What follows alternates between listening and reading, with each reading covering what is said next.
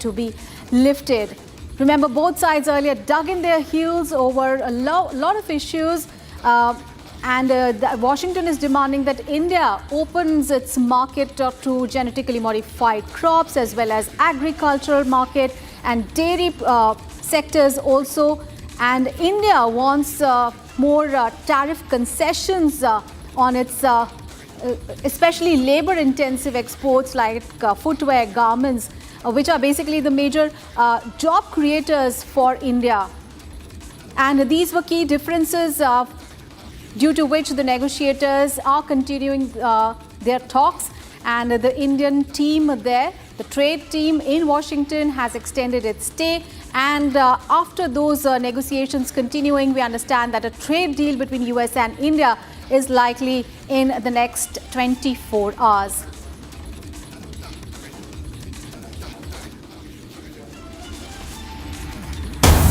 And viewers, we have more breaking news coming in. Even after 1 month of the deadly Bengaluru stampede, now no compensation has been paid to the victims' family members yet. Remember, RCB announced 10 lakh rupees compensation for the victims' families, and Karnataka State Cricket Association also announced 5 lakh rupees compensation. But what we are understanding at this moment is that no compensation has been provided to the families of the victims. Remember, viewers, the deadly stampede which shook the entire nation claimed the lives of 11 innocent people, and thereafter there were major compensation announcements made by the RCB as well as the Karnataka State Cricket Association, and also by the airline as well. But what we understand is that none of that compensation has been paid. Let's get more updates. My colleague Deepak is now joining us live from the newsroom. Deepak, this is really shocking that the 11 people lost their lives in that deadly stampede. And now what we are getting to know is that none of that compensation has been paid. What more updates you can tell us?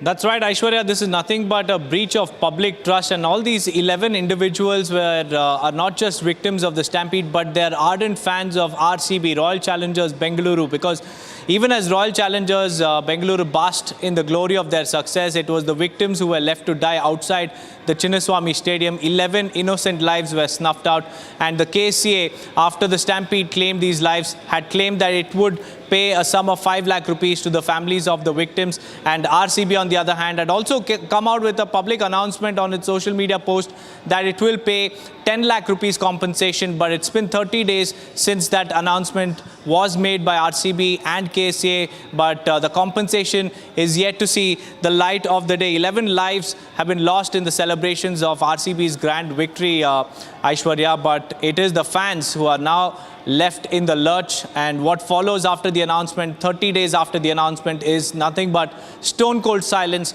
by the RCB. RCB and the KCA are equally responsible for the stampede that claimed the lives of 11 people. They made tall promises that we will compensate the family from RCB Cares funds, but so far it has been 30 days since the stampede claimed the lives of 11 innocent people and RCB fans, and yet there is no compensation. There is not a single word about it from either RCB or KCA, and this silence continues to haunt the people of Bengaluru and also the families of those 11 victims. Absolutely. RCB and the Karnataka State Cricket Association, they're earning lakhs of money from number of cricket matches that are held, and the fans are flocking to the stadiums, and yet a tragedy occurs and no compensation paid to the victims so far. Thank you.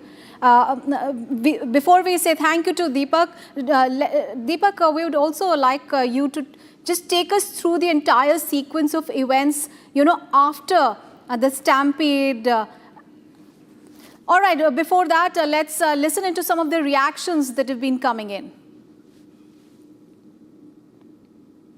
The government has not taken any decision about the stampede victims as of now. After my interview with Republic TV, I think they have thought of increasing the stampede victims compensation amount to 25 lakhs.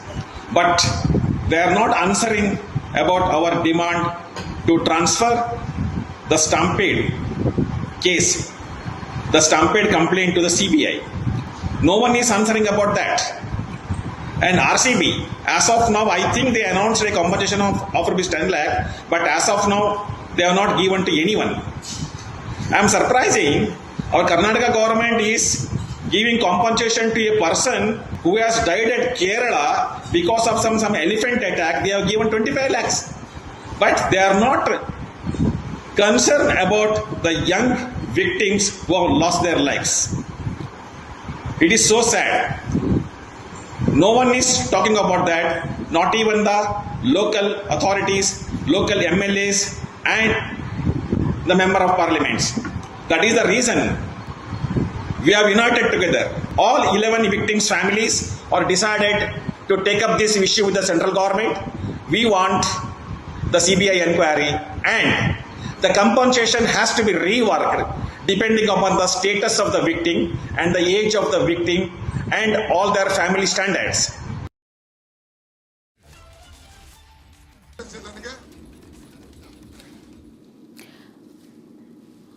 All right, viewers, now an update on Prime Minister Modi's five-nation visit, and the Prime Minister received a grand welcome in Trinidad and Tobago. Well, he also interacted with the Indian diaspora there and praised their cultural and economical contribution to Trinidad. Here's a full report.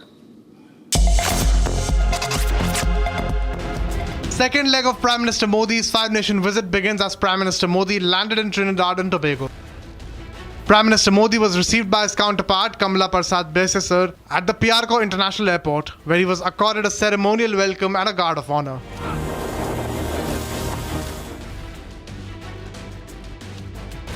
Prime Minister Modi interacted with the Indian diaspora in Trinidad and Tobago, hailed Trinidad's Prime Minister Kamala Prasad's Indian roots. Friends, I know that the journey of the Indian community in Trinidad and Tobago is about courage. The circumstances your ancestors faced would have broken even the strongest spirits. But they face hardships with hope. They met problems with persistence. They left the Ganga and Yamuna behind, but carried the Ramayana in their hearts. They were not just migrants. They were messengers of a timeless civilization. Their contributions have benefited this country culturally, economically, and spiritually.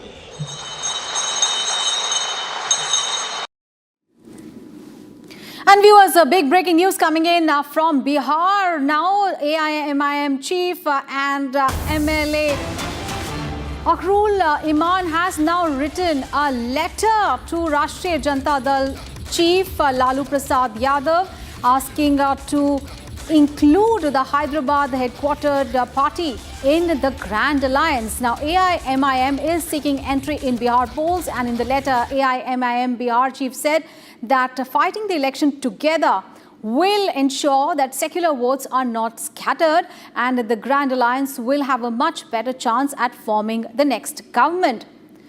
So AIMIM is seeking entry in the Bihar polls, and now a letter has been written to Lalu Prasad Yadav so that they be included in the Grand Alliance.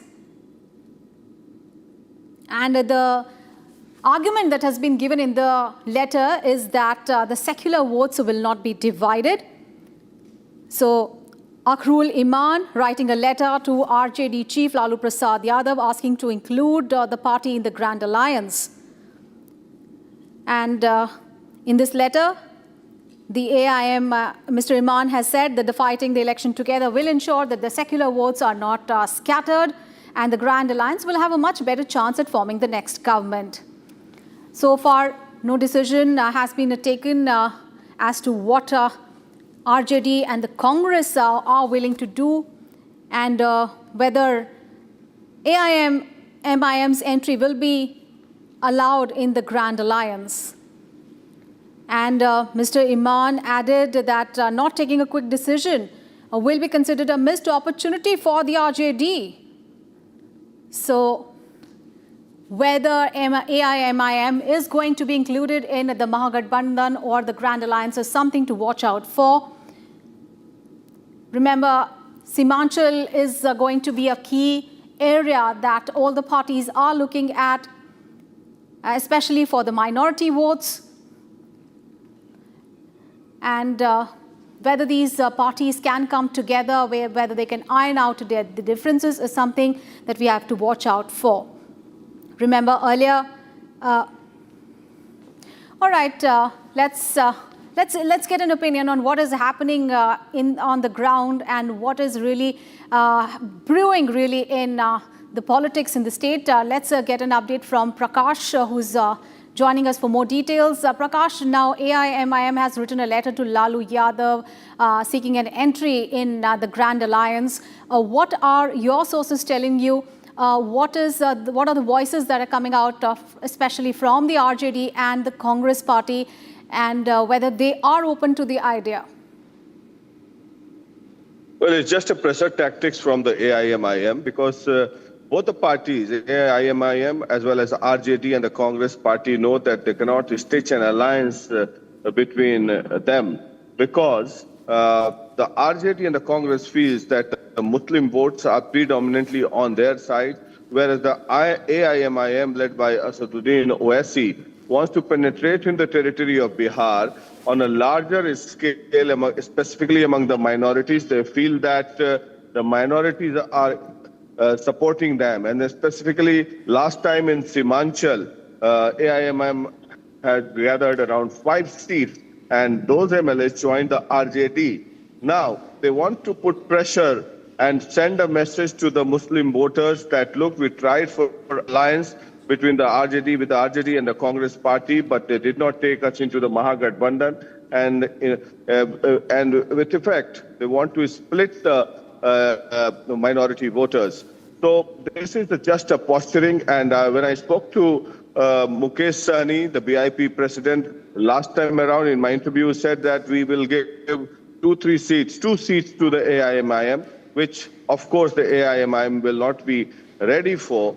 So this is just posturing and message being sent to the minority voters that, look, we tried for alliance, but it did not work out. So the Muslims should not vote for the RJD and the Congress. And it is nothing else. Back to you. Right. Prakash, also it'll be very interesting to see that ahead of the 2025 elections, how RJD and Congress are going to retort to this posturing, as you're saying, by the AIMIM, how they are going to convey to their voters if they reject the idea or if they accept the idea, how they are going to project that to their voters is also going to be very interesting. Muslims have been voting very tactfully, and in India, they only vote for the parties which is in a position to defeat the BJP. We have seen this kind of pattern all across India. So as far as the AIMIM is concerned, last time they won around 5 seats, which was a big penetration in the Simanchal belt. But this time around, because last time Tejasvi Yadav failed to garner a majority by a few seats, so the Muslims vote tactfully. So I wonder, and I'll be surprised if the AIMIM gets the same number of seats this year as well, because the minorities feel that Tejasvi Yadav missed becoming the Chief Minister of Bihar last time by a whisker, so they would be supporting the RJD-Congress alliance in a large number this time around. And the last time, 5 MLAs of the AIMIM switched sides to the RJD as well. So it is just pressure tactics with the election year around the corner. This kind of posturing will be done to send a message to their respective voters. All right, Prakash, thank you so much for those details there. So AIMIM writing a letter to RJD for it to be included in the Mahagathbandhan, the Grand Alliance.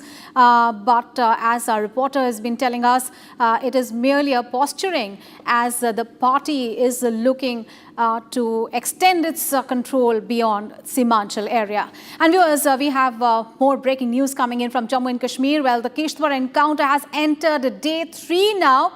And operations in the Chhatru area of Kishtwar has entered day 3 with the forces carrying out intensified searches in the area. Remember, terrorists are still believed to be trapped in the Kulchal where the encounter started on 2nd of July. We understand that 3 to 4 terrorists are still trapped in the ongoing encounter. The Jaish-e-Mohammed, the terrorists are still holed up.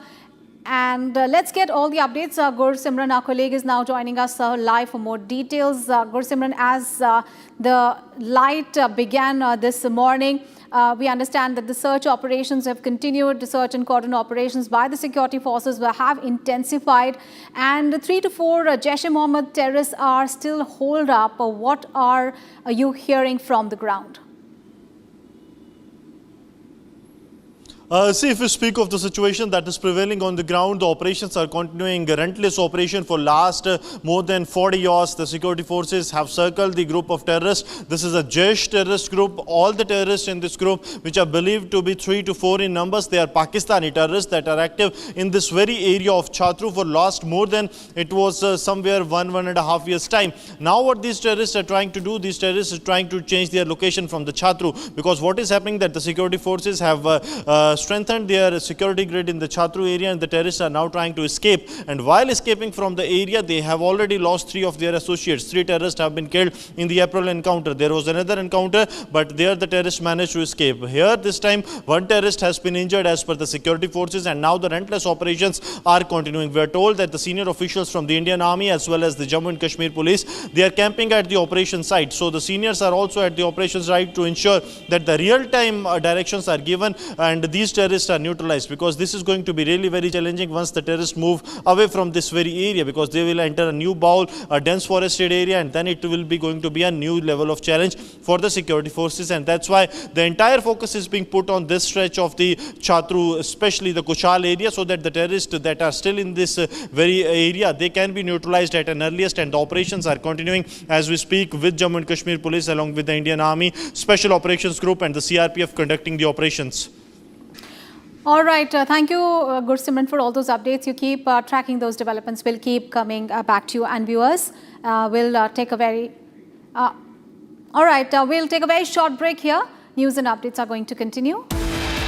And coming up ahead, a 19-year-old chess prodigy D. Gukesh stuns world number 1 Magnus Carlsen, beats him in the Grand Chess Tour Super United Rapid. Also, the other big story, we are tracking astronaut Shubhanshu Shukla will interact with the school students and ISRO scientists today at 3 p.m. from the space. All the details on those big stories and much more is lined up. Stay tuned.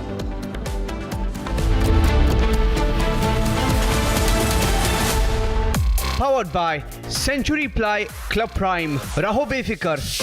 पैसा लगाना है तो century Ply Club prime पे लगाओ, डूबेगा नहीं, जलेगा भी नहीं, कोई खा नहीं जाएगा, धोखा नहीं देगा, ऊपर नीचे भी नहीं होगा, सेफ रहेगा, सिक्योर्ड में मिनिमम 30 साल का रिटर्न देगा।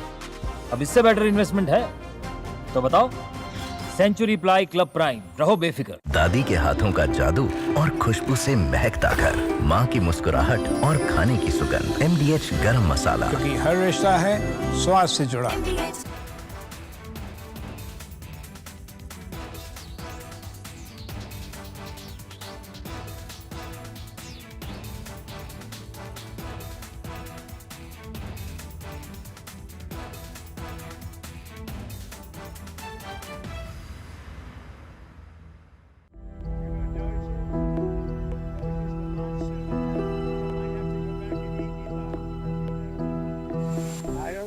We'll have to take a look.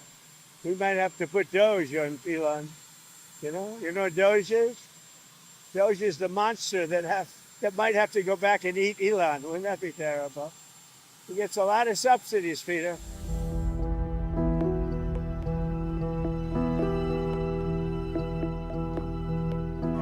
rocket company is the only reason we can now send American astronauts into space. Take over, Elon. Yes,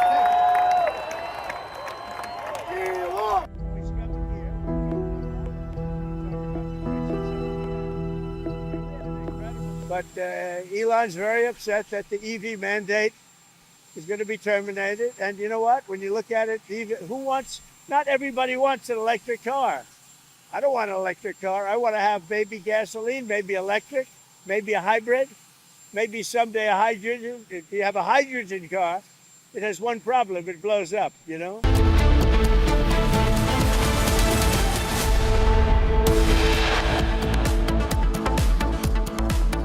India and US close to signing a trade deal in the next 24 hours. Negotiations underway. They were not just migrants, they were messengers of a timeless civilization. Their contributions have benefited this country. Mr. Modi hails Indian diaspora in Trinidad and Tobago. Prime Minister Modi to be conferred Trinidad's highest civilian honor. National Herald hearing is set to resume today in a Delhi court. Sonia Gandhi, Rahul Gandhi have been named in the charge sheet along with the two firms. Sources say that Royal Navy F-35 was stuck in Kerala for the last 19 days, likely to be transported back to the UK in a C-17 transport aircraft. Astronaut Shubhanshu Shukla will interact with school students and ISRO scientists today at 3 p.m. US House passes Donald Trump's signatures. Big, beautiful bill. Bill advances to the president's desk.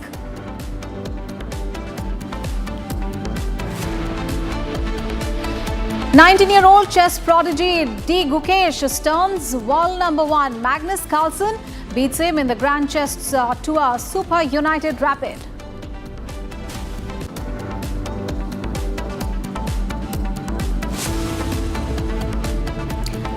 All right, viewers, at the top of 9:30, we have breaking news coming in. Police have recreated the crime scene at the Kasbah Law College early in the morning at around 4 a.m. The main accused in the case, Manojit Mishra, along with Pramit Mukherjee, and the third accused in the case, Jaib Ahmed Khan, were brought to recreate the incident. Also, the arrested security guard, Pinaki Banerjee, was also brought to the scene, and the police reenacted the crime in the guards room and the union room. So investigations continuing in the Kolkata gang rape case, and early this morning the crime scene was recreated by the police. So this happened at in the wee hours today at around 4 a.m. All the three accused, along with the fourth person in the case, and that is the security guard, they were brought to the crime scene, and the entire sequence of events that led to the crime and the gang rape that shook the entire nation was enacted by the police, as all the accused in the case were brought to the crime scene. The entire country stands stunned and shocked with the Kolkata gang rape case, as the details of the case have been emerging. All right, let's get all the updates. My colleague Deepak is now joining us live from the newsroom. Deepak, what updates you can provide us? We understand the entire crime scene was recreated by the police in the morning. What more updates do you have? That's right, Aishwarya. During the VRs today, the Kolkata police arrived with the main accused, Manojit Mishra, along with Pramit Mukherjee and also Jaib Ahmed Khan.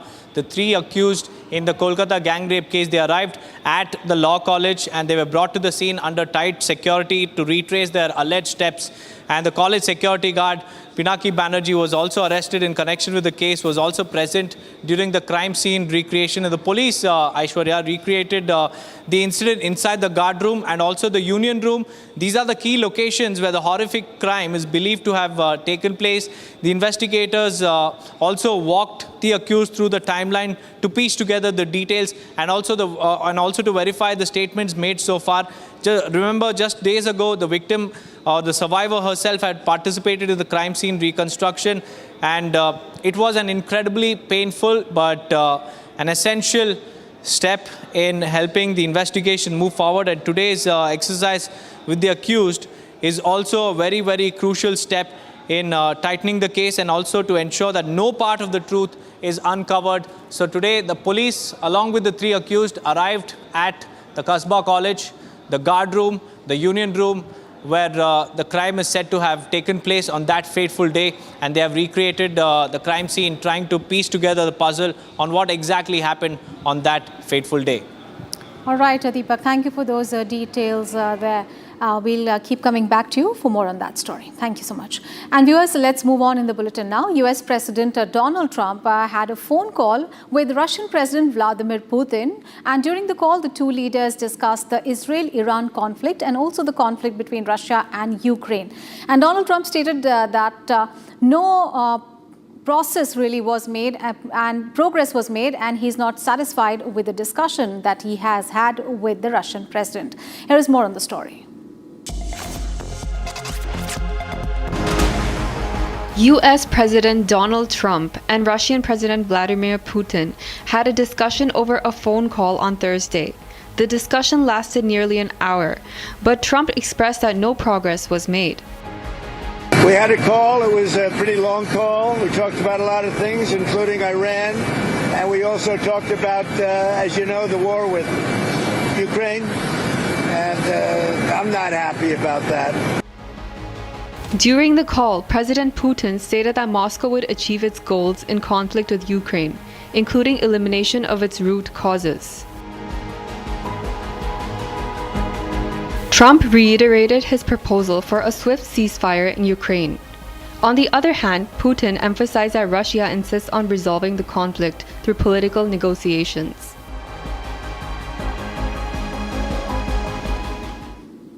And viewers, we have breaking news coming in the custodial death in Tamil Nadu.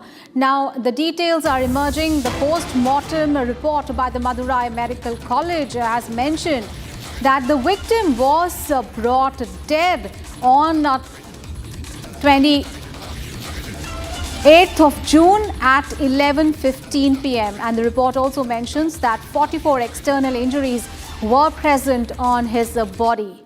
So autopsy report is out, and it mentions that he was brought dead on arrival at the hospital. So the custodial death case has more details have emerged in the case. The post-mortem report of the custodial death victim, Ajit Kumar, has been is out, and it mentions also some injuries, 44 injuries on his body.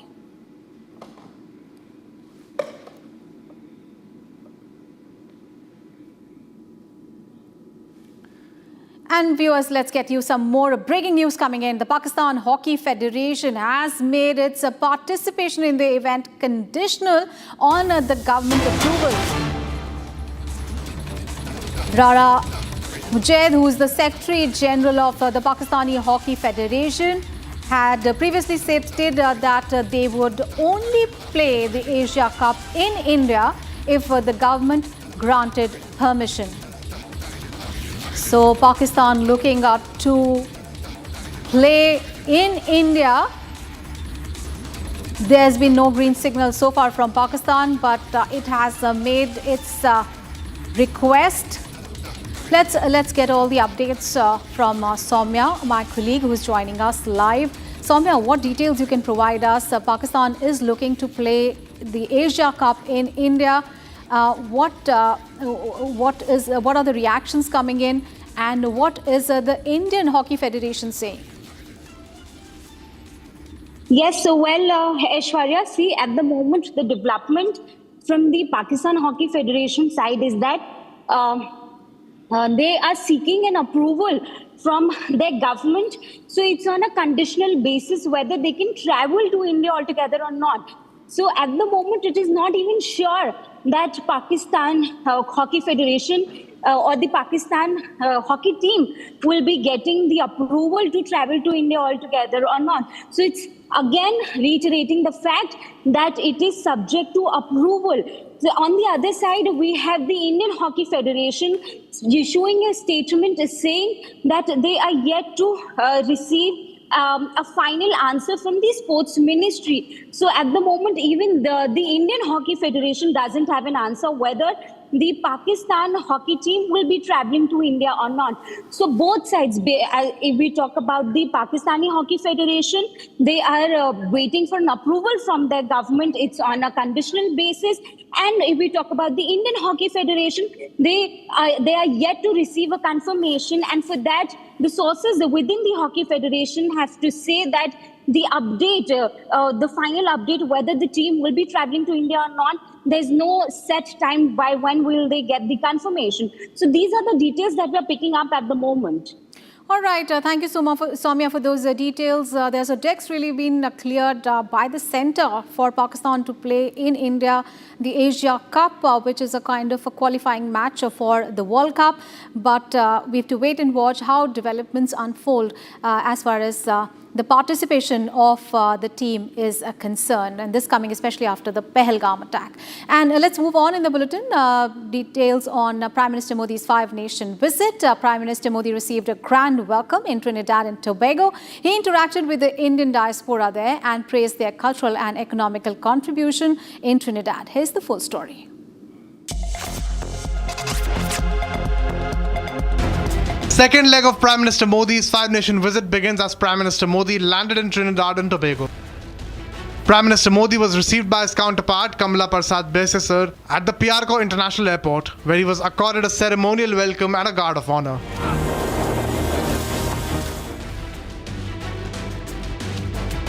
Prime Minister Modi interacted with the Indian diaspora in Trinidad and Tobago, hailed Trinidad's Prime Minister Kamala Prasad's Indian roots. Friends, I know that the journey of the Indian community in Trinidad and Tobago is about courage. The circumstances your ancestors faced would have broken even the strongest spirits. But they faced hardships with hope. They made problems with persistence. They left the Ganga and Yamuna behind, but carried the Ramayana in their hearts. They were not just migrants. They were messengers of a timeless civilization. Their contributions have benefited this country culturally, economically, and spiritually.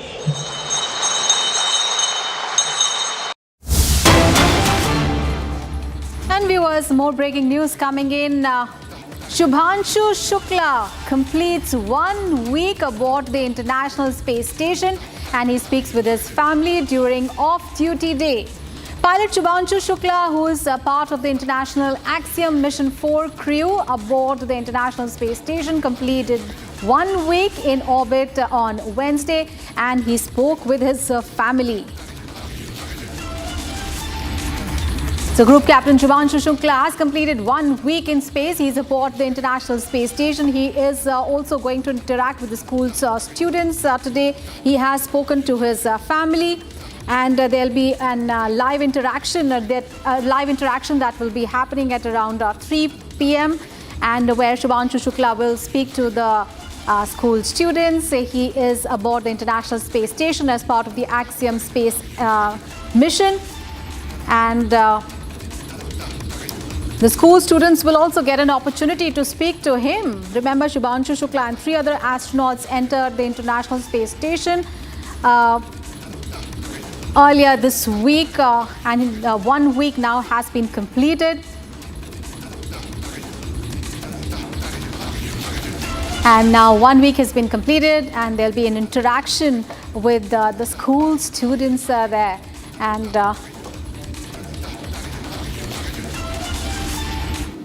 all right, let's move on. As the annual Kanwad Yatra approaches, a major identity controversy has surfaced in Uttar Pradesh's Muzaffarnagar. Now, a dhaba employee who was initially identified, he identified himself as Gopal, but he has now been revealed to be Tajanmul, which is leading to political outrage and calls for investigation.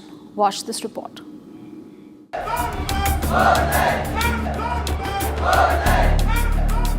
Just days ahead of the Kanwad Yatra, one of the region's biggest religious gathering, a massive row has erupted in Muzaffarnagar, Uttar Pradesh. At the center of row is an eatery called the Pandit Ji Vaishno Dhaba. In that eatery is a worker who went by the name Gopal, only that wasn't his name. The man's real name is Tajmul, and he claims he was forced to assume a Hindu identity to keep his job at the dhaba. In a video that has now gone viral, Tajmul says he arrived at the eatery 3 months ago without an ID. He was told to go by the name Gopal, a name given, he says, to avoid controversy during the Kanwad season. He has even alleged that he was harassed, beaten and humiliated when people suspected his identity. He was asked to show his Aadhaar card and even unzip his pants as proof. A political row has now erupted. Listen in to what SP Chief Akhilesh Yadav had to say. क्योंकि जो उनकी बदनामी हुई है BJP की, जो बदनामी हुई, अब उस बदनामी से निकले बाहर कैसे? तो इसलिए वो लगातार ऐसे लोगों को तैयार करते हैं, प्लानिंग कर रहे हैं, साजिश करते हैं, जो षड्यंत्र होगा। ये जो जसवंत नगर का है, मुझे जानकारी नहीं है किस गांव की घटना है, किन लोगों ने ये काम किया है। कई नकली लोगों को बनाया जाएगा। As outrage spread, more voices have emerged from the same dhaba. Another worker, Suman, claims that the multiple Muslim employees were using Hindu aliases. Zubair was working as Rajveer and Sonavar as Sonu. These claims have sparked massive backlash, especially among locals who feel deceived. More so because the dhaba carried a religious identity and was operating during a Hindu pilgrimage. Some groups allege that it was a deliberate attempt to fool customers, while others believe the workers were coerced out of fear. But the question lingers. How could the owner be completely unaware of such a serious issue at her own establishment? With the communal tension simmering and the Kanwad Yatra approaching, local authorities may soon be forced to intervene. For now, the dhaba stands at the center of a growing storm over faith, identity and trust.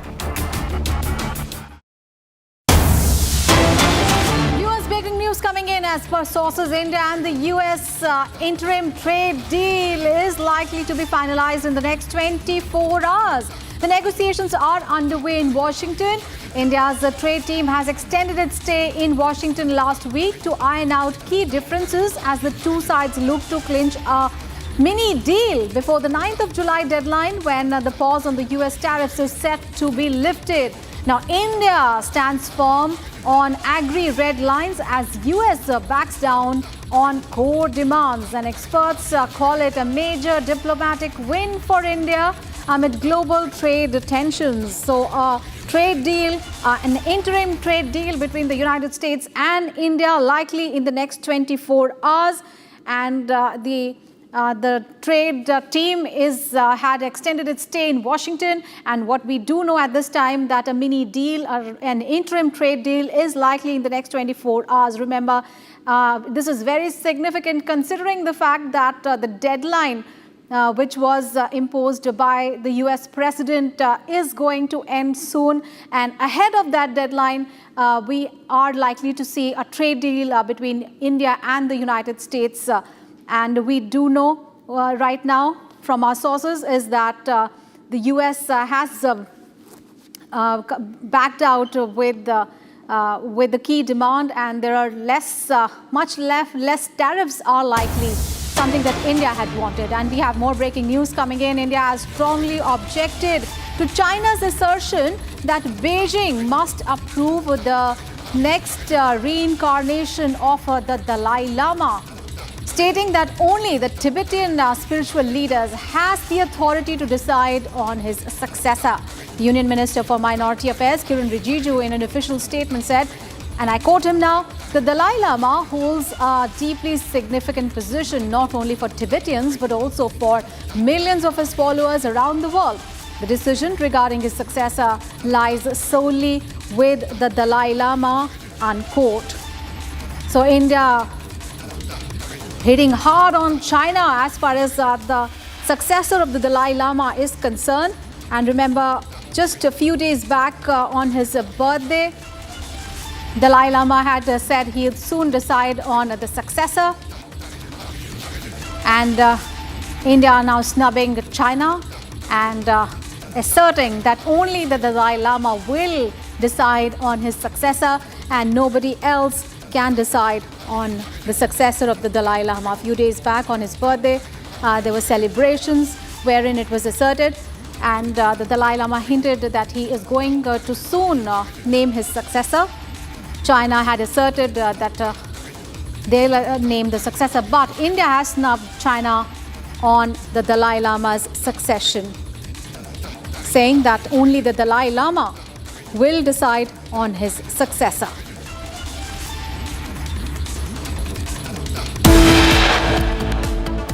Viewers, we'll take a very short break. Coming up ahead, 19-year-old chess prodigy D. Gukesh turns world number 1. Magnus Carlsen beats him in the Grand Chess Tour Super United Rapid. Also, big news for the school students, because astronaut Shivanshu Shukla will interact with the school students today and ISRO scientists at 3 p.m. aboard the International Space Station as he completes 1 week in space. All the details on that big story and much more lined up for you. Stay with us.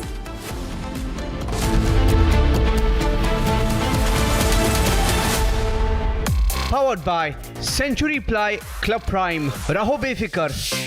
इसको घर पे लगाओगे तो शादी का तो पता नहीं, पर घर पक्का नहीं टूटेगा। रुंगटा नहीं तो घर स्ट्रॉन्ग नहीं। रुंगटा स्टील TMT बार एकदम सॉलिड। पहाड़ों में एक हाइकिंग स्टिक भी बन सकती है।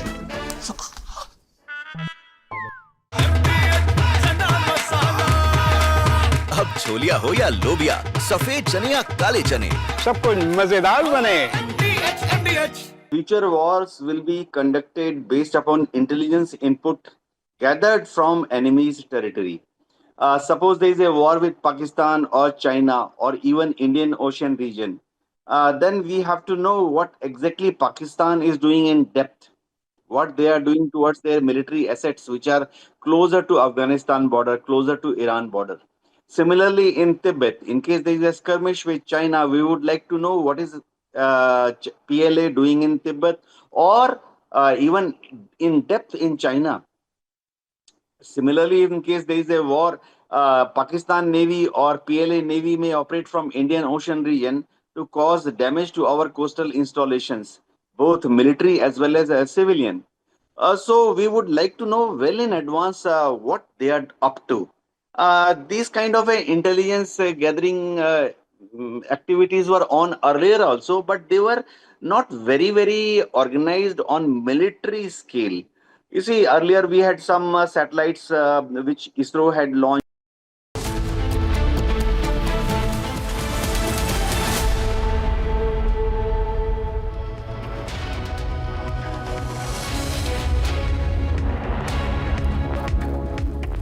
Welcome back after the break, viewers. The sacred Amarnath Yatra continues in full spirit and under the watchful eyes of our security forces. The second batch of pilgrims has arrived at the Nanwan base camp in Pahalgam amid elaborate security arrangements as well. Here is a full report. The spiritual journey to the Amarnath cave shrine continues as the second batch of pilgrims has now reached the Nanwan base camp in Pahalgam. Security forces are maintaining a tight vigil along the Yatra route with multiple checkpoints and CCTV surveillance in place.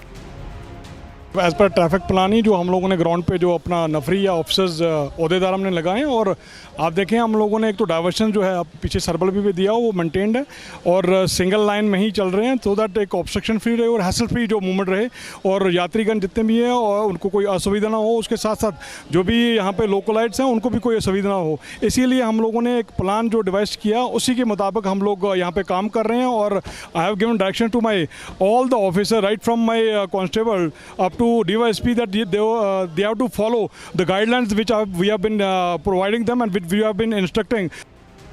Armed forces are patrolling the route, scanning vehicles, drones up in the sky and CCTV monitors inside control rooms. Both Nanwan and Baltal base camps, medical services, food supplies and shelters have also been made available.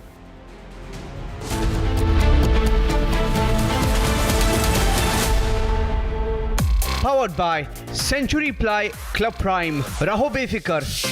पैसा लगाना है तो century Ply Club prime पे लगाओ. डूबेगा नहीं, जलेगा भी नहीं, कोई खा नहीं जाएगा, धोखा नहीं देगा, ऊपर नीचे भी नहीं होगा, सेफ रहेगा, सिक्योर्ड, मिनिमम 30 साल का रिटर्न देगा.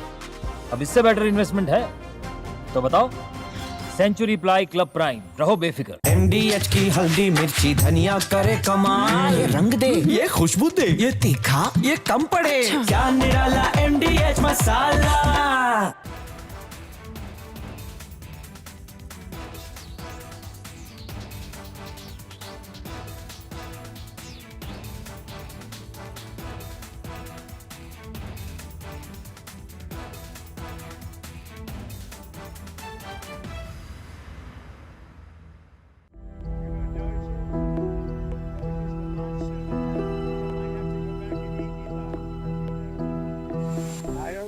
We'll have to take a look. We might have to put Doge on Elon. You know what Doge is? Doge is the monster that might have to go back and eat Elon. Wouldn't that be terrible? He gets a lot of subsidies, Peter.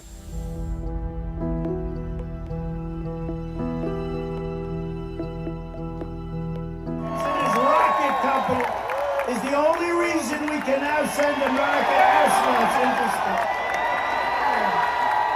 Take over, Elon. Just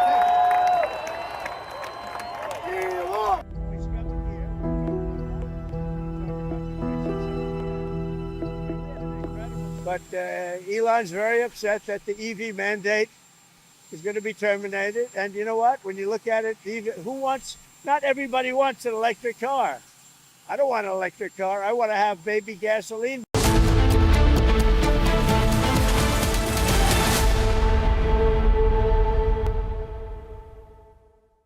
Powered by Century Ply Club Prime. रहो बेफिक्र.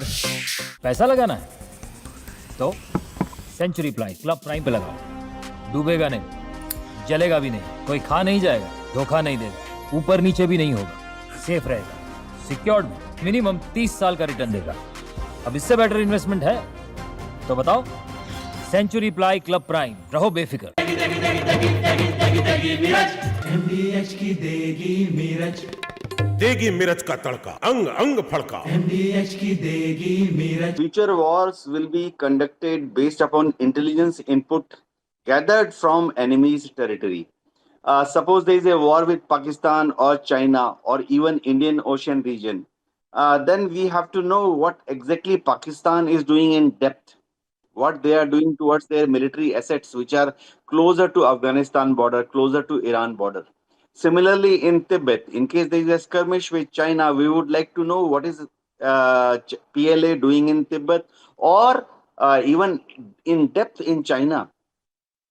Similarly, in case there is a war, Pakistan Navy or PLA Navy may operate from Indian Ocean region to cause damage to our coastal installations, both military as well as civilian. So we would like to know well in advance what they are up to. These kind of intelligence gathering activities were on earlier also, but they were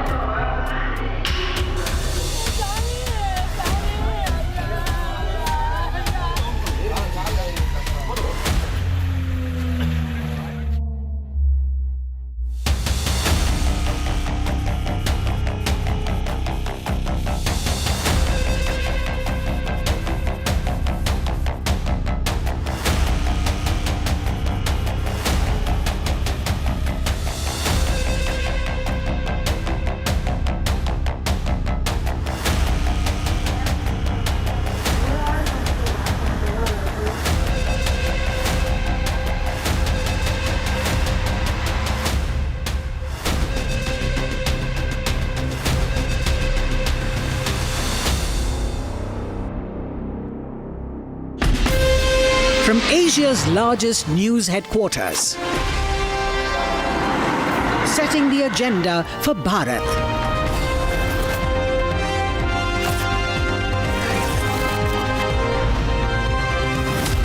You're watching Republic.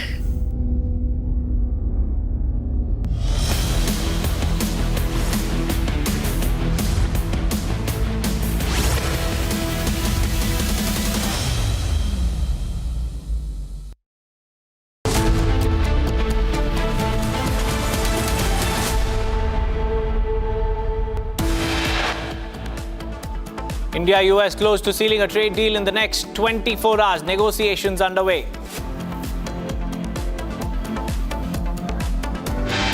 Were not just migrants, they were messengers of a timeless civilization. Their contributions have benefited this country.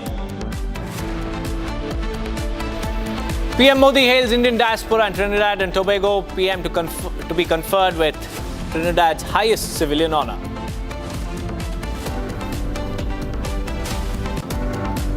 National Herald case hearing is set to resume today in Delhi court. Sonia Gandhi, Rahul Gandhi have been named in the charge sheet by Eide along with two firms.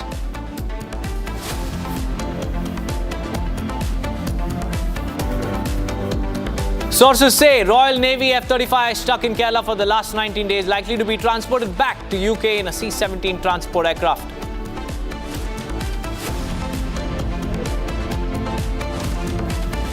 US House passes Trump's.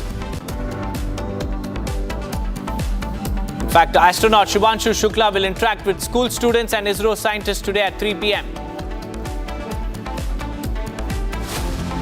US House passes Trump's signature Big Beautiful Bill, advances to President's desk. 19-year-old chess prodigy D. Gukesh stuns world number 1. Magnus Carlsen beats him in the Grand Chess Tour Super United Rapid.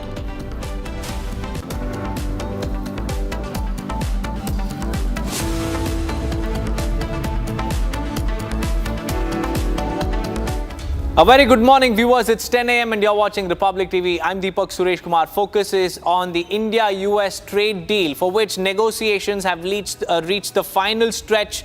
And the next 24 hours are very, very crucial because there could be an outcome of these trade talks. As per sources, India and US interim trade deal is likely to be finalized in the next 24 hours. And like I mentioned, negotiations are underway in Washington, D.C. India's trade team has extended its stay in Washington, D.C. last week to iron out key differences as the two sides are looking to clinch a mini deal. Before the 9th of July deadline, and the pause on US tariffs will be lifted. India stands firm on agri red lines as US backs down on core demands. Experts call it a major diplomatic win for India amid global trade tensions. And the next 24 hours could be the deciding timeline for the India-US trade deal. An interim trade deal will be finalized before the July 9 deadline. In fact, India's trade team has also extended its stay. And to give us more insights, we have Dheeraj Kaul joining us live. A very good morning to you, Mr. Kaul. How do you look at, the trade talks between India and the US, which have reached the final stretch? The next 24 hours are very, very crucial. What do you think could be expected in the interim trade deal? The mini deal is what it's being called. Thank you for having me on the show. It's a very big day for us as well as in India. I think we are in the final stretches, like you rightly mentioned. Within the next 24 hours, something big you will hear. I think it's almost getting finalized, and there were few milestones at which both parties were trying to put focus on their on their agendas, where the deal was kind of lagging behind in finalization. But I think they are almost meeting, and like you rightly mentioned, one of the area was agricultural products, and especially milk and dairy, for which I think the US is going to be showing a lot more leverage towards India. And I think it's in the final stages, and it will really benefit people from both sides, and it's a very fair deal. And I think with time you will see much more trade going between India and US, including modified genetically agricultural products as well. And recently, if you are following the news, there's a lot of debate about cutting down the cost of medications. I'm a physician myself, and as you can see, one of the largest exporters of medications is India, and a lot of new orders for new ventures of medications could going towards India as well. Right, Mr. Kaul, the focus, like you said, is on the agriculture sector. US wants its genetically modified, agricultural goods to enter India. But India, on the other hand, is saying that, it will have an effect on the farmers in India, because if US agricultural goods come in, then there won't be any takers for the indigenously grown agricultural products. So what is the deadlock about here? See, the thing is, specifically when you talk about agricultural, I would like to bring in the dairy as well, because that was one of the big areas.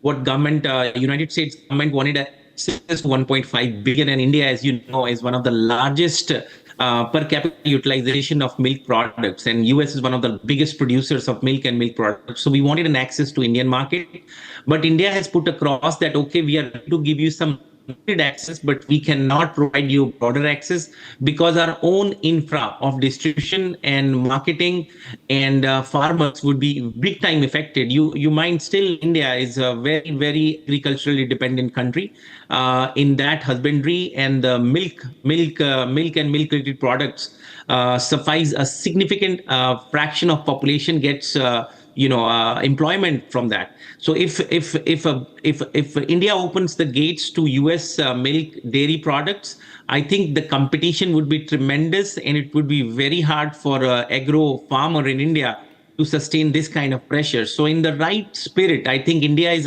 allowing US to have some kind of limited access, but not a broader access. And I think people from US side are understanding the India's limitations. We have other frontiers which we are working towards, like US has provided India unconditional support towards increasing the labor intensive markets of textile, jewelry, footwear, garments, even the toys, the children toy, which was primarily in China, but now that industry is coming more towards India. And India has also given access to the genetically modified products, but with limited access to agricultural.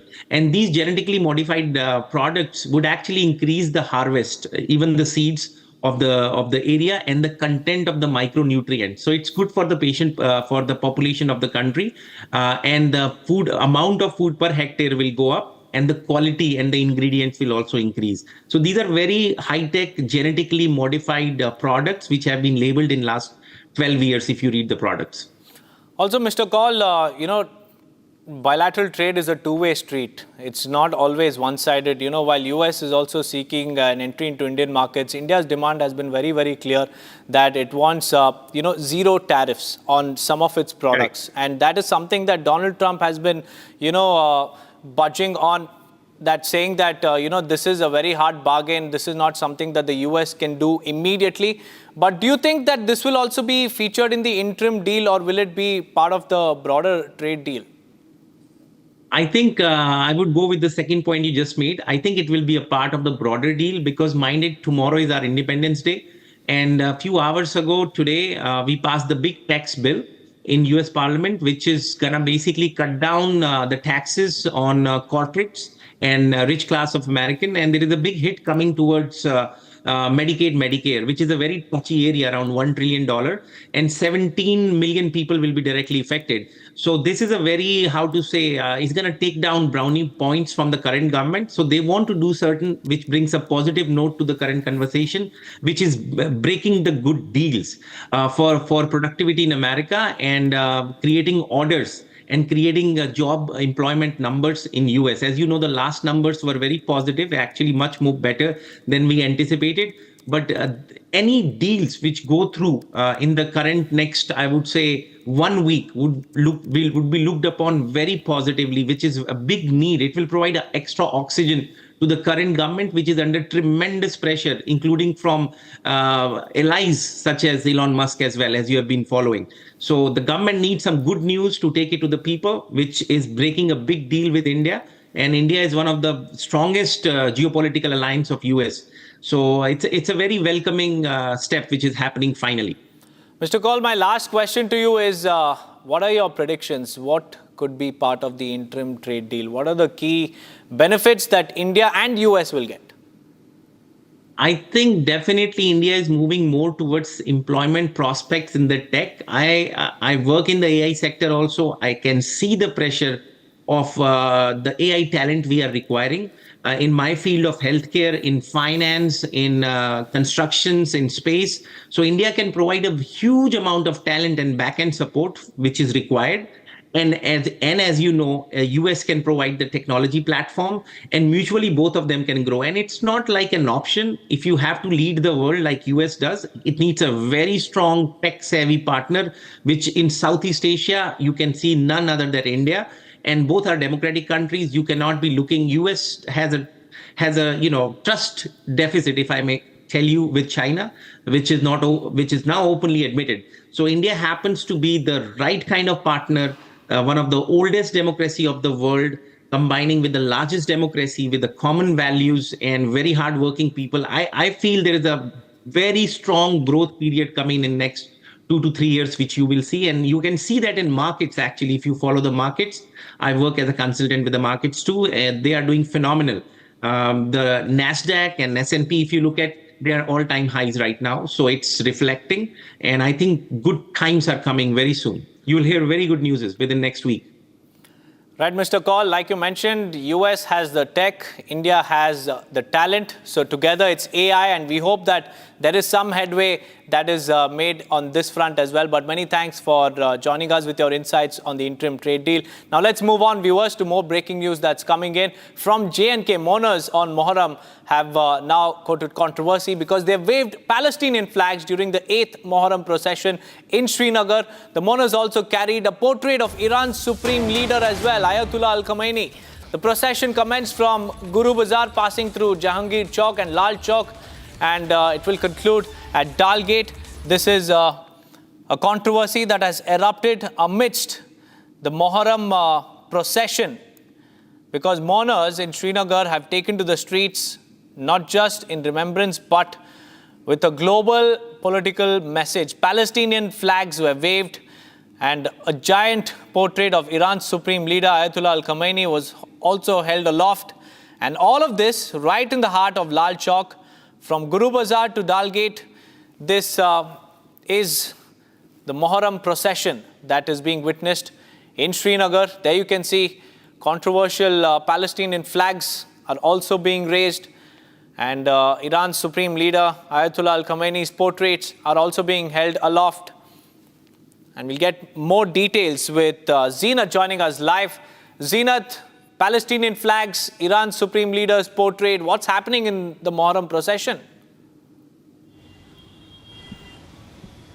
See, this is the 8th day of the Muharram, and today the procession has begun from the old traditional routes from the Guru Bazaar, and it will conclude in Dal Gate.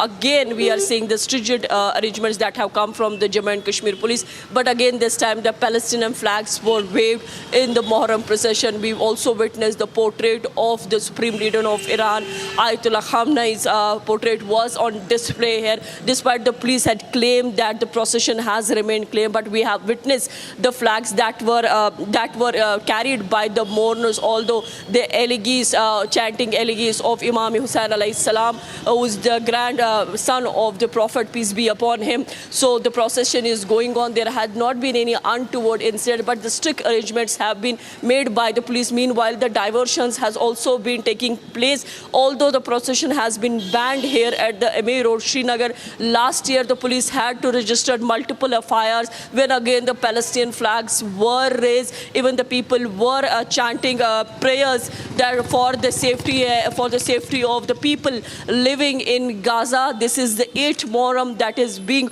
observed here. The procession has been going on. If you remember, this is the 3rd consecutive year where the processions are going on. But before this, since 1980s, these processions were banned by the Jammu and Kashmir administration. These mourners, the Shia mourners, were not allowed to carry the procession. But seeing the political developments and the situation turning peaceful in the Kashmir Valley, LG Manoj Sinha lifted the ban some 3 years back. So for the last 3 consecutive years, the processions have been witnessed in the traditional routes in the Srinagar. Today, the processions are taking place. The procession started from the Guru Bazaar, which is the downtown area of Srinagar, and from the Tenkipora, it took the route of, and now it will also conclude or the culminate at the Dal Gate. Meanwhile, we are seeing the traffic corps, J&K police, the CRPF has been deployed at multiple locations to see that nothing goes untoward.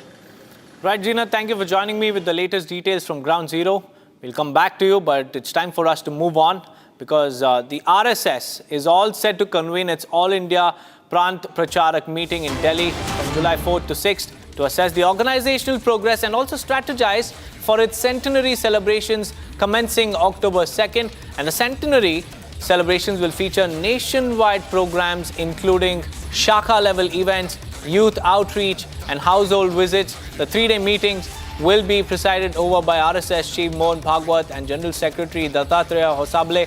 All RSS Joint General Secretaries, heads of Karya Vibhags, that is various departments, and National Organizational Secretaries of 32 RSS affiliates, including the BJP, will be meeting at the venue. A total of 233 RSS workers, including the Prant Pracharaks, Saprant Pracharaks and Kshetra Pracharaks, along with Kshetra Pracharaks, will attend the meeting. The RSS will complete 100 years of its foundation on this Vijay Dashmi, which falls on October 2nd. And to give us more insights about this particular meeting, we have Riyanka also joining us live from the national capital. Riyanka, tell us about this RSS key meeting where Mohan Bhagwat and also the General Secretary Dattatreya Hosable will be interacting with its affiliates as well as its workers ahead of the centenary celebrations. The centenary year for the RSS, which will be celebrated on 2nd of October on the Vijay Dashmi day. And before that, there are several meetings that are happening on organizational front. One such meeting, which is starting today, and it will be going on for the next 2 days in the national capital. It is an All India Prant Pracharak meeting that is going to be held at Keshav Kunj in the national capital, where RSS leader Mohan Bhagwat as well as other senior leaders of RSS will be coming together, and they will be deliberating on the organizational structures and progress that has happened. In fact, over the past 100 years, how RSS has built itself to a position where they have been formulating several ideologies and policies. In fact, the centenary celebrations that will be happening on the 2nd of October, the planning and preparation on that front will also be talked about. So it is going to be a huge meeting and a gathering that will be done today, which will be going on for the next 2 days as well. It will be concluding on the 6th of July, and it will be seeing several RSS leaders and the members and the workers who have been a very crucial part of the RSS for the last several years. In fact, the senior RSS leaders will also be honored in these meetings, and we will be seeing more such information coming in and expecting a statement from RSS Chief Mohan Bhagwat on the same. Right, Priyanka, thank you for joining me with those details. Now moving on to some breaking news coming in the Chennai custodial death case. After judicial probe, now the autopsy report is damning. It confirms deep muscle level contusions, brain and organ hemorrhaging, injuries across the body of varying lengths, depths and directions. On Ajit's body, 44 injuries have now come to light in the post-mortem report, and these are not accidental wounds. Viewers, these are proofs of the brutality, the targeted physical assault, the blows that were dealt to Ajit's body with sticks, batons and rods by the police behind bars. And the post-mortem report has further gone on to say that there was extensive trauma to the brain, injuries not just to the scalp, but the torso, the limbs, and deep within the internal organs as well. 44 external injuries have been documented and have been counted in the post-mortem report. And this post-mortem was conducted at Madurai Medical College, states clearly that he was brought in dead on June 28th at 11:15 p.m. Sharda is joining us live.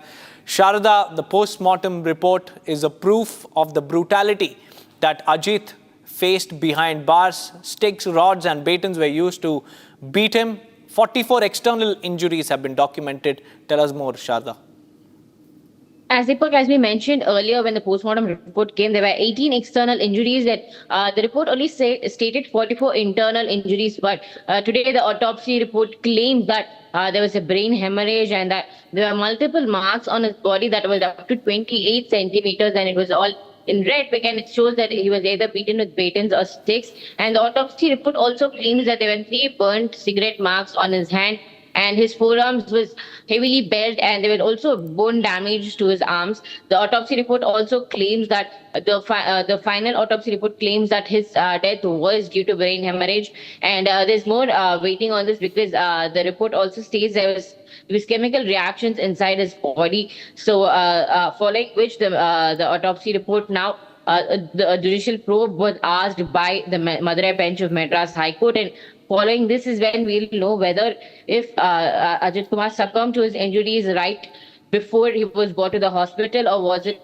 after the doctor gave him a basic treatment. Right, Sharda, thank you for giving us those details from the post-mortem report. Viewers, now let's tell you about the Prime Minister's visit to Trinidad and Tobago, where he was accorded a very grand welcome. He interacted with the Indian diaspora and praised their cultural and economical contributions in Trinidad. Here's the report.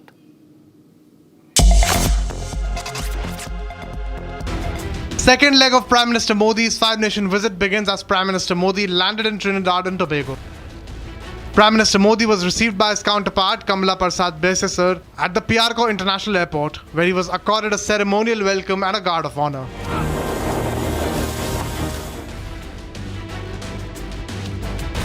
Prime Minister Modi interacted with the Indian diaspora in Trinidad and Tobago, hailed Trinidad's Prime Minister Kamala Prasad's Indian roots. Friends, I know that the journey of the Indian community in Trinidad and Tobago is about courage. The circumstances your ancestors faced would have broken even the strongest spirits, but they faced hardships with hope. They met problems with persistence. They left the Ganga and Yamuna behind, but carried the Ramayana in their hearts. They were not just migrants. They were messengers of a timeless civilization. Their contributions have benefited this country culturally, economically, and spiritually. We have some big breaking news coming in from Bengaluru. Lokayukta has now written to the Karnataka government seeking a new surveillance unit to curb corruption within its own fold. And the Lokayukta had requested a separate vigilance team comprising 24 officers. However, the government has rejected the request of Lokayukta at a time. In its response, the government has stated that steps will be taken to re-establish an internal vigilance unit using staff already transferred from the ACB to the Lokayukta institution. It's a massive embarrassment unfolding within the very system that is meant to fight corruption. The Lokayukta, which is a watchdog against graft, is requesting the government to form a separate unit, a separate surveillance unit to clean up its own institution. We have Abhishek joining us live from Bengaluru. Abhishek, the government has turned down Lokayukta's request. What is the government scared of? Well, Deepak, it is very clear that the Lokayukta was established to curb the all anti-social elements or any other details which is against the society in the state of Karnataka. However, when the Lokayukta conducted internal inquiry, it was found that a previous officer who was of the ranking IPS had also made sure he had another acquaintance who collected money from various other departments of BBMP and various other state government departments. So after which the Lokayukta had demanded the government there should be a new surveillance unit set up comprising of 24 officers.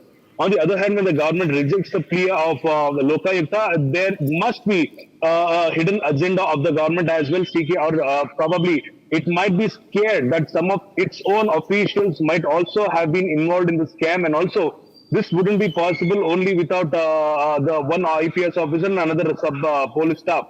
So the government might also have a thought that if at all they allow 24 people to start a new investigation or new surveillance team, it is sure that the Lokayukta will bring about various other names in the scam which has been taken place within the Lokayukta, and the government might also be thinking that the backlash already faced by the government might increase in the next couple of days if at all it constitutes a new surveillance team. So it has very clearly and cleverly mentioned that the Anti-Corruption Bureau or the ACB, what we call, the officers who have already been transferred to Lokayukta will be taking care of the internal surveillance unit, and also they would probably bring some of the new rules or regulations to curb the corruption within the Lokayukta itself. Deepak. Right, Abhishek, thank you for joining me with those details. With that, viewers, it's time for a quick break. On the other side, we'll tell you more about the Royal Navy F-35, which is stuck in Kerala for the last 19 days, and it is likely to be transported back to the UK in a C-17 transport aircraft. Along with that, focus is on the National Herald case hearing, which is all set to resume today in a Delhi court. Sonia Gandhi, Rahul Gandhi have been named in the ED charge sheet. Stay tuned for more.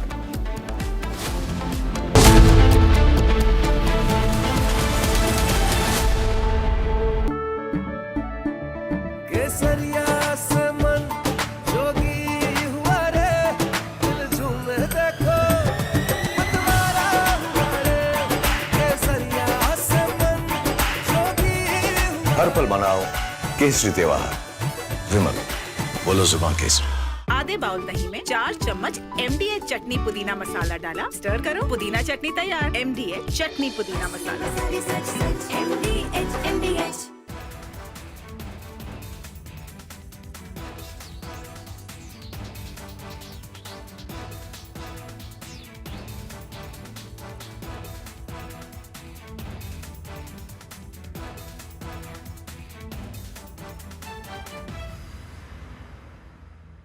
दादी के हाथों का जादू और खुशबू से महकता घर, माँ की मुस्कुराहट और खाने की सुगंध। MDH गरम मसाला, क्योंकि हर रिश्ता है स्वाद से जुड़ा। Future wars will be conducted based upon intelligence input gathered from enemy's territory. Suppose there is a war with Pakistan or China or even Indian Ocean region, then we have to know what exactly Pakistan is doing in depth. what they are doing towards their military assets, which are closer to Afghanistan border, closer to Iran border. Similarly, in Tibet, in case there is a skirmish with China, we would like to know what is PLA doing in Tibet, or even in depth in China.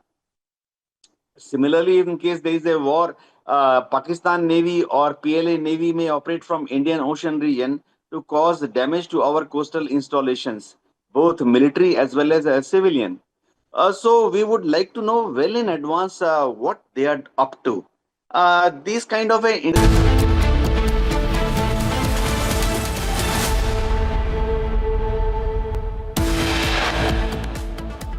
India-US inch close to sealing a trade deal in the next 24 hours. Negotiations are underway in Washington, D.C.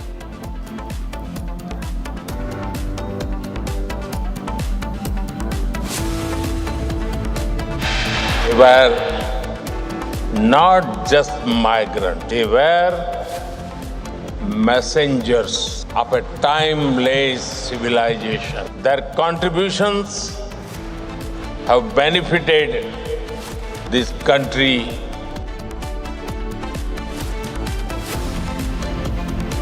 PM Modi hails Indian diaspora in Trinidad and Tobago. PM to be conferred Trinidad's highest civilian honor.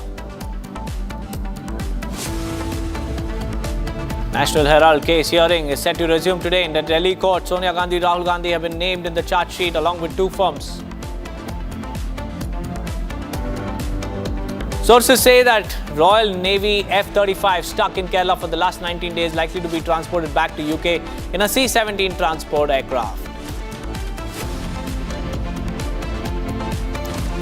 Astronaut Shubhanshu Shukla will interact with school students and ISRO scientists today at 3 p.m. Stay tuned.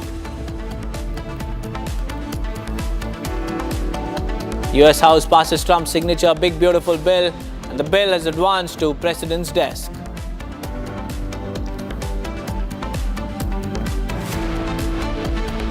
Nineteen-year-old chess prodigy D. Gukesh stuns world number one Magnus Carlsen yet again, beats him in the Grand Chess Tour Super United Rapid.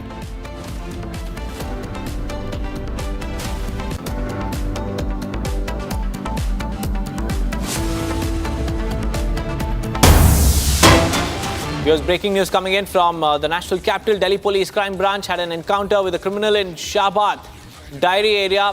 A criminal was shot in the leg, and this criminal is associated with the Nandu gang. Recently, he was absconding. In the case of firing and killing Manjeet Mahal's nephew, more details are awaited. This is the crime scene that has been cordoned off, and this was the bike used by the criminal, which was then recovered by the police. But the accused, the criminal, tried to escape, and that's when the police opened fire, shot him in the leg, and took him into custody. And this is exactly where the encounter took place. That was the bike that was used by the criminal who was involved in the murder of an individual named Manjeet Mahal's nephew. More details about this criminal who is associated with the Nandu gang is expected. But what we know so far is that this is an encounter that took place between the Delhi Police Crime Branch and a criminal in Shehbaz Diary area. Akhil is joining us live. Akhil, tell us about this encounter. Who's the criminal and what are the cases that he has been named in? Well, Deepak, if you see in the latest operation, what we have seen that Delhi Police Crime Branch conduct an encounter in recently, what we have seen this week only, two criminals involved in the murder of gangster Manjeet Mahal's nephew has been caught. And in this case, what we have been seeing, the person who has been murdered in the outer Delhi district area has been identified as Deepak while he was having a walk just outside his residence. At that point in time, someone at a point blank range basically fired at Deepak, in which he was shot dead. And in this very recent case, which basically took place, what we have seen that the Delhi Police Crime Branch has basically nabbed both the accused who have been identified as Vijay and Somveer. And in this encounter, which was carried out by the Delhi Police Crime Branch, what we have seen that the encounter took place late last night, in which the gangster Manjeet Mahal's nephew, Deepak, who was out on bail, was murdered by the Nandu gang, who was suspected to be behind the killing of Deepak. Right, Akhil, thank you for joining me with those details on the encounter in Delhi. Now we have more breaking news coming in. The Enforcement Directorate has conducted raids in the money laundering case against ex-Jharkhand Minister Yogendra Sahu. The Enforcement Directorate raided multiple locations in Jharkhand as part of an ongoing alleged illegal sand mining and extortion-linked money laundering case. The investigation is against Sahu and his family members. At least 8 premises in Hazaribagh and Ranchi were raided since early morning. The action is being undertaken as per the provisions of the Prevention of Money Laundering Act, which is a PMLA case. And the raids pertain to an ongoing probe into the allegations that substantial amount of the proceeds of crime were generated through activities such as extortion, illegal sand mining, and also land grab. Ex-Jharkhand Minister Sahu is now facing ED heat. There you can see, these are the vehicles in which the ED sleuths arrived at the ex-Jharkhand Minister's properties. 8 properties linked to ex-Jharkhand Minister Sahu were raided today, and the Enforcement Directorate is carrying out these raids under PMLA, that is the Prevention of Money Laundering Act, and they believe that money was laundered through activities such as extortion, illegal sand mining, and land grabbing. His family members have also landed in ED's soup. In fact, my colleague Prakash is also joining me to give us more details about the ED raids. Prakash, tell us about the Enforcement Directorate surprise raids this morning. 8 locations linked to an ex-Jharkhand minister was raided. What are the charges that he is facing? Well, the charges against him are of illegal mining, sand, extortion, and he's a former agriculture minister of the state of Jharkhand, belonging to the Indian National Congress, the Congress party. And these ED raids are being conducted at 8 different places in across Jharkhand, which includes Ranchi, Hazaribagh as well. Now, Yogendra Sahu is a senior leader of the Congress party, and this is not the first raid that has been conducted at any leader's residence in Jharkhand. Earlier also, Hemant Soren was in the dock. Alamgir Alam is still serving a jail sentence when crores of rupees were recovered from his premises just ahead of the Jharkhand Assembly elections. Now, this raises a serious question mark on Yogendra Sahu's involvement in illegal sand mining. We'll wait and watch what kind of the documents and seizures are made from Yogendra Sahu's residence in Ranchi as well as in different parts of Jharkhand. Remember, the opposition have been gunning at the ED and the various investigating agencies time and again, alleging that the investigating agencies, specifically the ED, targets only the opposition party members, and they do not target any BJP leaders as such across pan-India. So this is the case, and that's what Hemant Soren had targeted also earlier in his statement, that the ED has become a stooge of the BJP. And this particular raid also goes to testify the fact that this is one more minister in the Jharkhand where ED raids are being conducted. All right, Prakash, thank you for joining me with those details. Let's now move on, viewers, because the annual Kawad Yatra is approaching, and there is a major identity controversy that has erupted. An individual identified as Gopal has now been forced to reveal his true identity as Tajamul. And a political row has also erupted. Here's more to that story.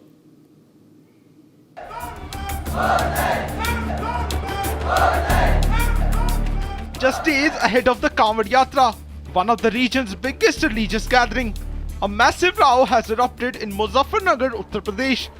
At the center of row is an eatery called the Pandit Ji Vaishno Dhaba.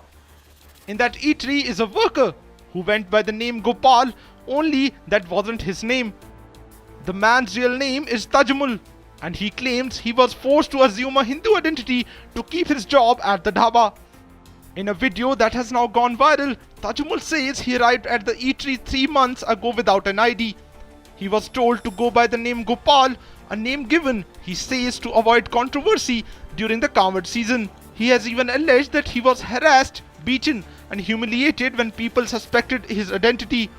He was asked to show his Aadhaar card and even unzip his pants as proof. A political row has now erupted. Listen in to what SP Chief Akhilesh Yadav had to say. क्योंकि जो उनकी बदनामी हुई है BJP की, जो बदनामी हुई, अब उस बदनामी से निकले बाहर कैसे? तो इसलिए वो लगातार ऐसे लोगों को तैयार करते हैं, प्लानिंग कर रहे हैं, साजिश करते हैं, जो षड्यंत्र होगा। ये जो जसवंत नगर का है, मुझे जानकारी नहीं है किस गांव की घटना है, किन लोगों ने ये काम किया है, कई नकली लोगों को बनाया जाएगा। As outrage spread, more voices have emerged from the same dhaba. Another worker, Suman, claims that the multiple Muslim employees were using Hindu aliases. Zubair was working as Rajveer and Sonavar as Sonu. These claims have sparked massive backlash, especially among locals who feel deceived. More so because the dhaba carried a religious identity and was operating during a Hindu pilgrimage. Some groups allege that it was a deliberate attempt to fool customers, while others believe the workers were coerced out of fear. But the question lingers. How could the owner be completely unaware of such a serious issue at her own establishment? With the communal tension simmering and the Kawad Yatra approaching, local authorities may soon be forced to intervene. For now, the dhaba stands at the center of a growing storm over faith, identity and trust. Moving on to breaking news that's coming in. The Kolkata police returned to Kasba Law College to recreate the sequence of events in the gang rape case that has shaken the city.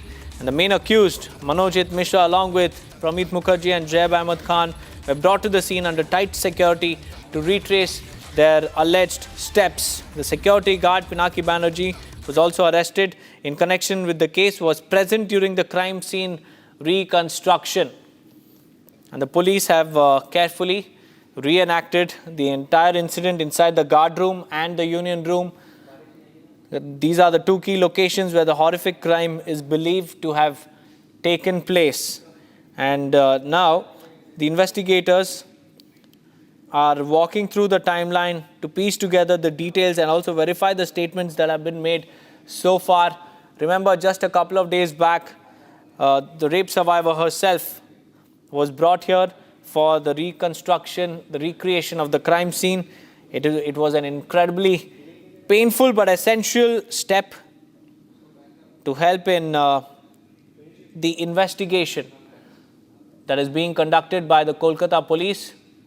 And the Kolkata police today have brought in all the three accused in the Kolkata gang rape case to the Kasba Medical College, Law College, I beg your pardon, for the recreation of the crime scene.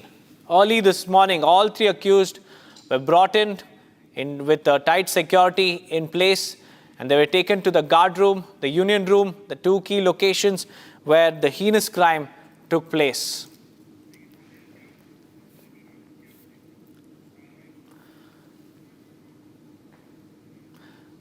Moving on to some updates coming in from Tamil Nadu. TVK party leader Vijay is holding a party secretaries meeting today, and it is expected that the party will be taking up 20 new pollution promises and will also be moving the High Court to seek permission for a protest on Sunday against the custodial death in Tamil Nadu. TVK leader, TVK chief Vijay is now holding a very crucial meeting, and the meeting will also be to seek permission from the High Court to hold a protest on Sunday against the custodial death case that rocked Tamil Nadu. Ajit, who was killed behind bars, who was subjected to brutality, who was assaulted mercilessly by the police. This is a case that is being discussed by the TVK chief in his all-important meeting with his general secretaries, and they will also be moving the Madras High Court seeking permission for the protest. Sharda is back with us. Sharda, tell us about this particular meeting that TVK Chief Vijay is currently holding, and also what are the key focus points? Well, Vijay is now completed his film shooting, and which would be his last film before entering politics completely. And the actor, until yesterday night, was not supposed to meet his district secretaries, but decided to meet them after the permission was denied to stage a protest today over the custodial death of Ajit Kumar. So now he'll be meeting his party district secretaries in Chennai, following which 20 new coal promises will be taken. And it is also said that Vijay will be talking to his party people on working for a protest that will be conducted on Sunday and would be moving to the High Court to seek permission for the same as well. Actor Vijay just day before yesterday went to the district of Sivaganga to meet the mother and brother of the deceased Ajit Kumar. He also gave them amount of rupees 2 lakhs compensation, and he met them, spoke to them, and also which is expected that he would take it further against the DMK on Sunday while the protest will be held. He is moving the Madras High Court because the protest was initially planned today, but however he was not given permission, and following which he's moved the Madras High Court, stating at least on Sunday they would be getting the permission for the same. Right, Sharda, thank you for joining me with those details. Now let's move on to a quick report on how India's D. Gukesh, our chess maestro, has stunned Magnus Carlsen once again, this time in the Grand Chess Tour Super United Rapid. Here's how the 19-year-old chess prodigy claimed the lead. In a stunning victory, India's D. Gukesh has shocked the chess world once again, defeating world number 1 Magnus Carlsen in the round of 6 of the Grand Chess Tour Super United Rapid.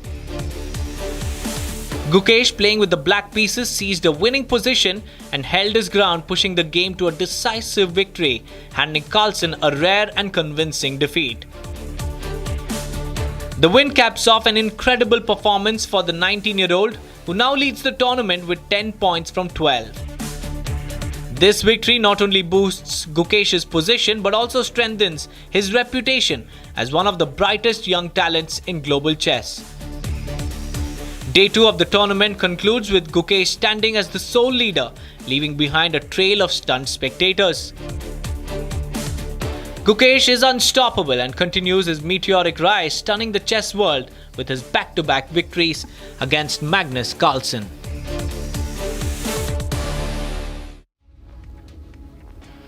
Viewers, the Amarnath Yatra has already started and it's going on with full spirit. The second group of pilgrims arrived at the Nunwan base camp, and this amid high security arrangements. High-tech advanced facilities are also being provided to these pilgrims, but under the watchful eyes of our forces, who are ensuring that there is no untoward incident that will take place during the holy pilgrimage. Here's more. The spiritual journey to the Amarnath Cave Shrine continues as the second batch of pilgrims has now reached the Nunwan base camp in Pahalgam. Security forces are maintaining a tight vigil along the Yatra route with multiple checkpoints and CCTV surveillance in place. As per traffic plan ही जो हम लोगों ने ground पे जो अपना नफरी या officers ओहदेदार हमने लगाए हैं, और आप देखें हम लोगों ने एक तो डाइवर्शन जो है पीछे सर्कल भी दिया वो मेंटेन्ड है और सिंगल लाइन में ही चल रहे हैं, सो दैट एक ऑब्स्ट्रक्शन फ्री रहे और हैसल फ्री जो मूवमेंट रहे और यात्रीगण जितने भी हैं और उनको कोई असुविधा ना हो, उसके साथ साथ जो भी यहाँ पे लोकलाइट्स हैं उनको भी कोई असुविधा ना हो। इसीलिए हम लोगों ने एक प्लान जो डिवाइस किया उसी के मुताबिक हम लोग यहाँ पे काम कर रहे हैं। और I have given direction to my all the officer right from my constable up to DYSP that they have to follow the guidelines which we have been providing them and which we have been instructing. Armed forces are patrolling the route, scanning vehicles, drones up in the sky and CCTV monitors inside control rooms. Both Nunwan and Baltal base camps, medical services, food supplies and shelters have also been made available. Meanwhile, doctors are attending to pilgrims.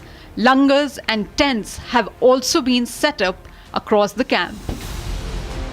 Second batch of Yatris has arrived at Kashmir Valley, and you can see that the large gathering of the devotees has reached the Nanwan base camp and also the Sonmarg's Balthal in the Kashmir Valley. Different lanes have been made by the administration for the smooth conduct of the security check here in the Kashmir Valley. Particularly, we have recently seen that the terror attack in the Pahalgam, but then after we have seen that the multiple security checkpoints, in fact the special checkpoints have been established at the various locations, including the CRPF, SSB, Jammu Kashmir Police and other security forces are on ground. Brimming with devotion, the Yatris began their trek towards the holy cave shrine early today morning, marking yet another chapter in this annual spiritual journey. बहुत बढ़िया सुविधा है। जयपुर से मैं दूसरी बार आ रहा हूँ। बहुत बढ़िया व्यवस्था है, कोई परेशानी नहीं हुई है। दूसरी बार ही आज आप आ रहे हैं? दूसरी बार आया हूँ। कुछ आपको चेंज लग रही है, कुछ पॉजिटिव चेंज? पहले से कुछ चेंज है, बढ़िया। क्या लग रहा है आपको? पहले से बढ़िया लग रहा है। आते समय थोड़ा डर लग रहा था कि कैसे जाएंगे, कैसे होगा। अभी जो सब सिंदूर ऑपरेशन हुआ उसके बाद में थोड़ा सा घबराहट थोड़ी तो थी, बट यहाँ पे आने तक आज जो हम यहाँ पहुँचे 4 दिन का सफ़र करके, तो लग रहा है कि नहीं, सच में जो सिक्योरिटी हमें मिल रही है बहुत ही प्राउड फील हो रहा है। As the journey of faith unfolds, authorities remain vigilant to ensure the safety and comfort of every pilgrim. Viewers, after Delhi's Environment Minister Manjinder Singh Sirsa announced the fuel on hold policy for all those old vehicles, now we have a political showdown that has erupted because the Aam Aadmi Party has waded into this debate and has launched a scathing attack on the Saffron Party. Here's more. Soon after, Delhi government reconsidered the policy on fuel ban for end-of-life vehicles. Delhi के लोगों को जो कठिनाइयां 10 साल की बीमारी कारण आ रही हैं, उनकी गाड़ियों को जब्त किया जा रहा है। इन सब के लिए वो जो भी करना पड़ेगा, एड़ी चोटी तक का उनका अगर जोर लगाना पड़ेगा तो वो भी लगाएंगे। हम दिल्ली के वातावरण को भी साफ करेंगे और दिल्ली की गाड़ियों को भी नहीं जब्त होने देंगे। ये हमारी दिल्ली की मुख्यमंत्री रेखा गुप्ता जी का दिल्ली के लोगों के साथ संकल्प है। A political war of words has erupted.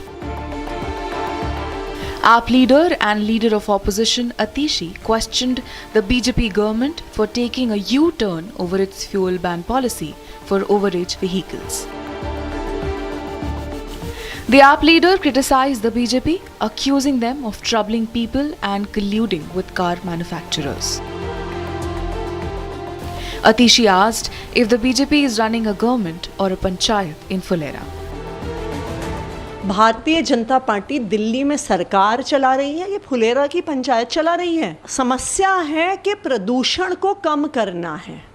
समाधान ये नहीं है कि 10 साल के बाद सड़क से गाड़ी को हटा दो।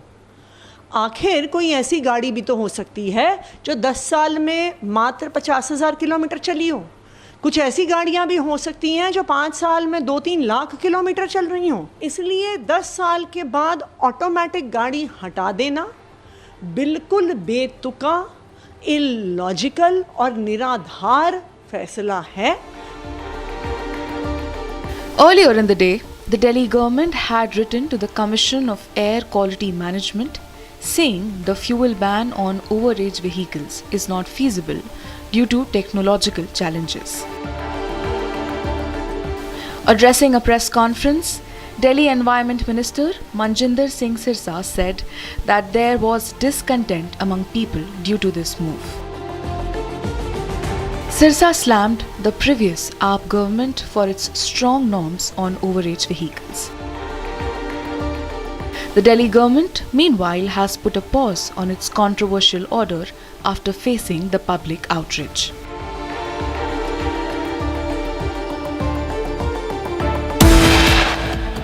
That, viewers, it's time for a quick break. On the other side, we'll get you more details on how 19-year-old chess prodigy D. Gukesh checkmate Magnus Carlsen, the world #1 yet again. Along with that, astronaut Shubhanshu Shukla will interact with school students and ISRO scientists today at 3 p.m. Countdown has begun. Stay tuned for more.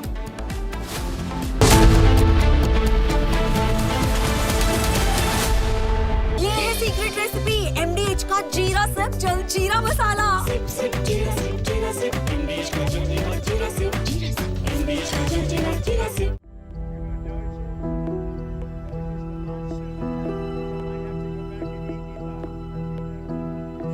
I don't know. I think we'll have to take a look.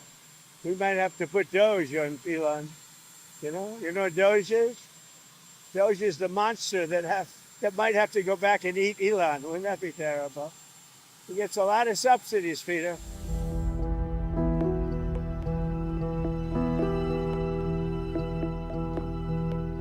His rocket company is the only reason we can now send American astronauts into space. Take over, Elon. Just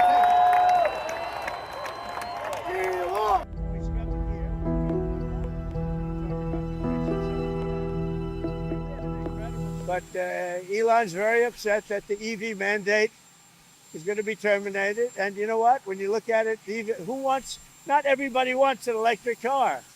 I don't want an electric car. I want to have maybe gasoline, maybe electric, maybe a hybrid, maybe someday a hydrogen. If you have a hydrogen car.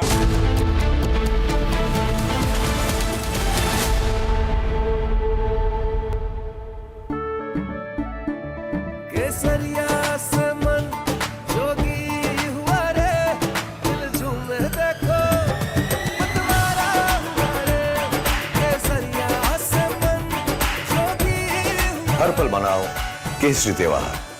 विमल, बोलो जुबान केसरी। अब छोलिया हो या लोबिया, सफेद चने या काले चने, सब कुछ मजेदार बने।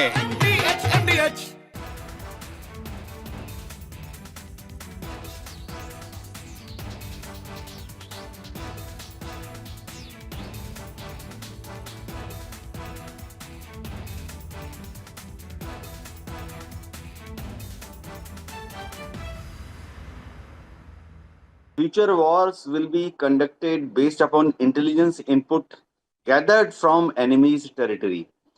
Suppose there is a war with Pakistan or China or even Indian Ocean region, then we have to know what exactly Pakistan is doing in depth, what they are doing towards their military assets, which are closer to Afghanistan border, closer to Iran border.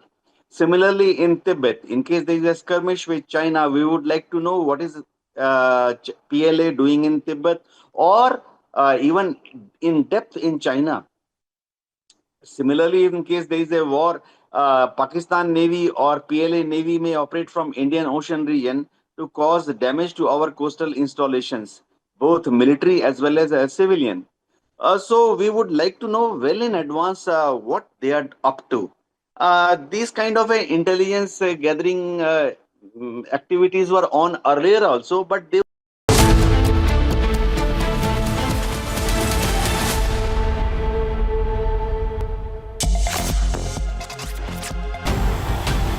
Day 3 of the ongoing encounter in Kishtwar's Chatru area continues, with security forces intensifying their operations to flush out terrorists believed to be trapped in the bowl of Kuchal.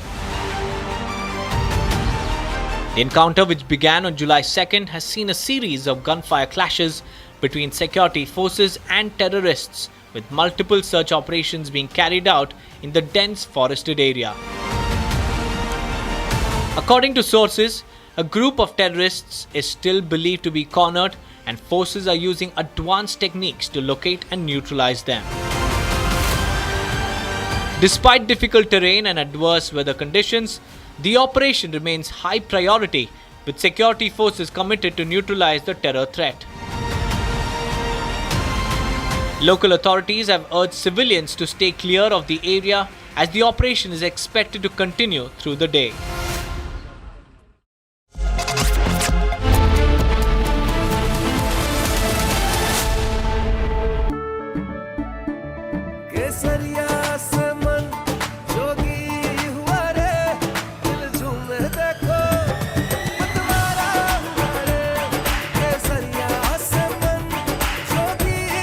हर पल मनाओ केसरी त्योहार।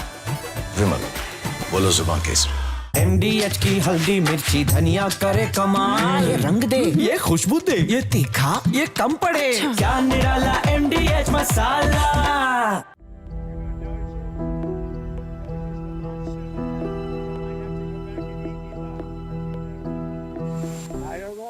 we'll have to take a look. We might have to put Doge on Elon. You know what Doge is? Doge is the monster that might have to go back and eat Elon. Wouldn't that be terrible? He gets a lot of subsidies, Peter.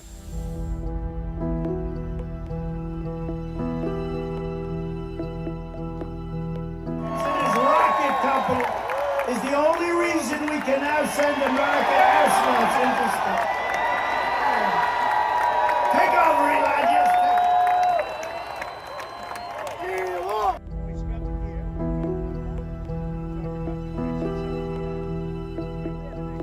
But Elon's very upset that the EV mandate is going to be terminated. And you know what? When you look at it, not everybody wants an electric car.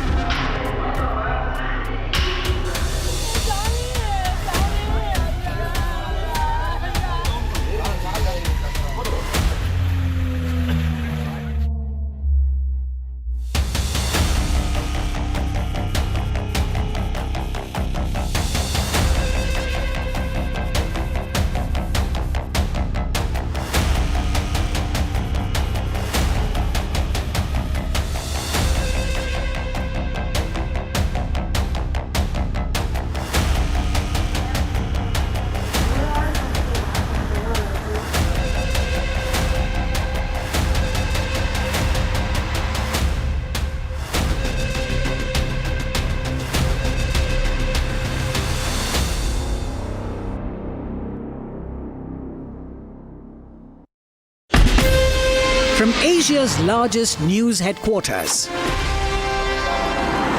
setting the agenda for Bharat.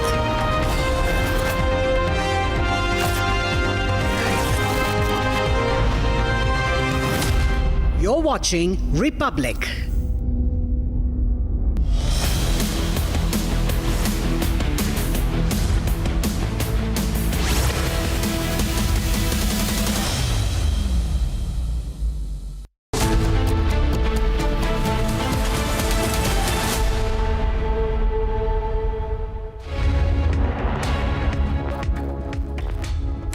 Very good morning. You're watching live and breaking on Republic TV. I'm Aishwarya Kapoor with you. Prime Minister Narendra Modi's five-nation tour continues to be our focus this morning.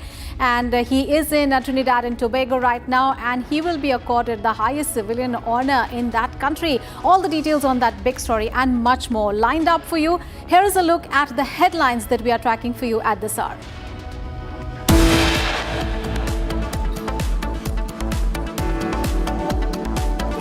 Pakistan puts Hockey Asia Cup on hold, awaits Islamabad's nod despite India's clearance.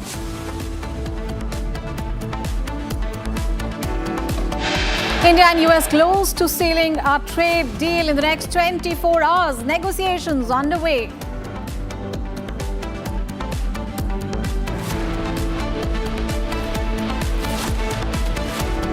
National Herald hearing is set to resume today in a Delhi court. Sonia Gandhi, Rahul Gandhi have been named in the charge sheet along with the two firms.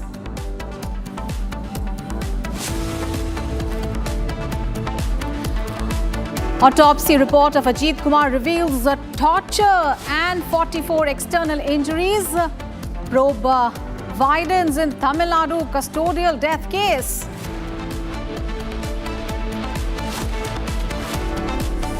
Karnataka caste census sham exposed. Footage shows BBMP workers skipping houses.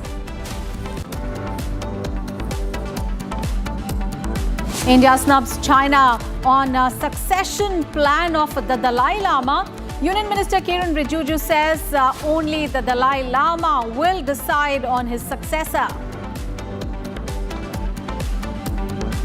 And sources say that Royal Navy F-35 stuck in Kerala for the last 19 days, likely to be transported back to UK in a C-17 transport aircraft.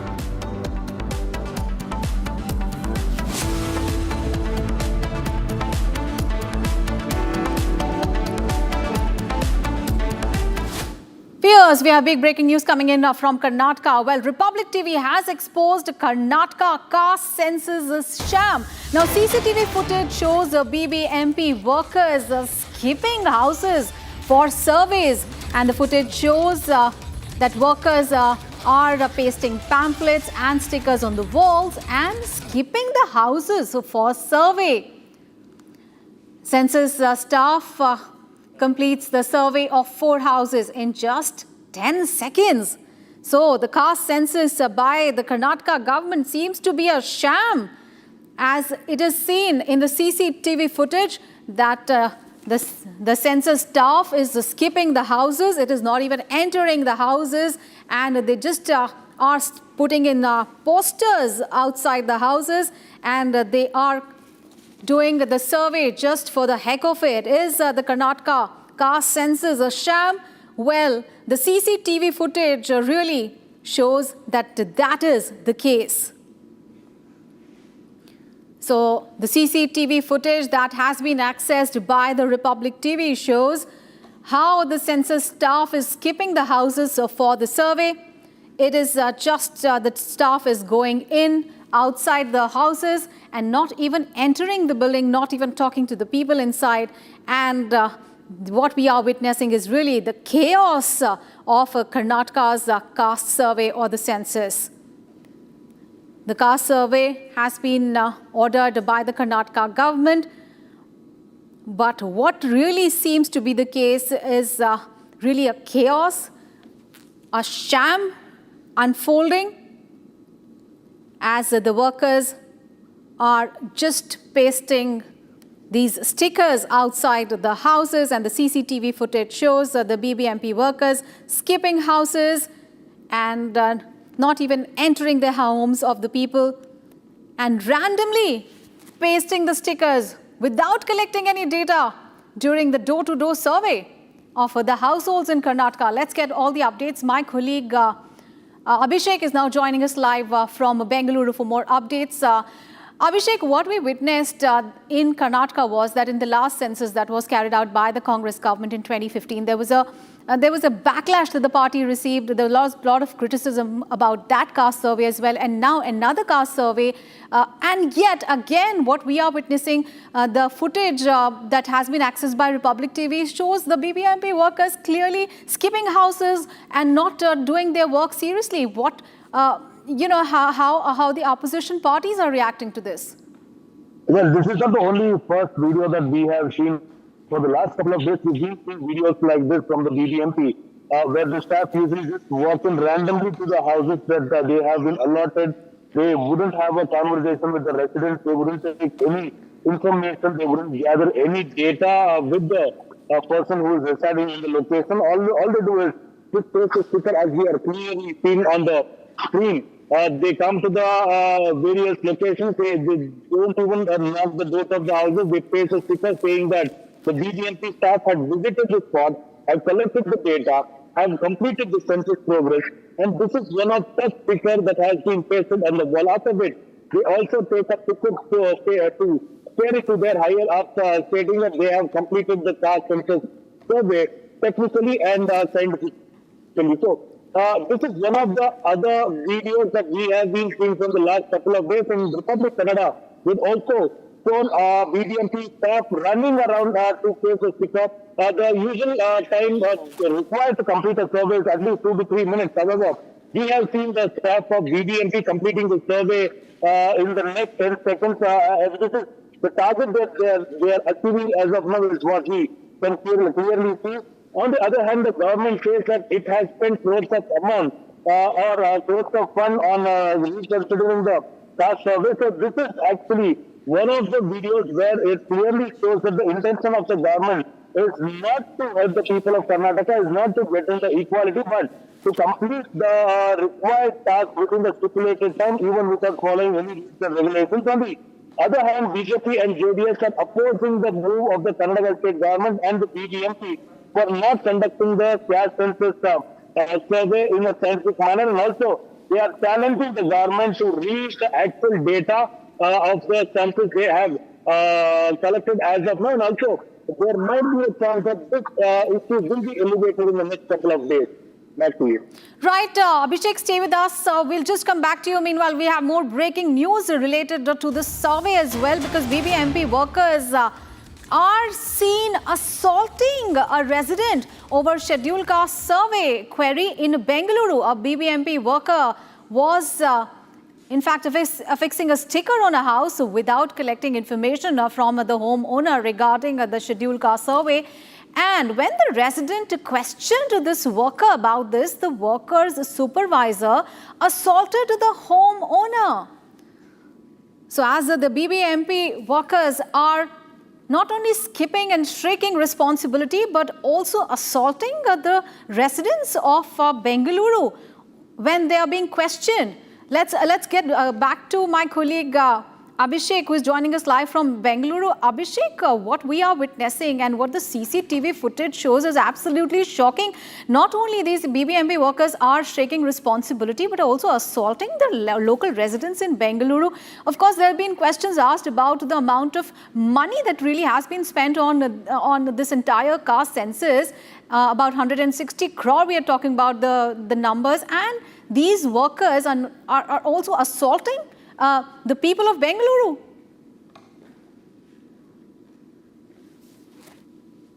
Abhishek, can you hear me? All right, we'll try to connect back to our reporter, but what the CCTV footage that has been accessed by Republic TV shows is absolutely shocking. We can see BBMP workers assaulting residents, and earlier the CCTV footage that we are right now showing to you is, these BBMP workers, they are skipping houses and they're not doing the work that has been allotted to them. Bengaluru civic body workers randomly sticking up these stickers outside the houses of the residents without collecting any data. And this is, remember, the door-to-door survey of the scheduled caste households in Karnataka, and these workers are supposed to go in the houses and speak to the residents and collect information, but they are just going there and sticking these stickers outside the houses without collecting any data.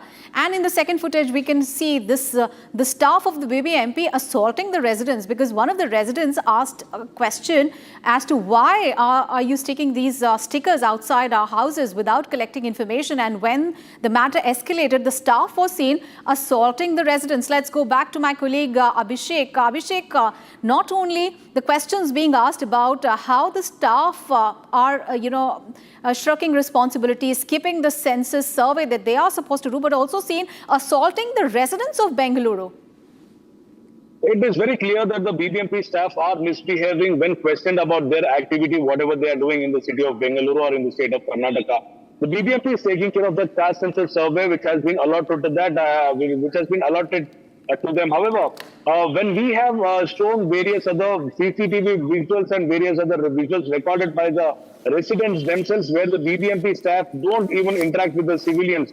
This is one such incident where the civilian questioned the BBMP staff who had pasted a sticker even without the consent of the house owner, despite the owner being in the house. This is and yet another incident which happened in Bengaluru when the BBMP staff was questioned about his working style. He has tried to assault, and in fact, he has assaulted the person who questioned him. And also, this has been brought to the notice of the BBMP commissioner as well and the DCM of state of Karnataka. However, we are about to receive the response from the government, but we clearly know that CM Siddaramaiah and DCM VK Shivakumar, when questioned about the caste census report, they claim that the caste census report is being conducted in the most scientific way, and if there is any other issue that is only created by the media, no one else in the state would be talking against the caste census, is what CM Siddaramaiah very openly claims. And also, looking at the visuals, we have also understood that the civilians are also at danger because of the attitude of the BBMP staff, who have been forced by the government to conduct the survey in the stipulated time. So it is more like a meeting the dead end, or it is more like closing the books of accounts rather than collecting the actual data which is necessary for the caste census generation, the generation of the report. Back to you. Right, Abhishek, stay with us because we are getting more breaking news related to the Karnataka caste survey. Now, despite the 30th of June deadline, now BBMP has failed to complete the ongoing internal reservation survey and has now decided to extend the exercise by another week. Now, according to official data, the survey was meant to cover all the 34 lakh households across Bengaluru, and so far stickers have been pasted on 20 lakh homes, with 14 lakh households still pending. So let's go back to Abhishek. Abhishek, now what we understand, the date for this car survey has been extended, and the point is, the question that everybody needs to ask the Karnataka government is that you are extending a deadline, and does it seem to be a rushed affair? Because, you know, they say that out of the 34 lakh homes, 20 lakh homes have been covered. But what is being covered is seems to be completely sham stuff, you know, skipping the households. 14 lakh households are still remaining. So the big question is the entire exercise a sham? Public money, so much of public money is being spent on this exercise?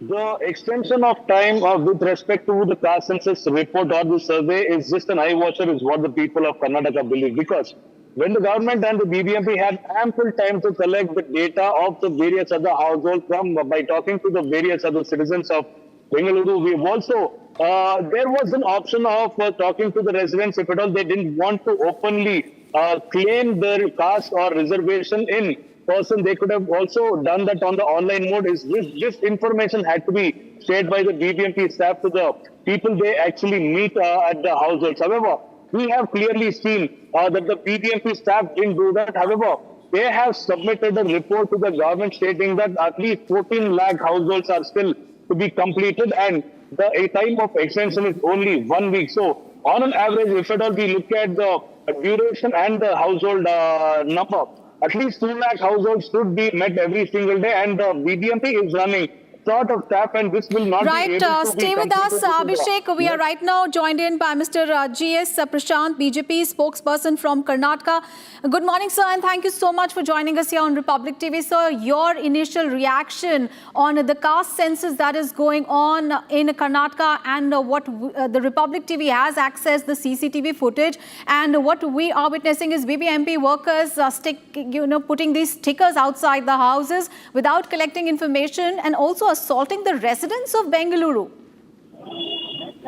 This is a bogus survey being carried out. First of all, the state doesn't have the power to carry out a caste census. At most, they can conduct an economic or socio-economic survey. In that garb, they are doing this exercise to ensure that the actual beneficiaries here, whoever that SC/ST people belong to the community, are not getting the justice they deserve, because of this shoddy mechanism of this survey, what they're doing. In fact, if you point out, and like Republic Canada also had done an investigation into it and found out that most households in Bangalore are not covered. And if you look at the CM statement on that, it's even more shocking, saying that they can enroll online. How does the state government know who's enrolling online and outside which houses you are pasting? It is being given on a single basis contract to temporary workers to say, go affix the stickers outside every house. I can tell you from my personal experience, nobody has come to our house, but prominently there's a sticker displayed outside saying the survey has been carried out. This indicates that Congress is not at all serious about this particular survey or census to be carried out. They are doing it only as an eyewash. They have never stood up for the poor, marginalized, SC/ST, and OBCs. Congress has never stood for them. For them, only the Gandhi Parivar comes. Sonia Gandhi, Rahul Gandhi, Robert Vadra, Priyanka Vadra. If they are happy, Congress party is happy. They do not want any pro-people policies or surveys to be undertaken. This is the harsh reality of Congress. All right, sir. State of affairs in Karnataka, but people have given a mandate to Congress, and this is what they're up to. All right. Thank you so much, sir, for joining us here on Republic TV. So we can see the workers, BBMP workers, there on CCTV footage, skipping households, and BJP calling it a sham, a comedy of errors. All right, let's move on in the bulletin. Now we have breaking news coming in. The Pakistan Hockey Federation has made its participation in the event conditional. on government's approval. Rana Mujahid, the Secretary General of the Pakistan Hockey Federation, had previously stated that they would only play the Asia Cup in India if the government granted permission. So Pakistan Hockey has at the moment put the India tour on hold. Let's get an update from my colleague Soumya, who's joining us live from the national capital. Soumya, what updates are you getting in? Because the centre has granted permission for the Pakistani team to travel to India. The MEA has, given a go-ahead. But what are you hearing from the Pakistani side? Apparently, they have put the onus on the government there.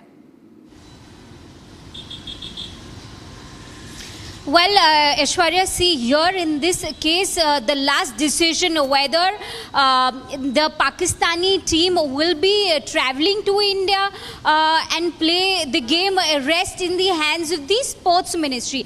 Now, as far as the Pakistan Hockey Federation coming to India, from their side, it is kept conditional. Sources within the Pakistan Hockey Federation have gone on to say that their participation in the event is conditional and it is subject to approval from the government. So at the moment there is no clarity whether they will be getting the permission from the Pakistan government itself to travel all the way to India. Even the sources within the Pakistan Hockey Federation went on to quote the Secretary General of Hockey Federation there in Pakistan, Rana Mujahid, saying that it depends on the confirmation from the government whether they will be travelling to India to participate in the game as well. And as far as on the other hand, our Indian Hockey Federation is concerned, they have no statement at the moment to be issued because they have to say that they are also waiting for an approval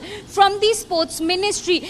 And upon asked whether by what time will there be an update if the Pakistani hockey team will be travelling to India or not, there's no specific update with the Hockey Federation here in India as well. So these are the developments that we are picking up at the moment with regards to this story. All right, Soumya, thank you so much for those details there. Still unclear, there's no clarity really on the participation of Pakistani team travelling to India for the Asia Cup. Remember, this is a qualifying tournament for the World Cup in 2026. We'll continue to keep track of that story. Let's move on in the bulletin now. Talking about Prime Minister Modi's five-nation visit, and the Prime Minister received a grand welcome in Trinidad and Tobago. He interacted with the Indian diaspora and also praised their cultural and economical contribution in Trinidad. Here's the full story.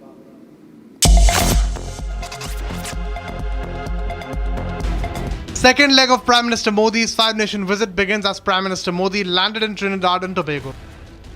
Prime Minister Modi was received by his counterpart Kamala Prasad Besesar at the Piarco International Airport, where he was accorded a ceremonial welcome and a guard of honor.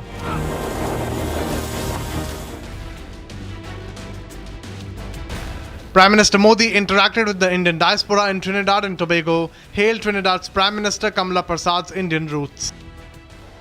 Friends, I know that the journey of the Indian community in Trinidad and Tobago is about courage. The circumstances your ancestors faced would have broken even the strongest spirits, but they faced hardships with hope. They met problems with persistence. They left the Ganga and Yamuna behind, but carried the Ramayana in their hearts. They were not just migrants. They were messengers of a timeless civilization. Their contributions have benefited this country culturally, economically, and spiritually.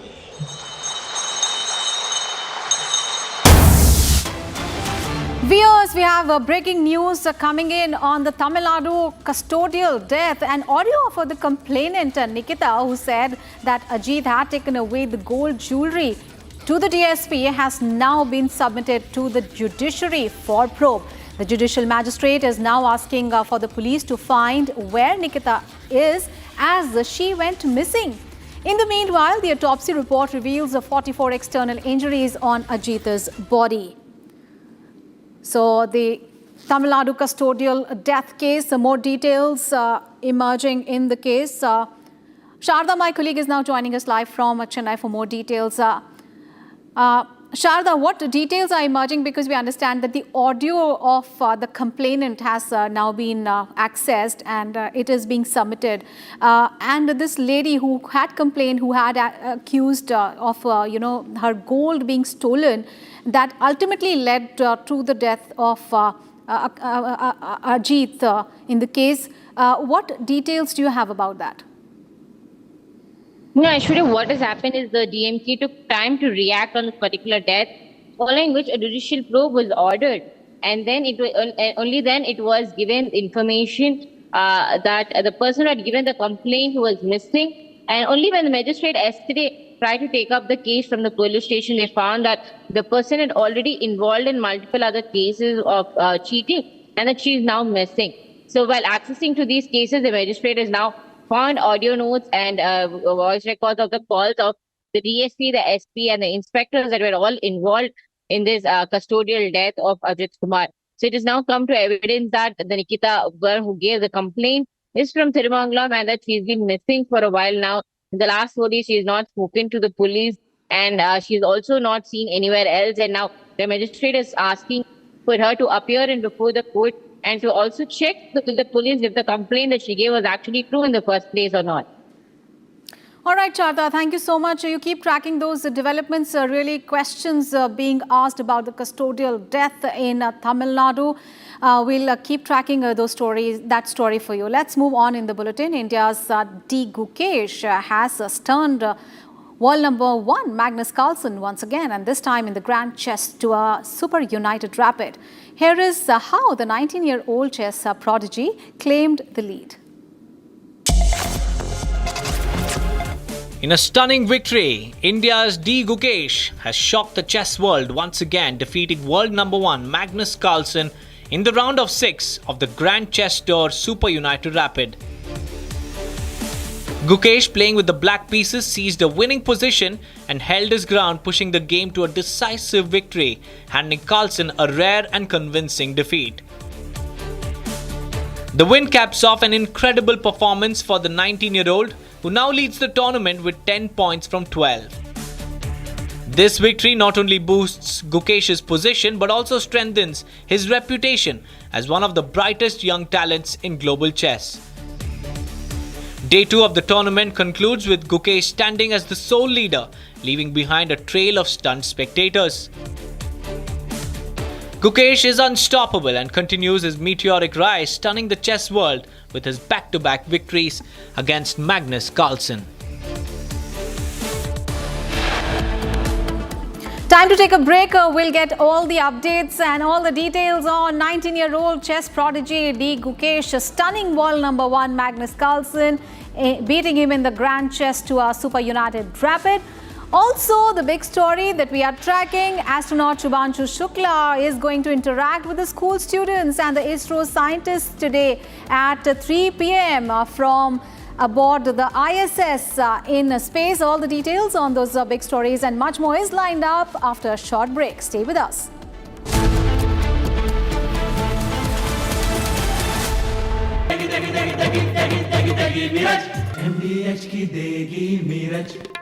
देगी मिर्च का तड़का अंग अंग फड़का MDH की देगी मिर्च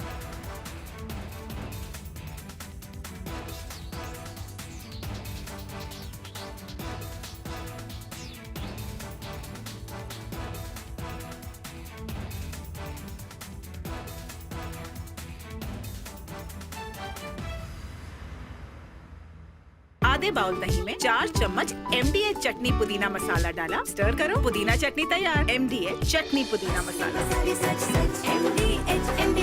Future wars will be conducted based upon intelligence input gathered from enemy's territory. Suppose there is a war with Pakistan or China or even Indian Ocean region, then we have to know what exactly Pakistan is doing in depth, what they are doing towards their military assets, which are closer to Afghanistan border, closer to Iran border. Similarly, in Tibet, in case there is a skirmish with China, we would like to know what is PLA doing in Tibet or even in depth in China. Similarly, in case there is a war, Pakistan Navy or PLA Navy may operate from Indian Ocean region to cause damage to our coastal installations, both military as well as civilian. So we would like to know well in advance what they are up to.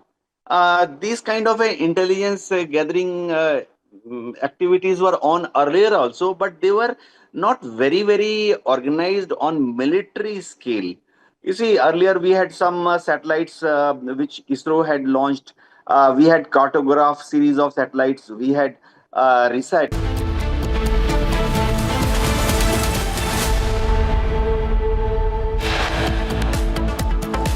Pakistan puts a Hockey Asia Cup on hold, awaits Islamabad's nod despite India's clearance. India and US are close to signing a trade deal in the next 24 hours. Negotiations underway.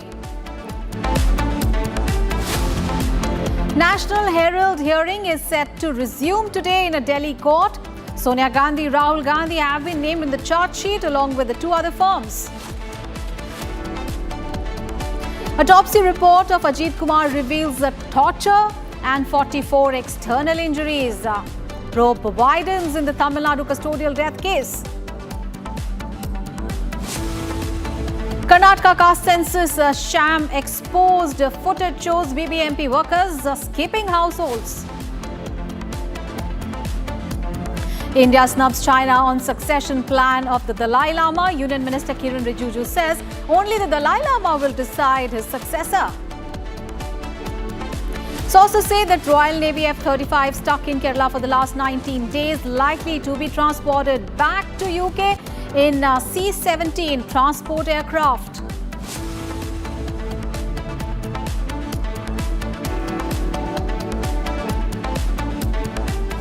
Viewers, we have breaking news coming in. India has strongly objected to China's assertion that Beijing must approve the next reincarnation of the Dalai Lama, stating that only the Tibetan spiritual leader has the authority to decide on his successor. Union Minister for Minority Affairs Kiren Rijiju in an official statement said, and I quote him now, the Dalai Lama holds a deeply significant position not only for the Tibetans but also for millions of his followers around the world. The decision regarding his successor lies solely with the Dalai Lama, quote unquote. So India snubbing China on the Dalai Lama's succession plans. Remember, China had insisted that any successor of the Dalai Lama must be approved by Beijing. However, India has asserted that only the Dalai Lama can decide on his successor.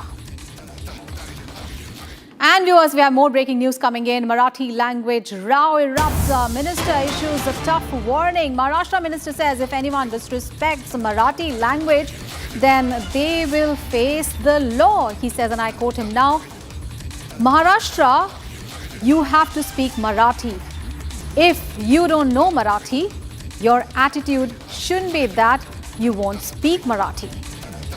So language row erupting in Maharashtra, as one of the Maharashtra ministers says that while you are in Maharashtra, you have to speak Marathi, and if you don't know the language, then your attitude should not be that you cannot and won't speak Marathi. He says that violence is wrong, but Marathi is non-negotiating factor. So minister has issued a warning, and he has said that if you do not comply with this, then you have to face the law. Satya Prakash, our colleague, is now joining us for more on that story. Satya Prakash, just give us details on what exactly has this person has said, and what is he speaking from his personal capacity, or are his views endorsed by his party as well? देखिए, BJP नेता और महाराष्ट्र के मंत्री नीतीश राणे ने साफ तौर से कहा, जिस तरह से मीरा रोड में एक दुकानदार को मनसे कार्यकर्ताओं ने मराठी ना बोलने के बाद पिटाई किया, उसके बाद कहीं के पूरे महाराष्ट्र में राजनीति गर्म है और सभी लोग विरोध कर रहे हैं, क्योंकि जिस तरह से मराठी नहीं आने पर उस दुकानदार की पिटाई किया है, इसके बाद महाराष्ट्र के मंत्री नीतीश राणे ने साफ तौर से कहा कि हिंदुओं को टारगेट किया जा रहा है। अगर इतना ही शक्ति है कार्यकर्ताओं में, तो नल बाजार, भिंडी बाजार और जो उनके नेता के पास आकर बड़े बड़े कई ऐसे अब नेता आते हैं जो जिनको मराठी नहीं आता, उनको क्यों नहीं टारगेट किया जाता? तो कहीं न कहीं हिंदुओं को टारगेट किया जा रहा है, मनसे कार्यकर्ताओं द्वारा हिंदुओं को टारगेट किया जा, जो कि महाराष्ट्र सरकार अब सहन नहीं करेगी। जो भी लोग अटैक किए हैं उनको छोड़ा नहीं जाएगा। पुलिस ने मामला दर्ज कर लिया है और जल्द ही उनको गिरफ्तार किया जाएगा। ये महाराष्ट्र के मंत्री नीतीश राणे का कहना था। क्योंकि जिस तरह से एक दुकानदार को पिटाई किया है मनसे कार्यकर्ताओं ने, और सिर्फ एक ही वजह था कि मराठी नहीं आ रहा था, जिसकी वजह से मनसे कई कार्यकर्ताओं ने इकट्ठा होकर मारा है। जी। All right, thank you so much for those details there, Satya. Remember, these developments coming in even as Maharashtra earlier cancelled the 3-language policy. Let's move on in the bulletin, and we have more breaking news coming in. Pakistan Prime Minister Shehbaz Sharif's aide has admitted that his country's military had only 30 to 45 seconds to determine whether a BrahMos cruise missile fired by India during Operation Sindoor could have a nuclear warhead. Now, Rana Sananudullah, who is a close aide to Prime Minister Shehbaz Sharif, has revealed that Pakistan's military had just about 30 to 45 seconds to determine whether the BrahMos missile launched by India carried a nuclear warhead. And now let's listen in to Rana Sananudullah. What exactly did he say? नाम क्या था उनके missile का? हरमूस missile. जब उन्होंने वो fire किया और जो आके यहाँ पे नूर खान एयर बेस के ऊपर आगे लगा, तो पाकिस्तान की क़यादत के पास सिर्फ 30 या 45 सेकंड थे। ये यानी एक्नॉलेज या इसको एनालाइज करने में कि ये जो हरमूस मिसाइल आ रहा है, इसके साथ कोई यानी जो है वो एटमी मवाद तो नहीं है, और उन 30 सेकंड में ये फ़ैसला करना कि नहीं है और ये फ़ैसला करना कि है, ये आप देख लेंगे ये कितना जो है वो ख़तरनाक बात थी। चले, मैं ये नहीं कहता कि चलो उन्होंने अच्छा किया कि मवाद नहीं था, लेकिन चले अगर इस तरफ जो है वो गलतफहमी हो जाती कि जी ऐसा ही है और इधर से फिर कोई जो है वो एक्शन हो जाता, या इसी सूरत में वहाँ से एक्शन हो जाता, तो पूरी दुनिया जो है वो एटमी जंग में जो है वो चली जाती और जो तबाही होती उसका आप अंदाज़ा नहीं कर सकते। And news from Jammu and Kashmir now. Operation in Kishtwar's Chhatru area enter day 3 as security forces have intensified their search for terrorists who've been trapped in the bowl of Kuchal. Here is the latest on the ongoing encounter.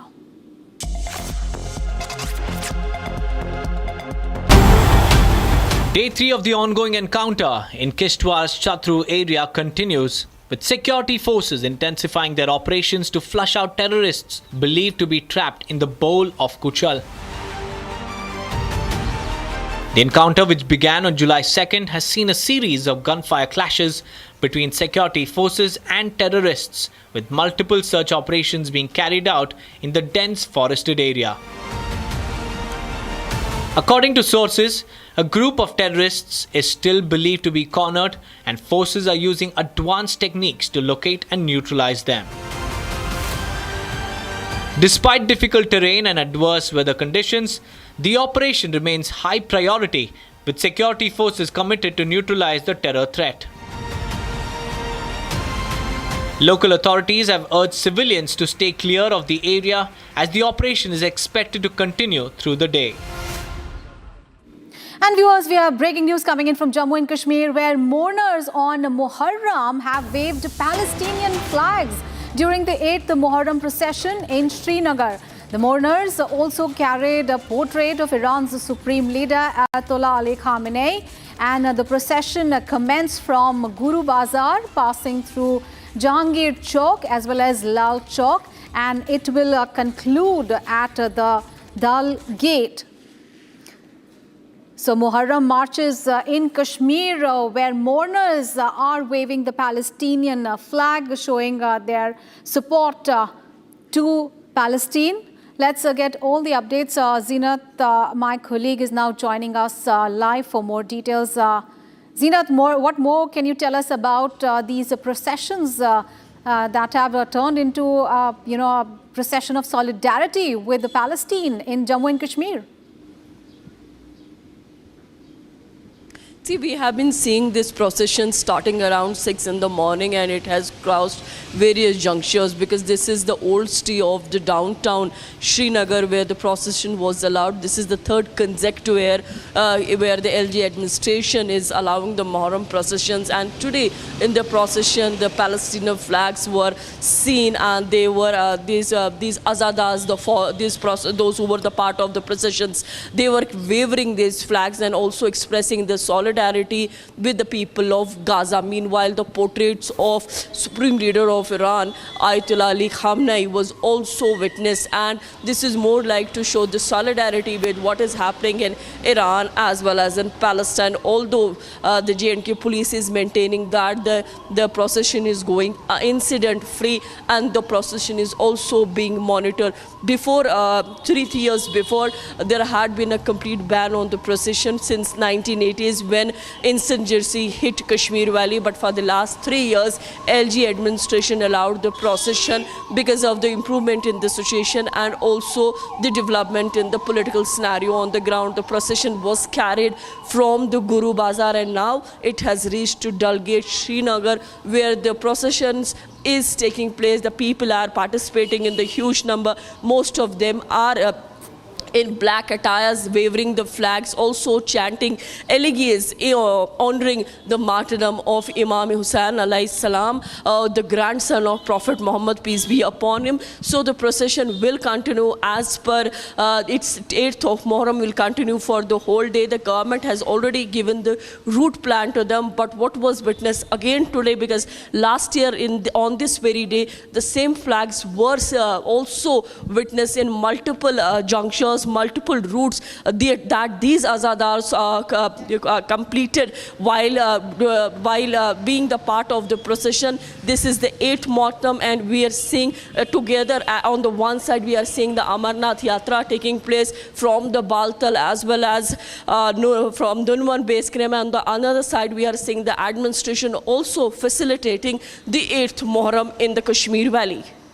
All right, thank you so much for those details there. You keep tracking those developments in Jammu and Kashmir. We'll keep coming back to you. And viewers, we have more breaking news coming in on the Chennai custodial death case. There is an update after judicial probe. The autopsy report says that there are deep muscle-level contusions, brain and organ hemorrhaging, as well as injuries of various lengths and directions across the body. Now, these injuries are consistent with repeated targeted physical assault using objects like sticks, batons or rods. An extensive brain trauma was also found, and separate injuries documented across the scalp, torso, limbs and internal organs that were there with multiple dark red linear contusions as well seen on the body. And this is the post-mortem report by the Madurai Medical College, which mentions that he was brought dead on 28th of June at 11:15 p.m. The report also mentions that 44 external injuries were present on his body. Let's get all the updates. Sharda, my colleague, is now joining us live from Chennai for more details. Sharda, now clearly that post-mortem report, that autopsy report clearly pointing out those those deep wounds on his body that are consistent with the theory that, he's been tortured in the case, and these are the questions that really police would be hard to answer. Well, earlier the postmortem report said that 18 external injuries were on Ajit's body. Now, it chooses 44 internal injuries have also been caused by the police. While the autopsy report was submitted today to the judicial magistrate, it says that the death was caused because of the brain hemorrhage, and the magistrate has now asked for a deeper investigation in this to make sure if Ajit actually died in the temple premises when he was beaten up, or was he actually brought to the hospital, and on his way to the hospital is when he died after following epileptic shock, is what the judicial court is now trying to find out. We've seen the autopsy report in detail explaining the number of external injuries that are in his body, even showing pipes that was about 28 centimeter long, leaving marks on his body in red, rays in color, and also 3 burnt cigarette marks were also found on his body. But however, this injury seems to be old and not caused recently, is what the autopsy report now states. The magistrate court has now taken up the case, and the second hearing would be heard on the July 8th. Following the arrest of these 5 police officials, the next step would be taken after the judicial probe is conducted. Or also, Sharda, just take us through where the investigation is headed at the moment, because of course the state government has ordered a judicial inquiry, but the opposition parties are demanding the more scrutiny into the case. They have AIADMK has also moved the Madras High Court, but the complainant in the case, the lady who initially went to the police station claiming that her gold jewelry had been stolen, she is still missing. So where is the investigation headed right now? Well, it was after yesterday that the judicial probe began with Ajit's brother Naveen. It has come to notice that the person who gave the complaint, Nikita, hails from a different district and has been missing following Ajit's demise under the police custody. So, following the police custodial death, the police have not tracked down Nikita yet, and that's why the AIADMK had taken it forward. The lawyer has submitted a petition asking them to find Nikita, because they also found reports stating that the person who gave the complaint, Nikita, has also had female forgery reports on her from earlier. And back in 2011, she had also cheated 2 people out of money, and that's the reason that the AIDMK is now probing into this and asking the police to find out who the original complainant is, and if actually the jewelry was actually stolen or not, and that the investigation to go on whether if Nikita had actually kept the jewelry in the car, and whether it was a false complaint against Ajit which led to his death in the custodial. All right, thank you for those details. You keep tracking those developments there. We'll keep coming back to you for all the updates on the Tamil Nadu custodial death. And viewers, we have breaking news coming in. A BJP functionary was brutally hacked to death by a gang near Sanarpati in Tamil Nadu's Dindigul district. Now this victim, identified as a 39-year-old Balakrishnan from Rajakapati, was reportedly speaking with his friends at around 6 p.m. when he was suddenly surrounded by a group of men on motorbikes. Now these assailants were armed with weapons and they attacked Balakrishnan in full public view. And shocked bystanders immediately alerted the police, but before the police officials could arrive, the gang had already inflicted severe injuries and later fled the scene, leaving the victim covered in blood. And later he succumbed to his injuries and he has been hacked to death. Let's get more updates on the case. Let's go back to Sharda. Sharda, what details are emerging as to what really happened in this case? The BJP leader was hacked to death in Tamil Nadu. What is the police saying at the moment? Well, this incident happened in Dindigul district, which is at the south of Tamil Nadu. He was previously the secretary of the party of that particular district 4 years back. Yesterday, on Thursday, he was talking to his friends outside a tea shop where a gang of 4 unknown men surrounded him and killed him. He was attacked by an unknown group. And following which an immediate complaint was given to the police, who rushed to the spot and also found him died on this spot. The postmortem is now underway, following which the autopsy report will know how he was killed. And the investigation is now going. Both the SP and the DSP have taken up the case of the district and is also So figuring out who these assailants were, because there's no CCTV footage of the death that was captured. So they are trying to find out who are these 4 unknown men. All right. Thank you for those details there. Thank you, Sharda. And let's move on. We have breaking news coming in. BJP has taken out a protest march in Health Minister Veena George's house. This is in connection with the death of a woman in Kottayam Medical College. So these are visuals from Bengaluru, where protest marches are taking place. The BJP workers are standing outside the residence of the health minister.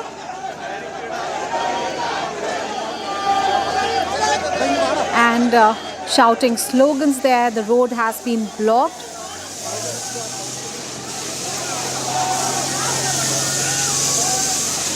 All right, these visuals are actually from Kerala.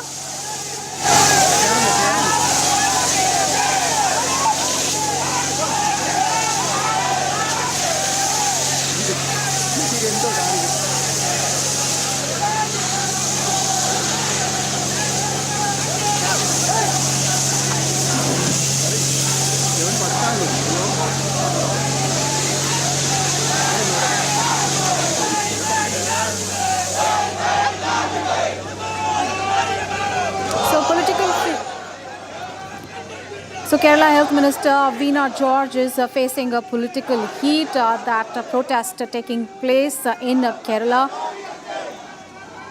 And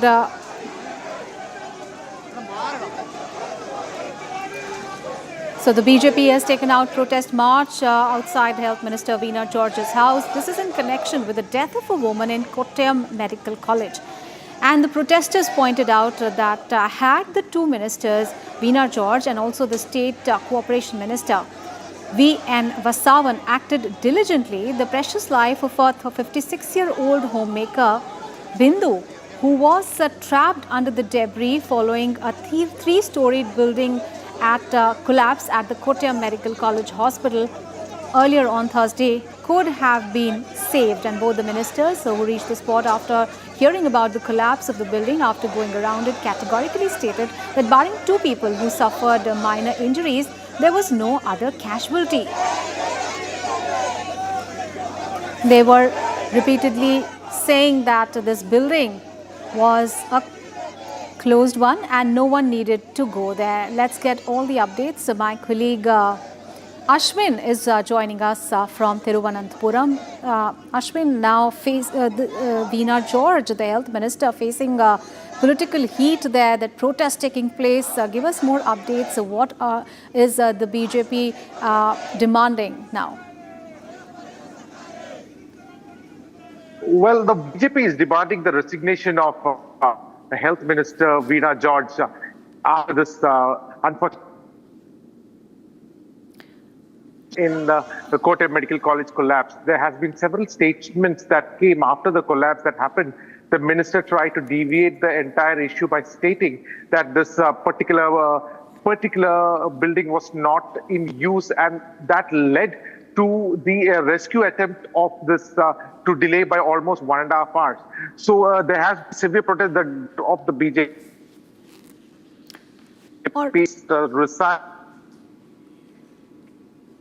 Woman who died inside the building.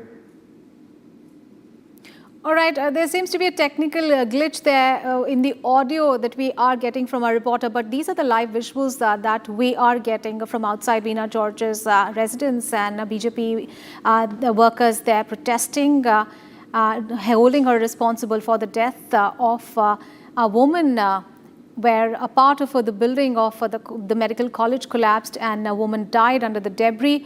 And they are demanding the resignation of the health minister.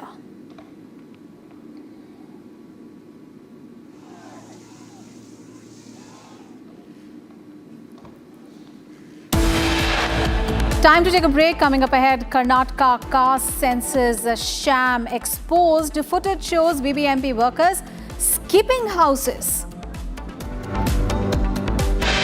Also coming up ahead, sources say that Royal Navy F-35 stuck in Kerala for the last 19 days is likely to be transported back to the UK in a C-17 Globemaster aircraft. All the details coming up ahead. Stay tuned.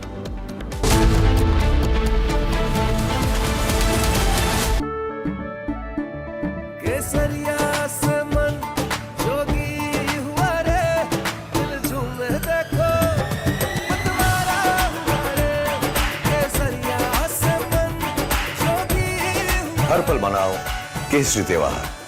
विमल, बोलो जुबान केसरी। ये है secret recipe MDH का जीरा SIP जल जीरा मसाला। SIP SIP जीरा SIP जीरा सिप MDH का जल जीरा सिप जीरा सिप MDH का जल जीरा SIP.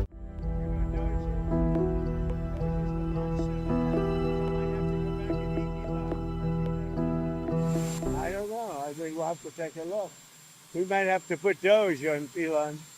You know what Doge is? Doge is the monster that might have to go back and eat Elon. Wouldn't that be terrible? He gets a lot of subsidies, Peter.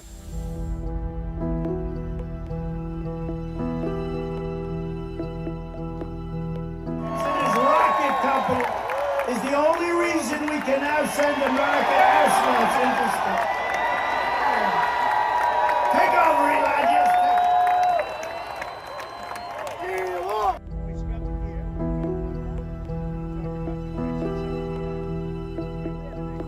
But Elon's very upset that the EV mandate is going to be terminated. And you know what? When you look at it, not everybody wants an electric car. I don't want an electric car. I want to have maybe gasoline, maybe electric, maybe a hybrid, maybe someday a hydrogen. If you have a hydrogen car, it has one problem. It blows up, So I'm going to give that one to Peter. I'm going to let Peter test it out.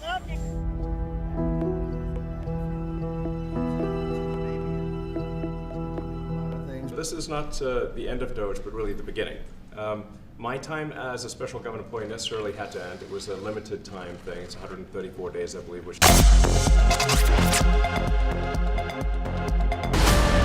In a shocking incident coming to light, CCTV cameras have captured an act of arson in a quiet Bengaluru neighborhood. A man identified as Subramani is seen lacing the main door, window, and even a footwear stand with petrol before setting the home on fire. Inside the house, Venkatramani and her brother-in-law, Mohan Das, were unaware of the looming danger. Thankfully, alert neighbors spotted the flames and rushed to douse the fire, averting what could have been a deadly tragedy. The motive? A long-standing financial dispute over a 5 lakh rupee loan taken nearly 8 years ago by a relative Parvati for her daughter's wedding. Repeated demands for repayment allegedly led to threats and this violent escalation. Police have filed an FIR at Viveknagar police station naming Subramani, Parvati and Mahalakshmi. The case is now being investigated under charges of attempted murder and criminal conspiracy.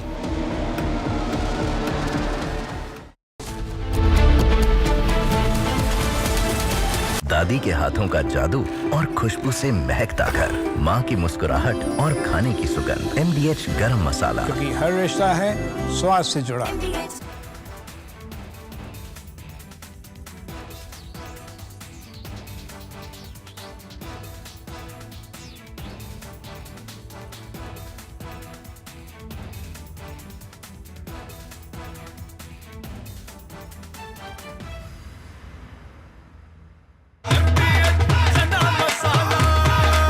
अब छोलिया हो या लोबिया, सफेद चने या काले चने, सब कुछ मजेदार बने। Future wars will be conducted based upon intelligence input gathered from enemy's territory. Suppose there is a war with Pakistan or China or even Indian Ocean region, then we have to know what exactly Pakistan is doing in depth, what they are doing towards their military assets, which are closer to Afghanistan border, closer to Iran border. Similarly, in Tibet, in case there is a skirmish with China, we would like to know what is PLA doing in Tibet or even in depth in China.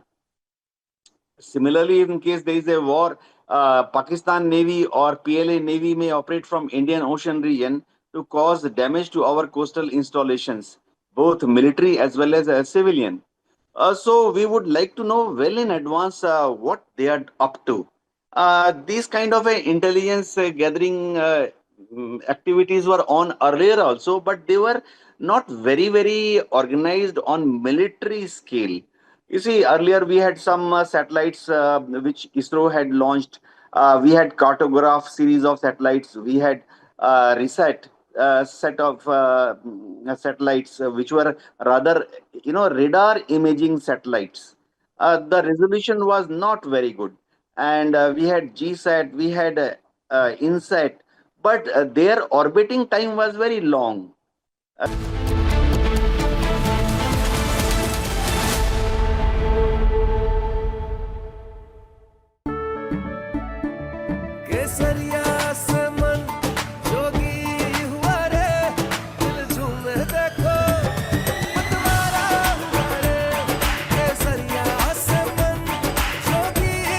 हर पल मनाओ केसरी त्योहार।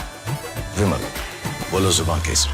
MDH की हल्दी मिर्ची धनिया करे कमाल, ये रंग दे, ये खुशबू दे, ये तीखा, ये कम पड़े, क्या निराला MDH masala.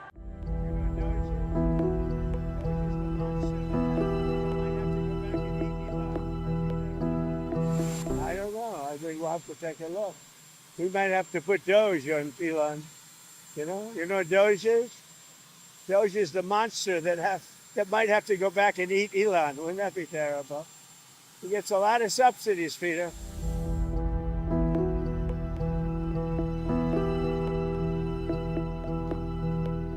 His rocket company is the only reason we can now send American astronauts into space. Take over, Elon. Yes,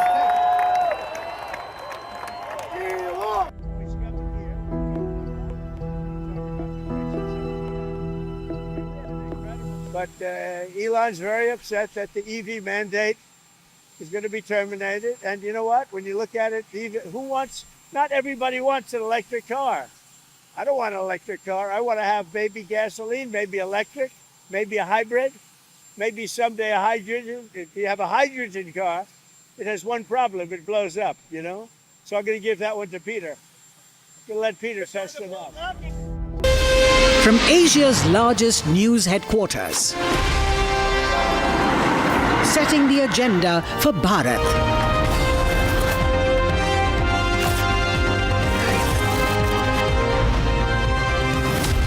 You're watching Republic.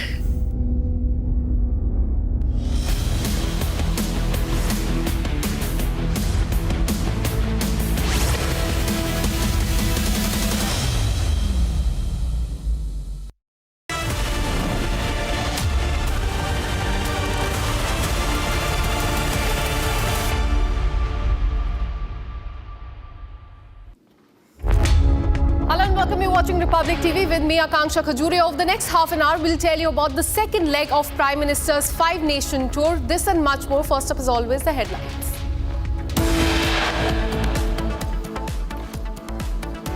Pakistan puts the Hockey Asia Cup on hold, awaits Islamabad not despite India's clearance.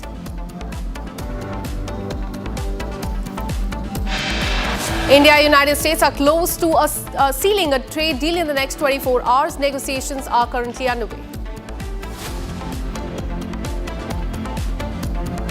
National Herald hearing is all set to resume today in the Delhi court. Sonia Gandhi and Rahul Gandhi have been named in the charge sheet along with 2 firms.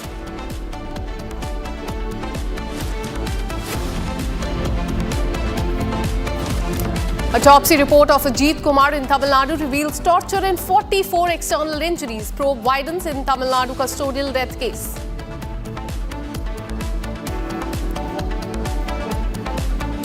Karnataka caste census sham exposed footage shows BBMP workers skipping houses for this caste survey. India snubs China on succession plan of Dalai Lama. Union Minister Kiren Rijiju says only Dalai Lama will decide his successor. Sources have said that Royal Navy F-35 stuck in Kerala for the last 19 days will likely be transported back to the United Kingdom.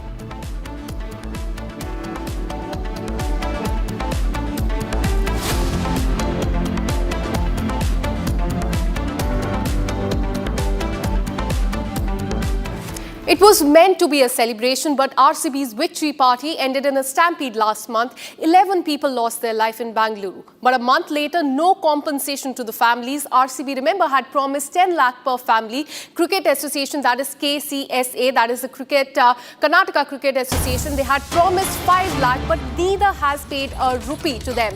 And now their silence is speaking louder than words. Families are awaiting the compensation that both the RCB and the Cricket Association in Karnataka had promised, together 15 lakh compensation to the family members. RCB had promised, remember, 5 lakh rupees to the families, and the Cricket Association had promised 10 lakh rupees. But now the families are saying that it's been 1 month.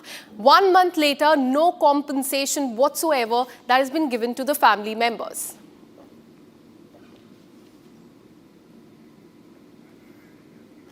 And it was meant to be a celebration, as we told you, but it ended in tragedy. Remember, last month in Karnataka, during, in fact, the RCB victory celebration, we saw the visuals of the stampede there.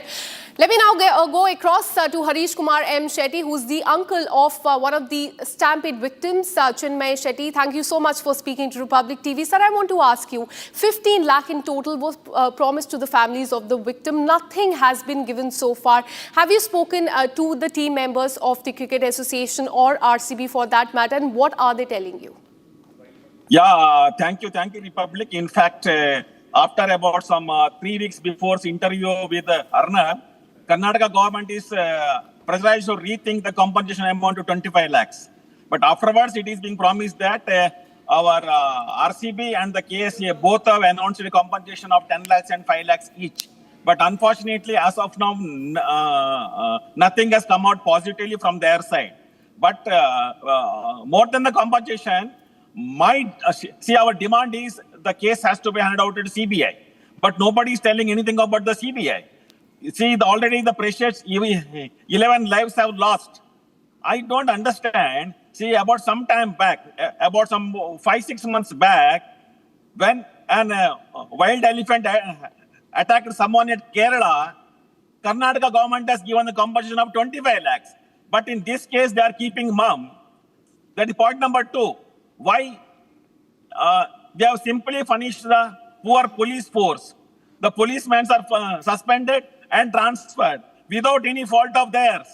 Now it is clearly indicated that it is totally a mess and fault of the RCB, government and KSCA.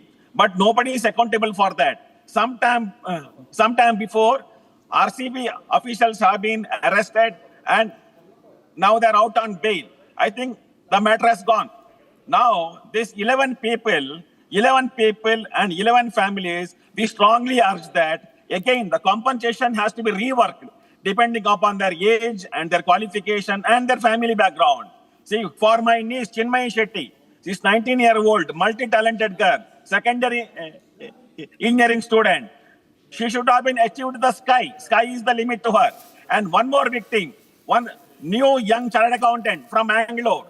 She also lost her life and her families. And there are so many families young lives have lost when you can give lakhs of rupees compensation to others. And for these people also, our urge with the government to rework the compensation. And moreover that, this case has to be transferred to CBI. Then only the real justice given to the lost lives. That is why, that is what my submission and our submission. Absolutely, sir. So compensation on one side, but on the other hand, you have raised a very important issue that there should be CBI investigation in this case. Yeah, correct. Do you think the probe so far has not been fair? Nothing else. See, in fact, even the police has not taken the statements. You just leave alone. See, we are discussing about the police or CBI, but as of now, no statement has been recorded from the victims by the police. Why it is so? They are simply coming. They are simply urging the families, come here and sign some documents. How they can sign the documents without verifying? This is what is going on there. Absolutely, sir. And again, our urge is that this case has to be handed out to CBI. Then only the real victims, real culprits will come out and the real justice shall be delivered to the victims. Absolutely. So family members right there demanding CBI probe in this case and also demanding the compensation rightfully that was promised to them both by RCB and the Cricket Association. Many thanks for speaking to Republic TV, sir. Now, 250 illegal Bangladeshi nationals were sent to Dhaka from Vadodara Air Force Station through a special Air Force craft. And this action is part of the ongoing campaign against the infiltrators in the state. We are learning that more than 1,200 illegal immigrants have been arrested and sent back to their country in the last 2 months. Security was extremely tight at the airport as well, and all the migrants were kept in handcuffs to avoid any sort of untoward incident. The migrants were brought to the airport by vehicles and then boarded the Air Force plane. Campaign is going on across the state. Gujarat Police and other agencies have launched a campaign against illegal Bangladeshi in many cities, including Ahmedabad, Surat, Vadodara, Rajkot. And this initiative is being considered as the biggest action taken by Gujarat Police so far. So this is as far as the deportation of 250 illegal Bangladeshis from Gujarat. And remember, this crackdown is not just in the state of Gujarat. It is also happening in the national capital. Major crackdown in Gujarat, and 250 illegal Bangladeshis have been deported so far. As you can see in the visuals, those are the people that have been in fact, they boarded this aircraft and they were sent back to Bangladesh. Let me go across to my colleague Gopi, who joins us live from the newsroom. Gopi, tell us about this specific case, because we are seeing crackdown not just in Gujarat but also across the country, and especially in the national capital as well. But in this specific case, we have the visuals of the deportees there. 250 illegal Bangladeshis have been deported so far. Give us context about how they were, in fact, circled by the police and how they were nabbed. Well, in fact, Akanksha, if you look at the history of finding Bangladeshi illegal immigrants in that very space of Gujarat, you can see that, there were statements given by the Home Minister Harsh Sanghvi as well just a few days back that the process is underway.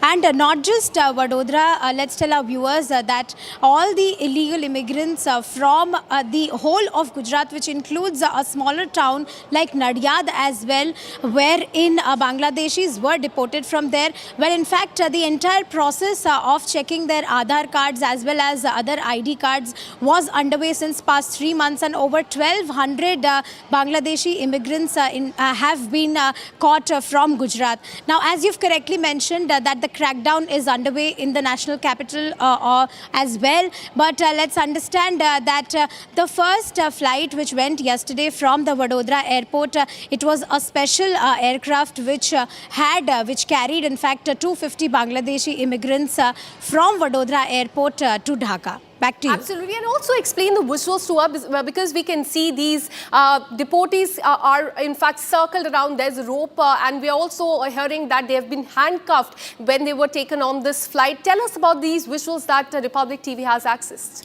Well, yes, Akanksha, as you can see, visuals speak for itself that, they have handcuffs. In fact, there was a rope all around the 225 illegal immigrants who were brought to the airport. And as you can also see, there are visuals that they were brought in a special tempo car, and that particular truck went towards the airport, and from where they were taken to this special aircraft, which was the Indian Air Force aircraft, and then they were taken inside.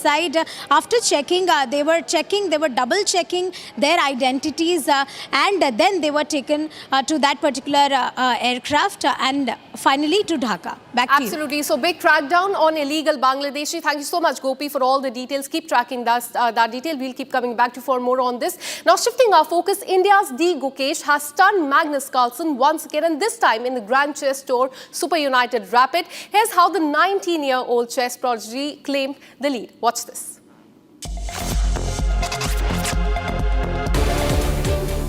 In a stunning victory, India's D. Gukesh has shocked the chess world once again, defeating world number 1 Magnus Carlsen in the round of 6 of the Grand Chess Tour Super United Rapid. Gukesh, playing with the black pieces, seized a winning position and held his ground, pushing the game to a decisive victory, handing Carlsen a rare and convincing defeat.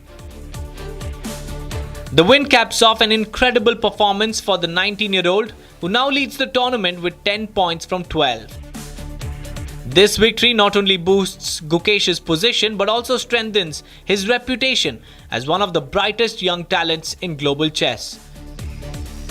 Day 2 of the tournament concludes with Gukesh standing as the sole leader, leaving behind a trail of stunned spectators. Gukesh is unstoppable and continues his meteoric rise, stunning the chess world with his back-to-back victories against Magnus Carlsen. And now let's get you details on the caste census exercise that is currently underway in the state of Karnataka. Republic TV has exposed the absolute charm that is this caste census. CCTV footage shows that BBMP workers skipping houses for this survey. Footage shows that workers pasting pamphlets and stickers of survey completed on the walls and skipping houses for this survey. Census staff completes a survey of 4 houses in just under 10 seconds. And this is in fact, the shocking visuals that you can see on the screen without even speaking to the residents of these 4 houses. This BBMP worker just goes on to paste survey completed pamphlet there on the doors of the people. What we're learning is that 100 crore will be spent on this caste survey. So many are questioning whether this is a waste of money, because without even speaking to people, these workers are just pasting survey completed on their doors.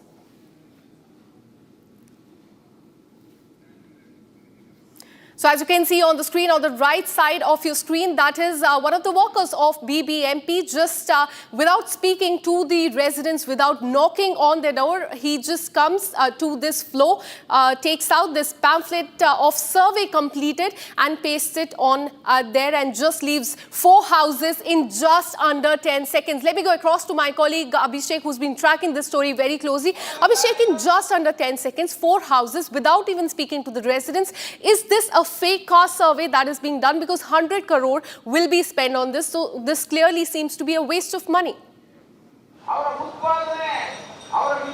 Well, look, Akanksha, it is very clear that the government wanted to complete the caste census survey within a stipulated time, and this is the way they are actually making sure to believe. They are probably trying to make people believe that the caste census survey has been conducted in the most scientific way, whereas we have evidently shown the video which also clearly shows that BBMP staff who has pasted a poster in front of 4 houses in the span of 10 seconds. So if this is the way the government wanted to conduct the survey in the budget of 100 crores, what is the use of conducting the survey is what the people of Karnataka and also the opposition parties in Karnataka are demanding the government now. And also, on the other hand, we have seen that BBMP has extended its survey duration because of they are unable to comply with whatever rules the BBMP or the government which had previously mentioned them. On the contrary note, we should also see that out of 34 lakh houses in Bengaluru, only 20 lakh survey has been completed, and the quality of survey is such that these people from the BBMP visit to the houses, don't talk to the residents, don't even converse with them, don't even take the phone numbers or any other data. They make sure that the poster is pasted only on the doors and the walls, after which they take a picture on their mobiles just to showcase the senior officers that they have completed the task that they have given. And the poster very clearly mentions that the survey has been conducted after taking into consideration the information given out by the... appears to be a fake caste survey. Abhishek, stay on with us. We have more breaking news coming in, and these are the shocking visuals that we will be getting for you. BBMP workers were seen assaulting residents over the scheduled caste survey query in Bangalore. BBMP workers were seen affixing a sticker on a house without even collecting the information from the homeowner regarding the survey. When the resident questioned the worker about this, the worker supervisor assaulted this homeowner. As we've been telling you about how this fake caste survey has been done, there on the screen you can see that is the scuffle between the worker and one of the residents. When this worker went to the house and without even speaking to him, tried to paste survey completed on his door, and the resident of that house objected to it. He started assaulting the homeowner, and there you can see the visuals of that scuffle there on the screen, how he pushes the homeowner right there. Fake caste survey that is going on in the state of Karnataka, and Republic has completely exposed this. Let me come across to you, Abhishek, once more. This is completely shocking because when the homeowner objected to this, he was assaulted. Is this how they're going to behave with the people? Yeah, well, Akanksha, the right of citizen is to question if something according to the rule hasn't been compiled. On the other note, we will have to see that the BBMP staff who had visited the house had made sure that the poster was pasted even without talking to the resident or the owner of the house or the tenant of the house. The poster very clearly mentions that the information has been considered, taken, received, and after which there will be a QR code which is placed on the poster stating that if at all there is any other additional information that has to be shared, that is when a user can or a resident can use that. When the resident himself was in the house, who wanted to talk to the BBMP staff to mention about the caste, when the BBMP staff didn't even have a conversation with him, this is when the resident had a conversation, tried to strike a conversation with the BBMP official or the staff, and he questioned the whereabouts and the movement of the BBMP staff as to why his actions did like this. And after that, we clearly see that the BBMP staff tried to assault on the first hand. On later note, the BBMP staff assaulted the resident for questioning the way of the style of working of the BBMP staff. This is only one such incident what we have shown you, and there are many such incidents where the BBMP staff have tried to manhandle and also start a quarrel with the residents who have questioned them. So the government indirectly pressurizing the BBMP staff. This has turned into BBMP staff manhandling the residents who are questioning the quality of the work, Akanksha. Absolutely. It remains to be seen whether the ruling Congress party will speak on this or will they remain silent on this as well. Thank you so much, Abhishek, for all the details. We'll keep coming back to you for more on this. Now let's get you top stories of the day in under 1 minute. Bharat 1 Minute brought to you by Canara Bank. Together we can. A track which is located 1 kilometer ahead of Gaurikund has been damaged due to a landslide. As a result of the damaged track, the Kedarnath Dham Yatra has been suspended for now. The information has been confirmed by the Rudraprayag police.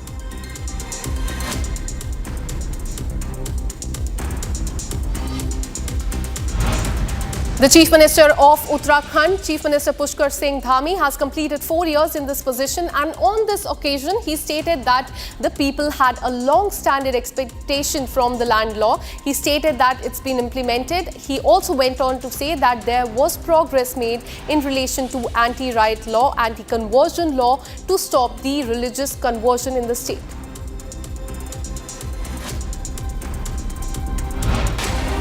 The accused in the Calcutta gang rape case were brought to the South Calcutta Law College for a recreation of the crime scene. After reconstruction, the accused were taken to the police station.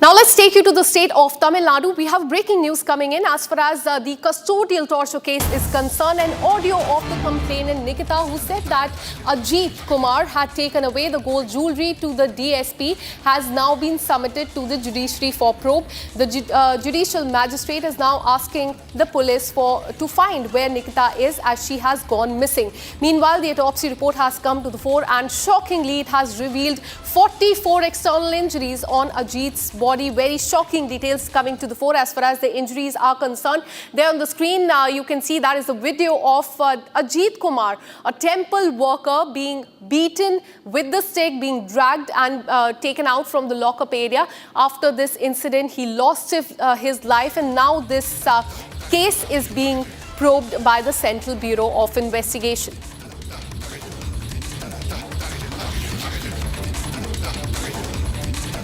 And meanwhile, the politics has started over this matter. Remember, BJP has been demanding answers from the Chief Minister, and AIADMK has also been speaking up. Listen into the reactions. The report confirms our allegation that it is a custodial murder, not a custodial death. Cigarette burns on his body, and 44 places. There is not even one organ which is left untouched by this brutality. Such an inhuman and barbaric act. And who gave the permission to the police force to use this kind of excessive torture and power? We live in a nation where a terrorist, Yaqub Memon, is being fed with biryani in jails. But a police station and police force in Tamil Nadu take the law into their own hands on a common man whose complaint Let is... me go across to my colleague Shada, who joins us live the broadcast with me. More details. Shada, tell us about this autopsy report that has come to the fore, because shockingly, it goes on to show 44 external injuries. Give us more details about this report. Well, while the previous postmortem report said there's been 18 external injuries, now 44 internal injuries were given in the autopsy report. That also states that he had a brain hemorrhage, and he had also, they were saying that he had been beaten with sticks that is 28 centimeter long. He'd also had sticks being beaten with the same place where he got hurt once again. And there were also marks on his stomach and lungs because of the beatings that were given to his head, which were pointed towards his head. So this has caused his brain hemorrhage and his heart to stop beating, and he fell unconscious inside the temple premises while the police brutally attacked him. The autopsy report also states that there were 3 cigarette burn marks on Ajit Kumar, and though the injury seems old, it was done a day before when he was taken to the police station and was inquired for the theft. Now, with the judicial probe into it, it has come to notice that the person who gave the complaint, Nikita, has been missing. And there were also previous complaints against Nikita on cheating cases. But as of now, the police is yet to find where she is. And also, the judiciary has asked the police to investigate and figure out if the complaint that was given is actually true or not. Absolutely. So shocking, in fact, autopsy report that has come to the fore. Keep tracking those details, Sharda. We'll keep coming back to you for more on this. Now, shifting our focus, Prime Minister Narendra Modi received a grand welcome in Trinidad and Tobago. He interacted with Indian diaspora there and praised their cultural and economical contribution in the country. Here's a report. Second leg of Prime Minister Modi's 5-nation visit begins as Prime Minister Modi landed in Trinidad and Tobago. Prime Minister Modi was received by his counterpart Kamala Prasad Besesar at the Piarco International Airport, where he was accorded a ceremonial welcome and a guard of honor.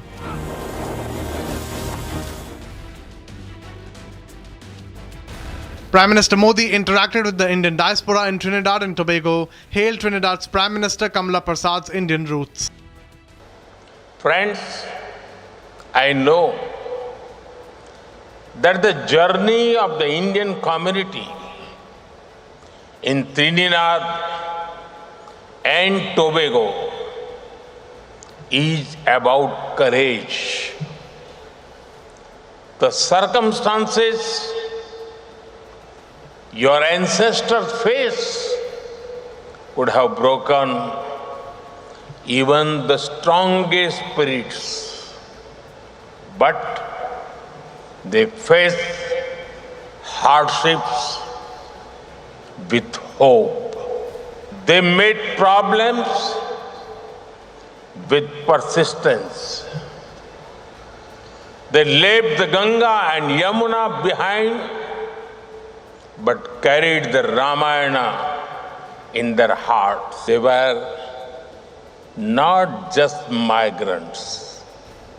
They were messengers of a timeless civilization.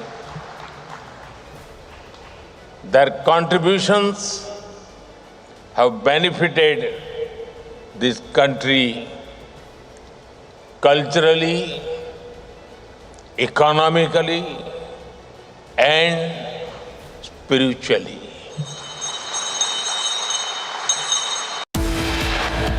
And with this, we're taking a very short break. Coming up on the other side, India and US inch closer to inking a trade deal. Next 24 hours are very crucial. And also, National Herald case hearing will be resuming today. Enforcement Directorate names Rahul Gandhi and Sonia Gandhi along with 2 other firms in the charge sheet. This and much more on the other side. Stay with us.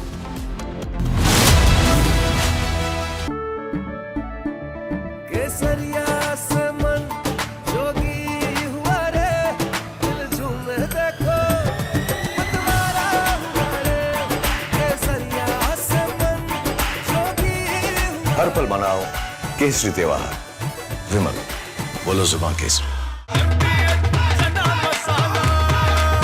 अब छोलिया हो या लोबिया, सफेद चने या काले चने, सब कुछ मजेदार बने।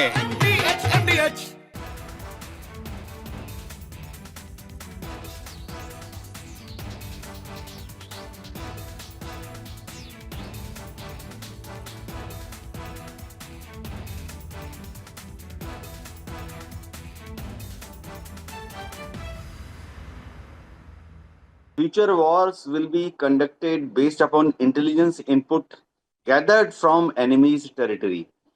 Suppose there is a war with Pakistan or China or even Indian Ocean region, then we have to know what exactly Pakistan is doing in depth, what they are doing towards their military assets, which are closer to Afghanistan border, closer to Iran border. Similarly, in Tibet, in case there is a skirmish with China, we would like to know what is PLA doing in Tibet or even in depth in China.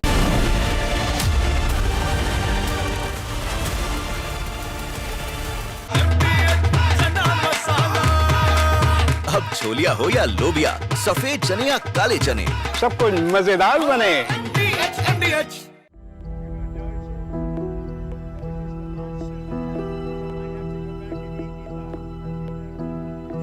I don't know. I think we'll have to take a look.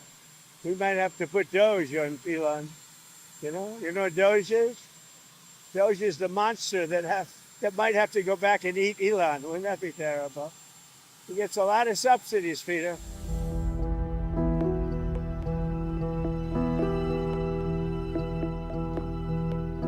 His rocket company is the only reason we can now send America astronauts into space. Take over, Elon. Just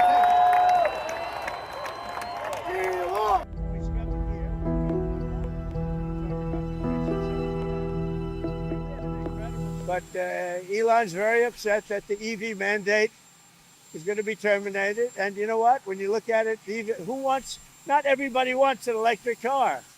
I don't want an electric car. I want to have maybe gasoline, maybe electric, maybe a hybrid, maybe someday a hydrogen. If you have a hydrogen car, it has one problem. It blows up, you know? So I'm going to give that one to Peter. I'm going to let Peter test it out.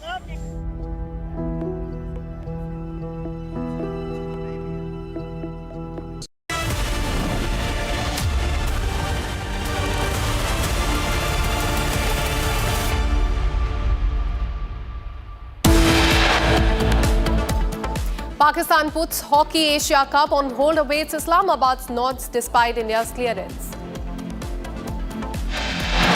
India and United States close to sealing a trade deal in the next 24 hours. Negotiations are currently underway.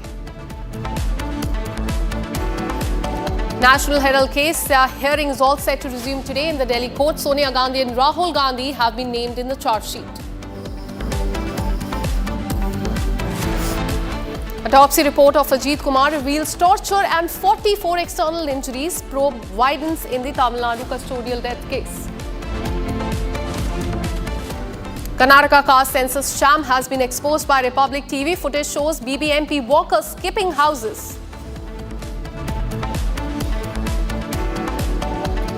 India snubs China on succession plan of Dalai Lama. Union Minister Kiren Rijiju says that Dalai Lama will only decide his successor. And sources say that Royal Navy F-35 stuck in Kerala right now for the last 19 days, in fact, is likely to be transported back to the United Kingdom in a C-17 transport aircraft.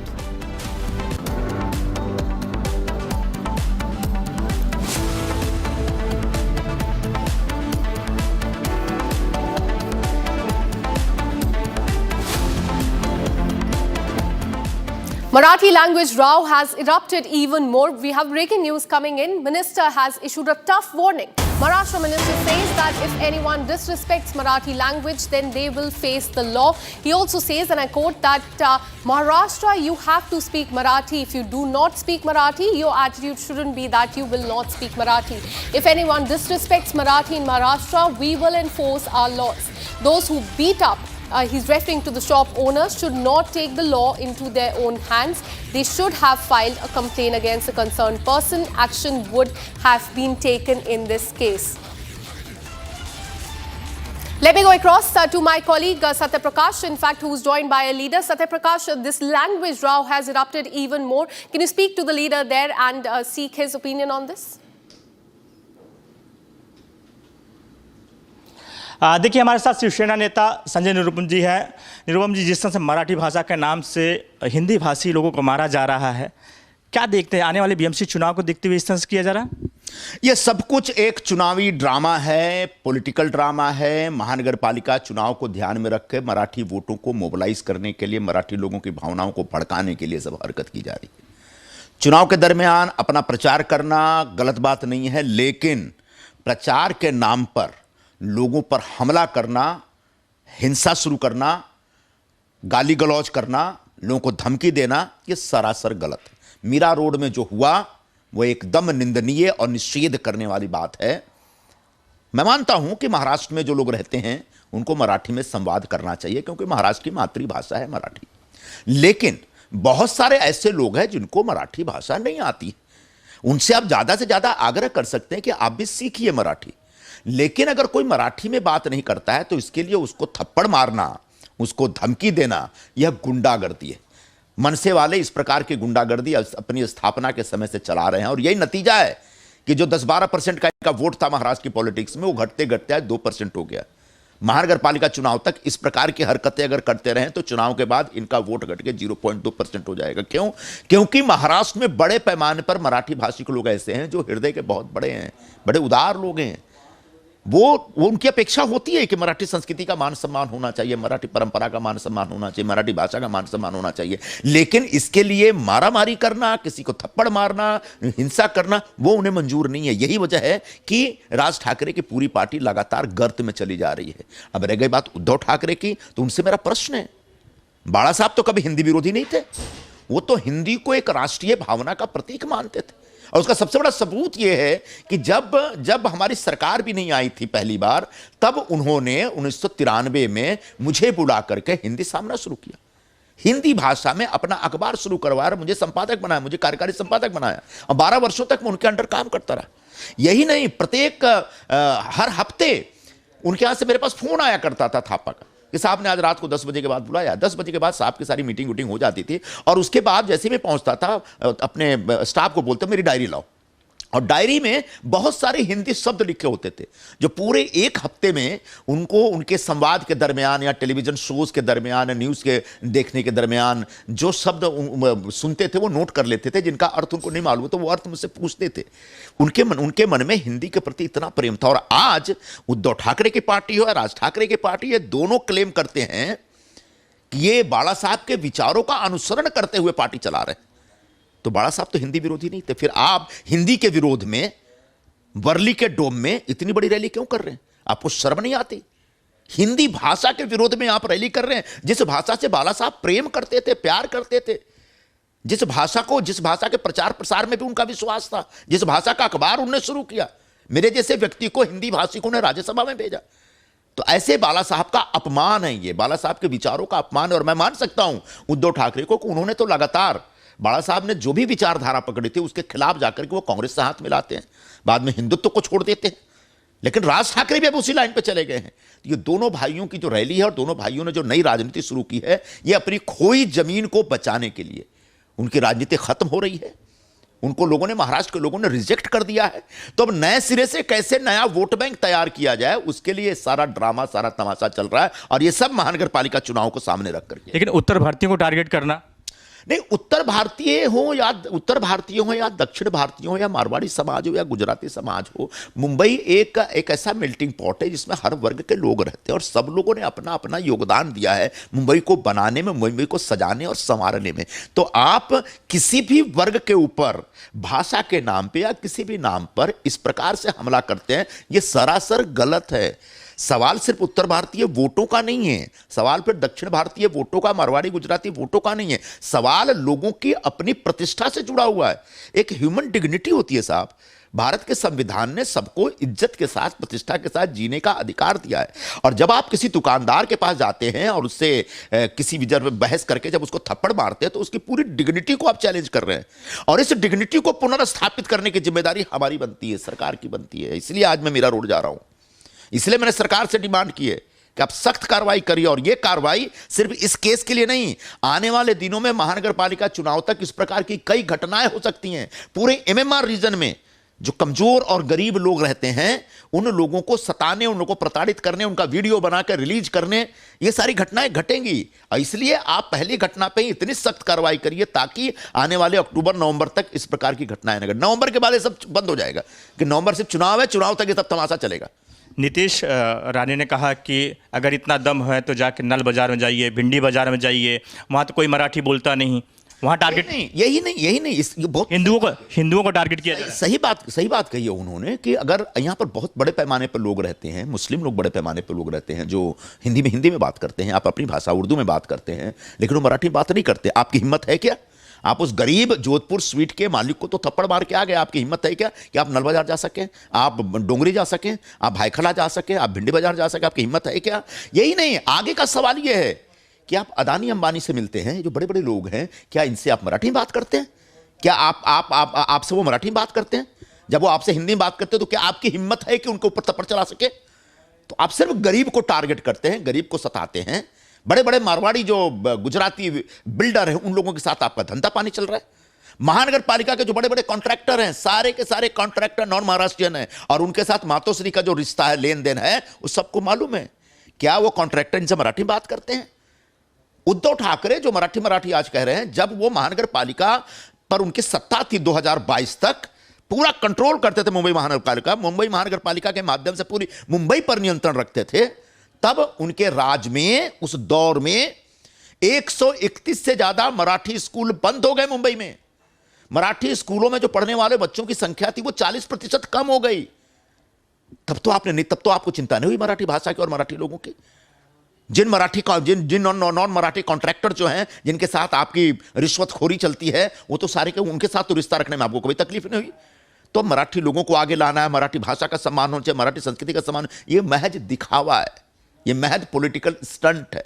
इसके नाम पर narrative बना करके मुंबई के और महाराष्ट्र के मराठी भाषी के लोगों की भावनाओं भड़काने के अलावा और कोई भी इनका उद्देश्य नहीं है। एक बार चुनाव हो जाएंगे, उद्देश्य खत्म हो जाएंगे, लेकिन तब तक सरकार को सचेत रहना पड़ेगा, तब तक सरकार को सख्ती से पेश आना पड़ेगा। ये जितने गुंडागर्दी करने वाले बदमाश हैं, इनके खिलाफ सख्त से सख्त कानून लगा करके, सख्त से सख्त सेक्शन लगा करके इनको अंदर रखिए। हो सके तो चुनाव तक इनको बाहर मत आने दीजिए। अब जब तक इतनी सख्ती से पेश नहीं आएंगे, तब तक मुंबई के गैर मराठी भाषिक लोग अपने आप को सुरक्षित नहीं महसूस करेंगे। वरना महानगर पालिका चुनाव और जो स्थानीय निकाय के चुनाव होने वाले हैं पूरे महाराष्ट्र में आने वाले दिनों में, जब तक चुनाव नहीं होते, ऐसे गैर मराठी भाषी, अमराठी भाषी जो लोग हैं, जो गरीब लोग हैं, कमजोर लोग हैं, उनकी सुरक्षा खतरे में है। उनकी सुरक्षा की गारंटी देने की जिम्मेदारी हमारी बनती है, सरकार की बनती है। दूसरा है कि राज ठाकरे से मिलते हैं, जावेद अख्तर मिलते हैं, आमिर खान मिलते हैं, तब तो नहीं पूछा जाता कि आपको मराठी आती है?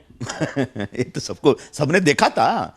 वो जो पूरा उनका एक प्रोग्राम था जिसमें जावेद अख्तर साहब गए थे। जावेद साहब मेरे बहुत अच्छे मित्र हैं और बहुत अच्छे लेखक हैं, बहुत अच्छे विद्वान आदमी हैं, और अच्छा किया उनको बुलाया। लेकिन वहीं पर राज ठाकरे बैठे हैं, पूरा मन से बैठा हुआ है, और जावेद अख्तर हिंदी में अपना भाषण देके निकल गए। तब तो उनको जाकर थप्पड़ नहीं मारा गया। ये महाराष्ट्र है, फर्क सिर्फ मराठी बोलना चाहिए आपको।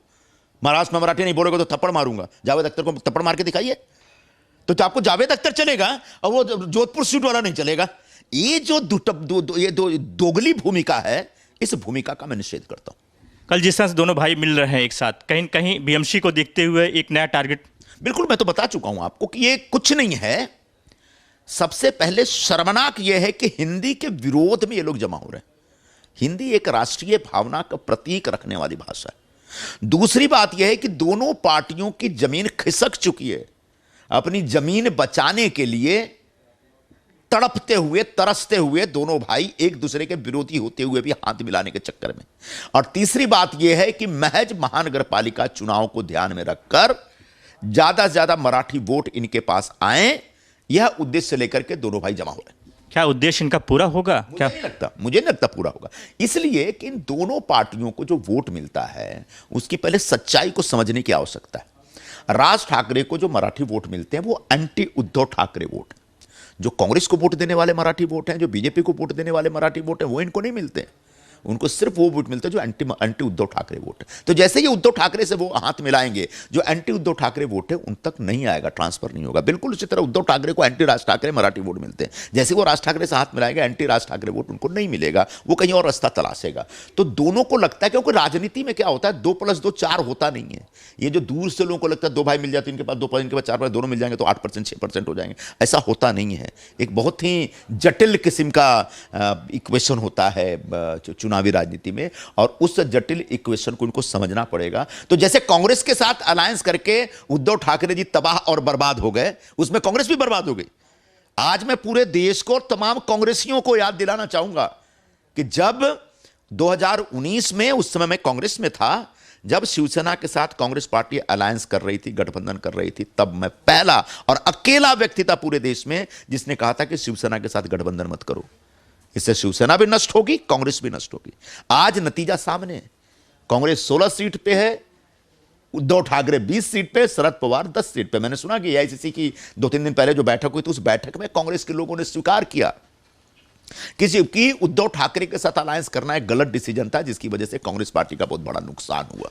तो जो मैं 2019 में कह रहा था, आज 2025 में कांग्रेस पार्टी स्वीकार कर रही है, लेकिन तब पूरी पार्टी मेरे खिलाफ थी और मेरे खिलाफ एक षड्यंत्र रचा गया। मेरे खिलाफ मुझे एक दुश्मन और एक विद्रोही की भूमिका मेरी बता दी गई थी, और जिसकी वजह से आज मुझे मेरी सच्चाई को स्वीकार नहीं किया गया। आज नतीजा यह है कि पार्टी खत्म हो गई। तो अब आने वाले दिनों में जैसे कांग्रेस और उद्धव ठाकरे अलायंस करके एक दूसरे को खत्म कर दिए, वैसे ये दोनों भी एक दूसरे से अलायंस करके खत्म कर दे। एक आखिरी सवाल, आप उत्तर भारतीय के मुद्दे को उठाते रहते हैं, सरकार से क्या मांग करेंगे? सरकार से यही मांग है कि इन घटनाओं को गंभीरतापूर्वक लीजिए, इन घटनाओं का एक तो संज्ञान लीजिए, इन्हें गंभीरतापूर्वक लीजिए, और बिल्कुल उसी तरीके से एक सख्त कदम उठाइए, इनके खिलाफ सख्त कार्रवाई करिए।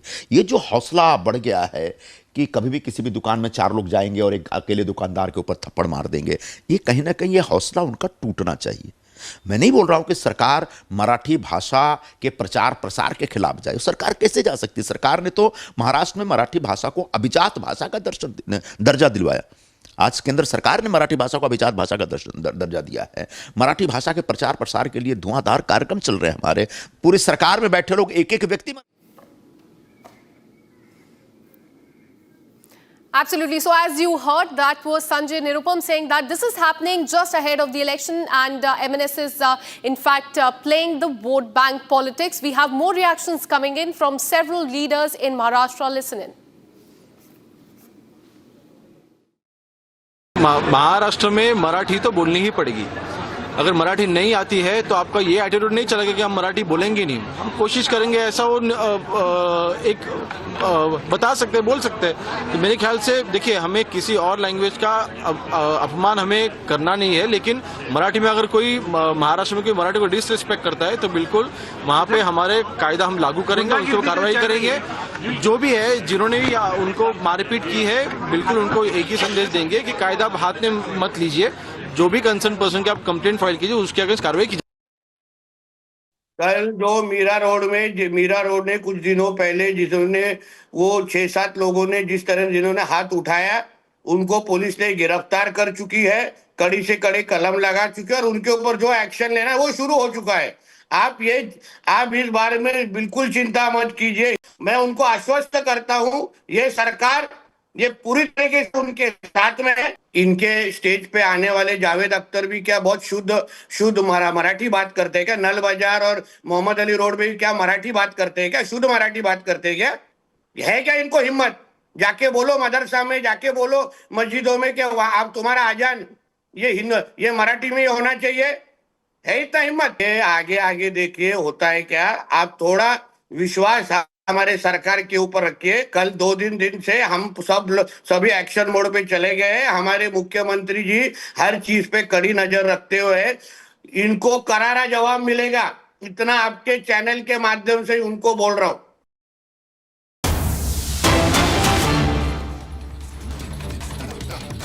In fact, we have more breaking news coming in. In fact, PIL has been moved against Italian fashion house Prada. that they should pay monetary compensation to the artisans for making Kolhapuri chappals. So in fact, this PIL has been moved in the Bombay High Court against Prada, demanding that Prada should pay monetary compensation to the artisan making the Kolhapuri sandals. Italian luxury fashion label Prada has said that it acknowledges the Indian roots of its new footwear line day after the design sparked a major controversy in India. The row over Kolhapuri chappals has escalated with a public interest litigation that has now been filed in the Bombay High Court, demanding that the Italian fashion house Prada pay compensation to the artisans of this footwear. Now, joined by the petitioner, he says that Prada accepted that its collection is inspired by Indians. The acknowledgement only surfaced after the widespread backlash as far as this is concerned. Now let me go across to petitioner Ganesh Hingamere, who has filed this PIL in the Bombay High Court. Sir, tell us more about the demands that you've put forth. You have said that compensation should be given, apology should be made by Prada. Take us to your PIL. Actually, this is a violation of the statutory right as well as constitutional right, basically. Statutory right granted by the Act from the geographical indication. Geographical indication is a community's intellectual property right. There is a provision in the section 22. If someone is duplicate or imitate the similar product which has already been granted as a GI status, you are entitled to take an actions against them. And particularly, this is a community's right. So there are certain constitutional right also attached to that.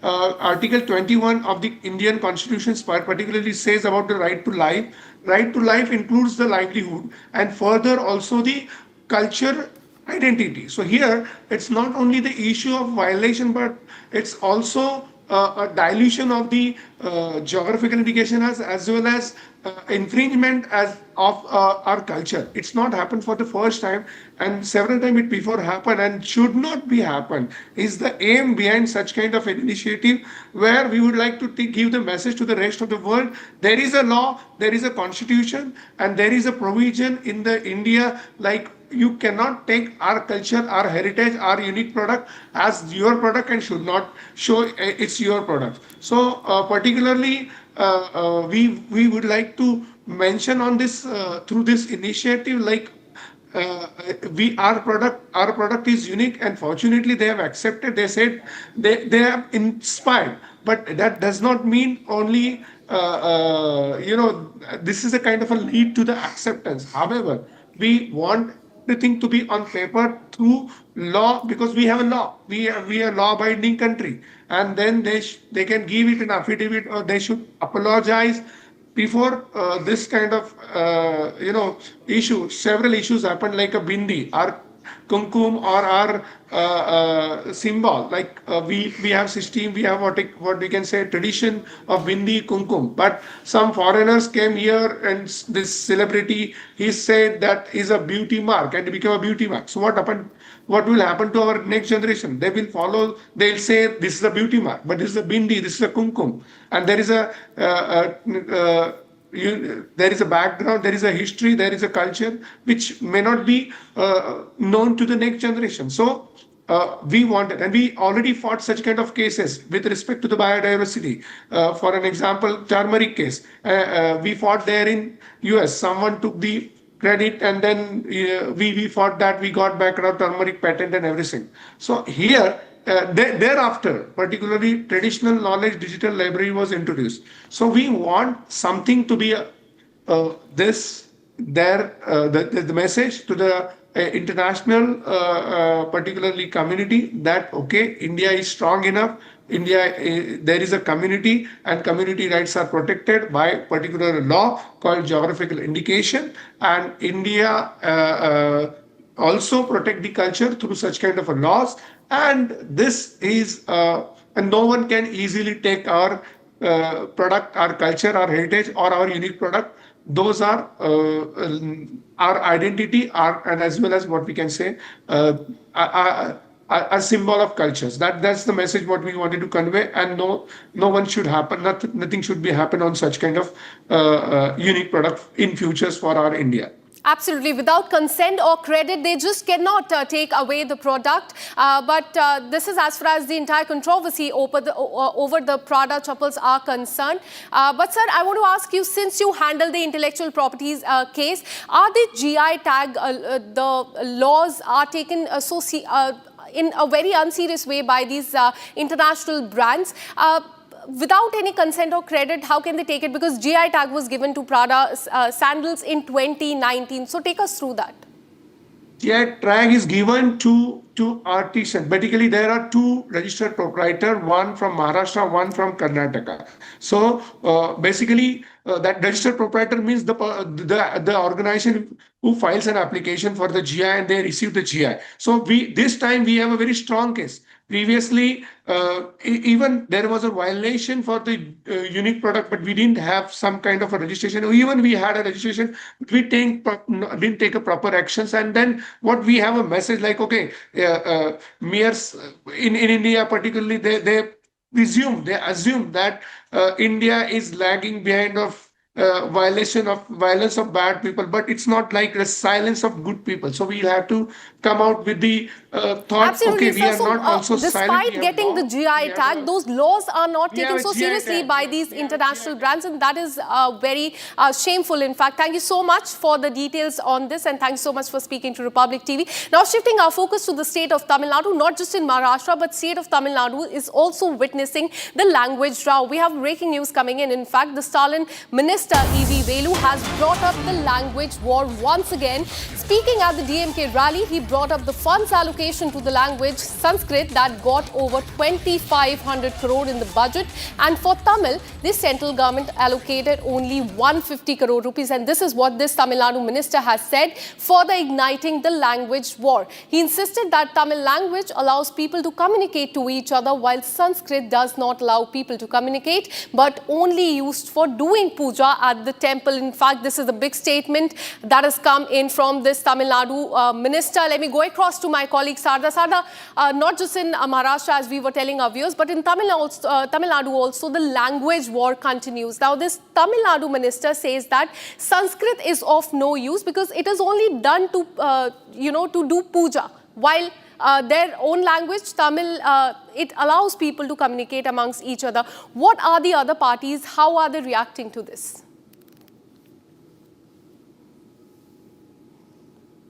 No, Aishwarya, the language war is not new in the state of Tamil Nadu.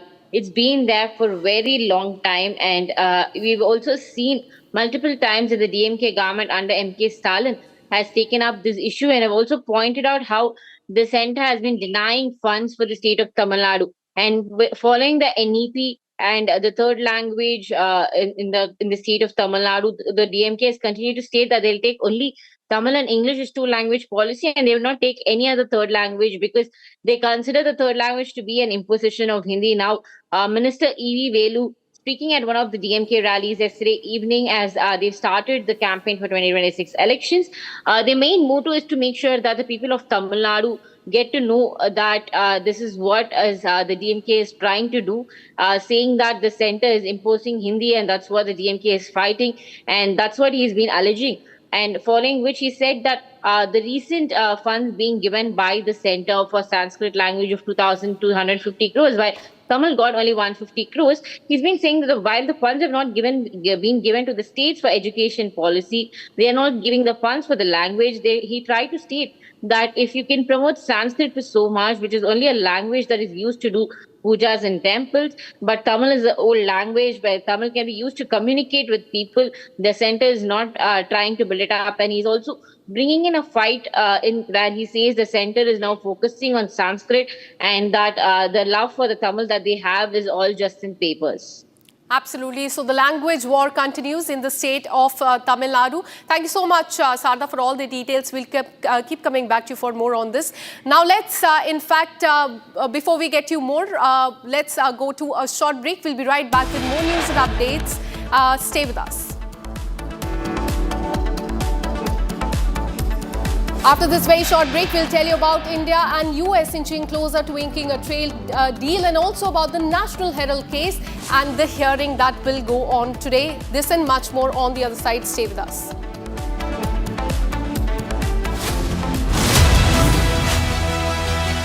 इसको घर पे लगाओगे तो शादी का तो पता नहीं, पर घर पक्का नहीं टूटेगा। रुंगटा नहीं तो घर स्ट्रॉन्ग नहीं। रुंगटा स्टील TMT बार एकदम सॉलिड। पहाड़ों में एक हाइकिंग स्टिक भी बन सकती है।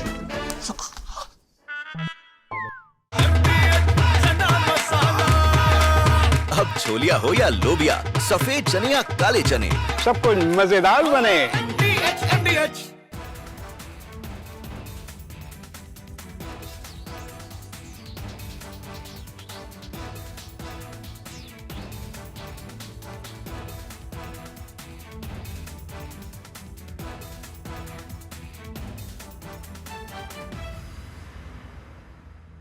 Future wars will be conducted based upon intelligence input gathered from enemy's territory.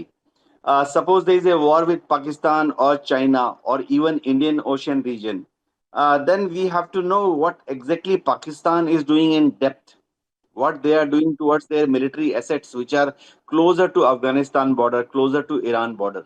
Similarly, in Tibet, in case there is a skirmish with China, we would like to know what is PLA doing in Tibet or even in depth in China. Similarly, in case there is a war, Pakistan Navy or PLA Navy may operate from Indian Ocean region to cause damage to our coastal installations, both military as well as civilian. So we will.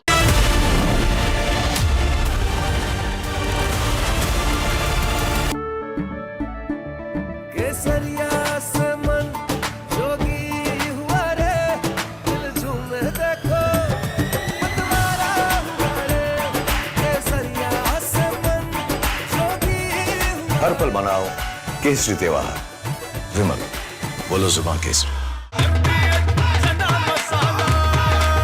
अब छोलिया हो या लोबिया, सफेद चने या काले चने, सब कुछ मजेदार बने।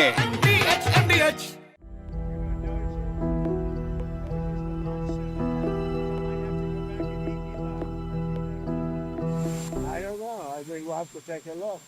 We might have to put Doge on Elon. You know what Doge is? Doge is the monster that might have to go back and eat Elon. Wouldn't that be terrible? He gets a lot of subsidies, Peter.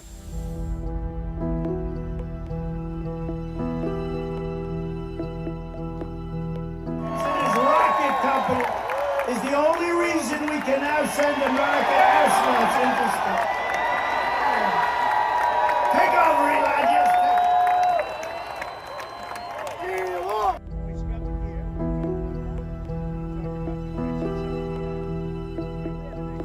But Elon's very upset that the EV mandate is going to be terminated. And you know what? When you look at it, not everybody wants an electric car. I don't want an electric car. I want to have maybe gasoline, maybe electric, maybe a hybrid, maybe someday a hydrogen. If you have a hydrogen car, it has one problem. From Asia's largest news headquarters, setting the agenda for Bharat.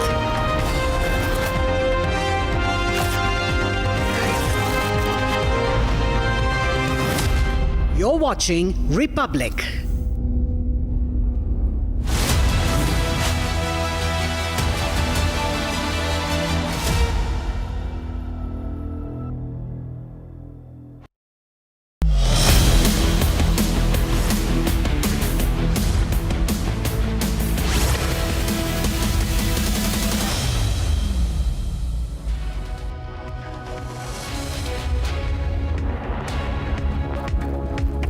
A very good afternoon, ladies and gentlemen. It's 1 p.m. and you're watching Live and Breaking with me, Antara Gupta. We are tracking a lot of big stories for you in this edition. India has backed the Dalai Lama and has snubbed China on the succession plans. We'll get you this and a lot more. But first, as always, a quick check of the headlines.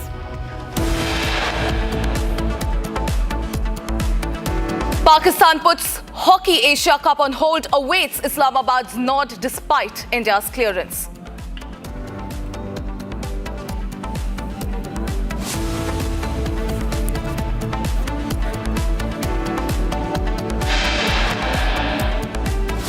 India-US close to sealing a trade deal in the next 24 hours. Negotiations underway.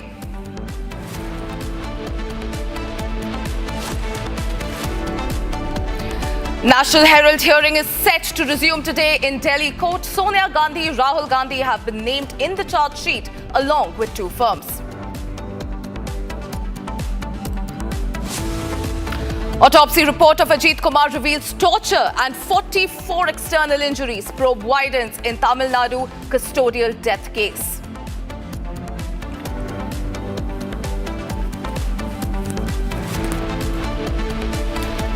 Karnataka caste census sham exposed. Footage shows BBMP workers skipping houses.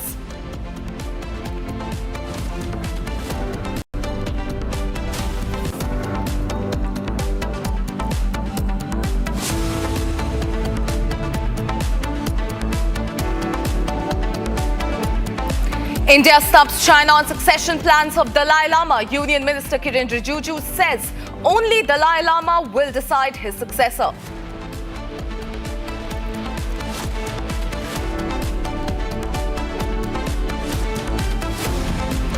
Sources say that Royal Navy F-35 stuck in Kerala for the last 19 days, likely to be transported back to UK in a C-17 transport aircraft.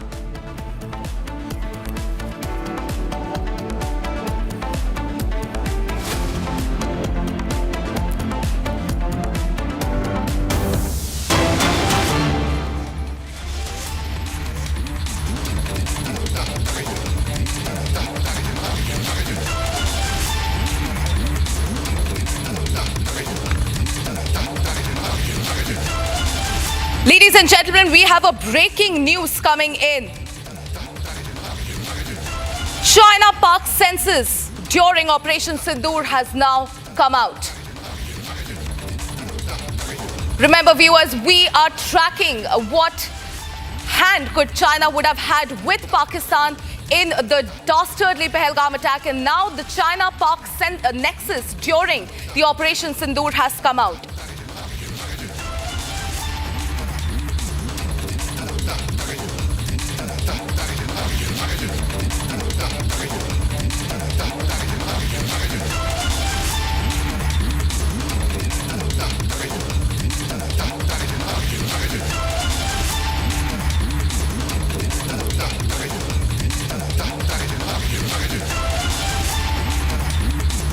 Ladies and gentlemen, at an event, New Age Military Technologies organized by the FICCI, Deputy Chief of Army Staff, Lieutenant General Rahul R. Singh has stated, and I quote, "Air defense and how it panned out during the entire operation was important.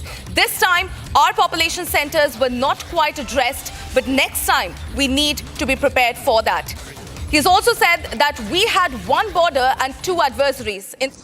This time, thankfully, our population centers were not quite addressed. In the next round, we have to be prepared for that. And for that, more and more air defense, more and more counter rocket, artillery, drone sort of a system has to be prepared, for which we have to move very, very fast. So few lessons that I thought I must flag as far as Operation Sindoor is concerned. Firstly, one border, two adversaries. So we saw Pakistan one side, but adversaries were two, and if I would say actually four or three actually. So Pakistan was the front face. We had China providing all possible support, and it's no surprise, because if you were to look at statistics, in the last 5 years, 81% of the military hardware that Pakistan is getting is all Chinese, 81% of that. So it's no surprise. And China, of course, the good old dictum, killed by a borrowed knife, 36 stratagems that China talks about, killed by a borrowed knife. So he would rather use the neighbor to cause pain than getting involved in the mud slinging match on the northern border. So that is what he's seen. And another thing that China perhaps has seen is that he's able to test his weapons against, say, various other weapon systems that are there. It's like a live lab which is available to. So it's a good.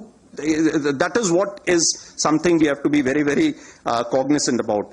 Again, Turkey also played a very important role in providing the type of support that was there. Bayraktar, of course, he's been giving from before.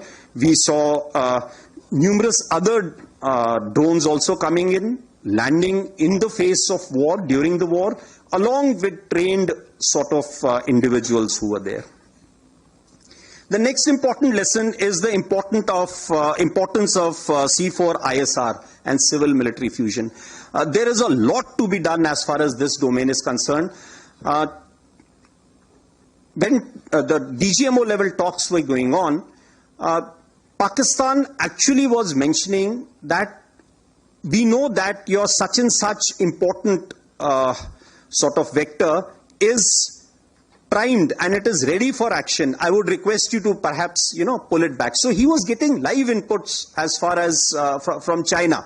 So that is one place we really need to move fast and take appropriate action. I talked about electronic warfare, and need for robust air defense system is something, again, our population centers also need to be protected. Of course, as far as the other, we do not have the luxury like, we would have been seeing the way Israel, they have the Iron Dome and a number of other air defense features that they have. We do not have a luxury because our country is vast. So, and such things cost a lot of money. So we need to again look.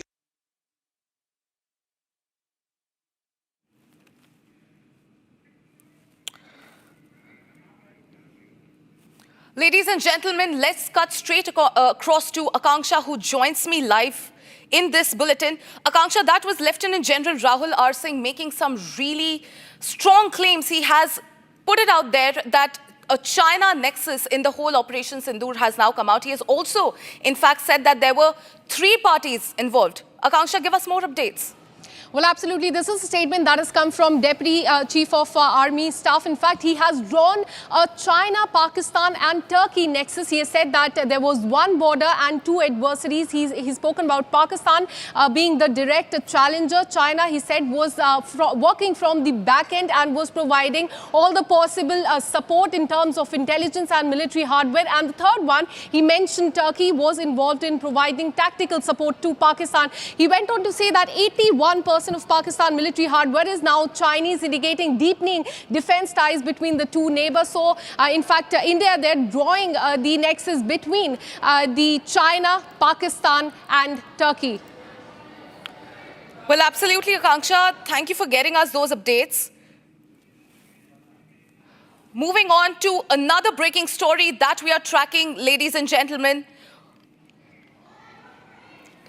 Absolutely. Let me go across to Major Samar Paltur, who is live with us. Thank you so much for speaking to Republic TV. Sir, how do you see this statement? Because now a nexus has been drawn between Pakistan, China and Turkey.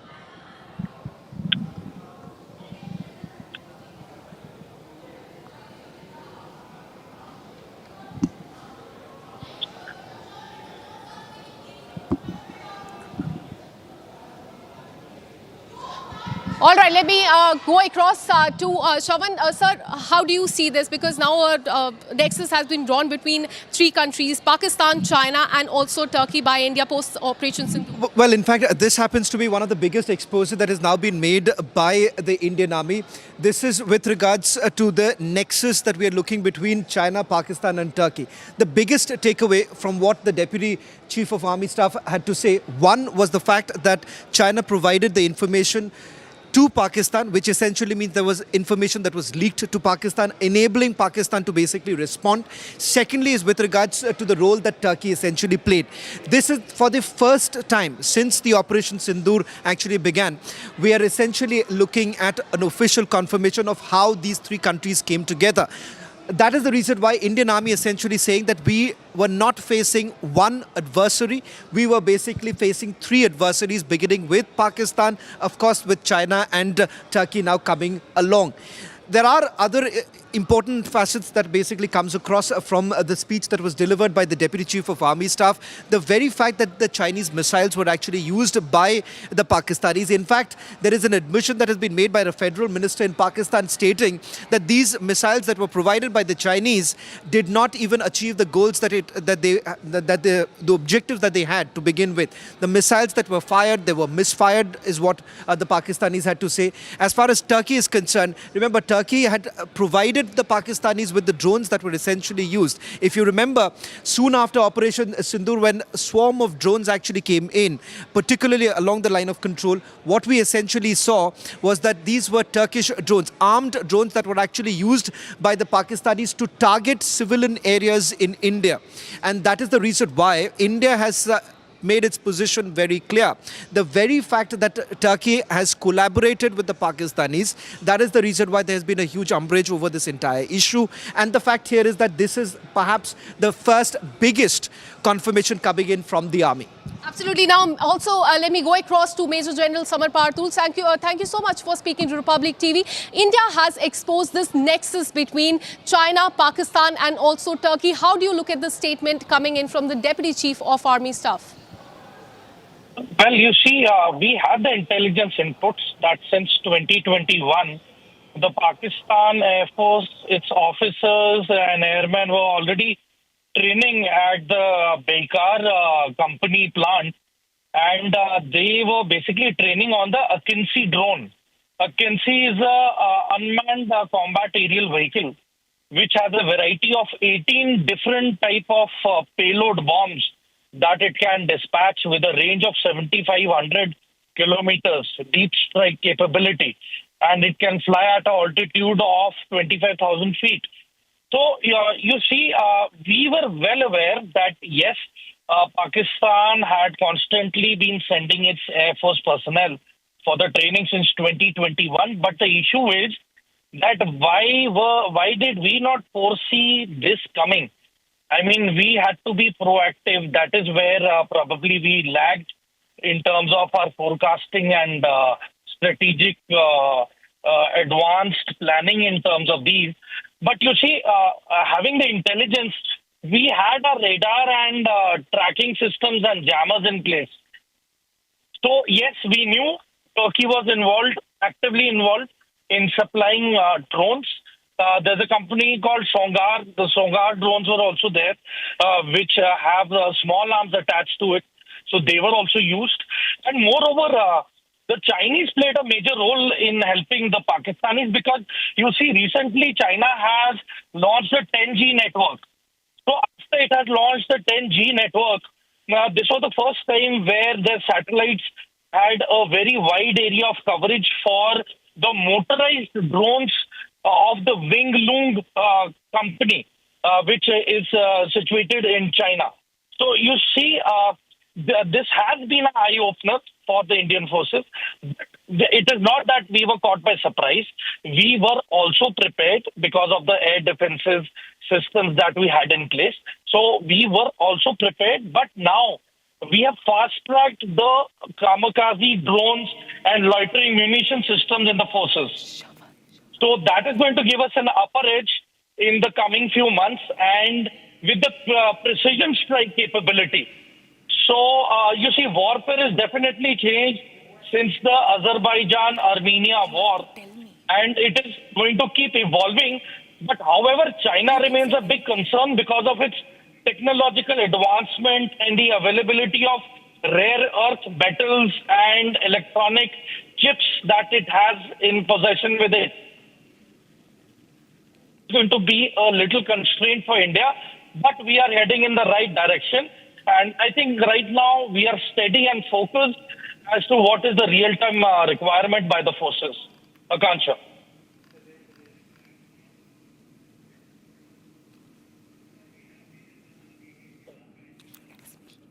KK Sinha, if I can also take this question to you. This is the first big official confirmation coming in from the Indian Army. The very fact that India essentially witnessed not one, but multiple adversaries. The fact that the Chinese played a role. In fact, you've had the Deputy Army Chief essentially indicating that information was actually leaked by the Chinese to the Pakistanis. What repercussions does this really have on our bilateral level talks that we are having with the Chinese? Good afternoon and Jai Hind, Shran. What you are asking that is officially the first time, it has come to that light that the, Chinese were helping, the Pakistani in all respect, which has come from the Deputy Chief, not less than that, the highest position of Indian Army. Of course, it is known to the whole group, globally it's known that the Pakistan was being held by China and they were standing strongly with them. See, their 80% weapons and equipment and, especially their communication system, satellite system, that is, everything is, they had the support of the China, which is known to everyone. But when it comes officially, it becomes, very, very strong message. And especially when we are actually, China want to reset with you. It started in last, year in October 2024 when they wanted to reset after, what they did it in Galwan. After that, the Xi Jinping has written a letter that the elephant and the dragon can tango to our president. So India was, trying to adjust the Chinese concern that they want to, have a friendly relation. But especially in Operation Sindoor, they have gone all out. And if you know, more than 20 satellites of the Chinese were helping them, giving minute-to-minute informations about what we are doing. And they will give real-time information, which help, to Pakistan to a great extent. That is a matter of fact, also known to the complete world, that Chinese weapon and equipment failed miserably, including their aircraft, their, the radar system, their early warning system, and also their drones, their whatever the things they have. And the Chinese got exposed. And that's why they are very, very chary about it now. And they want to do it. You see, our defense minister was there in China during the SCO meet, and he refused to sign because the China was standing still, after the Operation Sindoor, very strongly with the Pakistanis. So you see, now you see the BRICS where we are going. Xi Jinping has not gone. Why he has not gone over there? Basically, he is also very, very scared that he will further get exposed because he has to face the Prime Minister over there. And Prime Minister is going to be very, very strong, even in that forum. So, it's very good that this type of, message, a very strong message is coming from the military head of army, who's a deputy in a very high position. And it is very good. It will further strengthen our claim. General K.K. Sinha, I'll request you to stay on with us because there is more breaking news now coming in. In fact, earlier today, there was information that came in from Pakistan. This is with regards to a Pakistani minister admitting to the fact that the missiles that were given by the Chinese, they failed to create the impact that they had essentially wished to. In fact, he went a step ahead by saying that some of the areas, some of the missiles that were fired, this resulted in a misfire, essentially targeting civilian areas in India. And that is exactly what we are saying, that this was not a misfire, but the fact of the matter is that the Pakistanis were basically targeting the civilian areas using the Chinese missiles. We're going to also put out those pictures of the Chinese missiles in a short while from now. But I want to once again play out the big revelation that has now been made by the Deputy Army Chief. In fact, this is what he had to say a short while back.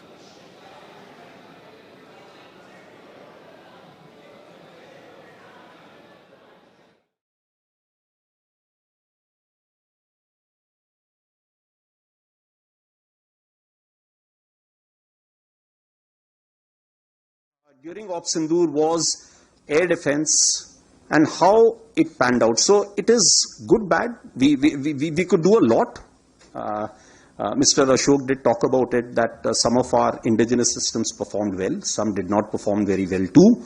So it's of course a cat and mouse game, as I was mentioning outside. We need to be at it. This time, thankfully, our population centers were not quite addressed.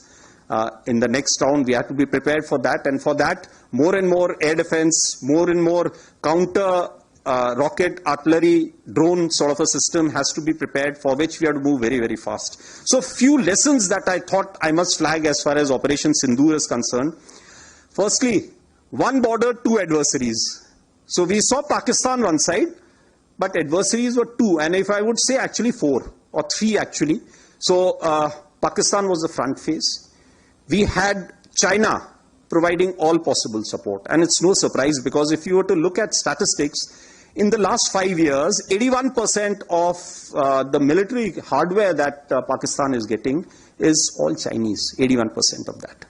So it's no surprise. And China, of course, the good old dictum, killed by a borrowed knife, 36 stratagems that China talks about, killed by a borrowed knife. So he would rather use the neighbor to cause pain than getting involved in the mud slinging match on the northern border. So that is what he's seen.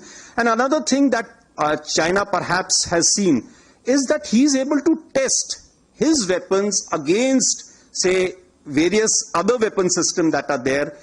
It's like a live lab which is available to. So it's a good, that is what is something we have to be very, very cognizant about.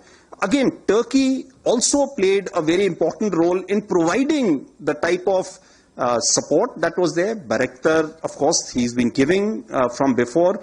We saw numerous other drones also coming in, landing in the face of war, during the war, along with trained sort of individuals who were there. The next important lesson is the importance of C4ISR and civil military fusion. There is a lot to be done as far as this domain is concerned. When the DGMO level talks were going on, Pakistan actually was mentioning that we know that your such and such important sort of vector is primed and it is ready for action. I would request you to perhaps, pull it back. So he was getting live inputs as far as from China. So that is one place we really need to move fast and take appropriate action. I talked about electronic warfare, and need for robust air defense system is something, again, our population centers also need to be protected. Of course, as far as the other, we do not have the luxury like, we would have been seeing the way Israel, they have the Iron Dome and a number of other air defense features that they have. We do not have a luxury because our country is vast. So, and such things cost a lot of money. So we need to again look.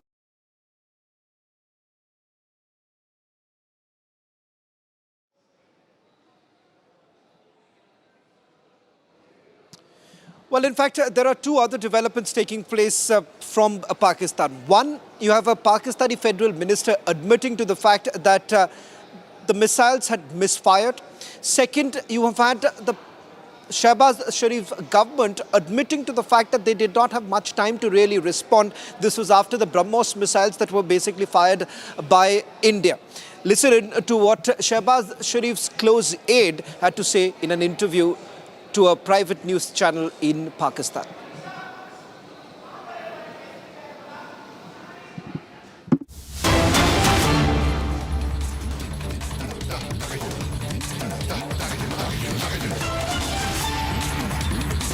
नाम क्या था उनके missile का? हरमूस missile. जब उन्होंने वो fire किया और जो आके यहाँ पे नूर खान एयर बेस के ऊपर आगे लगा, तो पाकिस्तान की क़यादत के पास सिर्फ 30 या 45 सेकंड थे। ये यानी एक्नॉलेज या इसको एनालाइज करने में कि ये जो हरमूस मिसाइल आ रहा है, इसके साथ कोई यानी जो है वो एटमी मवाद तो नहीं है, और उन 30 सेकंड में ये फ़ैसला करना कि नहीं है और ये फ़ैसला करना कि है, ये आप देख लें कि ये कितना जो है वो ख़तरनाक बात थी। चले, मैं ये नहीं कहता कि चलो उन्होंने अच्छा किया कि मवाद नहीं था, लेकिन चले अगर इस तरफ जो है वो गलतफहमी हो जाती कि जी ऐसा ही है और इधर से फिर कोई जो है वो एक्शन हो जाता या इसी सूरत में वहाँ से एक्शन हो जाता, तो पूरी दुनिया जो है वो एटमी जंग में जो है वो चली जाती और जो तबाही होती उसका आप अंदाज़ा नहीं कर सकते। नाम क्या था उनके मिसाइल का? हरमूस मिसाइल। जब उन्होंने वो फायर किया और जो आके यहाँ पे नूर खान एयर बेस के ऊपर आगे लगा, तो पाकिस्तान की क़यादत के पास सिर्फ 30 या 45 सेकंड थे। ये यानी एक नॉलेज या इसको एनालाइज करने में कि ये जो हरमूस मिसाइल आ रहा है इसके साथ कोई यानी जो है वो एटमी मवाद तो नहीं है, और उन 30 सेकंड में ये फैसला करना कि नहीं है और ये फैसला करना कि है, ये आप देख लें कि ये कितना जो है वो ख़तरनाक बात थी। चले, मैं ये नहीं कहता कि चलो उन्होंने अच्छा किया कि मवाद नहीं था, लेकिन चले अगर इस तरफ जो है वो गलतफहमी हो जाती कि जी ऐसा ही है और इधर से फिर कोई जो है वो एक्शन हो जाता या इसी सूरत में वहाँ से एक्शन हो जाता, तो पूरी दुनिया जो है वो एटमी जंग में जो है वो चली जाती और जो तबाही होती उसका आप अंदाज़ा नहीं कर सकते। Viewers, it's time to slip into a short break. On the other side, India and US inch closer to inking a trade deal next 24 hours. Crucial discussions in the final leg. National Herald case hearing to resume today. Aide names Rahul and Sonia along with 2 firms in the charge sheet. We'll get you this and a lot more. Don't go anywhere. Stay tuned. We'll be right back.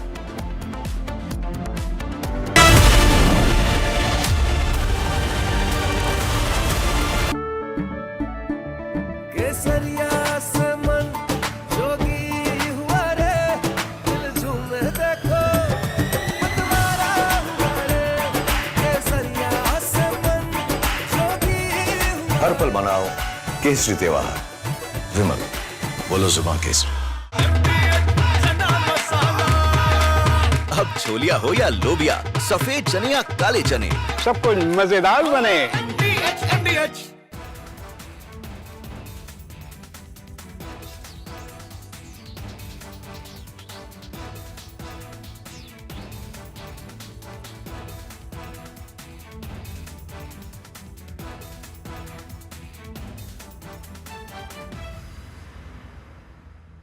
Future wars will be conducted based upon intelligence input gathered from enemy's territory.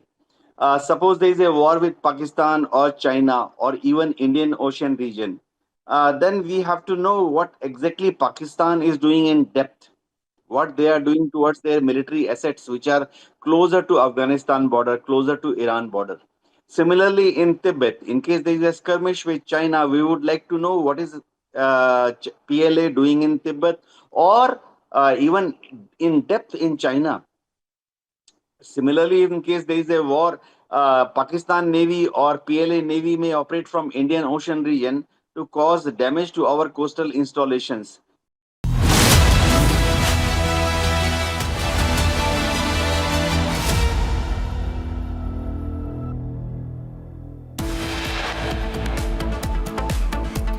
Big revelation by Deputy Chief of Army Staff on Operation Sindoor as he puts out the China-Pakistan-Turkey nexus.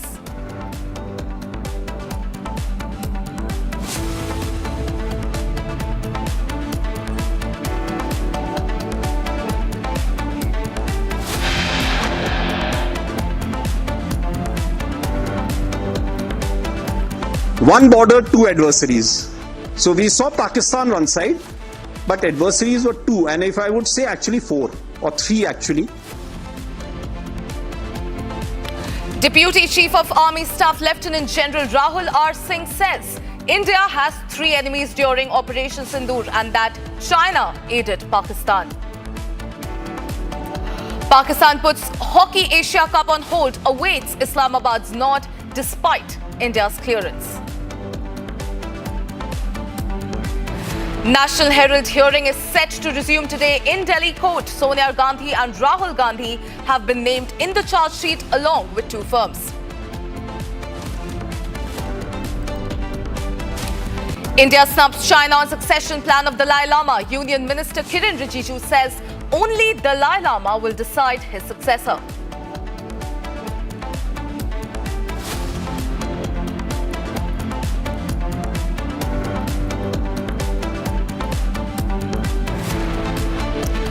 Sources say that Royal Navy F-35 stuck in Kerala for the last 19 days, likely to be transported back to UK in a C-17 transport aircraft.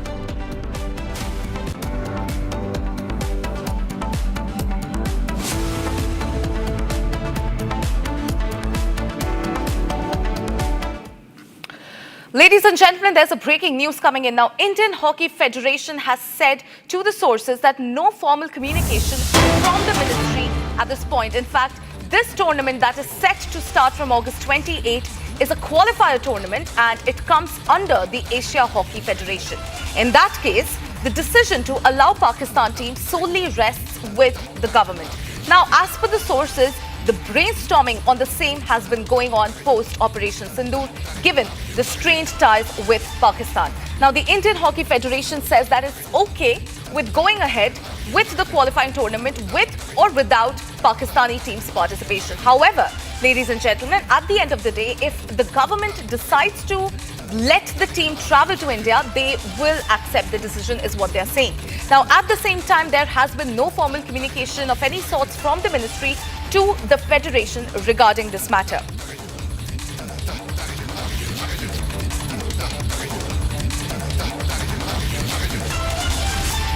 Ladies and gentlemen, this is the big story that we are tracking in this edition. Seems like Hockey India is passing the buck. They are saying that there is no formal communication of any sorts on Pakistan's Asia Cup 2025 participation. They have claimed that they are yet to receive any government directives and on Pakistan's participation, and that they will go ahead with the decision whether the government allows the team to play or not. Ladies and gentlemen, let's cut straight across to Soumya, who joins me live on this edition. Soumya, it looks like the Indian hockey team is passing the buck. Seems like the Indian hockey team is passing the buck. They are saying that while there is no formal communication from the ministry, they will do as the government pleases. If they say that Pakistan team is allowed, they will go ahead with that. If not, they won't. What do you have to say on this? Yes, well, see, Antara, this development comes with regards to the Asia Cup. So the final decision rests with the central government here. Apparently, as per the sources within the Indian Hockey Federation, the last say here whether the Pakistani team will be allowed to travel here in India rests solely with the central government, and the Hockey Federation here has not any say at the moment with this. And with that, they also went on to say that no formal communication with this regard whether the team will be allowed to travel or not be allowed to travel has been made from the sports ministry's end, which is at the end of the day going to take the decision. So these are the developments that we are picking up from the end of the Indian Hockey Federation. However, with regards to the Pakistan Hockey Federation, the sources within the federation there have to say that the participation of the team in the event is subject to approval. They are yet to receive a nod from their government. The Islamabad is yet to approve the travel of the Pakistani hockey team here in India for the Asia Cup that is all set to take place in India from August 28th. Now, an important point to note here is that Asia Cup, which is slated to start from August 28th of this year, whosoever wins this Asia Cup will automatically be qualified for the World Cup, which is all set to take place in 2026, and the venue will be Netherlands and Belgium. The two countries will be co-hosting the event together. So these are the developments that we are picking up with regards to both the federation, the Indian Hockey Federation and the Pakistan Hockey Federation at the moment. Absolutely, of course. So the passing the buck continues, but Soumya, we also understand that we've seen in the past that Pakistan team has been allowed even for Cricket World Cup. We've seen that Pakistan team was eventually allowed to visit the country. In fact, just stay on with us. We have more breaking news coming in from the Sports Ministry sources, as they tell Republic TV, that they will allow the Pakistani team to travel to India for the Asia Cup scheduled for August. It will release a clarification statement. So now, Soumya, well, the clearance also rests with the, we have to understand it's not just the sports ministry. The Ministry of External Affairs and the Home Ministry also it has a role to play here. And the Sports Ministry, meanwhile, is saying that it is going to release a statement on the same. What are your sources telling you? Yes, well, the sources within the sports ministry have confirmed that at the moment they have considered that they will be allowing the Pakistani team to travel to India for the Asia Cup that is slated to take place later this year in August from the 28th of the month. So these are the details that we are picking up at the moment. However, the sources within the Indian Hockey Federations had to say that the brainstorming on whether they should go ahead with inviting the team for the Asia Cup started right after the Operation Sindoor, given the strained ties. So the brainstorming has been going on for multiple days now. However, as per the sources, it looks like that the ministry at the moment has reached to a point wherein they will be allowing the team to travel to India. There are various things that they are at the moment taking into consideration, because of which they are delaying the formal communication and clarification.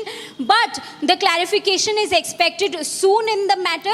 With that, the sources within the sports ministry also had to say that at the moment, the status of the approval of a Pakistani team from the government, they are not yet have been put into the loop. Right. They are yet to receive that communication. So this has been communicated by the ministry.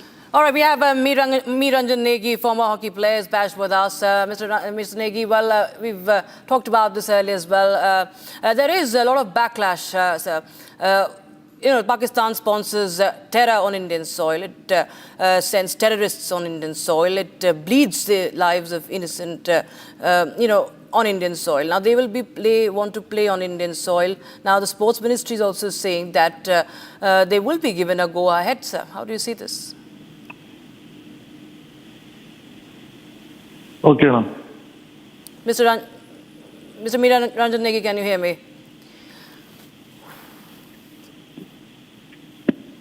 I will try and connect with him because I think there's an issue with his audio. But we continue to talk to my colleague Soumya, who's getting us more updates in this story.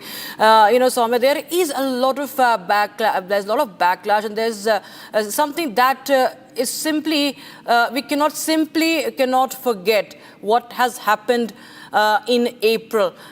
Viewers, we are just bringing you more and more updates. Republic TV is the only channel who's closely following this development, because remember, India has suffered at the hands of Pakistan-sponsored terrorism time and again. The sporting ties have been at an all-time low. But after Pahalgam terror attack, this is something that is raising many questions. The sports ministry now in the latest says that it will release a statement soon. The Hockey India has also now passed the buck. Meeranjan Negi joins us back. Mr. Negi, Hockey India meanwhile says, Hockey India says that there's no formal communication yet. Meanwhile, the sports ministry is saying that there will be a go-ahead given. So how do you see this development? Actually, the Ministry of Home Affairs and Ministry of External Affairs have officially approved this park visit to India for the Asia Cup and for the Junior World Cup. And this is not just about hockey. It's basically a profound message of a sports diplomacy bridging decades of political intricacies and complexity. I think this is a decision that should be welcomed. So we we cannot welcome the terrorists all the time. No, we have had sports diplomacy for decades now, sir. Are not terrorists. We are going to hold Olympics, and during the Olympics, if these Pakistani players will be coming, will you stop them? No way. See, sports is a different thing altogether. I feel that with great difficulty. So they represent Pakistan, with all due respect, Mr. Negi, they represent Pakistan. That's a terror state.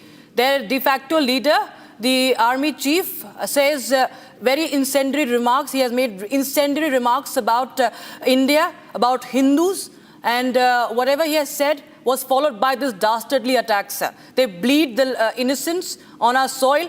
We cannot have them playing, sir, here. We cannot have them playing, sir. Is it so easy to forget, sir? I'm not saying that Pakistan is a very clean state. Despite all the adverse situations, volatile atmosphere which we are witnessing due to the Pakistan nefarious activities. I think hockey still continues to unite millions across all borders. There are about 72 world wars which are going around right now in the world. That means in the Olympics, all these teams are not going to participate. I think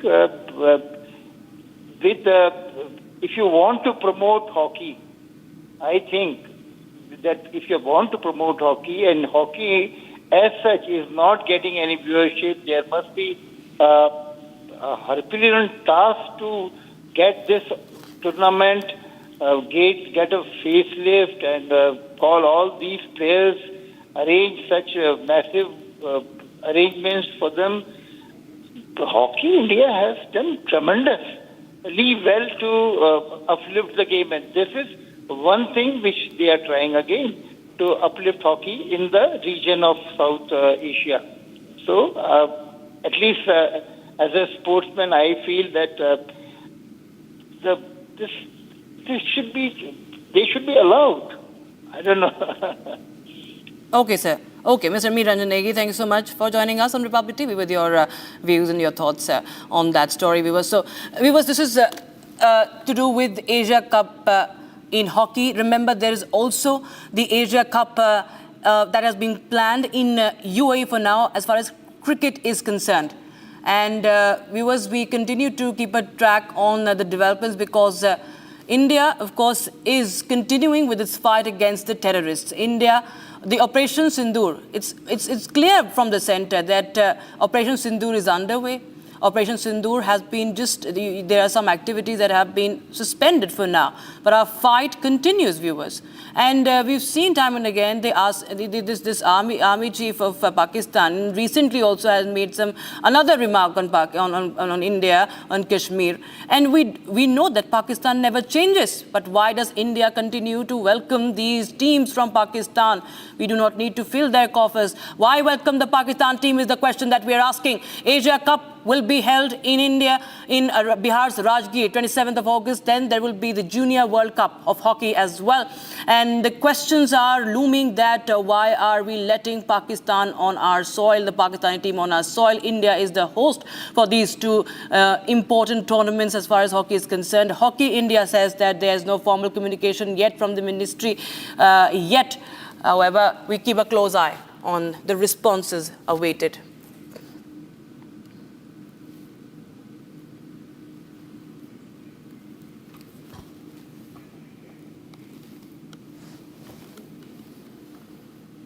All right, viewers, now we shift our focus to the curious case of F-35B that has been stranded in Kerala, a British F-35B jet. The day it made an emergency landing at the Thiruvananthapuram International Airport. Now, as efforts to repair the aircraft have not worked so far, the jet will be reportedly dismantled and taken aboard a special transport plane like the C-17 Globemaster. This is the breaking news we have right now. Now, transporting this fifth-generation stealth jet to the United Kingdom will not be a cakewalk, viewers. It will be tricky to dismantle the F-35B jet and fit into the C-17 Globemaster. According to reports, the F-35B jet will have to lose its wings in order to fit into the cargo plane. Ashwin, my colleague, joins us live on the broadcast from Thiruvananthapuram. Ashwin, what are the latest you're picking up? It is going to be a task. It's going to be really, really cumbersome to, in fact, transport it.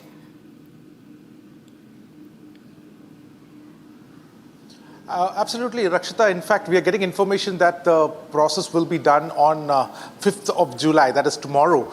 And we are also getting to hear that some of the engineers are already here to do the primary work. Right now, you can see this jet right behind me. You can clearly see. You can clearly see the jet right behind me over here. We are sitting in a place where we can show you the jet, which is parked, which is grounded in the Thiruvananthapuram airport. And as you pointed out, the C-17, if it has to be taken on a C-17, then certainly it has to be disassembled, because the F-35, the wingspan of the F-35, what you see on the screen right now, is around 35 feet, which is around 10.7 meters. And the tail height of this particular flight is around 15 feet, which is around 4.6 meters. Now, when you compare it with the C-17's cargo, that is around 26.8. The cargo bay, the bay measure is around 26.8 measure and 5.5 meter and 3.76 meters. So essentially, for the wing removal is something which is essential for this operation if they are planning to take it that way. And one of the important thing is that the tail fin, perhaps even the tail fin of this particular machine will also have to be detached because the packaging of the fuselage that fits that comes within the 4-meter width in the cargo bay. So the cargo bay of the C-17, if you look at the cargo bay of the C-17, it goes by the measurement of 88 feet into 18 feet into 12.3 feet, which is essentially 26.8 meters and 5.5 meters in width and 33.76 meters in height. So essentially, what you see over there, this particular, what you can see over here, this particular machine, the wing has to be detached, and that is going to be a very critical task. The important part also, Rakshita, is that whether they will be able to do it, whether they'll be able to do it, because essentially what is going to happen is that the UK has refused to take an eye out from this particular bay. Right now, what you see, this machine is right now parked in Bay 4 of the international airport, and they have denied permission to the Indian authorities' offer of keeping it in a bay of the Air India aircraft hangar. They have denied the permission. They have also, Indian authorities had given, in fact, the permission to even set up a temporary hangar around the particular place where this flight is located.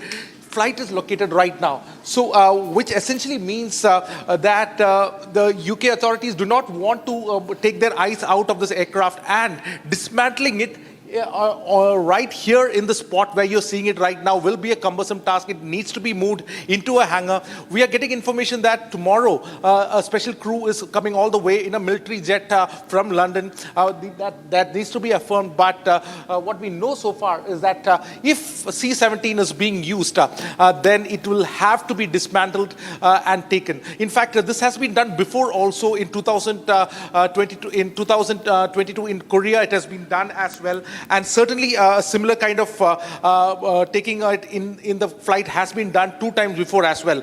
So certainly this is a possibility, but at the same time, we cannot give away the fact that the engineers will try to repair the hydraulic system of this particular stealth aircraft, this 5th generation stealth aircraft. Now, the entire weight of this entire machine is around 77 tons, Rakshita. So when you're talking about a 77.6 ton weight heavy machinery that needs to be carried into a cargo flight, which essentially can take around 120 paratroopers. Now, to compare it, it is definitely a different comparison altogether. So certainly there are many engineering upheaval tasks for the team to be done. But as you can see, the jet continues to lie over there. We have been noticing it that there's always a shift that happens for every 1 hour. The team which is guarding it, there's a CISF team, is what we understand, which is guarding the particular jet aircraft. They are guarding it, but they take a shift every 1 hour. That gets changed. As you can see very clearly, the jet is grounded. There is no movement which we have noticed in the last 6 hours where we have been sitting here. There have been no movement at all. But we are expecting some kind of movement in the coming hours or perhaps tomorrow. Rakshita. Yes, right, Ashwin. Thank you so much for that detailed report. In fact, Ashwin, I would just, before I let you go, I also want to understand, what really has been the reaction from the Indian authorities. We understand that there was also charges that are being levied on this. And, we see that there are a lot of theories surrounding this, F-35 fighter jet, as well as to why it was stranded for the longest time. And now what really happens next? Because this is a stealth fighter jet, but it was detected by India. Ashwin, what more are you picking up? You know, the story of F-35 is in fact flying across different dinner tables has many rumors also, Rakshita. So interestingly, there are many rumors that is floating. One of the important things that is, Rakshita, which is going on is that the UK is a little embarrassed about this particular incident itself, because a fifth generation fighter aircraft, which has got so much of advanced capabilities, to take them in a broken stage, as in like if they have to do it, that itself is an embarrassment for the developed country like UK itself. So that is the reason there is a lot of apprehension. And one of the thing that has happened is that this flight, in fact, what you see was in fact part of the particular aircraft carrier, the Prince of Wales. Now, Prince of Wales is right now parked in the aircraft carrier is parked in Singapore Bay, and it is expected to take part in a big operation, a joint operation including 19 countries in Australia in mid-July. Now, for the first time, India will also be participating in this particular event. Now, it is at that time that this particular jet, one of the crucial part, one of the important part of the aircraft carrier, important jet, is being grounded for 20 days. So certainly there is embarrassment. We have now not seen any of the international media, including the BBC, reporting out about it, or perhaps they may be embarrassed about it. But that is a rumor that is there going on the ground.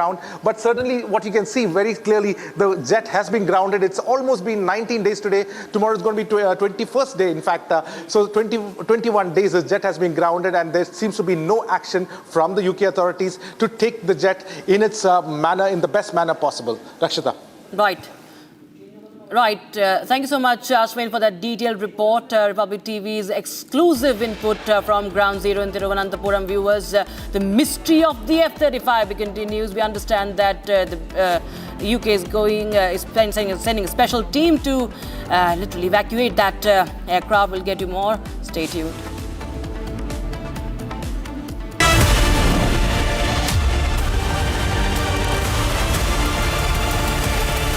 आधे bowl दही में 4 चम्मच MDH चटनी पुदीना मसाला डाला, stir करो, पुदीना चटनी तैयार। MDH चटनी पुदीना मसाला। MDH।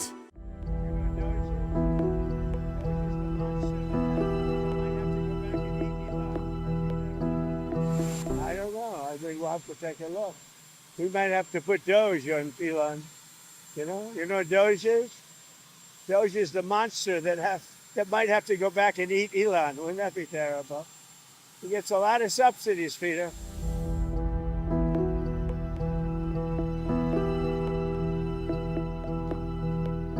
His rocket company is the only reason we can now send American astronauts into space. Take over, Elon. Yes, Elon.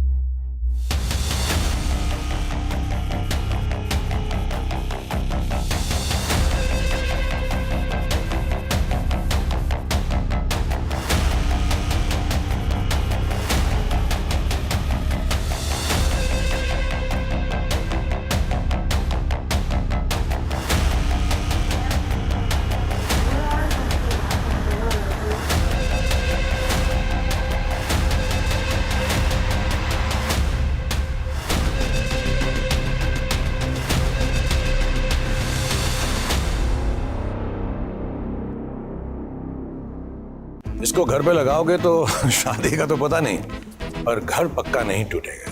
Rungta नहीं तो घर स्ट्रॉन्ग नहीं। रुंगटा स्टील TMT बार एकदम सॉलिड। पहाड़ों में एक हाइकिंग शिप भी बन सकती है। आधे बाउल दही में 4 चम्मच MDH चटनी पुदीना मसाला डाला, स्टर करो, पुदीना चटनी तैयार। MDH चटनी पुदीना मसाला। MDH।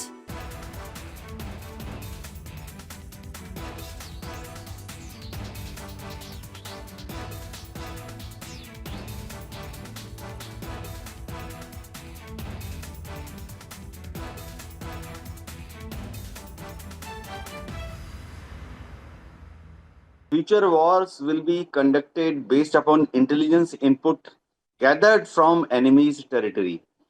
Suppose there is a war with Pakistan or China or even Indian Ocean region, then we have to know what exactly Pakistan is doing in depth, what they are doing towards their military assets, which are closer to Afghanistan border, closer to Iran border. Similarly, in Tibet, in case there is a skirmish with China, we would like to know what is PLA doing in Tibet or even in depth in China. Similarly, in case there is a war, Pakistan Navy or PLA Navy may operate from Indian Ocean region to cause damage to our coastal installations, both military as well as civilian. So we would like to know well in advance what they are up to.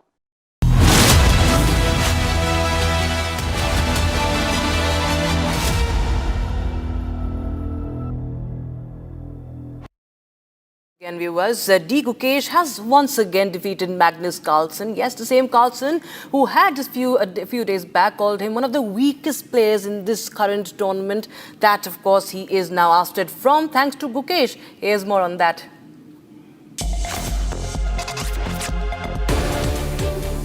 In a stunning victory, India's D. Gukesh has shocked the chess world once again, defeating world number 1 Magnus Carlsen in the round of 6 of the Grand Chess Tour Super United Rapid.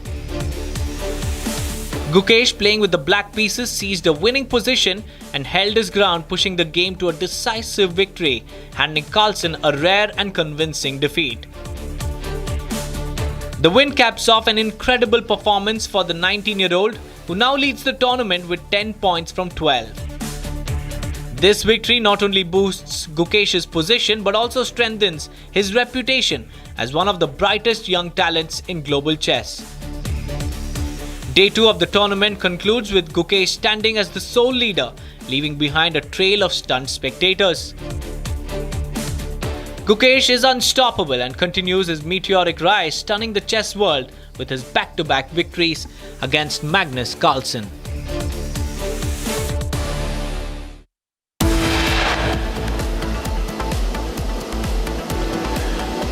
The F-35 has been grounded in Kerala for the last 20 days. Republic TV is not leaving its eyes off this particular jet. So shouldn't you. Stay tuned to Republic TV. We'll be right back after a short break. Stay tuned.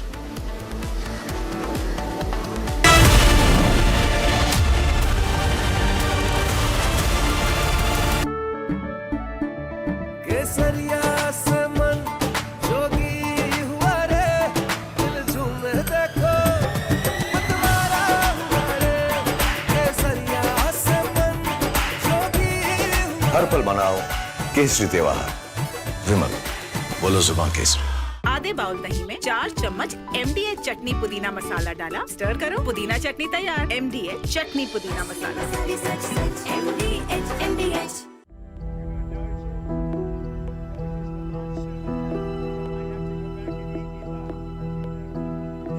I don't know. I think we'll have to take a look. We might have to put Doge on Elon. You know what Doge is?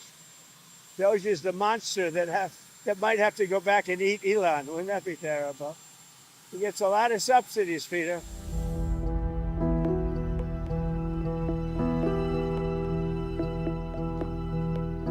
His rocket company.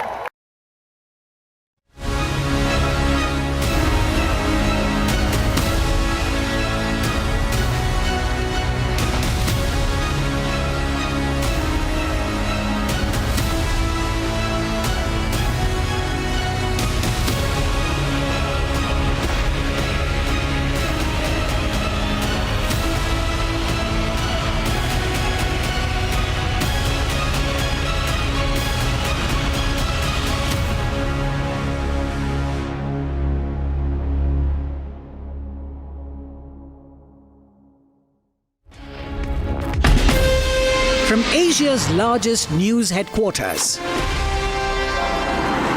setting the agenda for Bharat.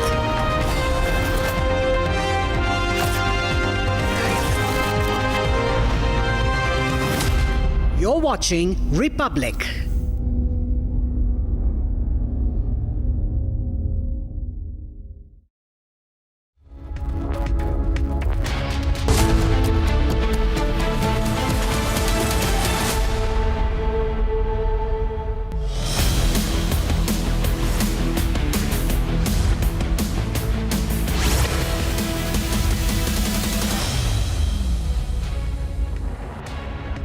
welcome. You're watching Republic TV with me, Akanksha Khajuria. India has exposed Pakistan, China and Turkey. We'll tell you more about this, but first, as always, the headlines.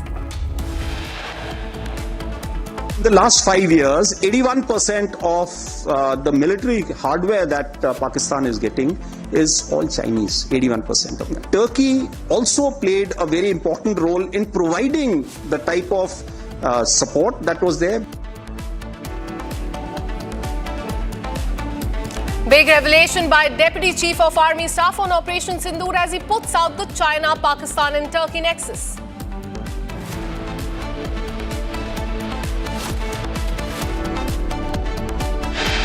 Lessons that I thought I must flag as far as Operation Sindoor is concerned.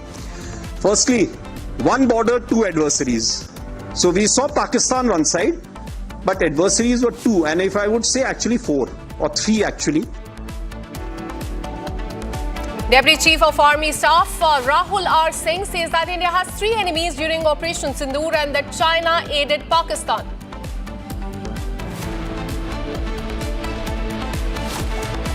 Pakistan puts Hockey Asia Cup on hold, awaits Islamabad's nod despite India's clearance. National Herald case is all set to resume in Delhi court today. Sonia Gandhi and Rahul Gandhi have been named in the charge sheet. India snubs China on succession plan of Dalai Lama. Union Minister Kiren Rijiju says that Dalai Lama will decide his successor.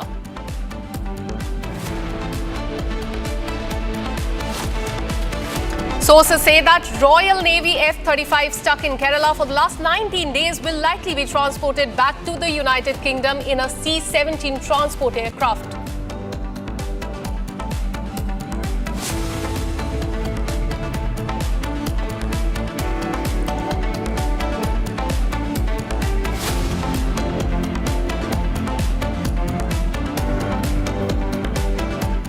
Well, Dalai Lama has laid out the succession plan, and India's stance on Dalai Lama's succession has sparked a significant debate, with Union Minister Kiren Rijiju asserting that the Tibetan spiritual leader alone holds the authority to determine the successor of him. Now, this move has marked a clear rejection of China's claims to approve the reincarnation process. India's government has made it very clear that Dalai Lama's succession is a spiritual matter, not a political one, and that only Dalai Lama himself can decide his reincarnation. This stance is supported by the trust founded by Dalai Lama's office in 2015, which will have the authority to recognize the future reincarnation. As far as China's interference is concerned, it has rejected the Dalai Lama's succession plan, insisting that any future heir must receive its seal of approval. In fact, Beijing's 2007 Order Number 5 mandates that reincarnation of Tibetan lamas must first be approved by the Chinese government, a move widely criticized by the human rights group. Listen in. I'm joined by MP of Tibetan Parliament in Exile, Hagyari Namgyal Dolkar. Thank you so much for speaking to Republic TV. I want to understand from you, how do you look at the succession plan of Dalai Lama? He has said that the trust will decide on that. It could be either boy or a girl, and China will have no role to play in this. How do you look at this? Thank you for having me, Akanksha. The announcement that was made formally by His Holiness the 14th Dalai Lama, the information that we have received that indeed the succession of the Dalai Lama shall continue and that we will be able to see a 15th Dalai Lama. So that is a fantastic news that the Tibetan community and the Buddhist community around the world is cherishing and celebrating.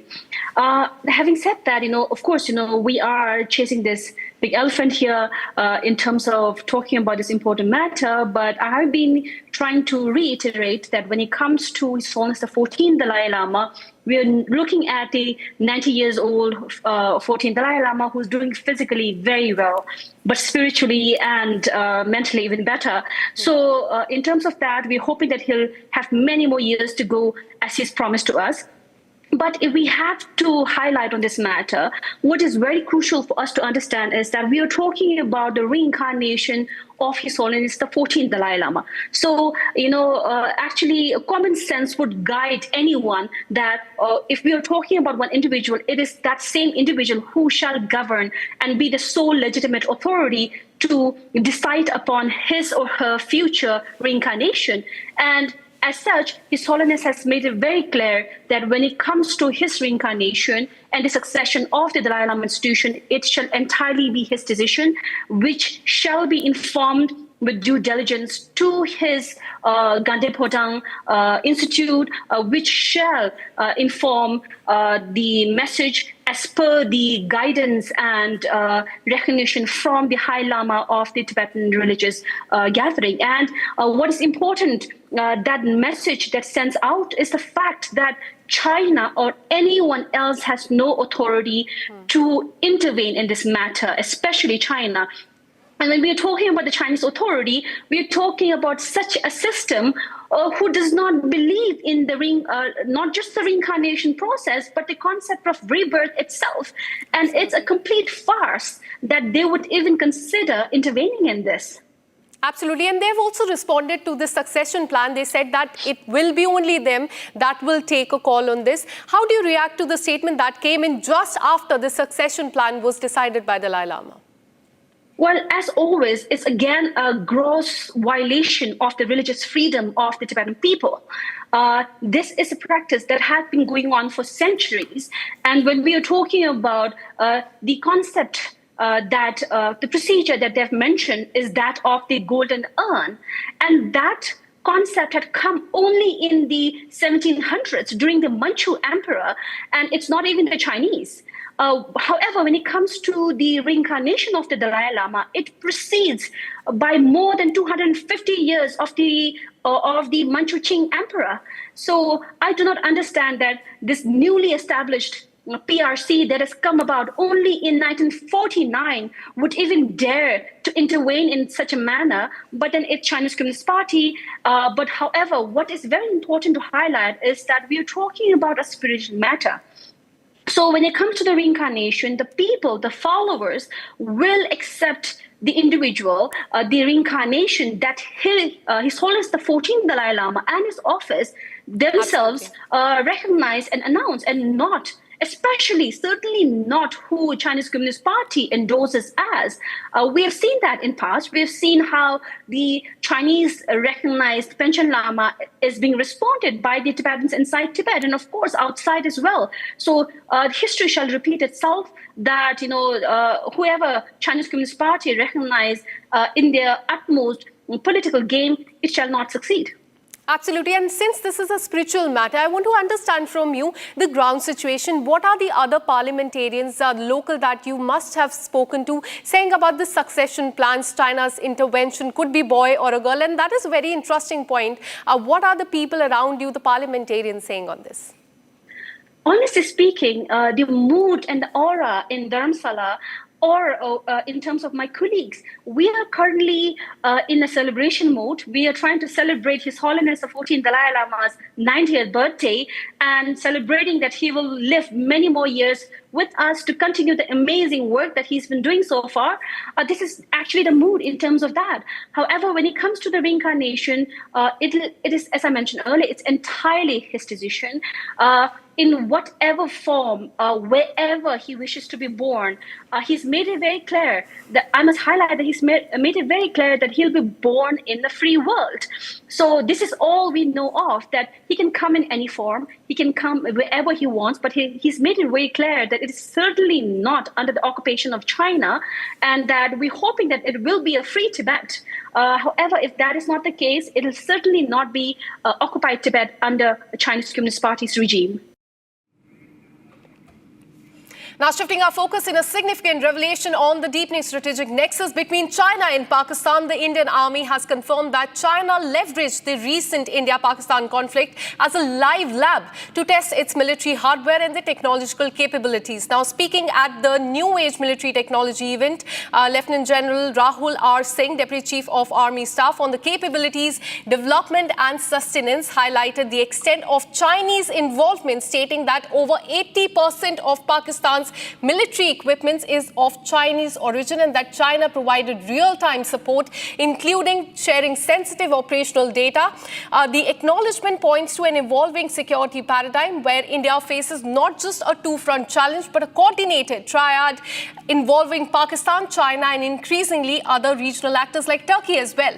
This development has renewed calls for a more robust and future-ready air defense system to safeguard India's critical infra and civilian centers in the case of future hostilities. So this is as far as the statement by Rahul R. Singh, who's our Deputy Chief of Army Staff, is concerned. Listening to what he said.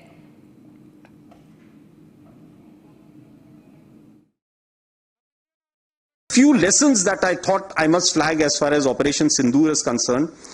Firstly, one border, two adversaries.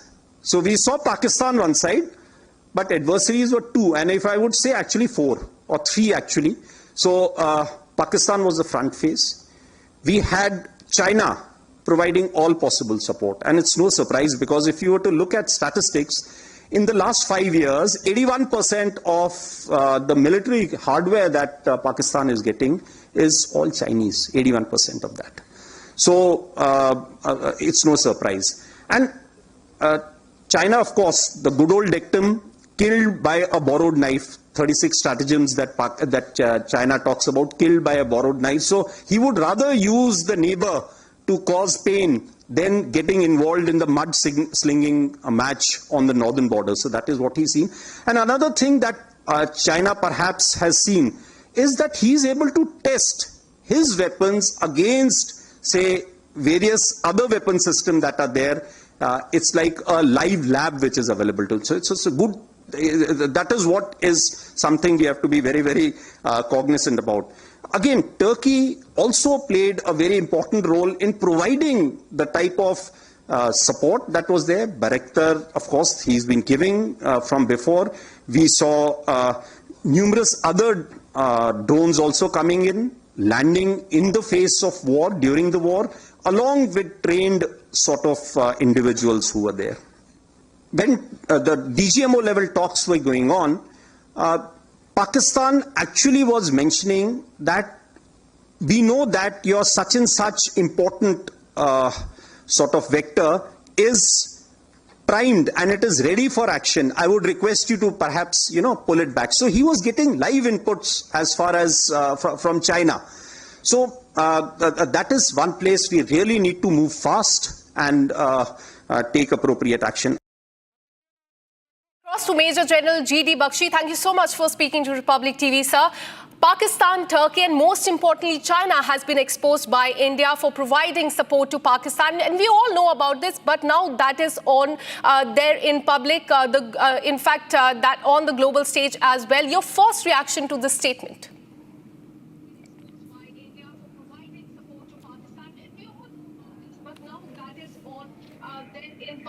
Sir, can you hear me?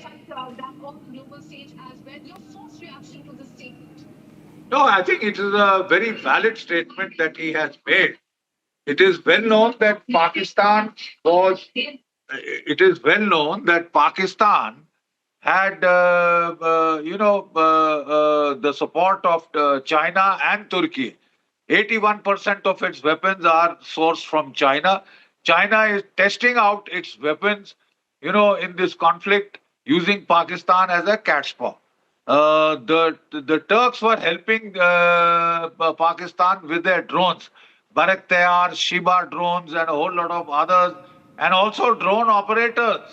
Their people were also involved in this conflict. They had also in a way put boots on the ground. So we were dealing not with one country but with a combination of three countries, that is China, Pakistan, Turkey, right? And despite that, we have hit them pretty hard, as he pointed out. He has pointed out in his long talk that there were 21 terror targets in Pakistan, out of which we had hit only 9. So possibly if it had gone on, we would have hit the balance of the 21 targets, all 21 also. And he also pointed out that this time, because of our excellent air defense, Pakistan was not able to touch any of our cities. We had bombed Sialkot, their HM headquarters. We had bombed Muridke, their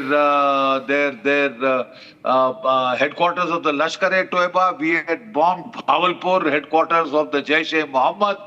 Middle of the towns, middle of the cities, we had reduced to rubble those palatial terror headquarters and universities, right? And not one Pakistani, drone, bomb, etc. was able to hit our cities. They had aimed for New Delhi. They had fired the Shaheen 2 missile at New Delhi. They had fired Fateh 2 missiles at New Delhi and at Amritsar, as highlighted by GOC 15 Infantry Division, who's defending Amritsar. And we were able to shoot down all their tactical ballistic missiles, 90% of their drones, over 90% of their drones. And we were able to destroy 9 Pakistani terror targets, infrastructure, command and control headquarters. And then on the 10th May, we had hit 11 out of their 12 major airfields. And we have the satellite imagery evidence before and after to show the kind of massive damage that we inflicted. The worst was at Noor Khan, where we hit the command and control, bunker, deeply buried command and control underground bunker of the Pakistan Air Force. And we destroyed that bunker. We learnt later that was not just the command and control bunker for the Air Force, but also for the Nuclear Command Authority.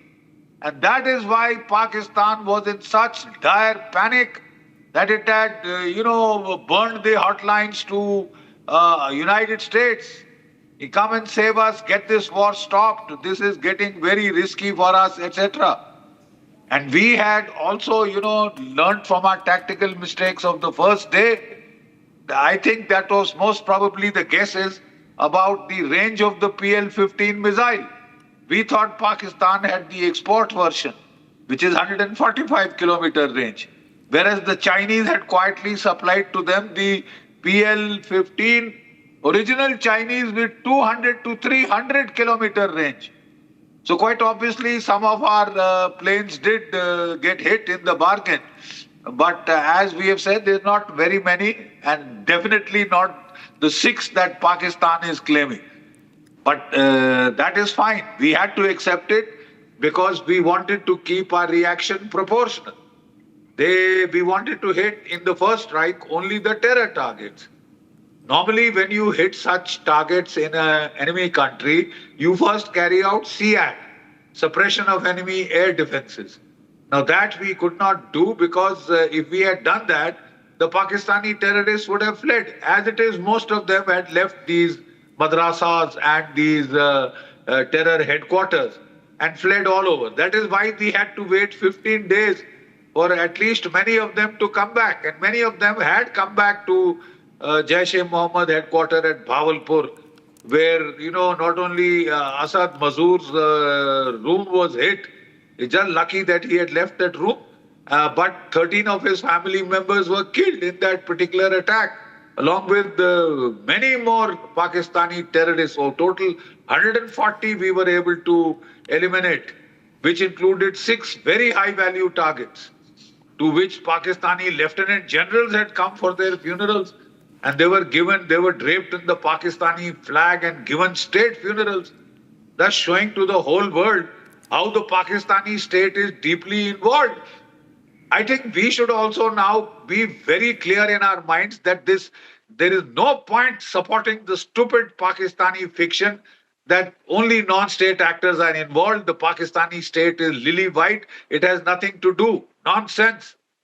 The Pakistani state, the Pakistani army, ISI, they recruit, they train, they arm, they infiltrate these guys and they control their operations minute by minute.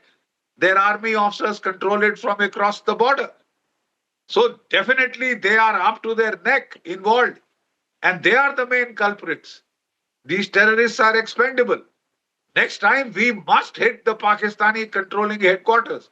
Even this time I'm told we had done a drone attack on the ISI headquarters which deals with these operations. That is the way to go. We need to give a hit to the main Absolutely, sir. culprits, which is Absolutely, the sir. Pakistan So Army, this is a big ISI, expose deep by state. India as far as Pakistan, China and Turkey are concerned. Thank you so much for speaking to Republic TV. Once again, let's hear into what the Deputy Chief of Army Staff said today.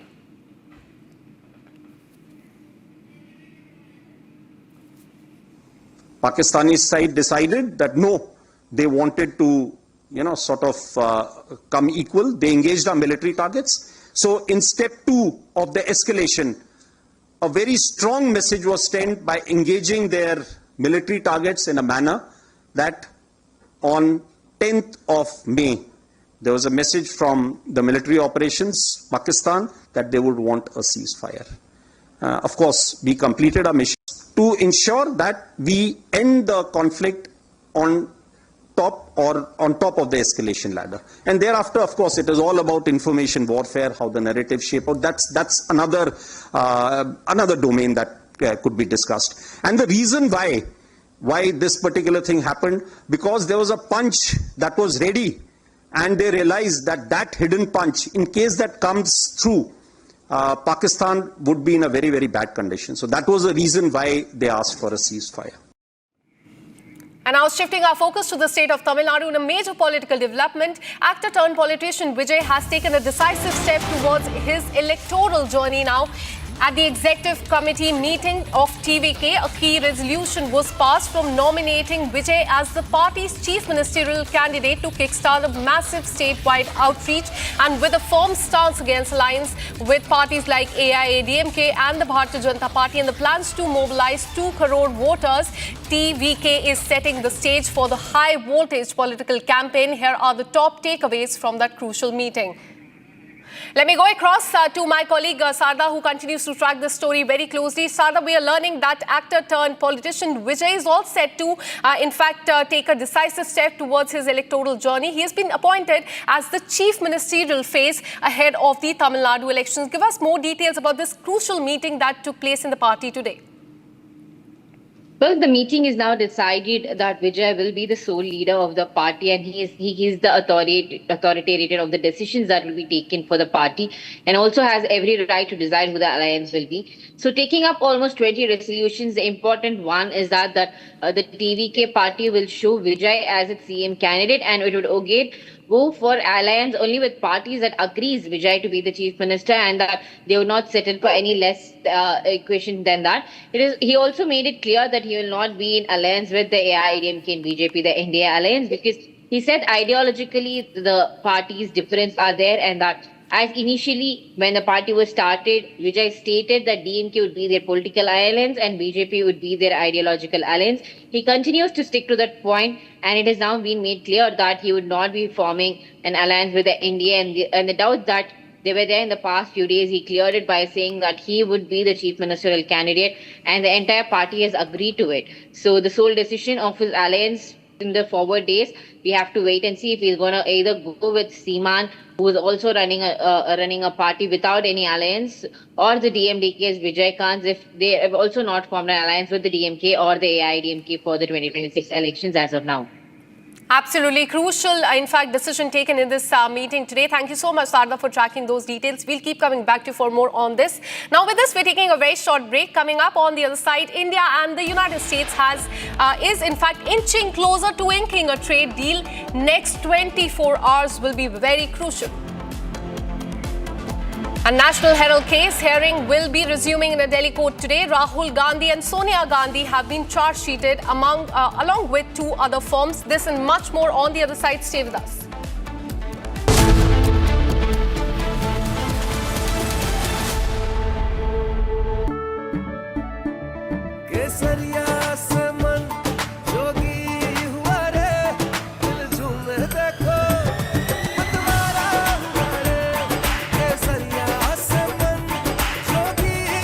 हर पल मनाओ केसरी त्योहार विमल बोलो जुबान Kesari.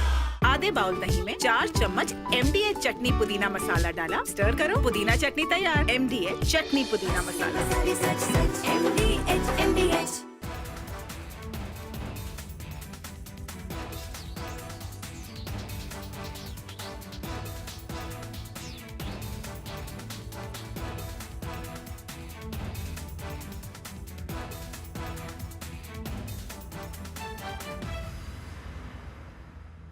Future wars will be conducted based upon intelligence input gathered from enemy's territory. Suppose there is a war with Pakistan or China or even Indian Ocean region, then we have to know what exactly Pakistan is doing in depth, what they are doing towards their military assets, which are closer to Afghanistan border, closer to Iran border. Similarly, in Tibet, in case there is a skirmish with China, we would like to know what is PLA doing in Tibet or even in depth in China. Similarly, in case there is a war, Pakistan Navy or PLA Navy may operate from Indian Ocean region to cause damage to our coastal installations, both military as well as civilian. So we would like to know well in advance what they are up to.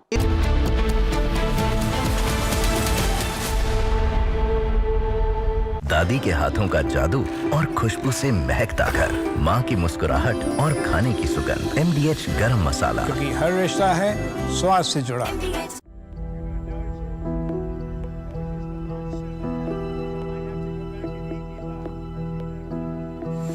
don't know. I think we'll have to take a look. We might have to put Doge on Elon.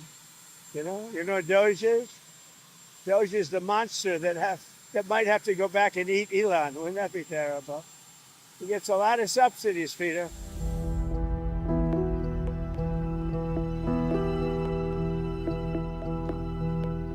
His rocket company is the only reason we can now send America astronauts into space. Take over, Elon. Just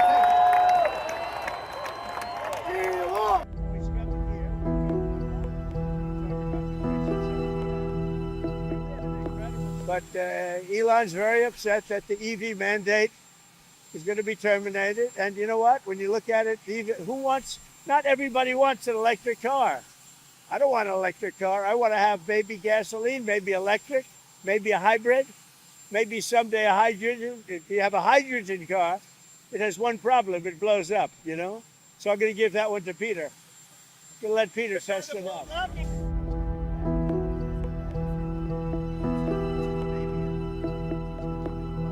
This is not the end of Doge, but really the beginning. My time as a special government employee necessarily had to end. It was a limited time thing. It's 134 days, I believe, which ends in a few days. So.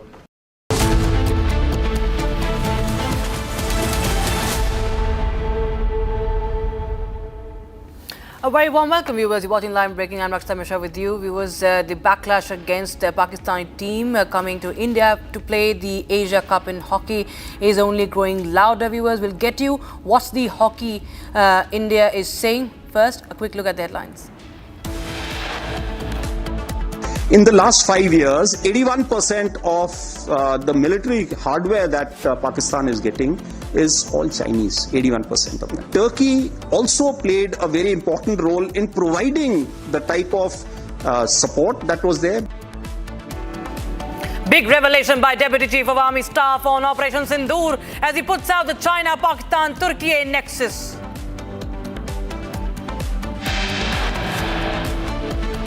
As far as Operation Sindoor is concerned, firstly, one border, two adversaries.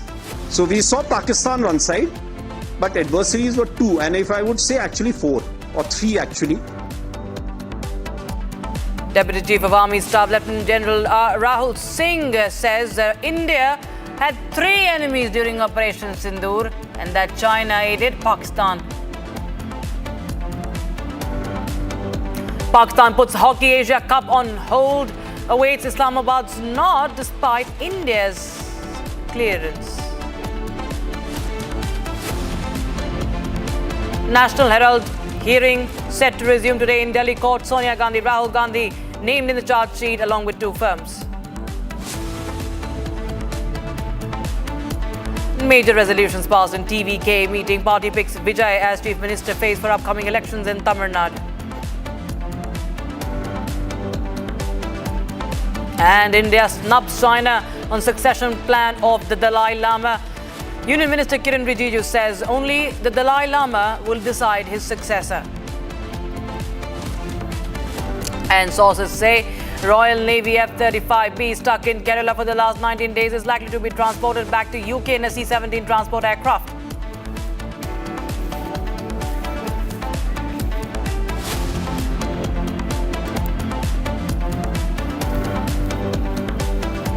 So we begin with news coming in from Kerala. The British F-35B jet has been grounded in Kerala since 14th of June, viewers, after it made an emergency landing at the Thiruvananthapuram International Airport. Now, efforts to repair the aircraft have not worked so far.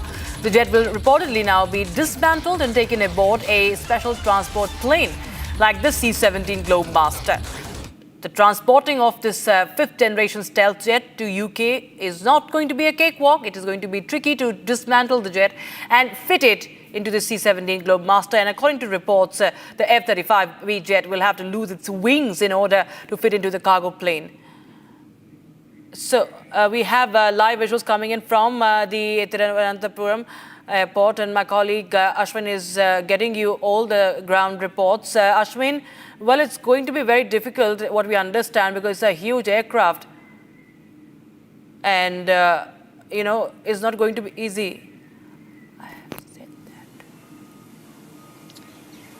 Absolutely, Rakshita. The cargo bay of the so-called the C-17 is definitely, the dimension of it will not allow this particular jet, the F-35, to in fact be fully fitted without taking out its wings. In fact, the C-17's cargo bay, it measures around 26.8 meters into 5.5 meters into 3.76 meters. Now, this particular cargo bay is designed to actually take around 120 paratroopers and, small-scale machineries like vehicles and all that. But to fit an F-35 like this, which has, a wingspan of around 35 feet and also which has a dimension which is around the tail height of around 4.6 meter. This 4.6 meter tail height is a problem, and that is where that if the authority, the Lockheed Martin engineers who will be heading this operations, essentially they will have to remove this particular tail head in order for the flight to be taken on a C-17. In fact, there could be other options also. I mean, there are bigger aircraft which could be brought in to take it without cutting off its wings. Essentially, the issue, what you see, this flight over here, which is lying here, today is day 20. In fact, June 14th night, it landed in the dead of the night, and it still remains over here. It's languishing here. It has been grounded. As per the defense treaties that has been signed, international defense treaties that has been signed, this plane, where the location of this plane, where this plane is right now, it is considered as a country. So essentially, there cannot be any Indian who's supposed to even go there. So that is a rule which India also abides by. And this particular aircraft, which landed over here due to a technical failure, mostly been stated as a hydraulic failure. What we understand is that for 20 days, the crew members have not been able to identify what the exact problem is. And also, tomorrow they are likely to come, a bigger crew member, around 30 members are supposed to come in a special military aircraft over here in Thiruvananthapuram, in this very bay. Right now it is parked, what you see in this visual, it is parked in that bay 4 of the domestic airport of Thiruvananthapuram. And you can see this flight that has been protected by just one military vehicle, which is of the CISF. And every 1 hour, what we have seen over here, there is a change of guard.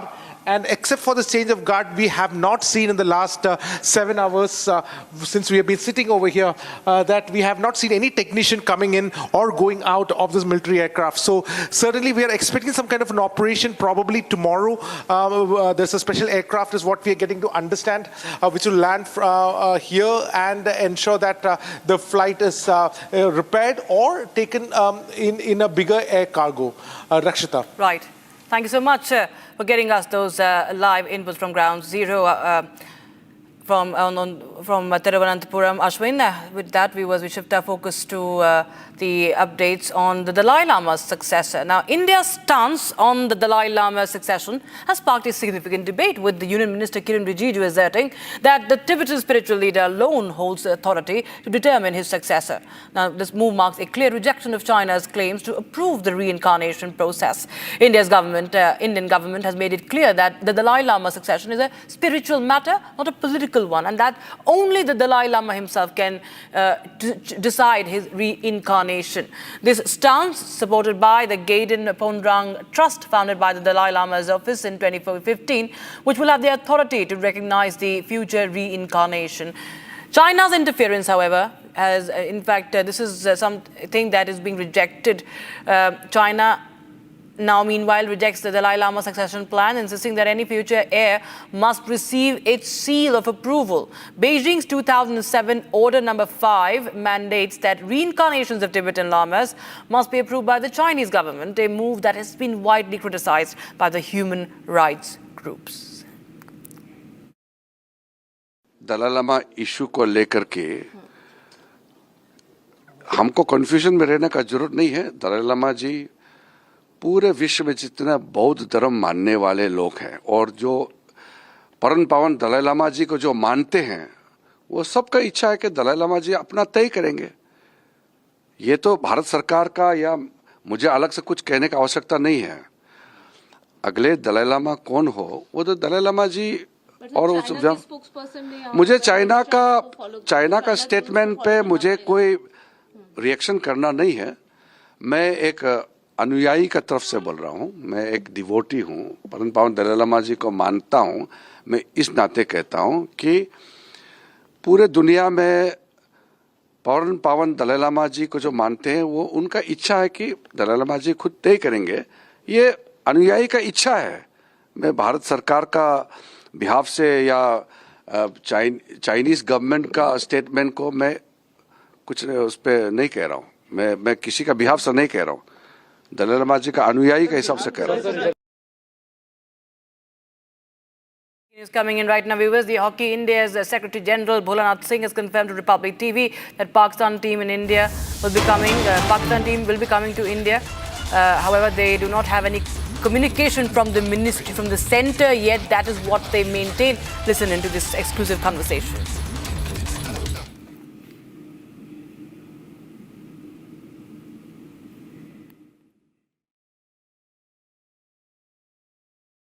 Secretary General of Hockey India, Bholanath Singh. Of course, as we know that the Indian government has given a nod to the Pakistan men's hockey team to be travelling in India, to India for the Asia Cup. Thank you so much, sir, for joining us. How do you see this? Because after what has happened, Pahalgam terror attack के बाद, now of course Bharat Sarkar has, Bharat सरकार ने Pakistan team को allow की है to travel to India. आप कैसे देखते हैं इसको? देखिए, पहले तो जो भी था वो भारत सरकार पर ही हम लोग, तो जो भारत सरकार का डिसीजन होगा, जो भारत सरकार इस पर निर्णय लेगा, हम लोग पूरी तरह से उनके निर्णय पर थे कि जो भी भारत सरकार का निर्णय होगा वो हॉकी इंडिया फॉलो करेगा। हमको चैनल के माध्यम से ही मालूम चला है कि पाकिस्तान टीम को एशिया कप के लिए और जूनियर वर्ल्ड कप के लिए मेरे ख्याल से भारत सरकार परमिशन दे दिया है आने के लिए, तो अब इसके लिए हम लोग तैयार हैं। तैयारी कैसे चल रही है? ऑफ कोर्स जो पॉलिटिकल टेंशन है, जो बायलैटरल टेंशन है दोनों देशों के बीच, उससे ये प्लेयर्स का कैसा इम्पैक्ट पड़ता है? आप इसके बारे में कुछ बताइए। देखिए, जब दो कंट्री में आपस में अगर बहुत ये होता है ना, तो मेरे ख्याल से खिलाड़ी ही ऐसे होते हैं जो दोनों कंट्री का जो माहौल है वो थोड़ा ठीक करते हैं। तो मेरे ख्याल से जब हिंदुस्तान पाकिस्तान के खिलाड़ी आपस में खेलेंगे तो आने वाले समय में माहौल कुछ ये होगा। और जहाँ तक अगर आप हमसे पूछें तो हमारे जो प्रधानमंत्री श्री नरेंद्र मोदी जी हैं, वो जहाँ से हम लोग सोचना बंद करते होंगे वहाँ से वो शुरू करते हैं। तो अगर वो परमिशन भारत सरकार से अगर उन लोगों को आने के लिए यहाँ दिया गया है तो बहुत सोच समझ के ही दिया गया होगा, क्योंकि आपका हम लोग कॉमनवेल्थ गेम को ये करने वाले हैं, 2036 ओलंपिक को हम लोग ये करने वाले हैं। ओलंपिक जो चार्टेड है उसको भी हम लोग को ध्यान में रखना पड़ता है, सभी को, सरकार भी उसको ध्यान में रख रही होगी। तो ऐसी छोटी मोटी बातें ना हो जिसके चलते वो कहीं लोग हवा दें। तो जो भी निर्णय लिया गया होगा बहुत सोच समझ के लिया गया होगा। स्पोर्ट्स के ज़रिए ऑफ कोर्स अभी जो माहौल है, जो पॉलिटिकल टेंशन है, जो भी बायलैटरल इश्यूज है हमारे दो देशों के बीच, आप कैसे देखते हैं when it comes to sports? Because एक स्पोर्ट्स एक ज़रिया है इस चीज़ को, आप कैसे देखते हैं? नहीं, देखिए, खिलाड़ी एक खेल का एक अलग चीज़ है, खिलाड़ी एक अलग होते हैं।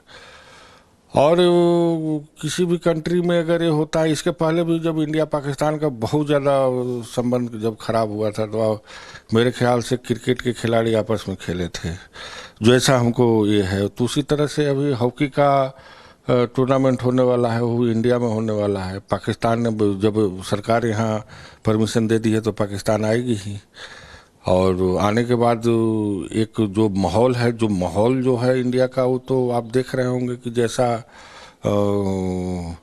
मैं उसका बहुत घोर विरोध करता हूं कि जो कितना कायराना हरकत वहाँ पर किया गया था भारतीयों के साथ। हमारे जो बहन बेटी वहाँ पर थे, जाति पूछकर ये किया गया था। उसके बाद फिर ऑपरेशन सिंदूर का जो ये हुआ, ये सारी चीज़ हम लोग को ये है। मगर वो जब खिलाड़ी आएंगे, जब खेलेंगे, तो देखिए हिंदुस्तान क्या रिस्पांस देता है, पब्लिक कैसा ये है। वो तो उनके खिलाड़ी जो आएंगे वो कैसे अपने यहाँ पर ये करते हैं। तो स्पोर्ट्स मिनिस्ट्री और एमई और एमएचए ने क्लियरेंस दी है इसके लिए, क्या आपके पास कुछ इन्फॉर्मेशन आई? नहीं, मुझे was it directed to hockey India? No, ये हमको आप लोग के चैनल के माध्यम से मालूम चला है। मेरे पास ऑफिशियली भी कोई जानकारी नहीं है, इसीलिए मैं बोल रहा हूँ कि आप लोग के माध्यम से ही मुझे खबर आई है। कल किसी ने कोई चैनल के द्वारा हमके पास से पता चला है। हॉकी इंडिया के पास अभी तक किसी भी प्रकार का कोई भी इन्फॉर्मेशन नहीं आया है, लेकिन तैयारी चल रही है। आप तैयारी के बारे में थोड़ा कुछ अगर ऐसी एशिया कप की हम लोग तैयारी शुरू से स्टार्टिंग से कर रहे हैं। बाकी कंट्री जैसे चाइना है, आपका जापान है, कोरिया है, मलेशिया है, ओमान है, चाइना टाइपे है, इंडिया है, हम लोग तो टीम तो ही है, तो हम लोग तो तैयारी में तो लगे ही हुए थे। तो अभी जो पाकिस्तान के मेंस हॉकी टीम आएंगे यहाँ पे, आप कैसे इसको वेलकम? देखिए, ये आपको बता दे रहे हैं कि एशिया कप जो है ये वर्ल्ड कप क्वालिफाइड टूर्नामेंट है, एक ऑफिशियल टूर्नामेंट है, वर्ल्ड कप क्वालिफाई है। तो पाकिस्तान को अगर वर्ल्ड कप क्वालिफाई करने के लिए, अब ये करने के लिए तो खेलना ही है, तो उसके लिए आना, अब वो आएंगे ही यहाँ पर खेलने। तो आने के बाद जो तैयारी है पाकिस्तान के लिए, जो हिंदुस्तान का जो प्रोटोकॉल है उन लोग के खिलाफ, उन लोग के साथ जो बिहार सरकार जो उन लोग को एक जो पाकिस्तान टीम के लिए जो प्रोटोकॉल होता है, जो सुरक्षा होता है, जो सारा चीज़ होता है, सारी चीज़ पर हम लोग को नज़र है। Right, we shift our focus to the National Herald case, and we have, in fact, a breaking development coming in that case. Now, yesterday, the ED had claimed that the National Herald case is a classic case of money laundering. The court today is hearing the arguments from the Gandhi side, and the ED has submitted that Sonia and Rahul Gandhi were beneficial owners and in ultimate control of young Indian. My colleague Riyanka joins us live on the broadcast outside the Rouse Avenue court. So the hearing has resumed. Riyanka, what are you picking up? Well, after the Enforcement Directorate concluded its argument yesterday at the Rouse Avenue court, I continue to be stationed here because it's the time for the Congress party to put forward their arguments in front of the court, and it is Abhishek Manu Singhvi who is appearing for Sonia Gandhi and Advocate Chima who will be putting forward arguments from the side of Rahul Gandhi that will be coming forward. Now, as per the allegations from the side of the Enforcement Directorate, we understand how Sonia Gandhi and Rahul Gandhi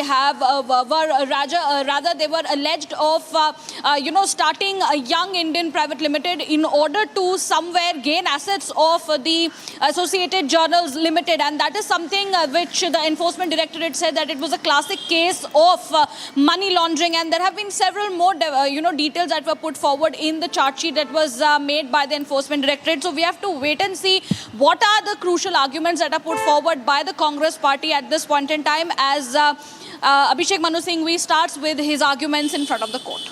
All right. Thank you so much, Riyanka, for joining us with those details coming in on that story. In fact, we'll get more updates on that. We'll try and gather more details as to what's to help us get a perspective on the case. ED, remember, had yesterday called it a classic case of money laundering, and it's day 2 of the National Herald hearing case, and the hearing is resumed in the court. And viewers, we continue to get you more updates on that. But right now, the information we have is that it's still underway. Court is still underway.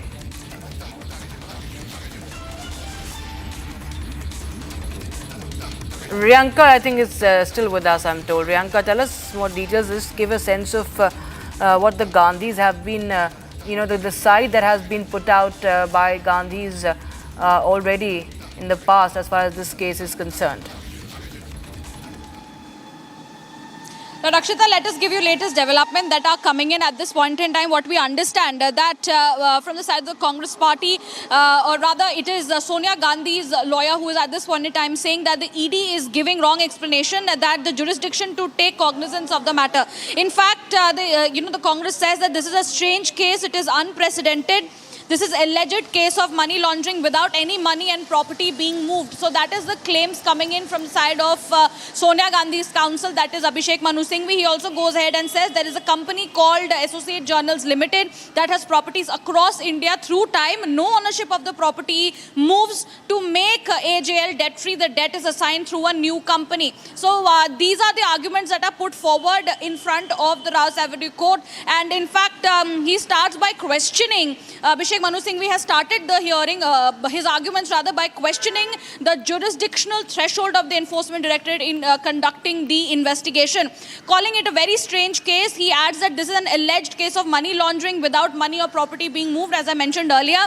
And this particular information that had come in to make Associated Journals debt-free, a new company, Young India, was formed. We understand how the Enforcement Directorate had said that Young India was only formed to acquire the assets. That was nearly 2,000 crore assets that lied with Associated Journals. But the side of Sonia Gandhi is saying that this company was formed, Young Indian was just formed to make AJL debt-free. And on the other hand, Abhishek Manu Singhvi has also argued that no rents were taken. This is coming in after the judge had asked beneficiary took rents and proceeds, will that not be money laundering? So now the court is questioning that there was rent taken, there were proceeds that were added. So is that not part of money laundering? To which Abhishek Manu Singhvi has very clearly said that no rent was taken. Even after 2014, there was no action, but actions were taken in 2021 for the transitions occurred in 2010. So these are the complete latest arguments that are happening. It is expected that the arguments will be going on till 4:30 p.m. today. Remember, the Enforcement Directorate had taken 2 days, yesterday and day before yesterday, they had put forward their arguments and the arguments had concluded. And it is very likely that it is going to be another 2 days, which is today and tomorrow, for the Congress party, Sonia Gandhi and Rahul Gandhi to put forward their arguments. Stay with us, Riyanka. We also have Shambhavi joining us from the newsroom. Shambhavi, tell us, what are you picking up on this case from your sources? Yes, as we know that ED has made its case, and in its case it is very clear that they have alleged that this was whole conspiracy to illegally acquire the assets, and that the entire 90 crore loan was a sham. It was just a sham on the paper. It was never actually meant to be repaid by the company, and also that the real estate assets of the AGL was actually fraudulently transferred to the Young India company. It is very important to note that the Young company has shares, Sonia Gandhi has shares around 38%, and even Rahul Gandhi has 38% in the shareholders. And now we need to understand that what's at stake, because if the court takes full cognizance of the case will move with a full trial stage. And the Gandhi family would have to regularly appear in court, will have to respond to the charges which are being framed against them, and will also have to face a detailed investigation in this entire case. Right, Shambhavi and Riyanka, thank you so much for joining us with details on that story. Right, viewers, we shift our focus to some more stories that are making news from across the country. This is Bharat in 1 minute. Bharat 1 Minute brought to you by Canara Bank. Together we can. On Sri Amarnath Yatra preparations, SSP Sandeep Mehta says that Kishtwar district has made solid preparations on the Kishtwar-Batot route, and 4 checkpoints have been set up on the NH 244 with the main checkpoint at Baggar. He said that when the Amarnath Yatra crosses this point, police party ensures that no unscrupulous elements pass through.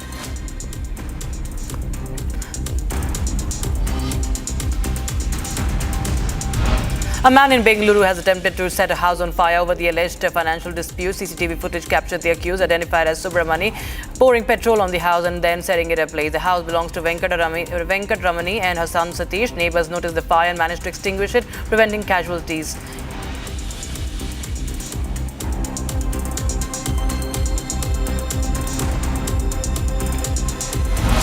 Vehicles struggle to cross a severely waterlogged road in Tharad following heavy rain. IMD has issued an orange alert in Gujarat's Banaskantha due to very heavy rain, thunderstorms, lightning and squalls being on the forecast.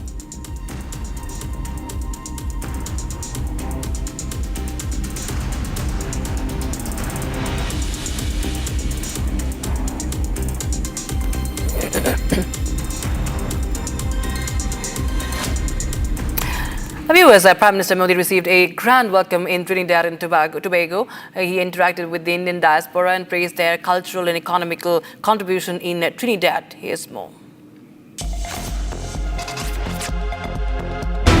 Second leg of Prime Minister Modi's five-nation visit begins as Prime Minister Modi landed in Trinidad and Tobago.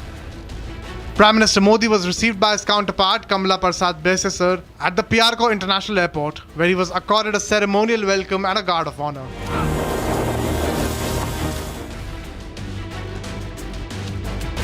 Prime Minister Modi interacted with the Indian diaspora in Trinidad and Tobago, hailed Trinidad's Prime Minister Kamala Prasad's Indian roots. Friends, I know that the journey of the Indian community in Trinidad and Tobago is about courage. The circumstances your ancestors faced would have broken even the strongest spirits, but they faced hardships with hope. They met problems with persistence. They left the Ganga and Yamuna behind, but carried the Ramayana in their hearts. They were not just migrants. They were messengers of a timeless civilization. Their contributions have benefited this country culturally, economically, and spiritually. Time for a short break, viewers. We get you updates on the TVK meeting. It has been decided that Vijay will be the chief ministerial face for the upcoming elections in Tamil Nadu for the TVK. And a big revelation made by Deputy Chief of Army Staff on Operation Sindoor as he puts out China, Pakistan, Turkey nexus.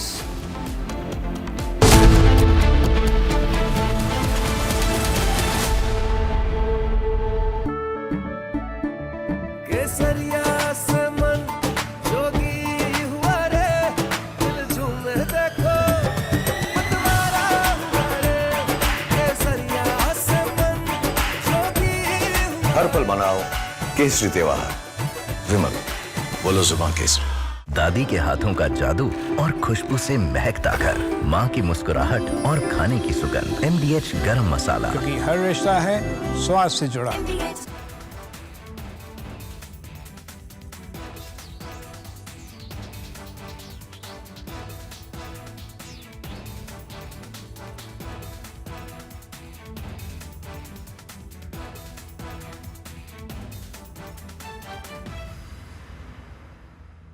Future wars will be conducted based upon intelligence input gathered from enemy's territory.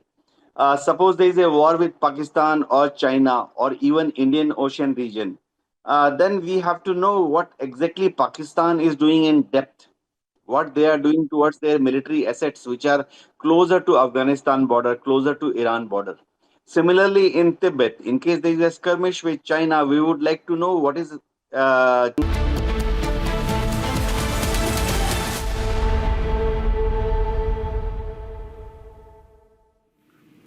Welcome back. Now, operations in Kishtwar's Chatru area entered day 3 as the security forces intensify their search for terrorists trapped in the bowl of Kuchal. Here's the latest in the ongoing encounter.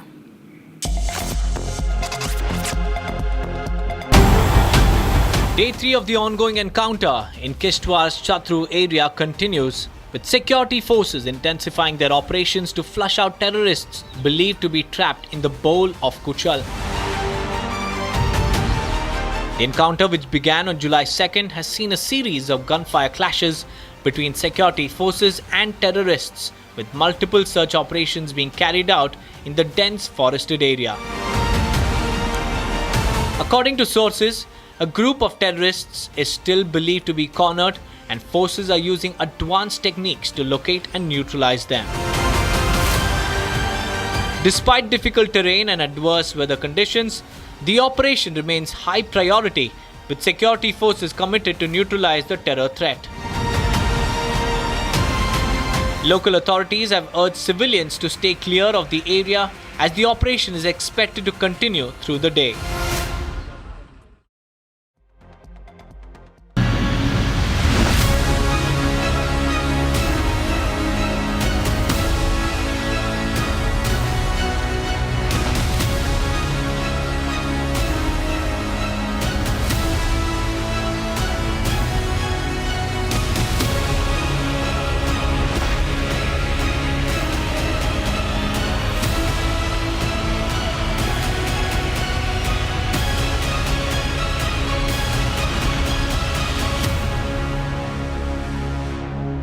दादी के हाथों का जादू और खुशबू से महकता घर, माँ की मुस्कुराहट और खाने की सुगंध। MDH गरम मसाला, क्योंकि हर रिश्ता है स्वाद से जुड़ा। I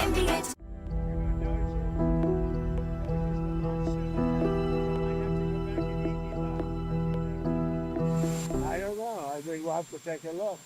We might have to put Doge on Elon. You know what Doge is?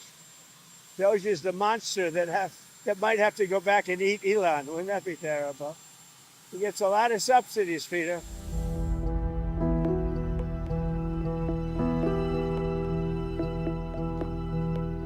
His rocket company is the only reason we can now send America astronauts into space.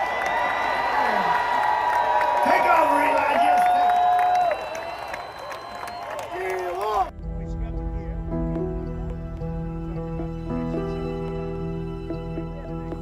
But Elon's very upset that the EV mandate is going to be terminated. And you know what? When you look at it, not everybody wants an electric car. I don't want an electric car. I want to have maybe gasoline, maybe electric, maybe a hybrid, maybe someday a hydrogen. If you have a hydrogen car, it has one problem. It blows up, So I'm going to give that one to Peter. I'm going to let Peter test it out. From Asia's largest news headquarters, setting the agenda for Bharat.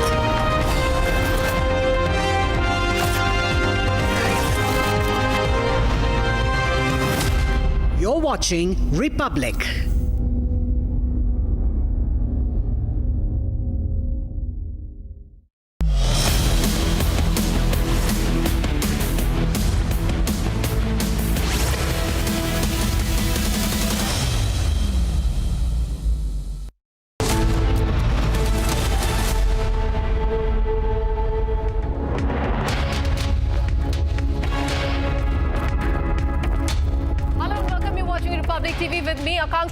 A fake caste survey is being conducted in the state of Karnataka without even speaking to the residents. The pamphlet of caste survey completed has been posted on several residential places there. Is this not a waste of money? We'll get you more on this, but first, as always, the headlines. 81% of the military hardware that Pakistan is getting is all Chinese, 81% of them. Turkey also played a very important role in providing the type of support that was there. Big revelation by Deputy Chief of Army Staff on Operation Sindoor as he puts out the China, Pakistan and Turkey nexus.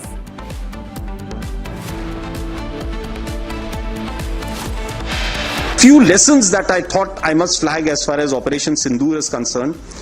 Firstly, one border, two adversaries. So we saw Pakistan one side, but adversaries were two, and if I would say actually four or three actually. He further says that India has 3 enemies during Operation Sindoor and that China aided Pakistan.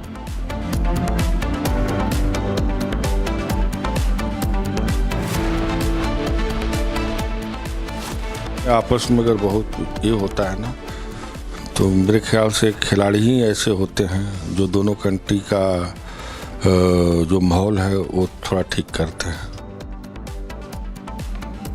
Hockey India Secretary General confirms to Republic TV that Pakistan team will be in the country for Asia Cup 2025.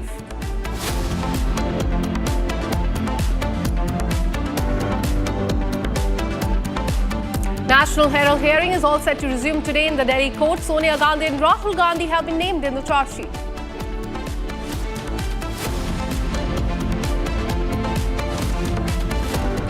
Actor Vijay is TVK's official Chief Minister candidate for the Tamil Nadu polls.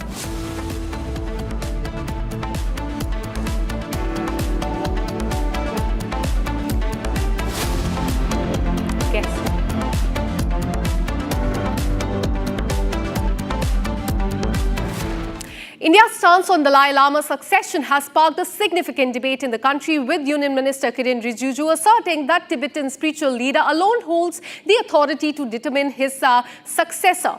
The move marks a clear rejection of China's claim to approve the reincarnation process. India's government has made it very clear that the Dalai Lama's succession is a spiritual matter, not a political one, and that only Dalai Lama himself can decide his reincarnation. This instance is supposed by the trust founded by Dalai Lama's office in 2015, which will have the authority to recognize the future reincarnation. China's interference, as far as that is concerned, China has rejected Dalai Lama's succession plan, insisting that any future heir must receive its seal of approval first. Beijing's 2007 Order No. 5 mandates that reincarnation of Tibetan lamas must be approved by the Chinese government, a move widely criticized by the human rights group.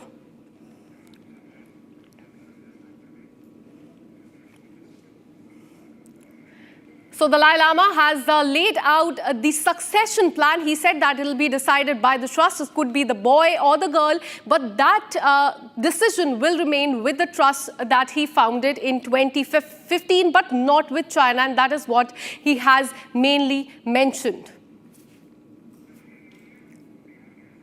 Let me go across to Tenzin Lekshe, who's Central Tibetan Administration. He's from that organization. Thank you so much for speaking to Republic TV. The succession plan is out there. It will be defined and it will be decided by the trust that was founded by Dalai Lama in 2015, and specifically not by China. Your first reaction to that? See, His Holiness on July 2nd has made a statement which clearly mentioned that His Holiness has only sole legitimate authority, right? Nobody else, and His Holiness entrusts that to Gandhi Trust. So, if you look at the Gandhi Trust, Gandhi it's been there since the evolution of the institution of Dalai Lama. It's not just recently made, right? So, therefore, this is a tradition which has been following for more than around 600 years.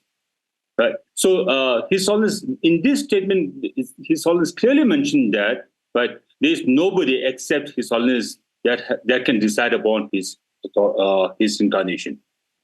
Absolutely. And how do you look at the backing that has come from India? Because India has backed Tibet as far as the decision is concerned. But even India has been snubbed by China as far as the discussion and the decision regarding the next successor is concerned. How do you see the role that India is also playing in this? See, you need to know two things. First thing, you have to understand that this reincarnation issue is a unique Tibetan Buddhist tradition. Nobody, right, has a role to play except those who are within the Buddhist traditions, Tibetan Buddhist traditions, right? Obviously, China's regime, right, they are the destroyer of the faiths. They have no way to involve in the process of this incarnation. This is one thing. Second thing is that it is about the truth, right? And China, all through the occupation of Tibet, right, over the last 70 years, right, what they have been saying is not at all the truth, but they being rewriting the history, they being changing everything of Tibetan civilizations, Tibetan identity, Tibetan places for this term called Chinese characteristics. So therefore, there is no truth at all on the Chinese side. So on these two accounts, right, there isn't any legitimacy on China, right? And therefore, I think not just India, every part of the free world will be accepting what His Holiness has told regarding his incarnation. Absolutely, sir. And my last question to you before I let you go, because it's a spiritual matter, I want to understand from you the ground situation. How are the locals reacting there to it, and also the leadership there as far as the plan for succession is concerned? See, for this clarification or for this affirmation by His Holiness this time, over the years, over many years, Tibetan people inside Tibet and outside, not just Tibetan people, people from Himalayan regions, people from Mongolia, people from Russian federations, people from all over the free world who are believers of the Tibetan Buddhist traditions. Not just that, Chinese people from China also had repeatedly requested His Holiness that the institution of Dalai Lama should continue. So therefore, after all these repeated requests and appeal from different sections of the world, His Holiness said that now is the time for him to decide, and His Holiness on July 6th has affirmed, graciously affirmed that the institution of the Dalai Lama will continue. That's a very good news for all of us, right? Absolutely. A strong message given to China that it cannot definitely, as far as this succession plan is concerned, they cannot interfere in this. Thank you so much for speaking to Republic TV. Thank you. Thank you. Now shifting our focus to the biggest expose. In a significant revelation on the deepening strategic nexus between China and Pakistan, the Indian Army has confirmed that China leveraged the recent India-Pakistan conflict as a live lab to test its military hardware and technological capabilities. Speaking at the New Age Military Technologies event in the national capital, Lieutenant General Rahul R. Singh, who's the Deputy Chief of Army Staff on Capabilities Development and Sustenance, highlighted the extent of Chinese involvement, stating that over 80% of Pakistan's military equipment is of Chinese origin and that China provided real-time support, including sharing sensitive and operational data with Pakistan. The acknowledgement points to an evolving security paradigm where India faces not just two-front challenge, but a coordinated triad involving Pakistan, China, and also Turkey. This development has renewed calls for more robust and future-ready air defense system to safeguard India's critical infra and civilian centers in the event of the future hostilities as well. Listen into what he said first. Few lessons that I thought I must flag as far as Operation Sindoor is concerned. Firstly, one border, two adversaries. So we saw Pakistan one side, but adversaries were two, and if I would say actually four or three actually. So Pakistan was the front face. We had China providing all possible support, and it's no surprise because if you were to look at statistics, in the last 5 years, 81% of the military hardware that Pakistan is getting is all Chinese, 81% of that. So it's no surprise. And China, of course, the good old dictum, killed by a borrowed knife, 36 stratagems that China talks about, killed by a borrowed knife. So he would rather use the neighbor to cause pain than getting involved in the mud-slinging match on the northern border. So that is what he's seen. And another thing that China perhaps has seen is that he's able to test his weapons against, say, various other weapon systems that are there. It's like a live lab which is available to him. So it's a good, that is what is something we have to be very, very cognizant about. Again, Turkey also played a very important role in providing the type of support that was there. Bayraktar, of course, he's been giving from before. We saw numerous other drones also coming in. landing in the face of war, during the war, along with trained sort of individuals who were there. When the DGMO level talks were going on, Pakistan actually was mentioning that we know that your such and such important sort of vector is primed and it is ready for action. I would request you to perhaps, pull it back. So he was getting live inputs as far as from China. So that is one place we really need to move fast and take appropriate action. Pakistani side decided that no, they wanted to, sort of come equal. They engaged our military targets. So in step 2 of the escalation, a very strong message was sent by engaging their military targets in a manner that on 10th of May, there was a message from the military operations, Pakistan, that they would want a ceasefire. Of course, we completed our mission to ensure that we end the conflict on top of the escalation ladder. And thereafter, of course, it is all about information warfare, how the narrative shape out. That's another domain that could be discussed. And the reason why this particular thing happened, because there was a punch that was ready, and they realized that hidden punch, in case that comes through, Pakistan would be in a very, very bad condition. So that was the reason why they asked for a ceasefire. In fact, for more on this, I'm joined by retired Major General Rajan Kochar. Thank you so much for speaking to Republic TV. This is the biggest expose by India of Pakistan, Turkey, and most importantly, China, that Pakistan was getting support from these two nations. Your first reaction to this? Thank you for inviting me for this discussion. And it is very apparent, General Rahul Singh, the Vice Chief of the Army Staff, he has made a very, very important revelation. China was very actively involved. As a matter of fact, the Indian Army was aware of all these happenings. And what he has rightly mentioned is that in the last 5 years, 81% of the Pakistani equipment is of Chinese origin. So how China was helping Pakistan was in terms of technology. He also very clearly mentioned that when the DGMOs were talking to each other, the Pakistani DGMO mentioned that one of our vectors was in a position to strike Pakistan, and that should be stopped. So we now exactly know why the ceasefire happened, because we were on top of the escalation ladder. The Vice Chief also has clearly mentioned that it is very important to be on the top of the escalation ladder. Whenever a war like this or a conflict like this happens with any of our adversaries, it's extremely important that we are on top of the escalation ladder so that we can decide when to stop or stop the escalation. Another very important aspect is what he is talking about is the lessons learned. These lessons are very important, and he also mentions that we don't have much time, and our population centers are vulnerable. He also gave example of the Iron Dome in Israel. You see, Israel is a very small country. It can protect itself by an Iron Dome. But India is a very, very large country. We need a great amount of air defense resources, which cost money.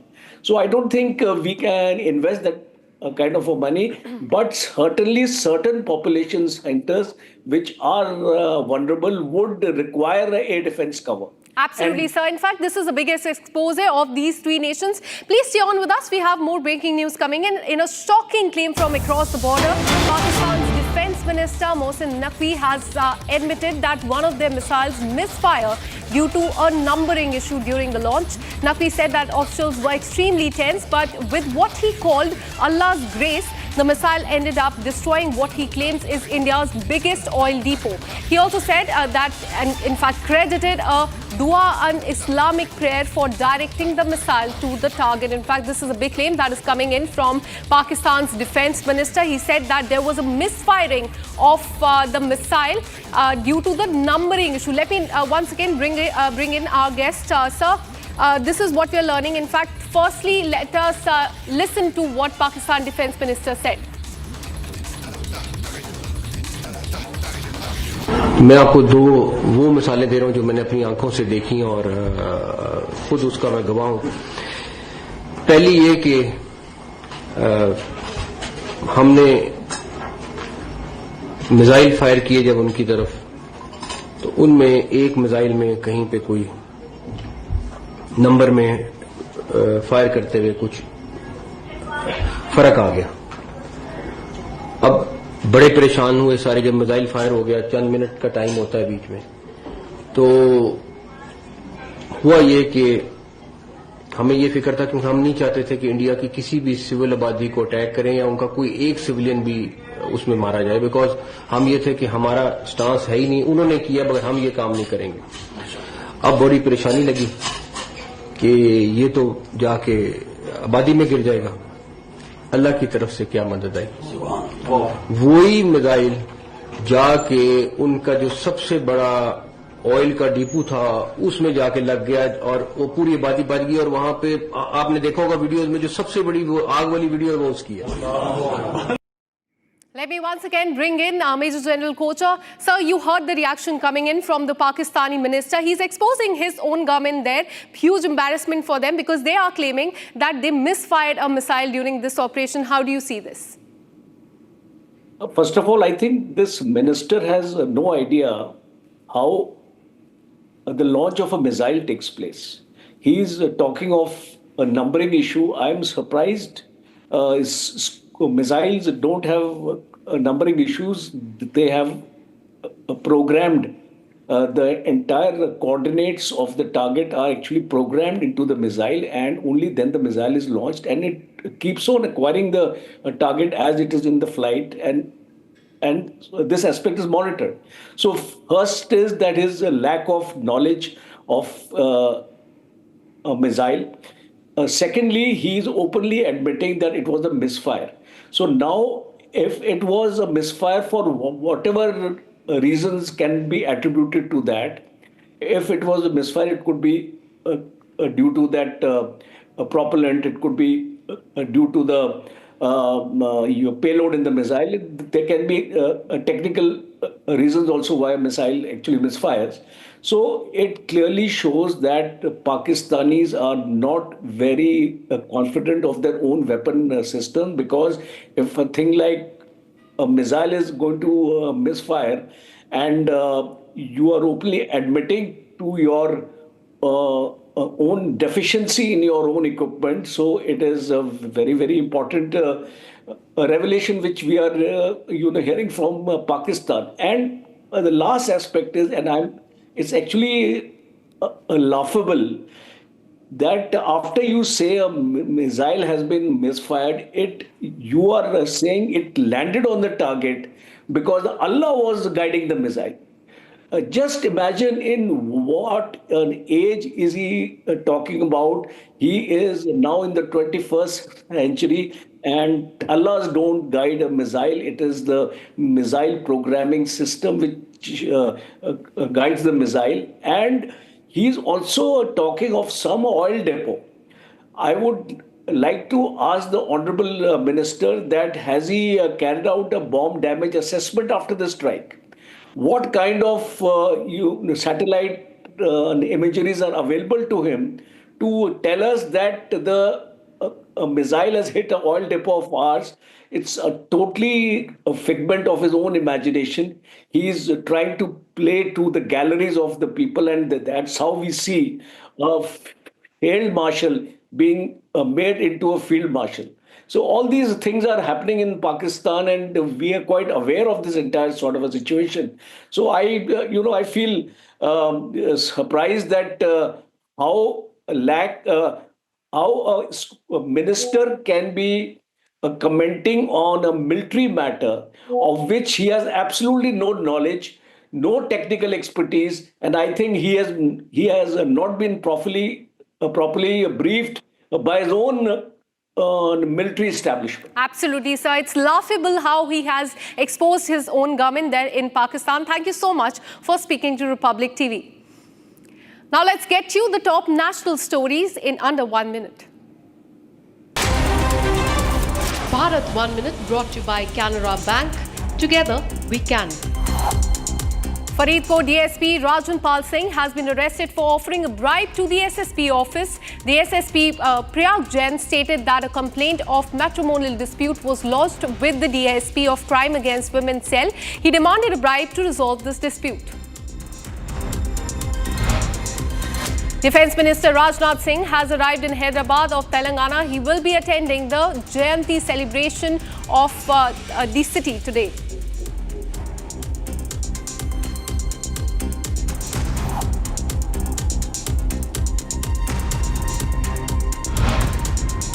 Uttar Pradesh Chief Minister Yogi Adityanath spoke on Ek Ped Maa Ke Naam campaign. He recalled that in 2017, when the plantation campaign was organized, he was unable to get even 5 crore saplings. He stated that this time, when they are initiating a large plantation drive under the Ek Ped Maa Ke Naam campaign, they have got 50 crore saplings for the planting.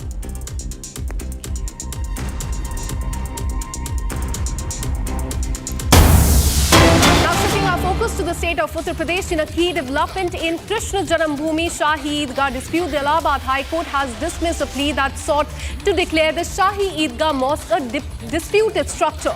The court refused to entertain the petition, marking a significant moment in the ongoing legal battle linked to the Mathura site. So this is as far as one of the several pleas that has been filed in Allahabad High Court. Remember, 18 pleas have been clubbed as far as this case is concerned, and this plea was regarding declaring the disputed structure as a disputed area, which has been now rejected by the court. Now, we are shifting our focus to the state of Manipur. What we're learning is that arms seizure in Churachandpur and there's war-like weapon that was stored that has been busted now in a joint combing operation conducted today at one of the village. A combined team of Manipur police along with the G167 BSF and 129 CRPF, huge arms and ammunition were recovered today. The arms and ammunition were hidden inside the forest area, and this has now been recovered by the police. And this area is Churachandpur in Manipur, where this massive seizure has been done by the police there along with CRPF and the BSF.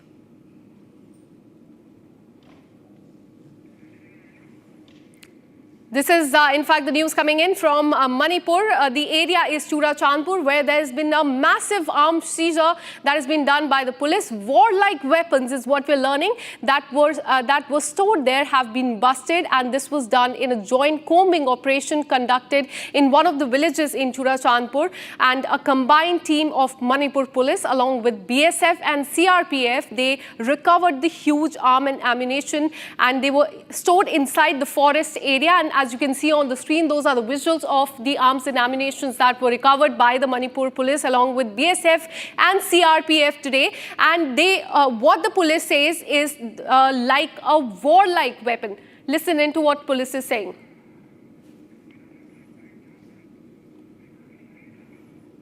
Let me go across to my colleague Johnson, who joins us live on for more on this. Tell us more about this crackdown, because what we can see in the visuals that arms and ammunition have been recovered by the Manipur police. Tell us where this location is and the crackdown of the police. Yes, today I just received information that major arms is going to be surrendered, is going to be recovered at Churachandpur and Kampi Hill areas. But from the press release issued from the police control room, it is clearly mentioned that from the midnight of 3rd July to today itself, security forces, combined security forces, including of all the central forces and the state forces, have undergone a special operation in Tenopal, Kangkupi, Chandel, and Churachandpur districts by the joint teams. In that operation, security forces have recovered a total of 203 weapons of different arms, and also live ammunition of total of about 5.56 mm, about 29 ammo, and total about 200 like ammos have been recovered from the hill areas. From the police intelligence, from the police press note, it is clearly mentioned that this intelligence-based coordinated operations in the hill districts, it is represent a significant achievement of the Manipur Police, Assam Rifle Army, and the Central Forces in their ongoing efforts to restore normalcy. It also clearly mentioned that it is a warlike arms being hidden in some parts of the hill districts. So the recovery, the recovery of the warlike arms is a huge development for the Manipur Police and the Central Forces doing the operation combinedly. Absolutely. Keep tracking those details. We'll keep coming back to you for more on this. And with this, we're taking a very short break. Coming up on the other side, we'll tell you about how the Hockey India Secretary General has confirmed to Republic TV that Pakistan team will be in India for Asia Cup 2025. And we'll tell you the details about the National Herald hearing that has resumed in the Delhi court. Sonia Gandhi and Rahul Gandhi have been named in the charge sheet. This and much more on the other side. Stay with us.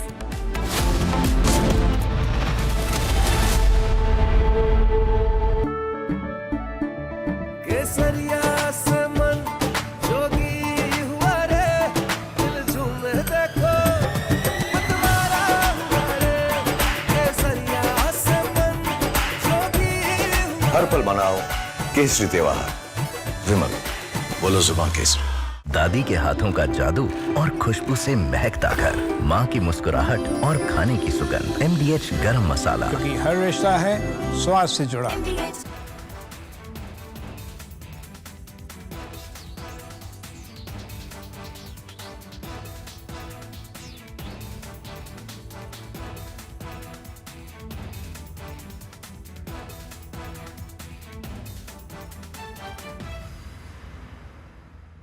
Future wars will be conducted based upon intelligence input gathered from enemy's territory. Suppose there is a war with Pakistan or China or even Indian Ocean region, then we have to know what exactly Pakistan is doing in depth, what they are doing towards their military assets, which are closer to Afghanistan border, closer to Iran border. Similarly, in Tibet, in case there is a skirmish with China, we would like to know what is PLA doing in Tibet or even in depth in China. Similarly, in case there is a war, Pakistan Navy or PLA Navy may operate from Indian Ocean region to cause damage to our coast.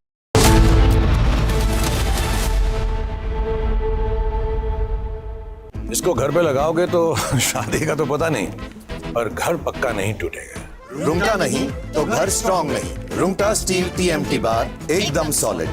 पहाड़ों में एक hiking stick भी बन सकती है।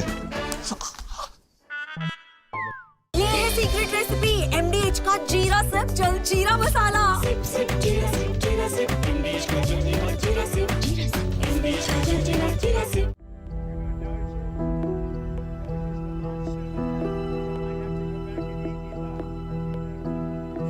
I don't know. I think we'll have to take a look. We might have to put Doge on Elon. You know what Doge is? Doge is the monster that might have to go back and eat Elon. Wouldn't that be terrible? He gets a lot of subsidies, Peter.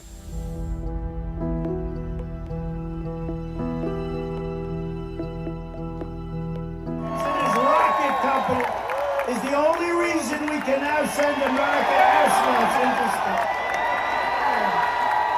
Take over, Elon. Yes,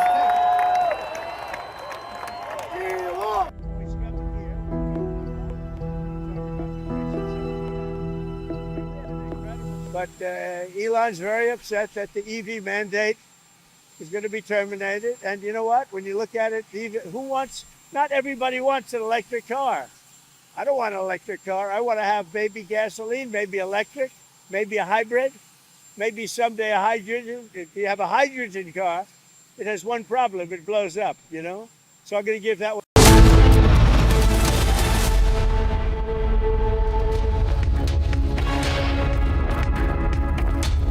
All right, good afternoon, viewers. viewers, you're watching live and breaking, and I am Rakshita Mishra with you. The China-Pakistan-Turkey nexus is exposed. Indian Army has put it on record, this axis of terror, what role it played as India was battling 3 enemies during Operation Sindoor. We'll tell you all the details. First, the headlines. 1% of the military hardware getting is all Chinese, 81% of that. Turkey also played a very important role in providing the type of support that was there. Big revelation by Deputy Chief of Army Staff on Operation Sindoor as he puts out the China-Pakistan-Turkey nexus. Few lessons that I thought I must flag as far as Operation Sindoor is concerned. Firstly, one border, 2 adversaries.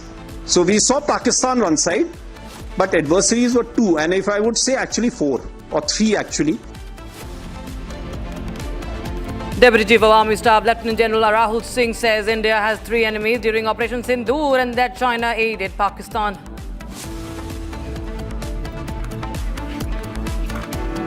जब 2 country में आपस में अगर बहुत ये होता है ना, तो मेरे ख्याल से खिलाड़ी ही ऐसे होते हैं जो दोनों कंट्री का जो माहौल है वो थोड़ा ठीक करते हैं. Hockey India Secretary General confirms to Republic that Pakistan team will be in India for Asia Cup. National Herald hearing resumes in Delhi court. Sonia Gandhi, Rahul Gandhi named in the charge sheet along with 2 firms. An actor Vijay is the TVK's official chief minister face for Tamil Nadu polls.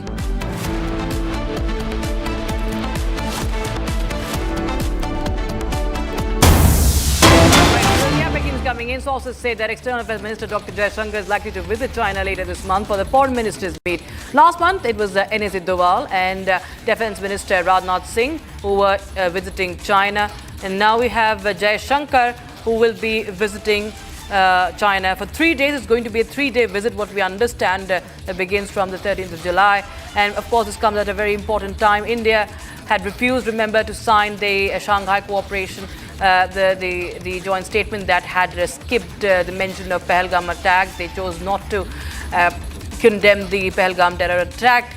Now, External Affairs Minister will be visiting China.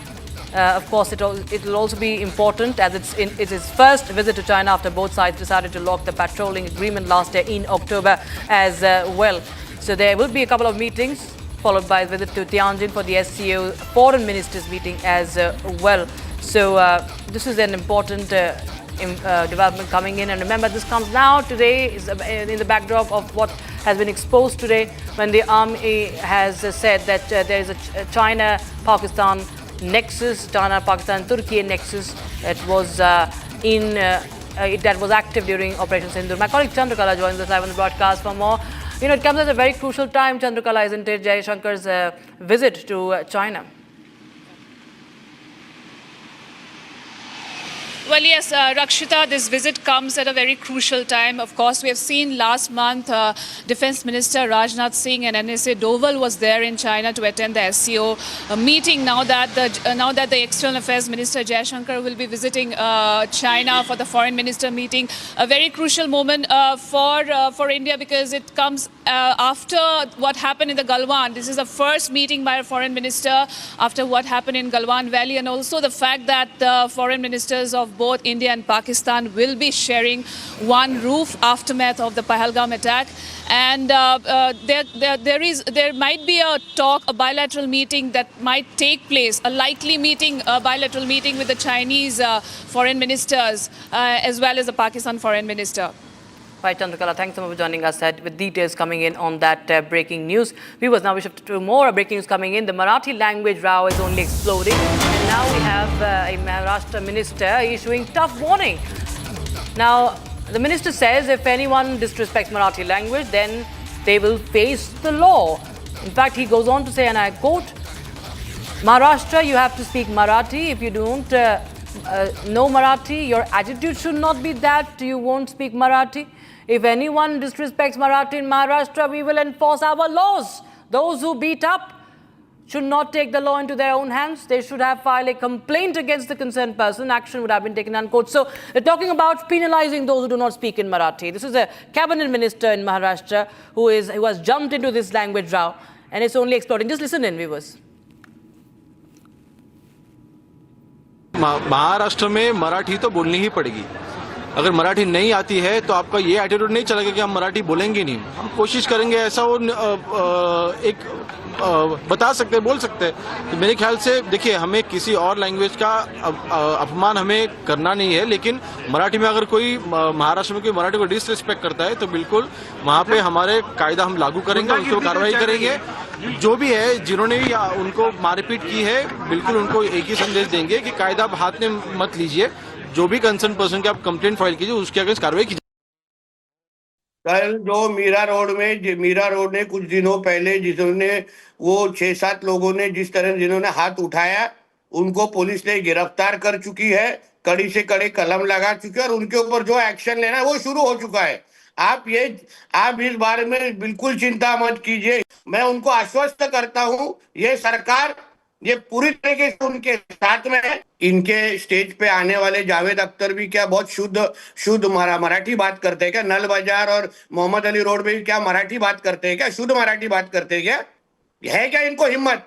जाके बोलो मदरसा में, जाके बोलो मस्जिदों में, क्या आप तुम्हारा आजान ये मराठी में होना चाहिए?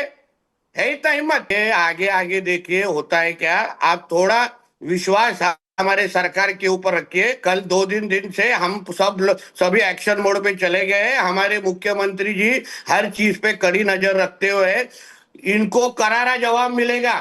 इतना आपके चैनल के माध्यम से उनको बोल रहा हूं. Viewers, Prime Minister Modi received a grand welcome in Trinidad and Tobago. He interacted with the Indian diaspora and praised their cultural and economic contribution to Trinidad. Here's a report. Second leg of Prime Minister Modi's 5-nation visit begins as Prime Minister Modi landed in Trinidad and Tobago. Prime Minister Modi was received by his counterpart Kamala Prasad Besesar at the Piarco International Airport, where he was accorded a ceremonial welcome and a guard of honor.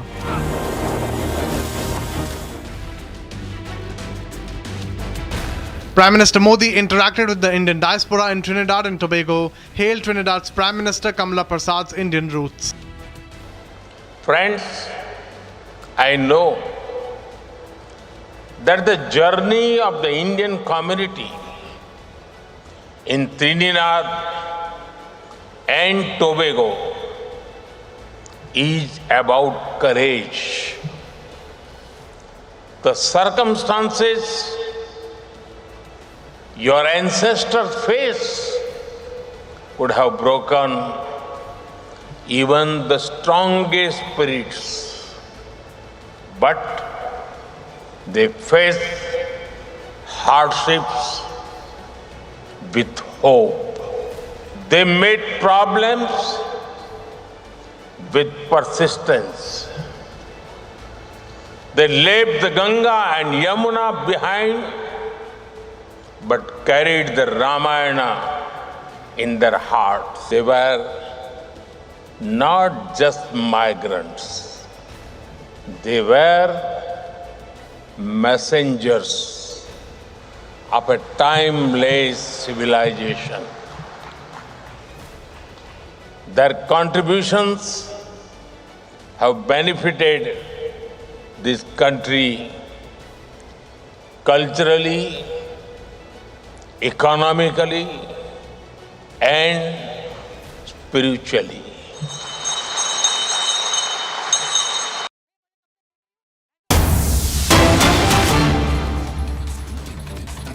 Breaks out at rice mills go down. Visuals of the same, the visuals of the rice mill where the fire tenders are dousing that fire. We do not know yet about any casualty or any injury so far, but the limited information we have is from Kheda of Gujarat, where there's a fire at the rice mill that has been reported.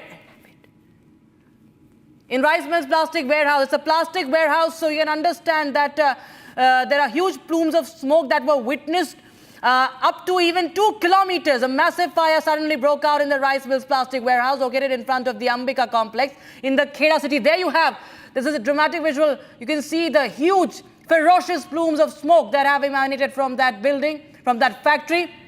Gopi joins us live on the broadcast. Gopi, this is an intense fire, very, very dangerous. Visibly 2 kilometers is the height of the smoke. What we understand, tell us more. Well, yes, Rakshita, in fact, the reason of this fire has not been ascertained yet.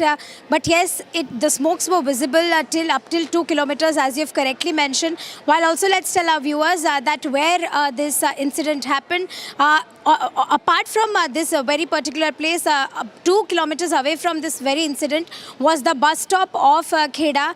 And now let's tell our viewers that Kheda is also situated just 90 kilometers away from Ahmedabad. While no casualties as yet are reported, but what we are learning from our sources is that the construction which is nearby this very mill, which has production of plastic products and otherwise, this is what led to this massive fire. But yes, the reason is yet to be ascertained. Back to you. Right. Thank you so much for joining us with those details. Gopi, on that story. Viewers, we keep a close eye on the developments. Now, viewers, we shift our focus to some more stories making news from across the country. This is Bharat in 1 minute. Bharat 1 minute brought to you by Canara Bank. Together, we can. Delhi Chief Minister Rekha Gupta inaugurated the new CAM office at the official residence of the Chief Minister. Rekha Gupta also participated in Havan at the inauguration. Visuals from inside the office are on your screens, viewers. Security tightened as the first batch of Sri Amarnath Yatra pilgrims return after visiting the holy cave of Sri Amarnath. Over 50,000 personnel from the CRPF, the Army, police have been deployed. CCTV cameras, drones, jammers and facial recognition systems are also being used to monitor the route. DSP Rajan Pal, posted at the crime against women cell in Faridkot, Punjab, has been arrested for allegedly attempting to bribe senior superintendent of police with ₹1 lakh to get a corruption complaint against him cancelled. An FIR has been registered against DSP Rajan Pal under the Prevention of Corruption Act and he has been arrested. Departmental action has also been initiated against him.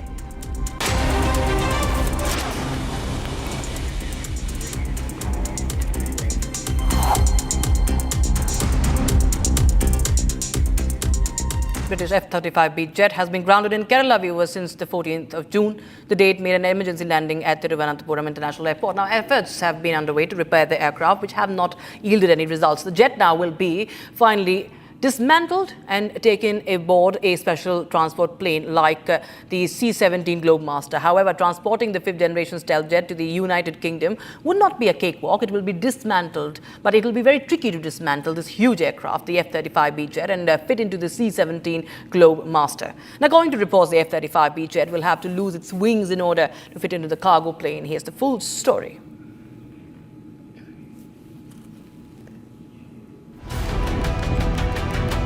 After being stranded in Kerala for over 19 days, the British F-35B will now be partially dismantled and flown back aboard a Royal Air Force C-17 Globemaster.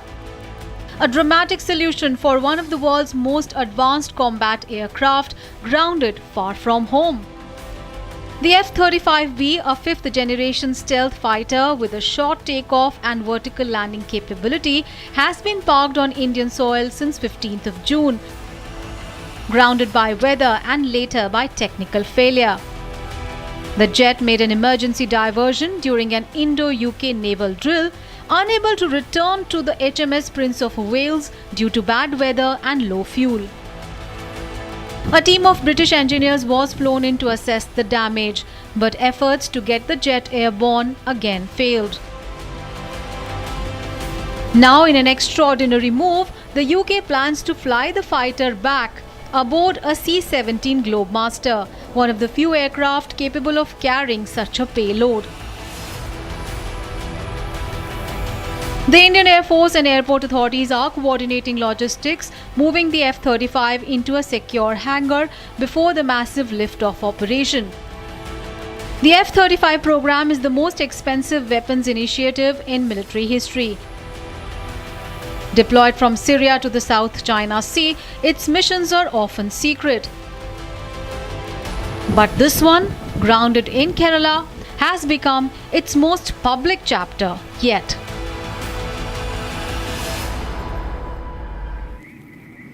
So the British Royal Navy's F-35 fighter jet, viewers, which has been in the limelight for being stranded at that airport for nearly 20 days, will be lifted back to the United Kingdom, airlifted, and the Republic is the only channel that is reporting live from the Thiruvananthapuram airport. And viewers, in fact, we will show you a ground report that has been filed by my colleague Ashwin from the airport. The cargo bay of the so-called the C-17 is definitely, the dimension of it will not allow this particular jet, the F-35, to in fact be fully fitted without taking out its wings. In fact, the C-17's cargo bay, it measures around 26.8 meters into 5.5 meters into 3.76 meters. Now, this particular cargo bay is designed to actually take around 120 paratroopers and, small-scale machineries like vehicles and all that. But to fit an F-35 like this, which has, a wingspan of around 35 feet and also which has a dimension which is around the tail height of around 4.6 meter.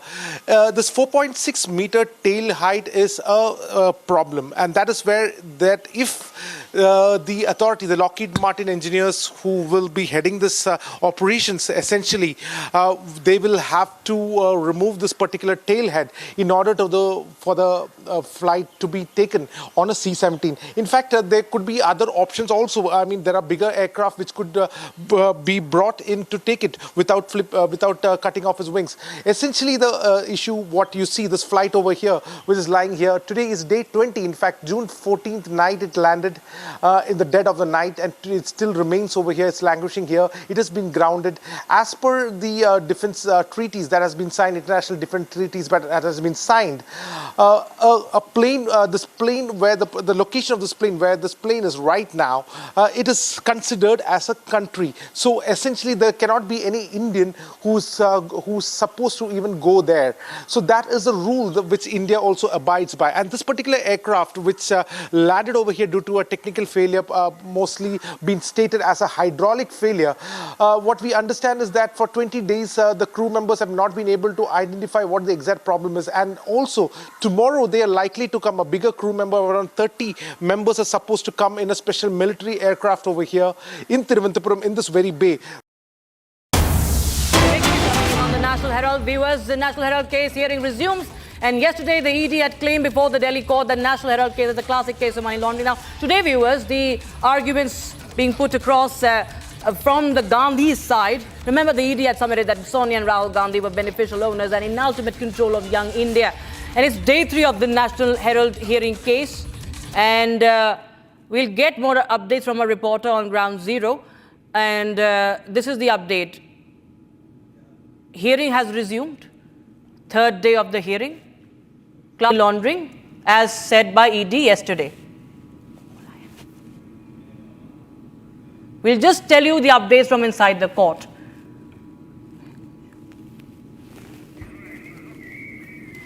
So the ED heat on Rahul Gandhi and Sonia Gandhi, of course, they were the beneficial owners. That has been put up, that has been even said by the ED. We yesterday had the Additional Solicitor General, also SV Raju, who had spoken on the same case, and he was present in the court from the ED's side.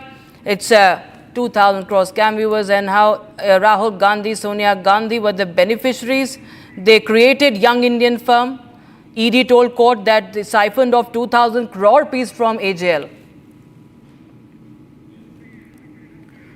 So, viewers, we just help you understand the heat that is faced by the Congress leaders. There have been Enforcement Directorate says that the shareholders' value fell to 2% after the allotment.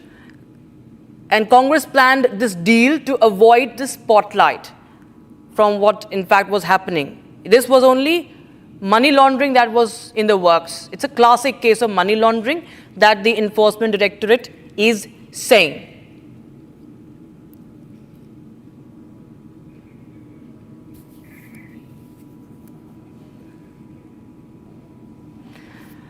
So Sonia Gandhi, Rahul Gandhi created the Young Indian firm to siphon off 2,000 crore rupees from AJL. That's what ED has told the court.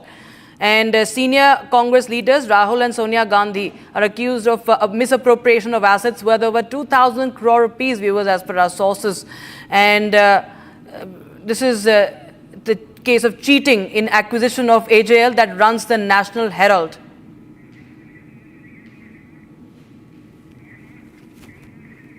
Shifting focus now, US President Donald Trump had a phone call with the Russian President Vladimir Putin. During the call, the two leaders discussed the Israel-Iran conflict and the conflict between Russia and Ukraine. Now, Trump said that no process was made and no progress was made, and he is not satisfied with the discussion that he had.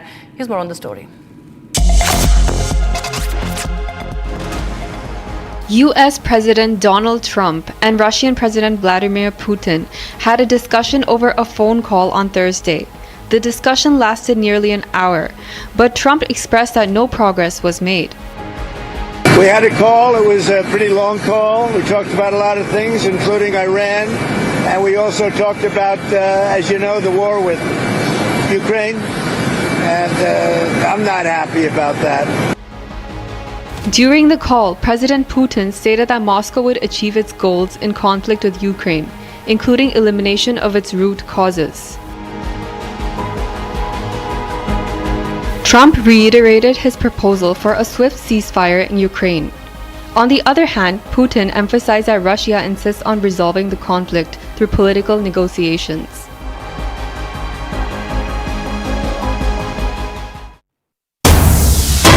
Coming around, viewers, Pakistan once again admits to what happened during the Operation Sindoor. Now, Pakistan Prime Minister Shehbaz Sharif's aide, Rana Sanaullah, has admitted that his country's military had only 30 to 45 seconds to determine whether a BrahMos cruise missile fired by India during Operation Sindoor could have a nuclear warhead.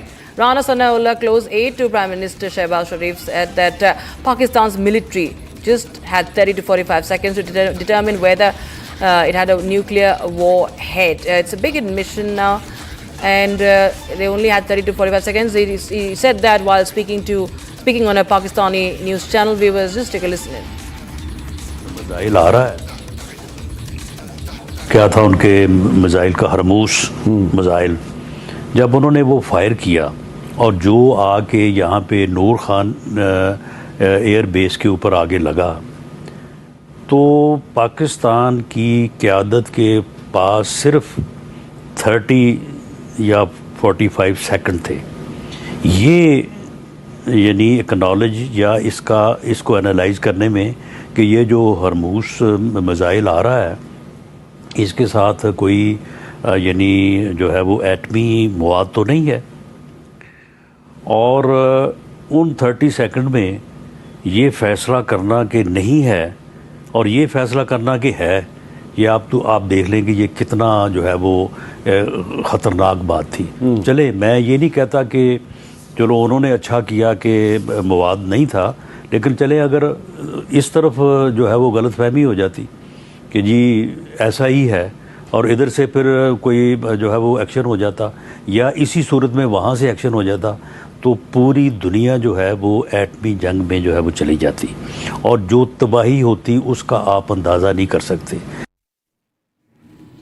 Operations in Kishtwar Chatru area entered day 3 as security forces intensified their search for terrorists trapped in the bowl of Kachal. Here's more.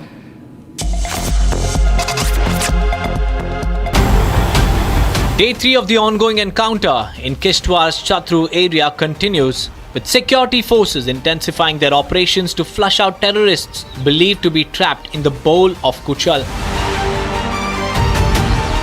The encounter, which began on July 2nd, has seen a series of gunfire clashes between security forces and terrorists, with multiple search operations being carried out in the dense forested area. According to sources, a group of terrorists is still believed to be cornered, and forces are using advanced techniques to locate and neutralize them. Despite difficult terrain and adverse weather conditions, the operation remains high priority, with security forces committed to neutralize the terror threat. Local authorities have urged civilians to stay clear of the area as the operation is expected to continue through the day. The National Herald hearing has resumed in the Delhi court. Sonia Gandhi, Rahul Gandhi have been named in the charge sheet. Remember, we will continue to get you more on that. Also coming up on the other side is the row over Pakistani team coming to India for the Asia Cup. We have a reaction from the Hockey India, and they say that we are ready to welcome the Pakistan team. National Herald case also hearing resumes. Update from the reporter on the other side.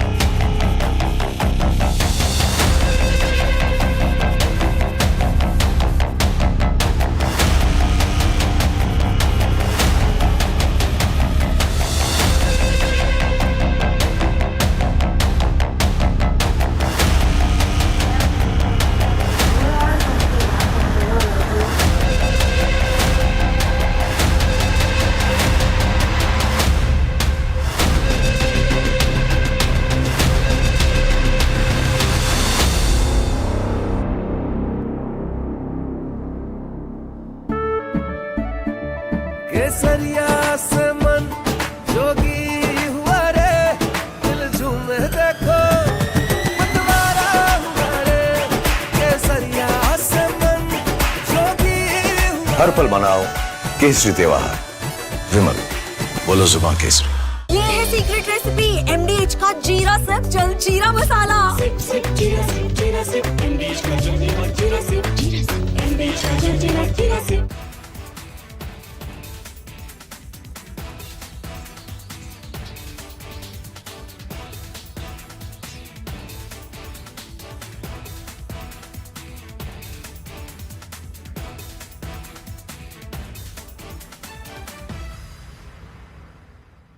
Future wars will be conducted based upon intelligence input gathered from enemy's territory. Suppose there is a war with Pakistan or China or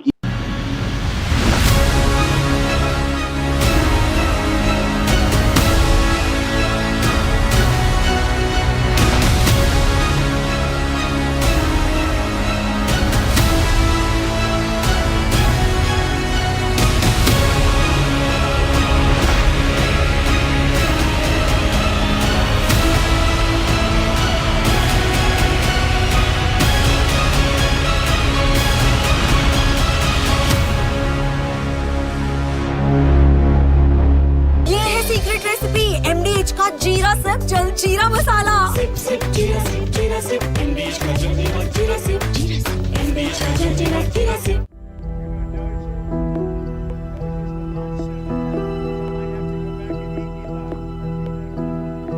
I don't know. I think we'll have to take a look. We might have to put Doge on Elon. You know what Doge is? Doge is the monster that might have to go back and eat Elon. Wouldn't that be terrible? He gets a lot of subsidies, Peter. His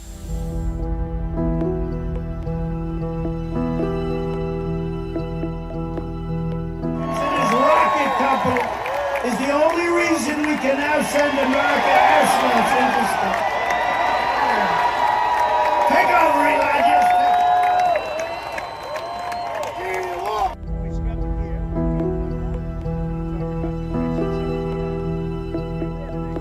But Elon's very upset that the EV mandate is going to be terminated. And you know what? When you look at it, not everybody wants an electric car.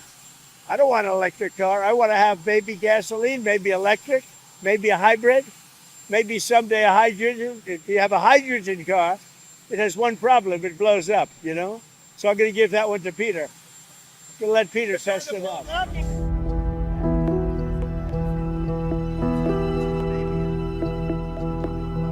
This is not the end of Doge, but really the beginning. my time as a special government employee necessarily had to end. From Asia's largest news headquarters, setting the agenda for Bharat.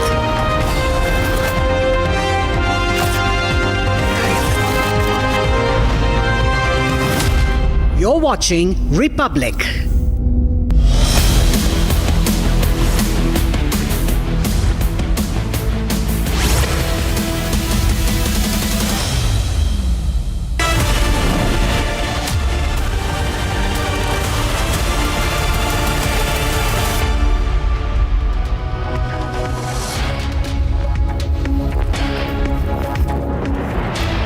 Welcome, you're watching Republic TV with me, Akanksha Khajuria. India has completely exposed China, Pakistan and Turkey as far as Operation Sindoor is concerned. We'll get you more details, but first, as always, the headlines. 5 years, 81% of the military hardware that Pakistan is getting is all Chinese, 81% of it. Turkey also played a very important role in providing the type of support that was there. Big revelation by Deputy Chief of Army Staff on Operation Sindoor as he puts out China-Pakistan-Turkey nexus. Few lessons that I thought I must flag as far as Operation Sindoor is concerned. Firstly, one border, two adversaries. So we saw Pakistan one side, but adversaries were two, and if I would say actually four or three actually. Deputy Chief of Army Staff has said that India has three enemies during Operation Sindoor and that China aided Pakistan.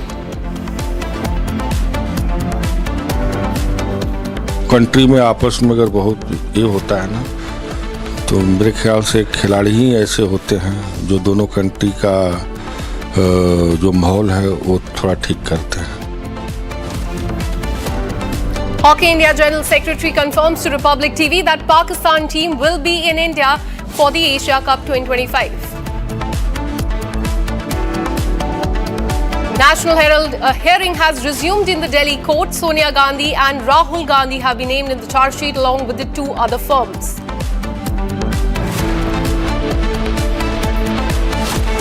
An actor turned politician, Vijay is TVK's official chief ministerial candidate for the Tamil Nadu elections.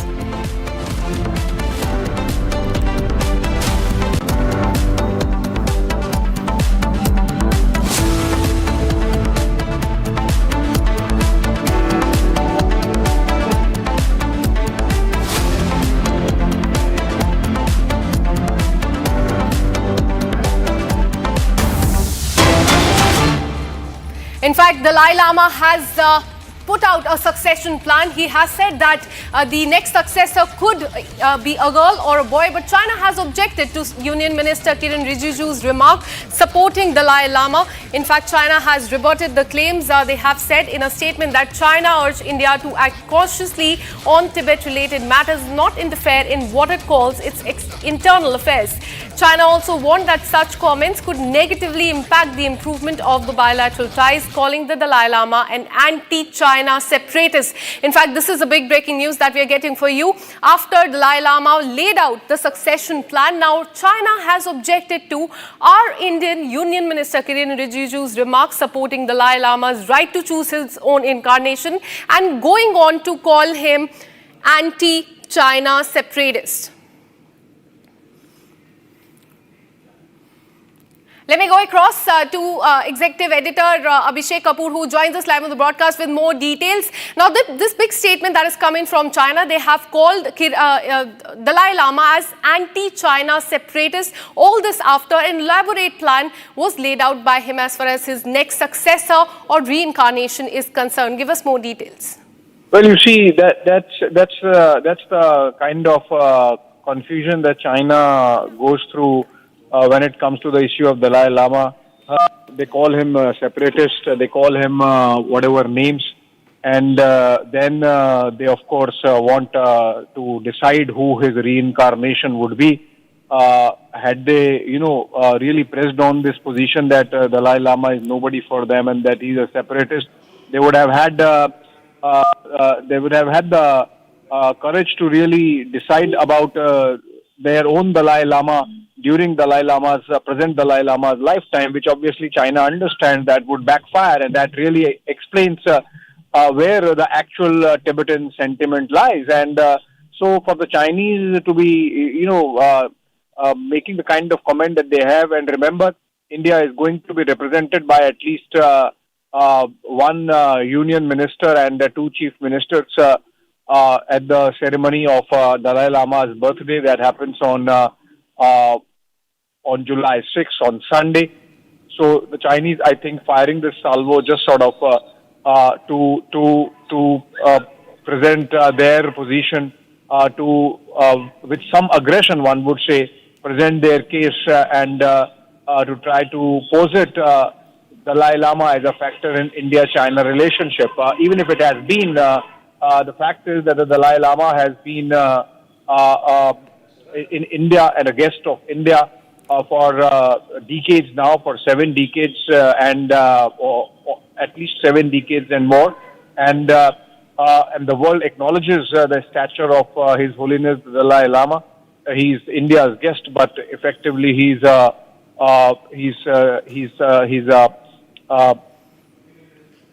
can be seen as someone who's seen as humanity's gift, a Tibetan's gift to humanity, and everyone else in the world sees Dalai Lama as such, except for the Chinese. And for the Chinese to be making this a statement and to try to pose it, as I mentioned, Dalai Lama is some kind of India-China issue, obviously is not. They are trying to deflect from their own lack of merit in deciding who the next Dalai Lama would be, which has been made amply clear by Dalai Lama's statement a couple of days back. I think that got the Chinese grouse really. The statement made it clear that the Chinese are not going to have any locus whatsoever in deciding who the next Dalai Lama would be. Thank you so much for all the details. We'll keep coming back to you for more on this. In fact, Republic TV also spoke to Namgyal Dolkar, who's the MP of Tibet Parliament in exile, and she rejected China's authority in deciding the successor and slammed China for meddling as far as selecting the next successor is concerned. She said that China cannot intervene in this matter. Trust will decide the outcome. The mood is celebratory in Tibet and people are quite happy, but Chinese interference will not be allowed.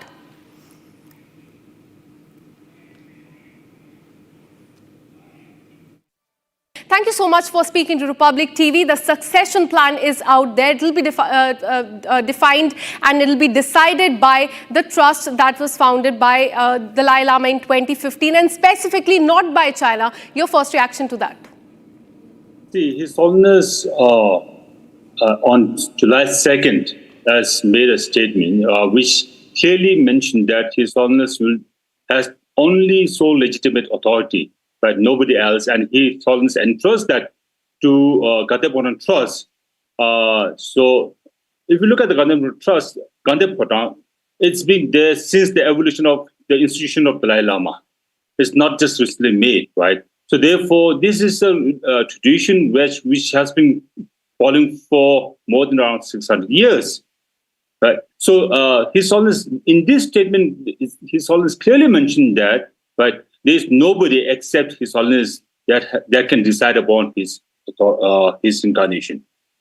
Absolutely. And how do you look at the backing that has come from India? Because India has backed Tibet as far as the decision is concerned. But even India has been snubbed by China as far as the discussion and the decision regarding the next successor is concerned. How do you see the role that India is also playing in this? See, you need to know two things. First thing, you have to understand that this reincarnation issue is a unique Tibetan Buddhist tradition. Nobody, right, has a role to play except those who are within the Buddhist traditions, Tibetan Buddhist traditions, right? Obviously, China's regime, right, they are the destroyer of the faiths. They have no way to involve in the process of this incarnation. This is one thing. Second thing is that it is about the truth, right?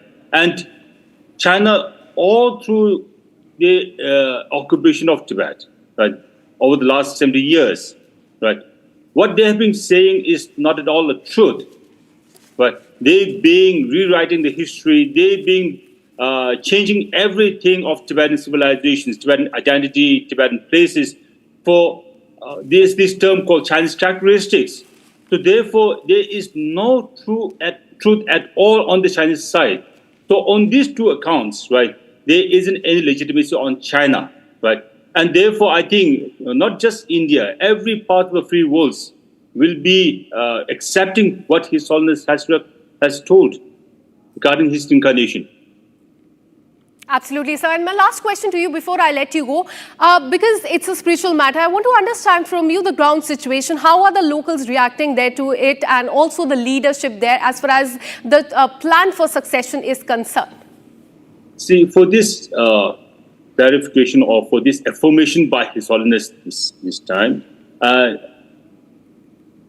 over the years, over many years, Tibetan people inside Tibet and outside, not just Tibetan people, people from Himalayan regions, people from Mongolia, people from Russian federations, people from all over the free world who are believers of the Tibetan Buddhist traditions. Not just that, Chinese people from China also had repeatedly requested His Holiness that the institution of Dalai Lama should continue.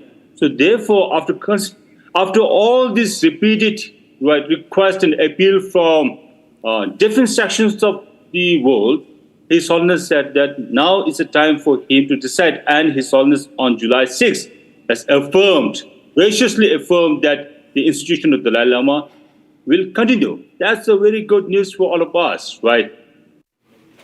So Dalai Lama has laid out a succession plan, but China is not happy about it and is in fact saying that they will take a decision on selecting who the successor will be. Now we're shifting our focus to the national capital as the hearing in National Herald case is currently underway. Remember, yesterday Enforcement Directorate had said that this is a classic case of money laundering, but now the Congress party is saying that they have questioned the Enforcement Directorate's jurisdiction in this case. The hearing continues right now, and today is day 3 of the National Herald hearing case. This is related to Congress giving 90 crore as a loan to the company called AJL, which owned the National Herald newspaper. This company, Young Indian, which was owned mostly by Sonia Gandhi and Rahul Gandhi, took over the loan by paying just 50 lakh rupees. This gave Young Indian, that we told you was controlled by Rahul Gandhi and Sonia Gandhi, control over AJL's property worth over 2,000 crore. And that is the crux of the case. And today, the counsel for Gandhi are arguing in this case, and the hearing continues. Let me go across to my colleague Riyanka, who joins us live on the broadcast with more details. Riyanka, tell us what is happening in the court right now, because yesterday the Enforcement Directorate called this a clear case of money laundering. What is happening right now?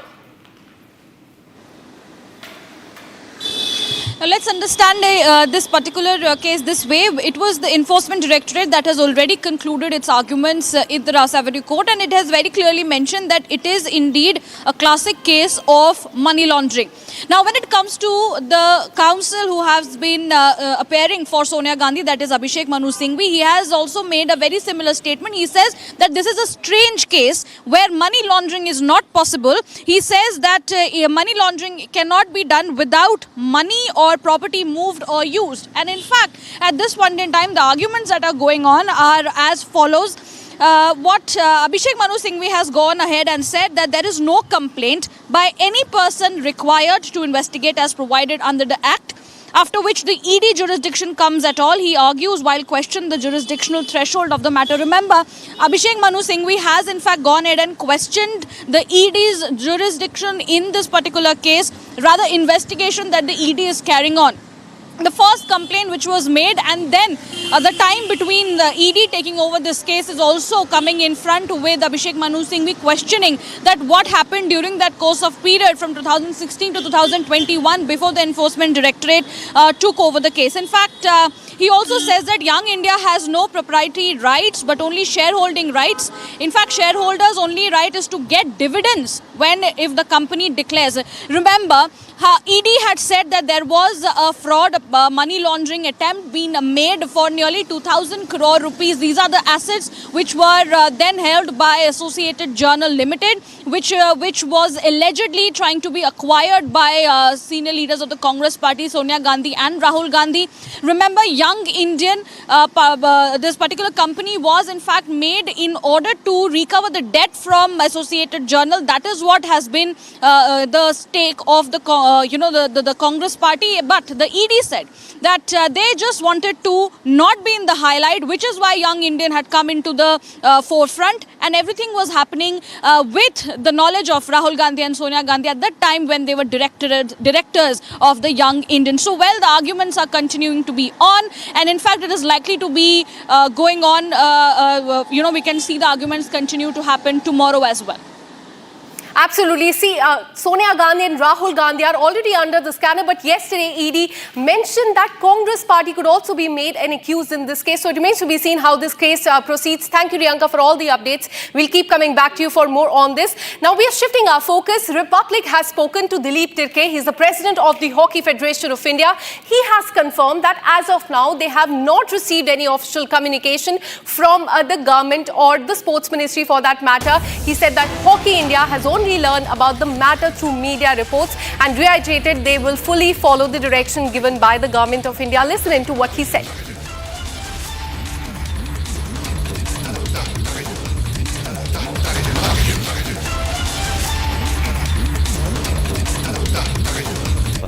Hockey India के पास ministry की ओर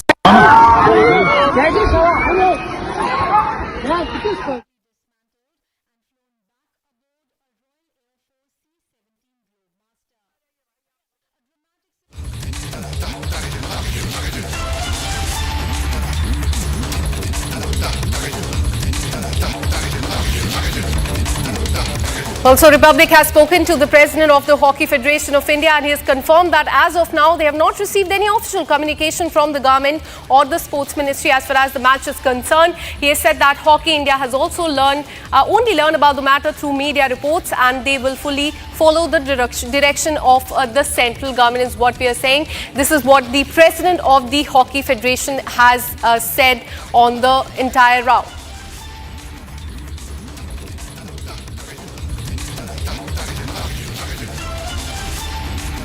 अब तक हमारे पास hockey India के पास ministry की ओर से government की ओर से ऑफिशियली कम्युनिकेशन कुछ आया नहीं है, अब तक मिला नहीं है. आप लोगों के जरिए मीडिया के जरिए हमें सुनने को मिल रहा है. सो मिस्टर टिर्के, क्या आप हॉकी फेडरेशन क्या मिनिस्ट्री से ये क्वेश्चन उठाएगा कि क्यों अलाउ किया जा रहा है पाकिस्तानी टीम को, और वो भी जो पहलगाम टेरर अटैक के बाद जब हमने सारे टाइज अभी बंद कर दिए हैं, तो क्या ये क्वेश्चन नहीं उठ रहा है? क्योंकि ये लोगों के बीच में भी यही सेंटिमेंट्स है कि क्यों अलाउ किया जा रहा है इस टाइम पे. हॉकी इंडिया हमेशा हम ये कहते आ रहे हैं कि गवर्नमेंट के डिसीजन जैसा कहेंगे, जैसा आप ऑर्डर देंगे, उसी के मुताबिक हम चलेंगे. आज भी हमारे स्टैंड वही रहे. जिस हिसाब से गवर्नमेंट ऑफ इंडिया हमें डायरेक्शन देंगे, उसी से हम चलेंगे. तो कब तक एक्सपेक्टेड है कि एक final confirmation Indian hockey federation को मिल जाए फ्रॉम स्पोर्ट्स मिनिस्ट्री कि पाकिस्तानी टीम ट्रैवल कर रही है कि नहीं इंडिया में? देखिए, अभी कहना मुश्किल है. जैसे मैंने कहा कि आपके जरिए हमें मालूम पड़ा है, सुनने को मिल रहा है. जैसे ऐसे कुछ डिसीजन लिया है तो मिनिस्ट्री हमें बताएंगे. और लेकिन हम काम स्टार्ट कर दिए हैं, जारी रखे हैं कि राजगिरी एक अपकमिंग हॉकी वेन्यू बनने जा रहा है. और एशिया का भी काफ़ी इम्पोर्टेंट टूर्नामेंट है हॉकी की दृष्टि से, एशियन हॉकी की दृष्टि से. और मैंडेटेड है वर्ल्ड कप क्वालिफिकेशन, और जो भी चैंपियन होते हैं इस टूर्नामेंट में, एशिया कप में, वो डायरेक्ट क्वालिफाई करते हैं वर्ल्ड कप के लिए. उसके हिसाब से काफ़ी इम्पोर्टेंट चैंपियनशिप रहा है. लेकिन देखिए, फाइनल अभी भी हम लोग वेट कर रहे हैं मिनिस्ट्री के ओर से क्लियरेंस के लिए. और जैसे हमें क्लियरेंस मिल जाती है, हम उस हिसाब से काम और आगे बढ़ाएंगे.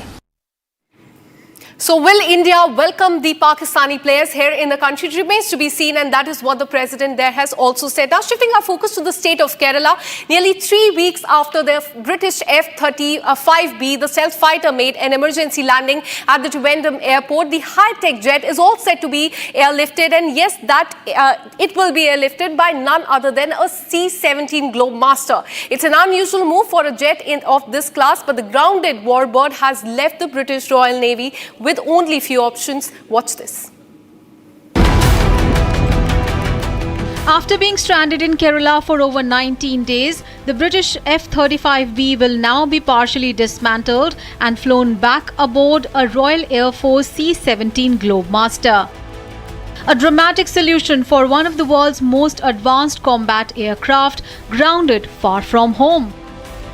The F-35B, a fifth-generation stealth fighter with a short takeoff and vertical landing capability, has been parked on Indian soil since 15th of June, grounded by weather and later by technical failure. The jet made an emergency diversion during an Indo-UK naval drill, unable to return to the HMS Prince of Wales due to bad weather and low fuel. A team of British engineers was flown in to assess the damage, but efforts to get the jet airborne again failed. Now, in an extraordinary move, the UK plans to fly the fighter back aboard a C-17 Globemaster, one of the few aircraft capable of carrying such a payload. The Indian Air Force and airport authorities are coordinating logistics, moving the F-35 into a secure hangar before the massive lift-off operation. The F-35 program is the most expensive weapons initiative in military history. Deployed from Syria to the South China Sea, its missions are often secret. But this one, grounded in Kerala, has become its most public chapter yet. And the F-35 fighter jet remains to be stranded. In fact, what we're learning is that it is undergoing the repair work and will be lifted off shortly. My colleague Ashwin filed a ground report. Watch this. The cargo bay of the so-called the C-17 is definitely, the dimension of it will not allow this particular jet, the F-35, to in fact be fully fitted without taking out its wings. In fact, the C-17's cargo bay, it measures around 26.8 meters into 5.5 meters into 3.76 meters. Now, this particular cargo bay is designed to actually take around 120 paratroopers and, small-scale machineries like vehicles and all that. But to fit an F-35 like this, which has, a wingspan of around 35 feet and also which has a dimension which is around the tail height of around 4.6 meter. This 4.6 meter tail height is a problem, and that is where that if the authority, the Lockheed Martin engineers who will be heading this operations, essentially, they will have to remove this particular tail head in order for the flight to be taken on a C-17. In fact, there could be other options also. I mean, there are bigger aircraft which could be brought in to take it without cutting off his wings. Essentially, the issue, what you see, this flight over here, which is lying here, today is day 20. In fact, June 14th night it landed in the dead of the night, and it still remains over here. It's languishing here. It has been grounded. As per the defense treaties that has been signed, international defense treaties that has been signed, this plane where the location of this plane, where this plane is right now, it is considered as a country. So essentially, there cannot be any Indian who's supposed to even go there. So that is a rule which India also abides by. And this particular aircraft, which landed over here due to a technical failure, mostly been stated as a hydraulic failure. What we understand is that for 20 days, the crew members have not been able to identify what the exact problem is. And also, tomorrow they are likely to come, a bigger crew member, around 30 members are supposed to come in a special military aircraft over here in Thiruvananthapuram, in this very bay. So it remains to be seen when the F-35 fighter jet is lifted from India. Now let's show you the top national stories in under 1 minute. Bharat 1 Minute brought to you by Canara Bank. Together we can. Delhi Chief Minister Rekha Gupta inaugurated the new camp office of the official residence of the Chief Minister. Rekha Gupta also participated in a havan at the inauguration, and visuals from inside the office are on your screens. Security tightened as the first batch of Sri Amarnath Yatra pilgrims return after visiting the holy cave of Sri Amarnath. Over 50,000 personnel from CRPF, Army and Police have been deployed. CCTV cameras, drones, jammers and facial recognition systems are also used to monitor the people. DSP Rajan Pal, posted at Crime Against Women Cell in Faridkot in Punjab, has been arrested for attempting to bribe senior superintendent of police with rupees 1 lakh to get the corruption complaint against him cancelled. FIR has been registered against the DSP under the Prevention of Corruption Act, and he has been arrested. Departmental action has also been started.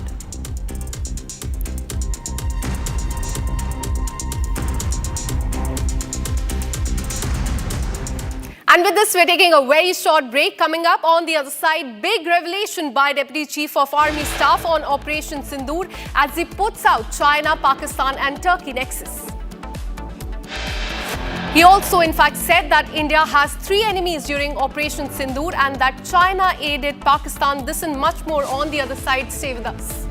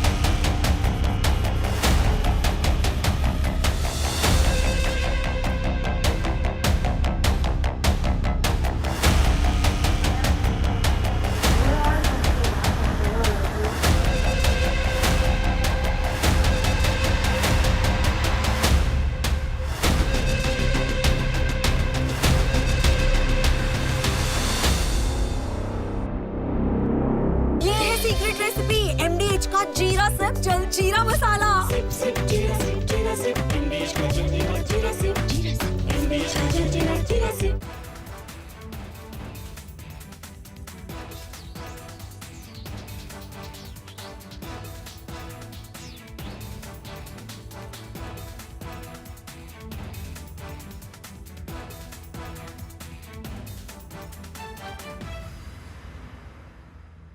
MDH की हल्दी मिर्ची धनिया करे कमाल, ये रंग दे, ये खुशबू दे, ये तीखा, ये कम पड़े, क्या निराला एमडीएच मसाला. Future wars will be conducted based upon intelligence input gathered from enemy's territory.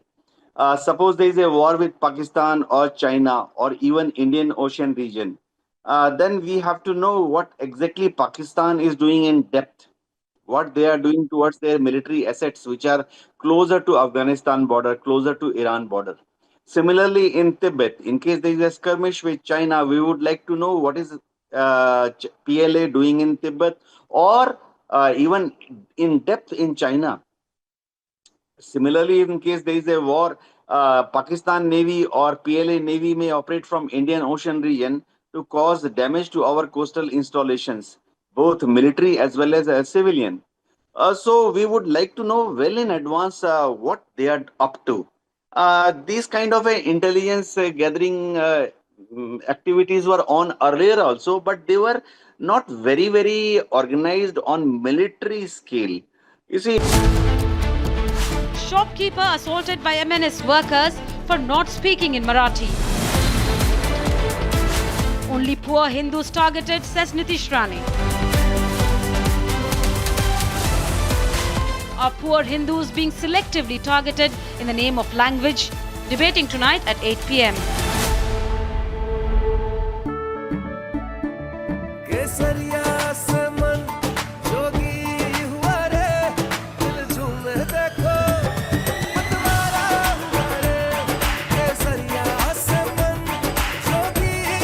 हर पल मनाओ केसरी त्योहार विमल बोलो जुबान केसरी MDH की हल्दी मिर्ची धनिया करे कमाल ये रंग दे ये खुशबू दे ये तीखा ये कम पड़े क्या निराला MDH masala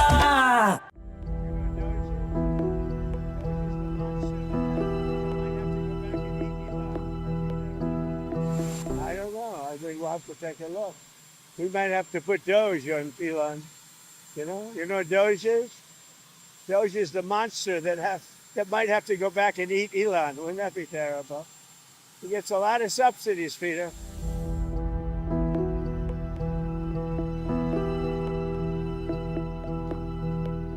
His rocket company is the only reason we can now send American astronauts into space.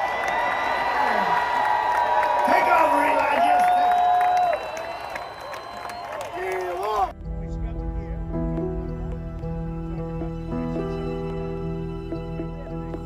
But Elon's very upset that the EV mandate is going to be terminated. And you know what? When you look at it, not everybody wants an electric car.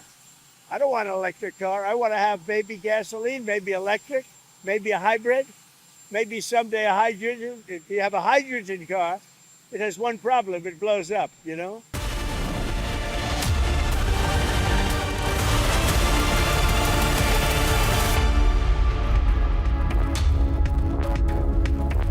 Good evening, viewers. You're watching Live and Breaking. I'm Dr. Tamisha with you. Indian Army has put it on record how China, Pakistan and Turkey came together to create a nexus and targeted India. This axis of terror has been exposed, viewers. We'll get you more details on that. First, the headlines.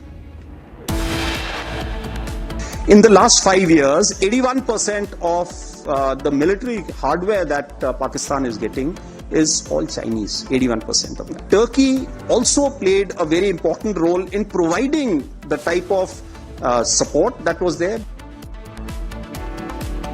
Big revelation by Deputy Chief of Army Staff on Operation Sindoor as he puts out the China-Pakistan-Turkey nexus. Few lessons that I thought I must flag as far as Operation Sindoor is concerned. Firstly, one border, two adversaries. So we saw Pakistan one side, but adversaries were two, and if I would say actually four or three actually. Deputy Chief of Army Staff Lieutenant General Rahul Singh says that India has three enemies during Operation Sindoor and that China aided Pakistan.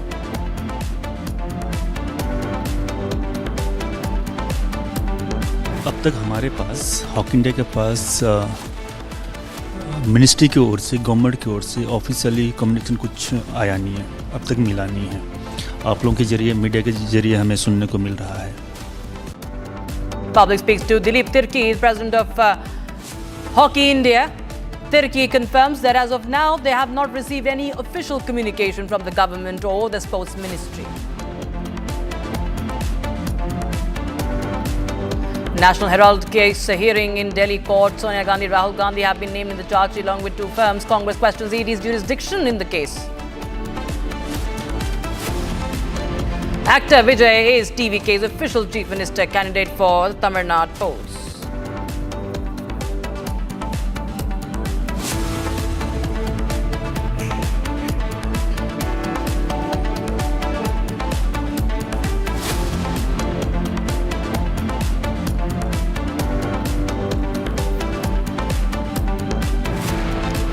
Now, viewers, the Indian Army today has put it on record, exposing the nexus between China, Pakistan and even Turkey. The Indian Army has confirmed that China leveraged the recent India-Pakistan conflict as a live laboratory to test its military hardware and technological capabilities. Now, speaking at the New Age Military Technologies event organized by FICCI, Lieutenant General Rahul R. Singh, he is the Deputy Chief of Army Staff on Capability Development and Sustenance, He highlighted the extent of Chinese involvement, saying that over 80% of Pakistan's military equipment is of Chinese origin and that China provided real-time support, including sharing sensitive operational data during Operation Sindoor.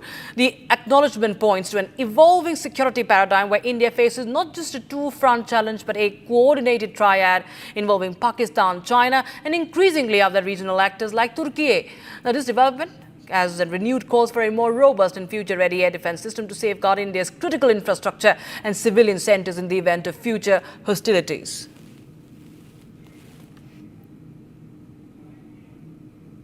Few lessons that I thought I must flag as far as Operation Sindoor is concerned. Firstly, one border, two adversaries. So we saw Pakistan one side, but adversaries were two, and if I would say actually four or three actually. So Pakistan was the front face. We had China providing all possible support. And it's no surprise because if you were to look at statistics, in the last 5 years, 81% of the military hardware that Pakistan is getting is all Chinese, 81% of that. So it's no surprise. And China, of course, the good old dictum, killed by a borrowed knife, 36 stratagems that China talks about, killed by a borrowed knife. So he would rather use the neighbor to cause pain than getting involved in the mud-slinging match on the northern border. So that is what he's seen. And another thing that China perhaps has seen is that he's able to test his weapons against, say, various other weapon systems that are there. It's like a live lab which is available to him. So it's a good, that is what is something we have to be very, very cognizant about. Again, Turkey also played a very important role in providing the type of support that was there. Bayraktar, of course, he's been giving from before. We saw numerous other drones also coming in, landing in the face of war, during the war, along with trained sort of individuals who were there. When the DGMO level talks were going on, Pakistan actually was mentioning that we know that your such and such important sort of vector is primed and it is ready for action. I would request you to perhaps, pull it back. So he was getting live inputs as far as from China.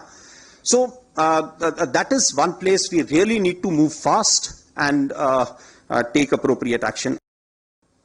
Pakistani side decided that no, they wanted to, sort of come equal. They engaged our military targets. So in step 2 of the escalation, a very strong message was sent by engaging their military targets in a manner that on 10th of May, there was a message from the military operations, Pakistan, that they would want a ceasefire. Of course, we completed our mission to ensure that we end the conflict on top of the escalation ladder. And thereafter, of course, it is all about information warfare, how the narrative shape out. That's another domain that could be discussed. And the reason why this particular thing happened, because there was a punch that was ready, and they realized that hidden punch, in case that comes through, Pakistan would be in a very, very bad condition. So that was the reason why they asked for a ceasefire.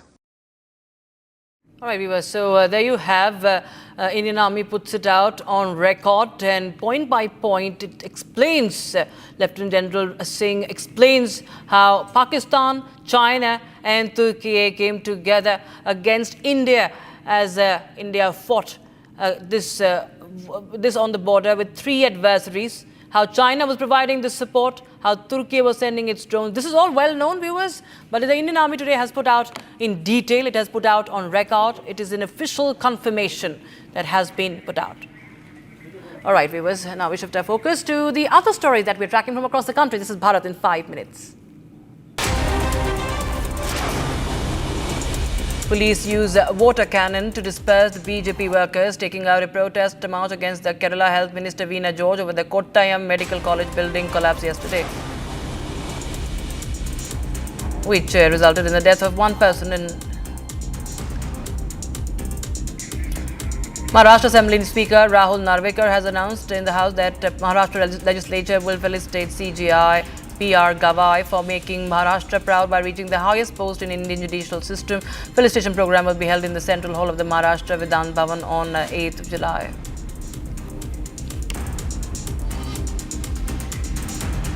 Next hearing in bail application of Shiromani Akali Dal leader Bikram Singh Majitiya to be held at Punjab and Haryana High Court on 8th July. Prosecutor said that the application which was filed yesterday had a few errors. So the court ordered that the application be filed again. Majitiya was arrested, remember, last week in an alleged drug case. Relating to the alleged custodial death of Ajit Kumar in Sivaganga of Tamil Nadu, now Tamilaga Vetri Khadagam TVK has filed a petition in the Chennai High Court seeking an order to direct the police to grant permission for protest.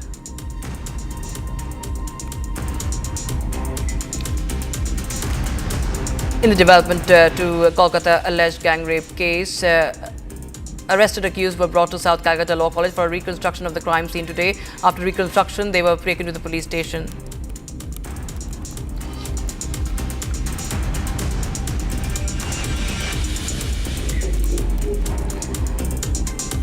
BJP leader Jagannath Pradhan has been sent to 14-day judicial custody in the case of assault on Ratnakar Sahu, Additional Commissioner of Bhubaneswar Municipal Corporation. BJP leader Pradhan had surrendered at the DCP office in Bhubaneswar. After that, Jagannath Pradhan was arrested by the police.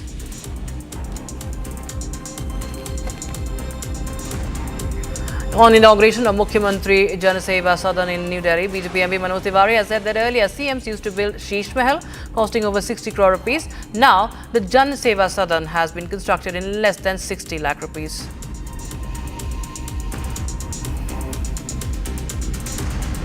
Lieutenant General Amardeep Singh Ojla, Master General Sustenance of the Indian Army, while speaking on the success of Operation Sindoor, has said that Operation Sindoor has underscored the value of importance of these new war fighting practices that are currently invoked.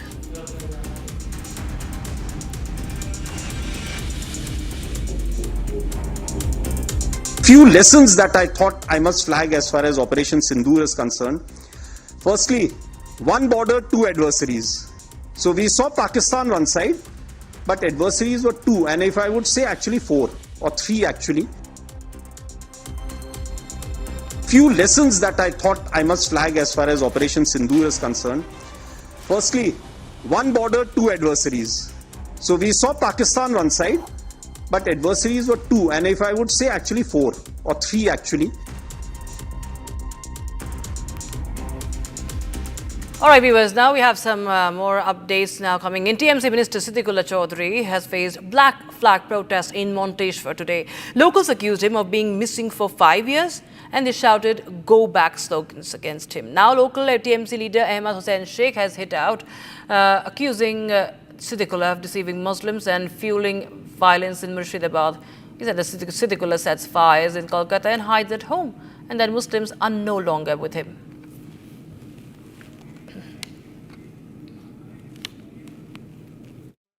TMC का flag, Abhishek Banerjee, Mamata Banerjee का photo लगाकर वो licence उनको मिल रहा है। इस काम में हमसे उनका विरोध है, तो मैंने सीएम को ऑब्जेक्शन के लिए खत दिया।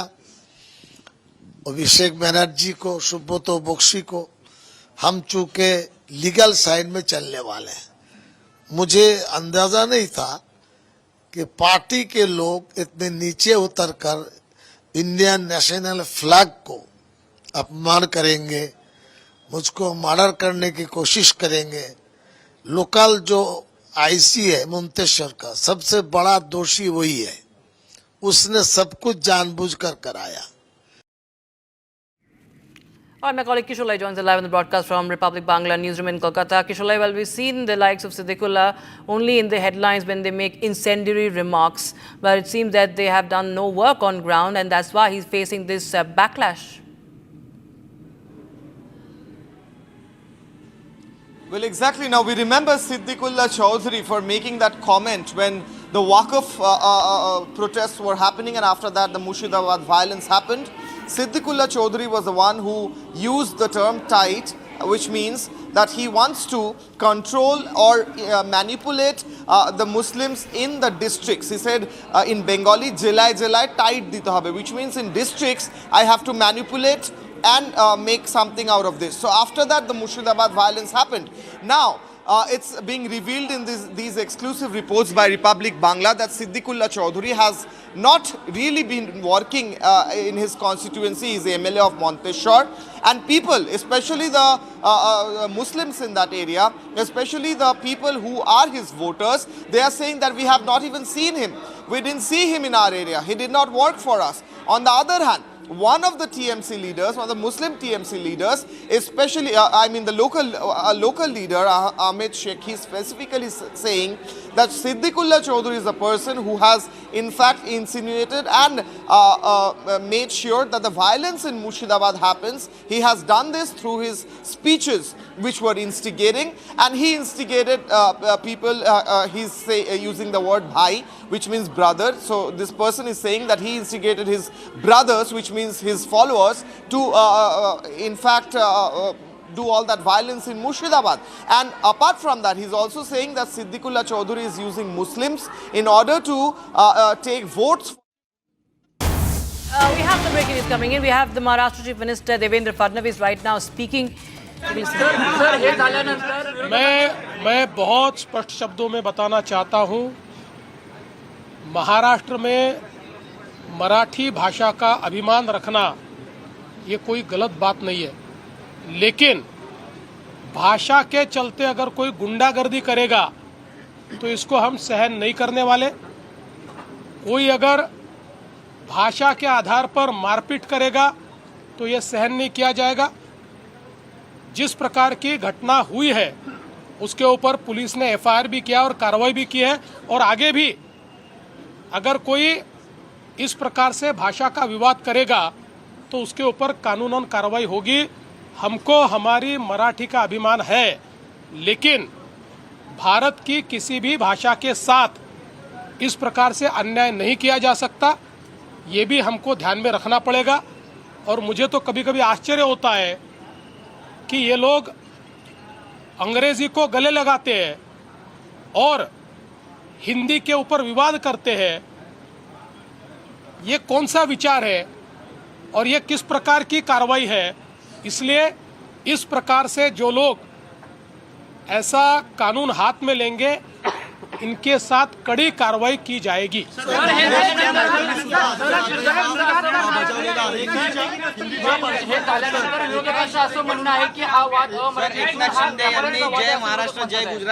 व्यापाऱ्यांचा वादाचा काय अर्थ आहे? काय व्यापाऱ्यांनी त्या ठिकाणी व्यापार करू नये? एखादा मराठी व्यापारी हा जर आसाममध्ये जाऊन व्यापार करत असेल आणि त्याला जर आसामी भाषा शिकायला वेळ लागला तर काय त्याला आसाममधल्या लोकांनी मारायचं? त्याच्यामुळे हे योग्य नाही आहे। अशा प्रकारे वागणं योग्य नाही। खरा अभिमान असेल ना तर मराठीची सेवा करा, खरा अभिमान असेल मराठी शिकवा, खरा अभिमान असेल क्लासेस चालू करा, खरा अभिमान असेल तर लोकांना मराठी बोलायला प्रवृत्त करा, आणि खरा अभिमान असेल आपल्या मुलांनाही मराठी शिकवा ना, मराठी शाळेत टाका ना। अशा शाळेत का टाकता जिथे मराठी ही तिसरी भाषा आहे? आणि महानगरपालिकेच्या अशा शाळा का सुरू करता की ज्या शाळेमध्ये स्पष्टपणे लिहिलं आहे मराठी तिसरी भाषा असेल? हे इकडे चालतंय आणि त्या व्यापाऱ्यांना मारताय, हे योग्य नाही आहे। Eknath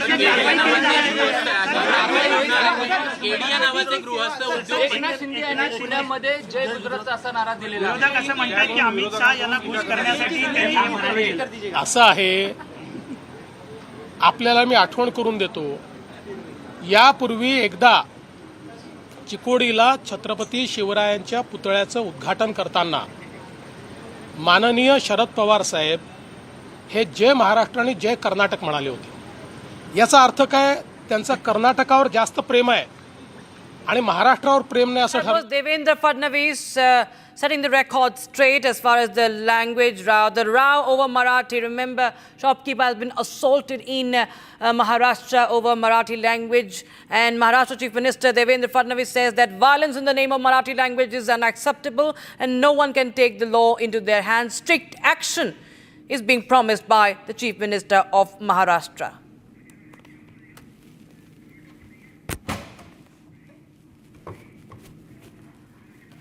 Now, US Prime Minister Modi received a warm welcome in Trinidad and Tobago. This is part of his 5-nation tour, and he also interacted with the Indian diaspora in the island country and hailed the contribution of the Indian diaspora to Trinidad. Here's more. Second leg of Prime Minister Modi's 5-nation visit begins as Prime Minister Modi landed in Trinidad and Tobago. Prime Minister Modi was received by his counterpart Kamala Prasad Besesar at the Piarco International Airport, where he was accorded a ceremonial welcome and a guard of honor.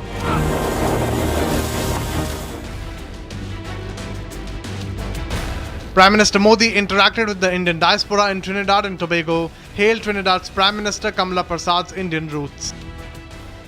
Friends, I know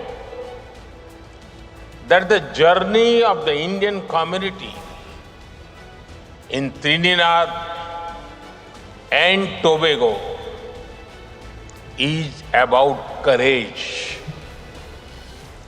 The circumstances your ancestors faced would have broken even the strongest spirits, but they faced hardships with hope. They met problems with persistence. They left the Ganga and Yamuna behind, but carried the Ramayana in their hearts. They were not just migrants. They were messengers of a timeless civilization. Their contributions have benefited this country culturally, economically, and spiritually. And it's time to take a quick look at more stories from across the country in 1 minute. Bharat 1 Minute brought to you by Canara Bank. Together we can. Delhi Chief Minister Rekha Gupta inaugurated the new camp office at the official residence of the Chief Minister. Rekha Gupta also participated in a Havan at the inauguration. Visuals from inside the office on your screens. Security tightened as the first batch of Sri Amarnath Yatra pilgrims return after visiting the holy cave of Sri Amarnath. Over 50,000 personnel from the CRPF, Army and Police have been deployed. CCTV cameras, drones, jammers, facial recognition systems are also being used to monitor the route. DSP Rajan Pal, posted at the crime against a women's cell in Faridkot, Punjab, has been arrested for allegedly attempting to bribe senior superintendent of police with 1 lakh rupees to get a corruption complaint against him cancelled. FIR registered against Rajan Pal under the Prevention of Corruption Act, and he has been arrested.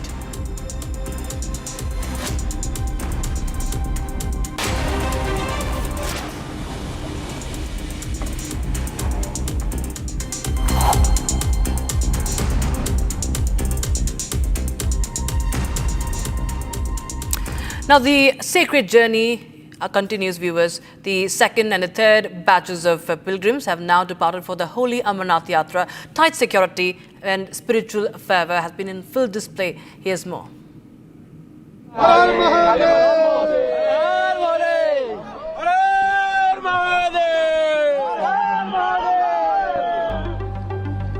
The sacred Amarnath Yatra continues with fresh batches of pilgrims setting off from the Jammu base camp early Friday. Devotees moved out in secured convoys towards the twin routes of Baltal and Pahalgam. The pilgrimage is progressing smoothly with tight security in place and spiritual fervour in the air.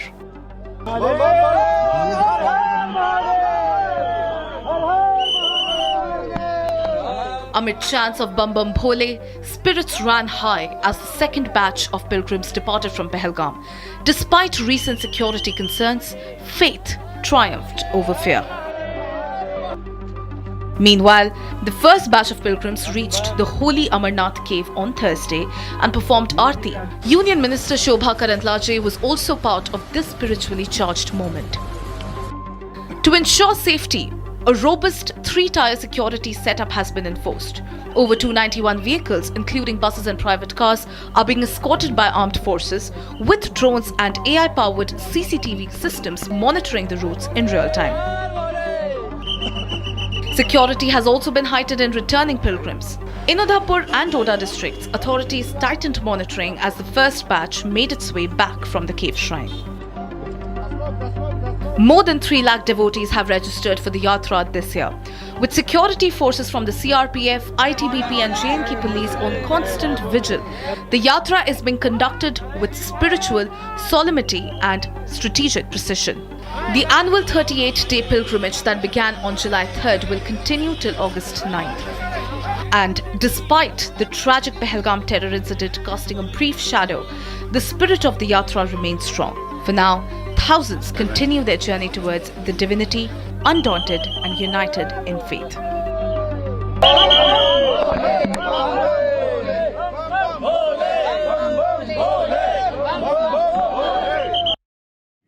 And time for a very short break, viewers, but don't go anywhere. We are closely tracking all the developments as far as Pakistan, the team's possible arrival in India is concerned. Republic has spoken to Dilip Tirke, president of Hockey India. He has confirmed that as of now they haven't received any official communication or confirmation from the government.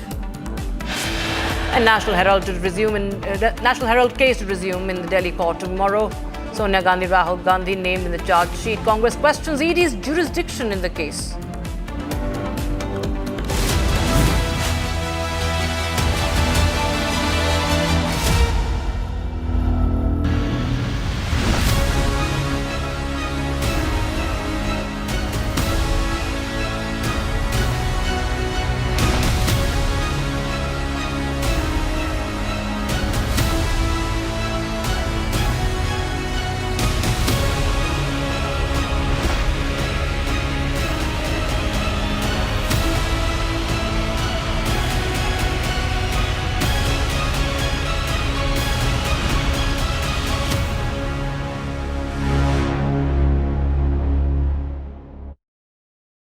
MDH की हल्दी मिर्ची धनिया करे कमाल, ये रंग दे, ये खुशबू दे, ये तीखा, ये कम पड़े, क्या निराला MDH मसाला।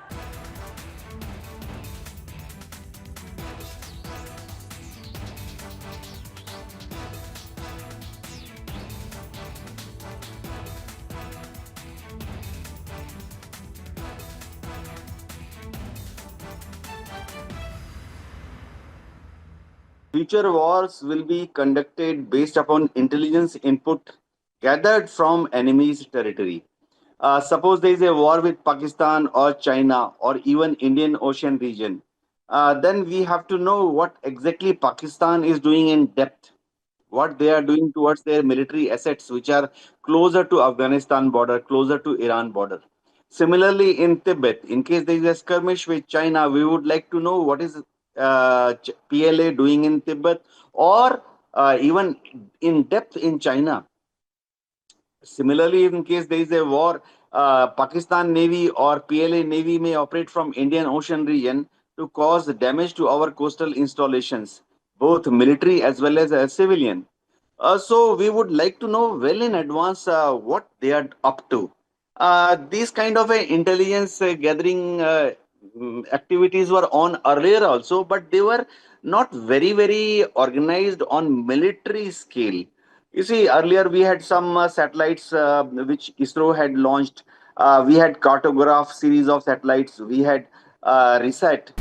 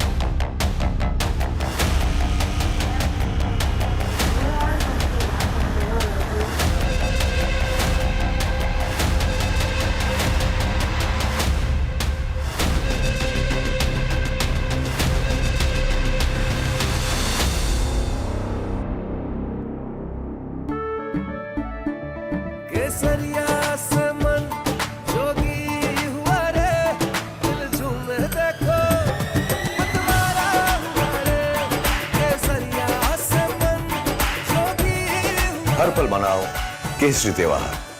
विमल, बोलो जुबान केसरी। MDH की हल्दी मिर्ची धनिया करे कमाल, ये रंग दे, ये खुशबू दे, ये तीखा, ये कम पड़े, क्या निराला MDH masala.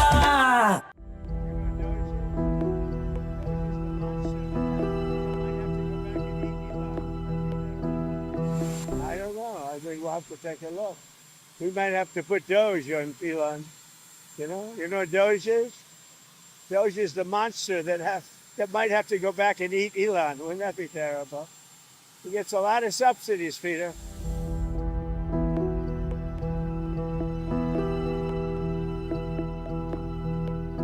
His rocket company is the only reason we can now send American astronauts into space. From Asia's largest news headquarters, setting the agenda for Bharat.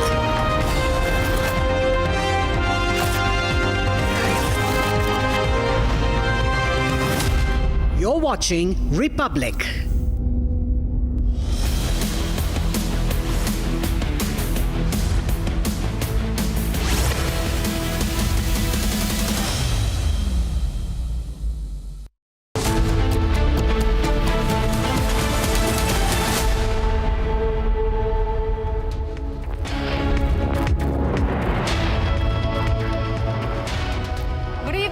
Welcome, you're watching Republic TV with me, Akanksha Khajuria. The Dalai Lama has laid out a succession plan and snubbing China. India has said that only he can select his successor. We'll get you more details on this, but first, as always, the headlines.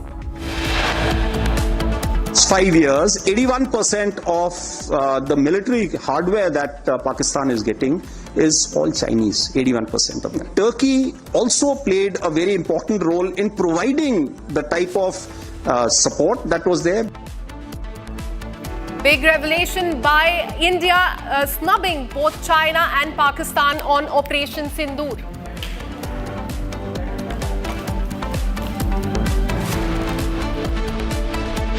Few lessons that I thought I must flag as far as Operation Sindoor is concerned. Firstly, one border, two adversaries.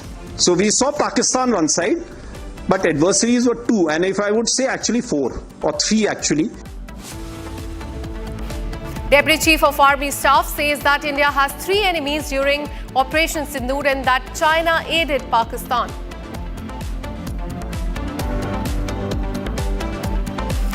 Hockey India Secretary General confirms to Republic TV that Pakistan team will be in India for Asia Cup 2025.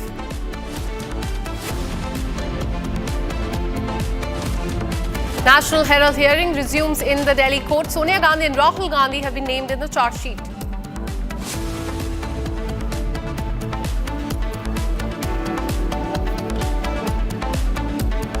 Actor and politician Vijay is TVK's official Chief Minister candidate for the Tamil Nadu polls.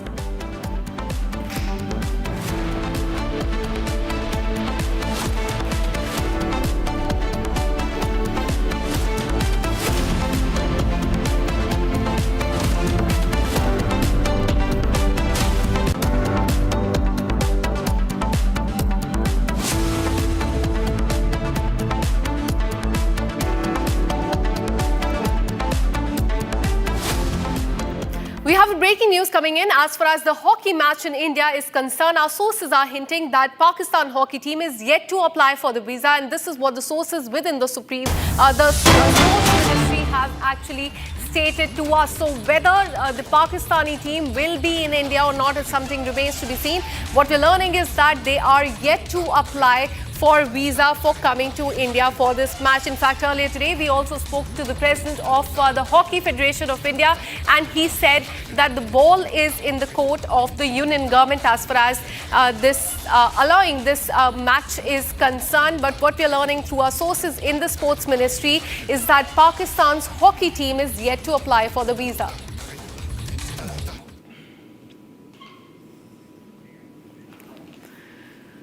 Let me go across to my colleague Soumya, who joins us live from outside the sports ministry. Soumya, tell us more about this, because what we're learning is that they are yet to apply for the visa. Give us more details and perspective about this story.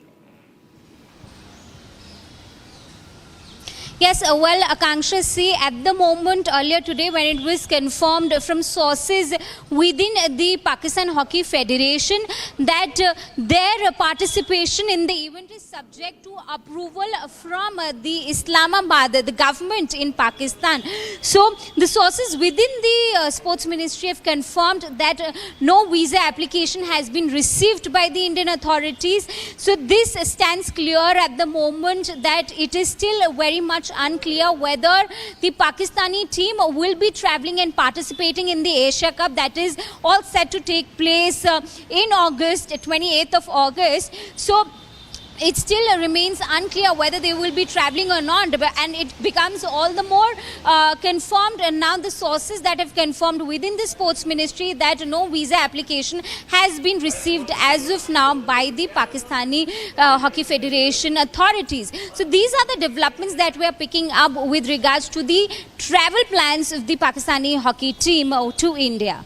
Well, absolutely. They have not applied for the visa is what we are learning. In fact, earlier today, Republic TV spoke to Dileep Tirke, who's the president of the Hockey Federation of India. And before we show you that detail and that interview with my colleague, let me once again go across to Soumya. Soumya, so does that mean there's a lot of confusion of whether Pakistan team is going to come to India in the backdrop of Operation Sindoor? There's a boycott and the outrage that grows in India against Pakistan. So any clarity whether they are coming or not, because the Federation has said that the ball is in the court of the Union government?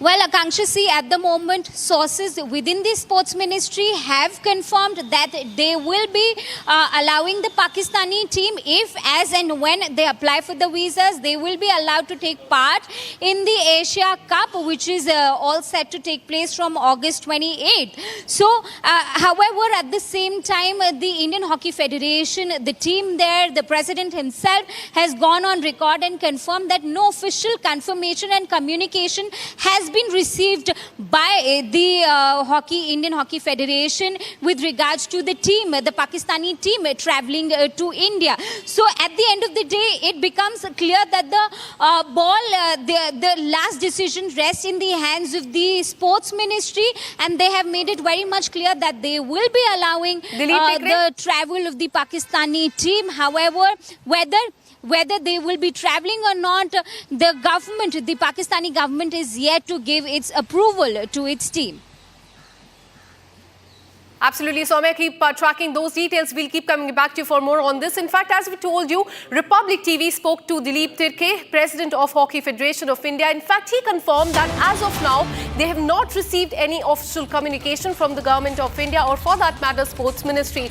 He also went on to say that Hockey India has only learned about the matter through media reports and reiterated that they will fully follow the directions given by the Government of India. So, ball is in the court of the Union Government on whether Pakistani team could come to India for this match. अब तक हमारे पास hockey India के पास ministry की ओर से, government की ओर से officially communication कुछ आया नहीं है, अब तक मिला नहीं है. आप लोगों के जरिए, मीडिया के जरिए हमें सुनने को मिल रहा है.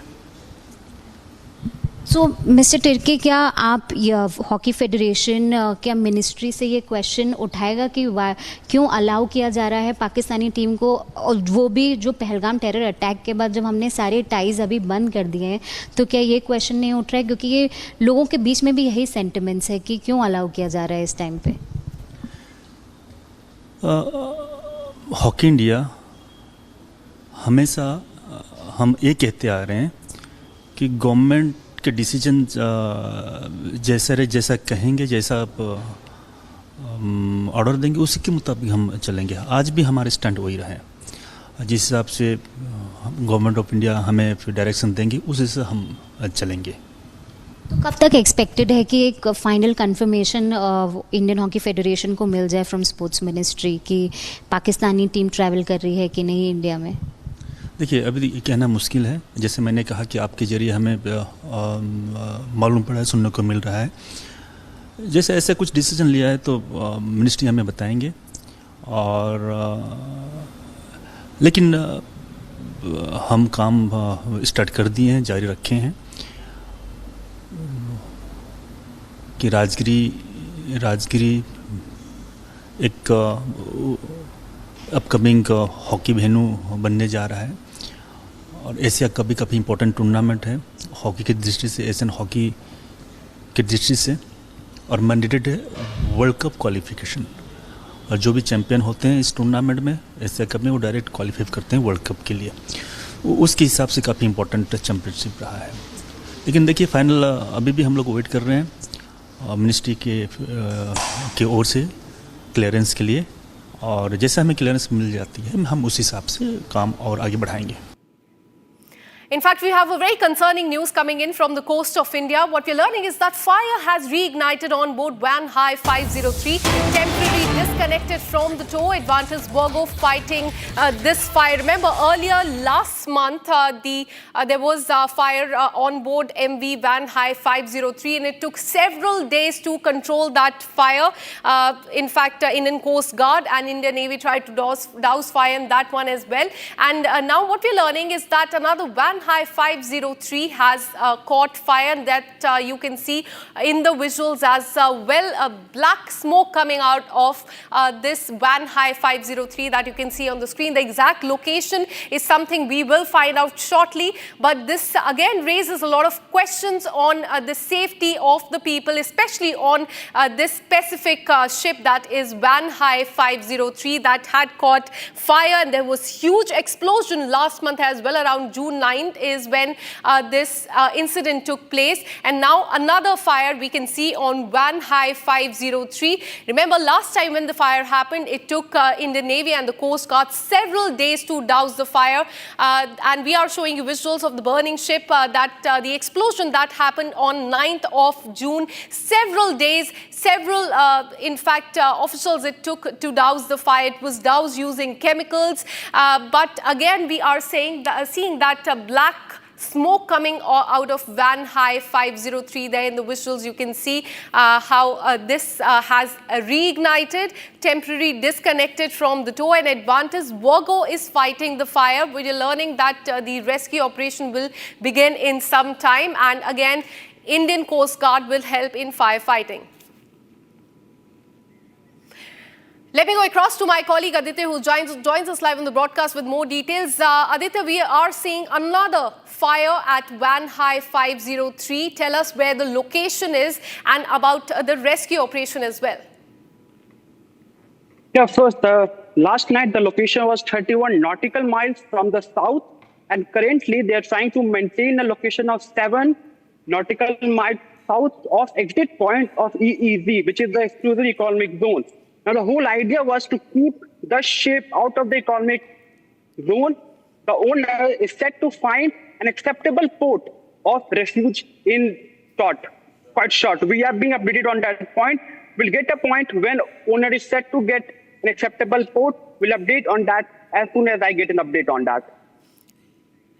Absolutely, very concerning visuals once again coming as far as Van Hai is concerned. This is Van Hai 503, and remember, as I was telling you last month as well, fire erupted on board. There was a massive explosion, and it took Indian Coast Guard and Indian Navy several days to douse the fire. It was using the chemicals as well, and there in the visuals we can see another such, in fact, ship of Van Hai 503 that has caught fire there in the middle of sea. How far it is from the coast and where it is, whether this is once again near Kerala is something remains to be seen, but the ecological fishermen, because of this, always take a hit. But remember last time when this incident happened, the rescue operation went in for several days. There were few deaths which were also reported. Aditya, tell us more about the firefighting operation that are in fact currently going on. Is the Coast Guard team there at the spot? Yeah, actually what happened was a couple of days ago, the inclinometer of the ship was showing a 1 degree to the left. Now the ship was inclined towards the left, which means that there was an uneven distribution of the goods on the ship. So what was happening 2 days since the process started was dewatering of the ship. And second, there were goods who were actually not on even points. So that might have led to the fire, which started because of the ship not having a stable size and a form. And the second, how the process is happening right now is that the first, they are trying to douse out the fire, but this is not the fire as it was a month ago. Actually, the smoke was there a couple of days ago, but the smoke has changed to the fire today, and which is quite a surprise because the smoke was there like a cloud a week ago, 3 days ago, but not before 2 days. Now, this is new. This fire has came after the smoke of cloud, which was there for 7 days, and now we are seeing a fire which has been reignited on the boat of the ship. Deepak, can do tell us what this ship is carrying? Is there any dangerous substance, just like the last time we saw? Yeah, the same ship. This is the same ship which had got fire last month. Now, the first claim was about having a 157 dangerous goods item on the ship. The second classification which we found out was 143. Now, we still don't know the gap of 14 dangerous goods on the ship. We don't know the reasons of the fire. This might be because of either some goods which were misplaced, which has not been found, confirmed, or acknowledged in any of the reports filed. But this might be something more technical, some fire after the smoke which was there for last 3 days. So this ship was carrying almost 1,700 goods, and currently around 143 as confirmed by the situation report, which says that 143 dangerous goods items were on the ship when it first started to burn. Today, what's the number of dangerous goods on the ship? We cannot confirm because many of the goods items were lost, burnt, or thrown out of the ship. So we might not confirm right now how many dangerous goods are on the ship, but that number might be up considering the fire has been reignited on the boat of the ship. Absolutely, and do tell us about the origin of this ship as well, and how far is it from the coast of the country? But before I come to you, Aditya, let me go across to Defence Major General Shashi Asthana. He's been the former additional DG of Infantry Global. Thank you so much for speaking to Republic TV. Sir, we have the visuals of Van High 503 that has again caught fire. We saw the similar incident last month as well, and how much time it took for Indian Coast Guard and Indian Navy to douse the fire. And again, we are seeing visuals of the same, fleet catching fire. Your first reaction? See, without the proper investigation, it cannot be appropriate to actually pinpoint the blame as to why the ship caught fire. But certainly, it has happened, and it has happened earlier too. So I think there is a need to, I think, investigate the technological part as well as perhaps the operational part as well. So I really won't be able to comment on as to what exactly could have gone wrong. But certainly it's a bad news from the point of view of the, shall I say, operational effectiveness of this machine. Because this is a machine, these are the machines in which we are relying a lot on the technologies, and certain other machines are also going to be made, and certain platforms are going to be made based on these technologies. We've seen where exactly this incident has taken place, sir, but it raises, in fact, a lot of questions on the safety of crew on board as well. Thanks so much for speaking to Republic TV. Let me once again go across to my colleague Aditya, who's been tracking this story very closely. Aditya, as I was asking you about the origin of this ship and how far it is from the coast of India. See, actually, it's quite far, like currently that's 7 nautical miles of the exit point of EEZ. Now the question should be about how and why the ship is out of EEZ. The answer is quite clear, which is the ship is not able to find acceptable port of refuge in India yet. Now that's the big news coming in for me, that the ship, which has been on fire for last 30 days and then smoke, the point is the ship has not been able to have a port of refuge, and that's why the ship was kept out of the exclusive economic zone, and now we see fire on the dock of the ship. which is big. Currently, considering the fact that ship has not yet have got acceptable port of refuge in India. Absolutely, and do give us details about the rescue operation that could be underway. But for now, we are letting you go. But we will keep tracking this story very closely. As you can see on the screen, that is Van High 503 that has caught fire. The rescue operation, as we are getting to know, has started in this incident. Last month as well, similar ship, Van High 503, had caught fire. There was a massive explosion, and we are showing you those visuals on the screen of the rescue operation that was conducted by the Indian Navy and the Coast Guard as well. Chemicals were used to douse the fire, and it took several days to do this operation.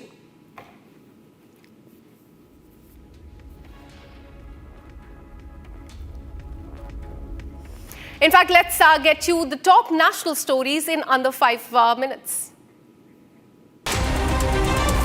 Bharat 1 Minute brought to you by Canara Bank. Together, we can. In a significant revelation, what we are learning is that Delhi Chief Minister has inaugurated the new camp office in the national capital.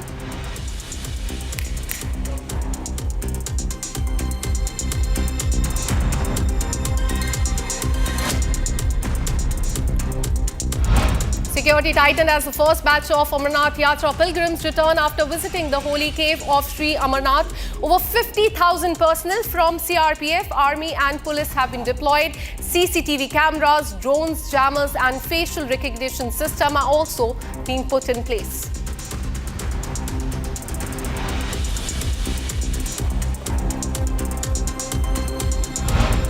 DSP Rajan Pal, posted at the Crime Against Women cell in Faridkot in Punjab, has been arrested for attempting to bribe the SSP of that police station with 1 lakh rupees to get corruption complaint against him cancelled.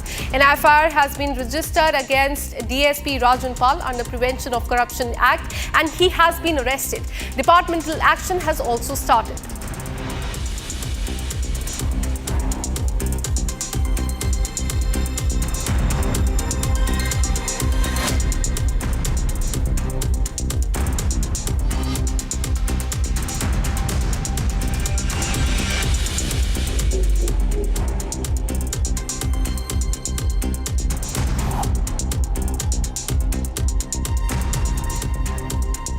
Well, China has objected to Union Minister Kiren Rijiju's remarks supporting the Dalai Lama's right to choose his own reincarnation. In a statement, China has urged India to act cautiously on Tibet-related matters and not interfere in what it calls its internal affairs. China has also warned that such comments could negatively impact the improvement of bilateral ties, calling the Dalai Lama an anti-China separatist. This is a big statement that is coming from China. But on the other hand, India has also snubbed China by saying that it is only Dalai Lama who can take a call on his successor.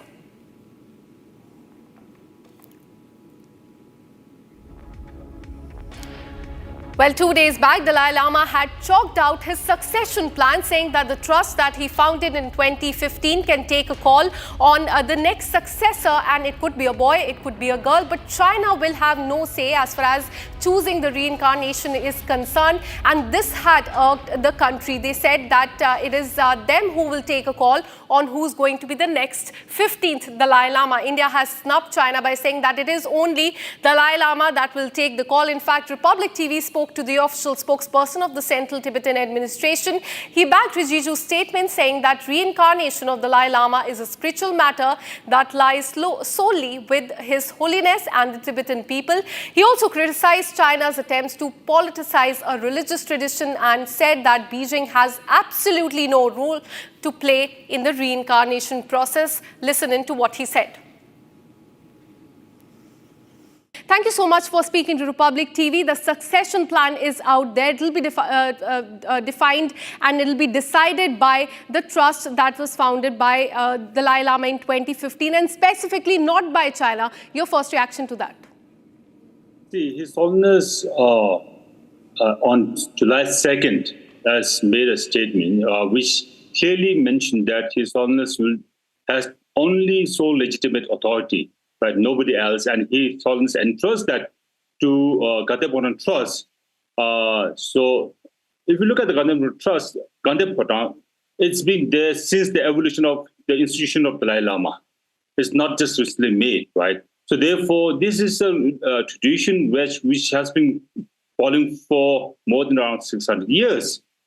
Right. So His Holiness, in this statement, His Holiness clearly mentioned that, right, there is nobody except His Holiness that can decide upon his incarnation.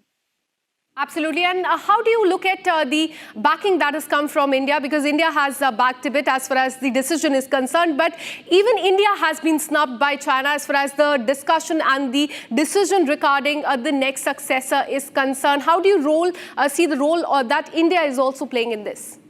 See, you need to know two things. First thing, you have to understand that this reincarnation issue is a unique Tibetan Buddhist tradition. Nobody, right, has a role to play except those who are within the Buddhist traditions, Tibetan Buddhist traditions, right? Obviously, China's regime, right, they are the destroyer of the faiths. They have no way to involve in the process of this incarnation. This is one thing. Second thing is that it is about the truth, right? And China, all through the occupation of Tibet, right, over the last 70 years, right? What they have been saying is not at all the truth, but they've been rewriting the history, they've been changing everything of Tibetan civilizations, Tibetan identity, Tibetan places for this term called Chinese characteristics. So therefore, there is no truth at all on the Chinese side. So on these two accounts, right, there isn't any legitimacy on China, right? And therefore, I think not just India, every part of the free world will be accepting what His Holiness has told regarding his incarnation. Absolutely, sir. And my last question to you before I let you go, because it's a spiritual matter, I want to understand from you the ground situation. How are the locals reacting there to it, and also the leadership there as far as the plan for succession is concerned? See, for this clarification or for this affirmation by His Holiness this time, over the years, over many years, Tibetan people inside Tibet and outside, not just Tibetan people, people from Himalayan regions, people from Mongolia, people from Russian federations, people from all over the free world who are believers of the Tibetan Buddhist traditions. Not just that, Chinese people from China also had repeatedly requested His Holiness that the institution of Dalai Lama should continue. So therefore, after all this repeated request and appeal from different sections of the world, His Holiness said that now is the time for him to decide. And His Holiness on July 6th has graciously affirmed that the institution of Dalai Lama will continue. That's a very good news for all of us, right? And with this, we're taking a very short break. Coming up on the other side, we'll tell you what the sources from Sports Ministry told Republic TV on Pakistan hockey team coming to India. They said that the team is yet to apply for the visa.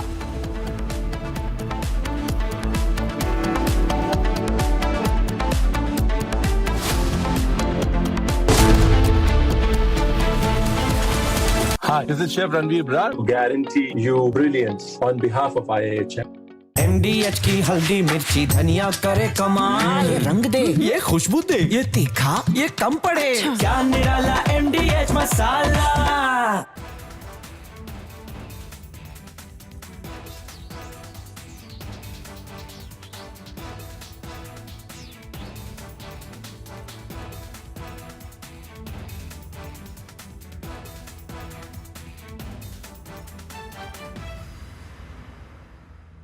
Future wars will be conducted based upon intelligence input gathered from enemy's territory.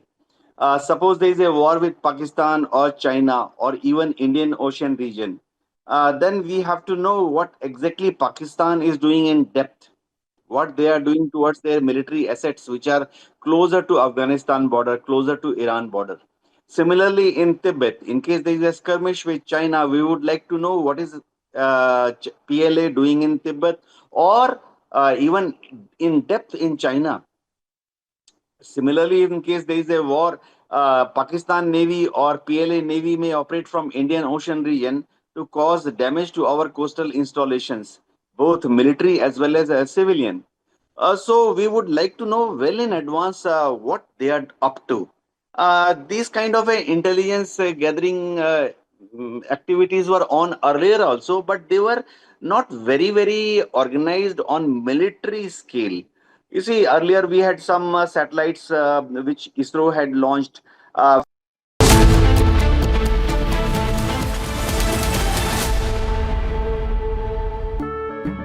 केसरिया से मन जोगी हुआ रे दिल झूमे देखो मतवारा हुआ रे केसरिया से मन जोगी हुआ हर पल मनाओ केसरी त्योहार विमल बोलो जुबान Kesari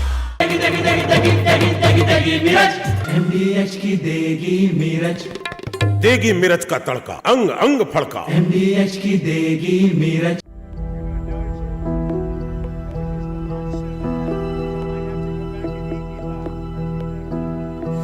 I don't know. I think we'll have to take a look. We might have to put Doge on Elon. You know what Doge is?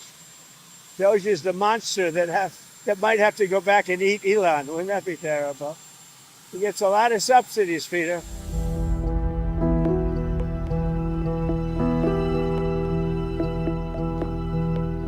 His rocket company is the only reason we can now send America astronauts into space. Take over, Elon. Just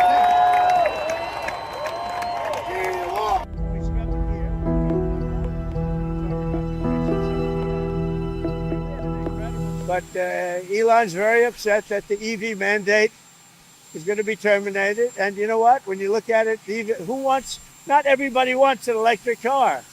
I don't want an electric car. I want to have maybe gasoline, maybe electric, maybe a hybrid, maybe someday a hydrogen. If you have a hydrogen car, it has one problem. It blows up, you know?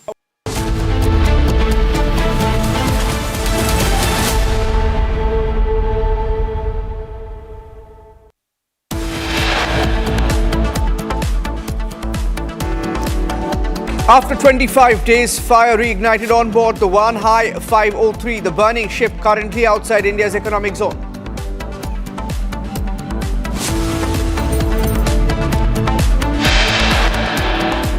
Sports Ministry sources tell Republic that Pakistan hockey team is yet to apply for a visa to travel to India and play the Asia Cup.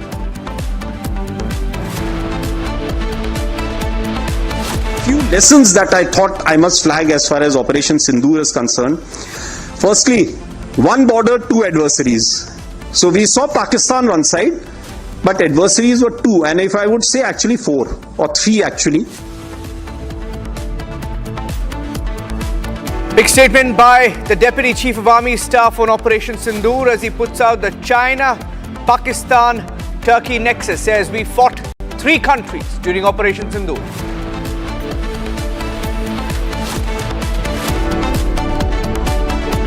पूरे विश्व में जितने बौद्ध धर्म मानने वाले लोग हैं और जो परम पावन दलाई लामा जी को जो मानते हैं, वो सबका इच्छा है कि दलाई लामा जी अपना तय करेंगे.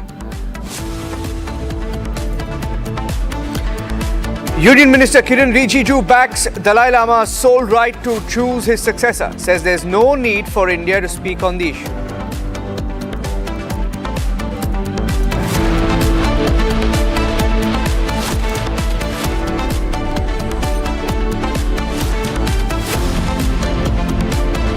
Actor Vijay is TVK's official chief ministerial candidate for the Tamil Nadu elections.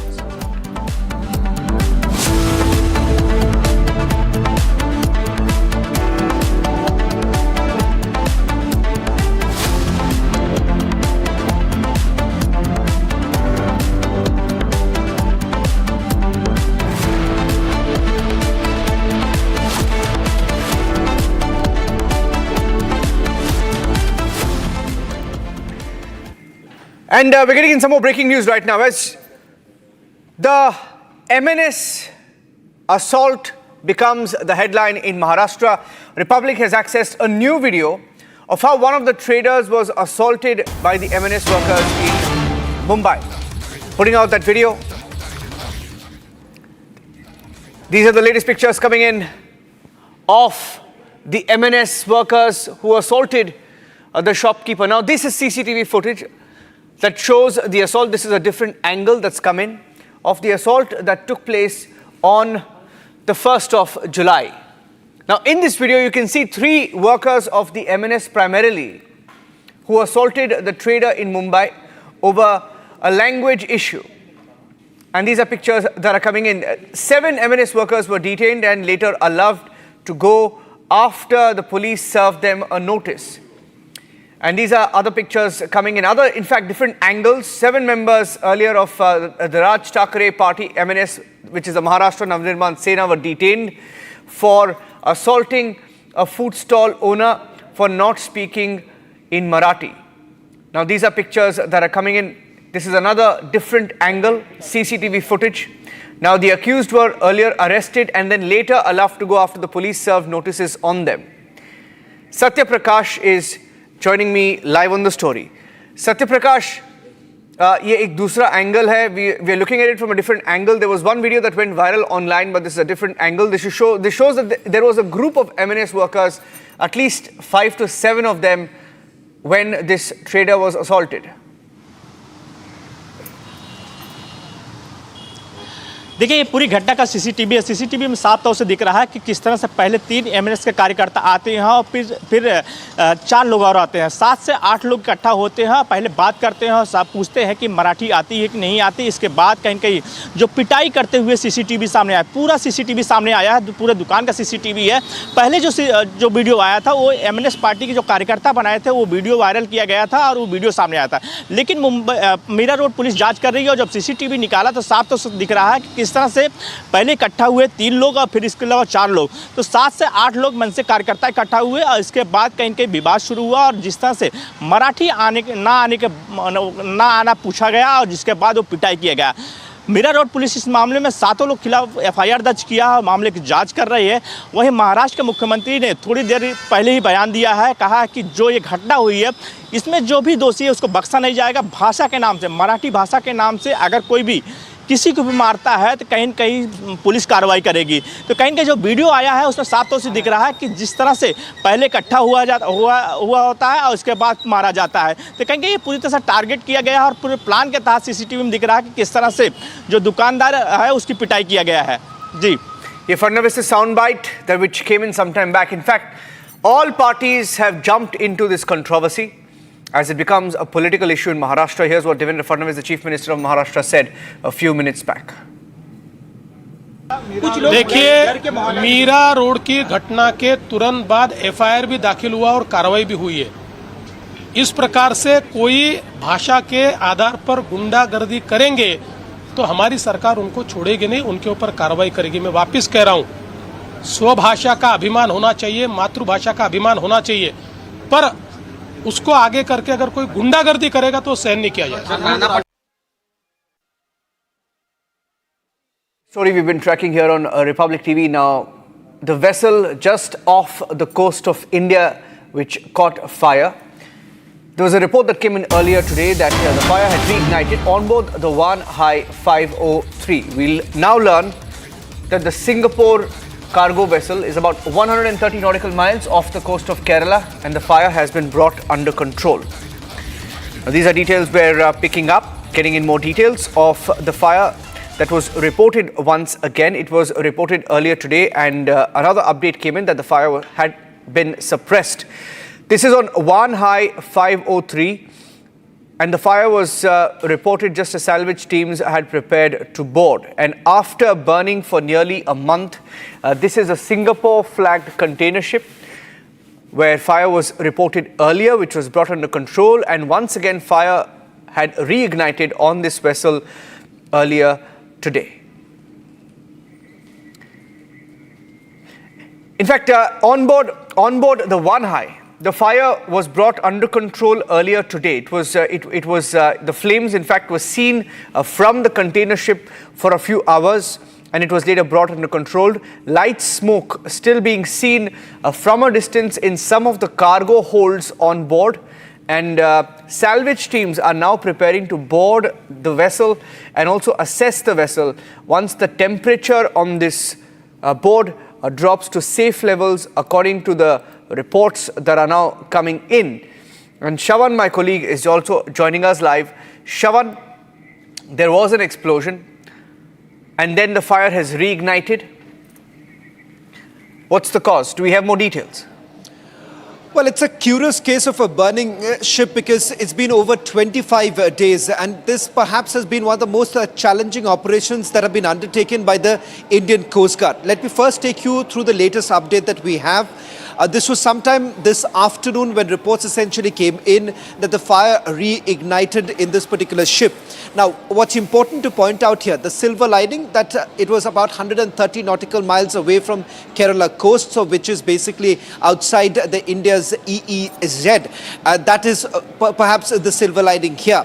But having said that, remember the reason why I said that this is one of the most challenging operations that have been taken up by the Indian Coast Guard is because remember this ship with over thousand tons of containers that they were essentially carrying. This was on the 9th of June when the first report came in of an explosion that took place inside the cargo. In fact, we are given to understand several of the crew members had actually jumped off and there is still no clarity with regards to the whereabouts of these crew members. There's a high possibility that they may have immediately jumped off after the explosion was actually reported.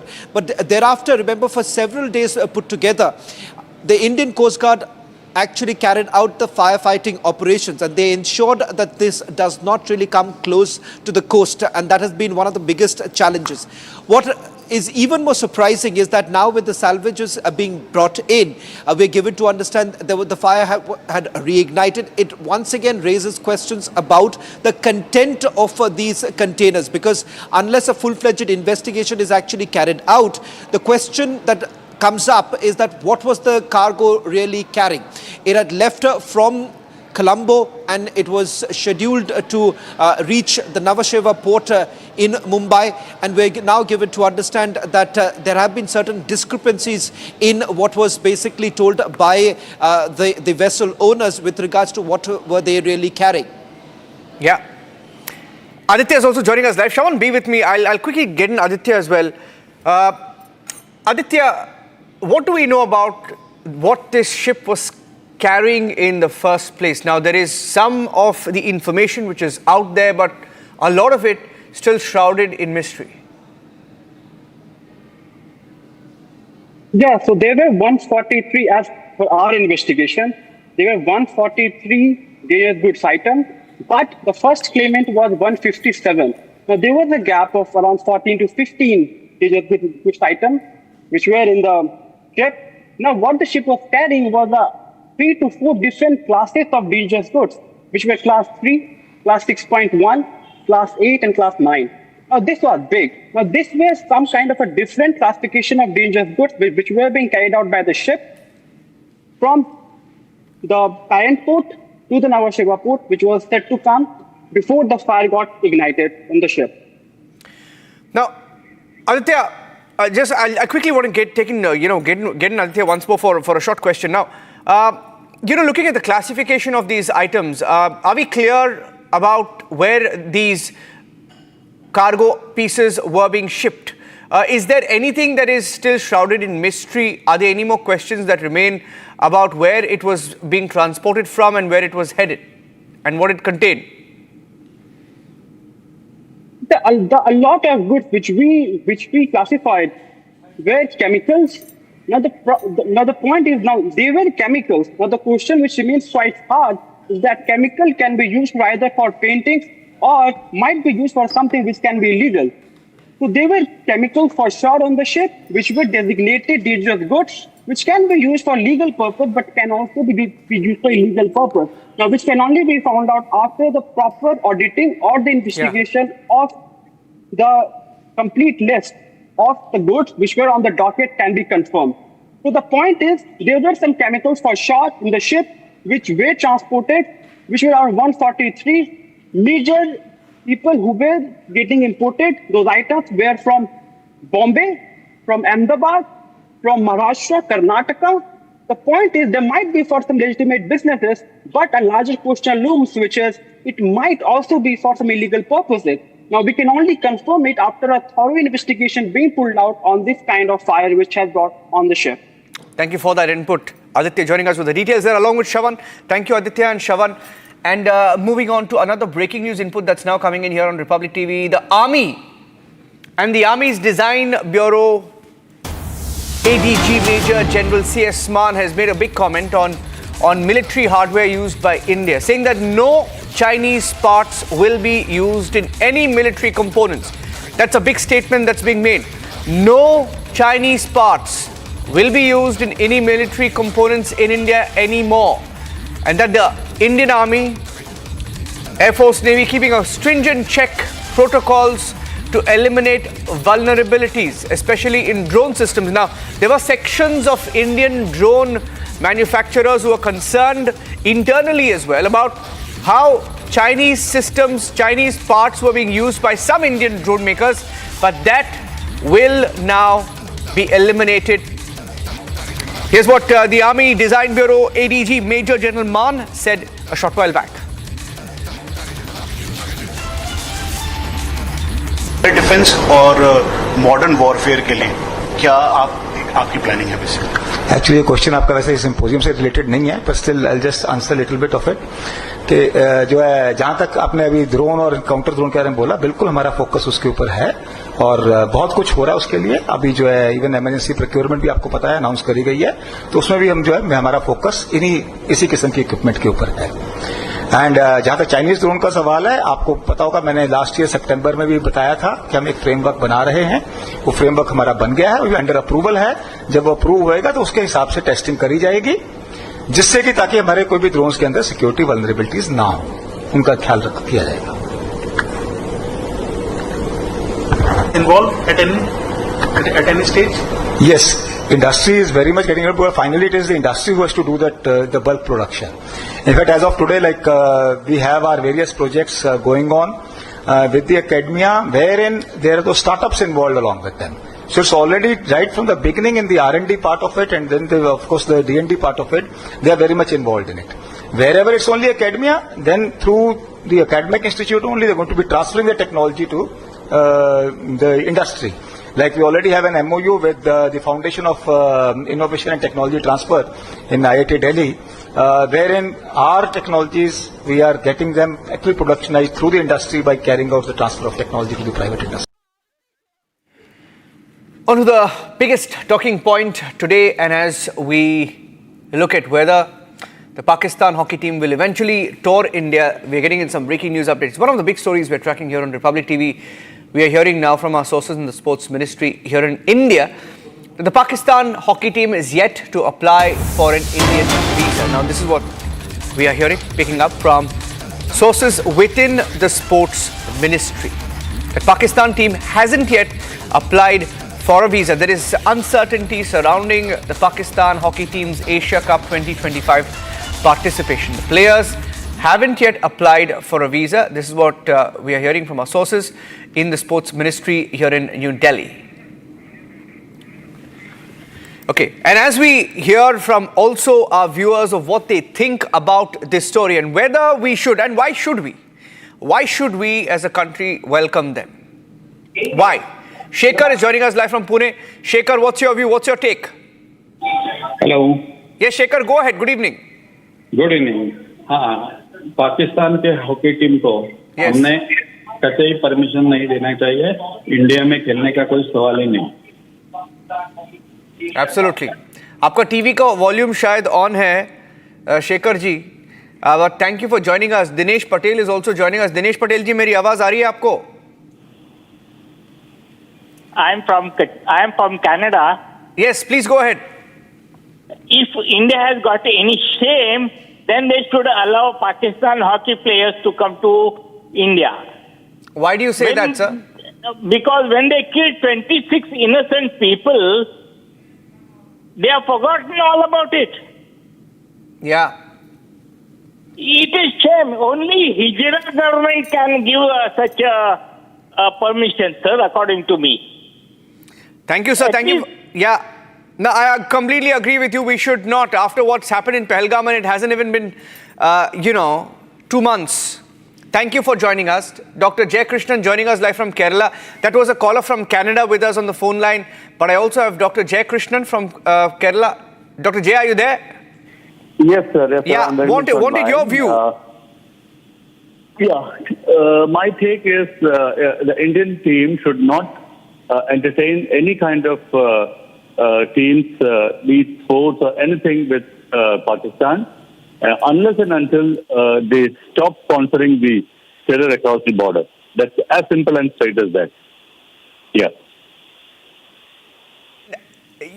Dr. Jay, you're one of 3 or 4 callers that we've just taken, and all of them feel exactly the same, and that's the pulse across India. People across India saying there is no need to entertain Pakistan, no need to give them a chance. Soumya is also joining me live. Soumya, how did this happen? How did this happen? Who allowed it to happen?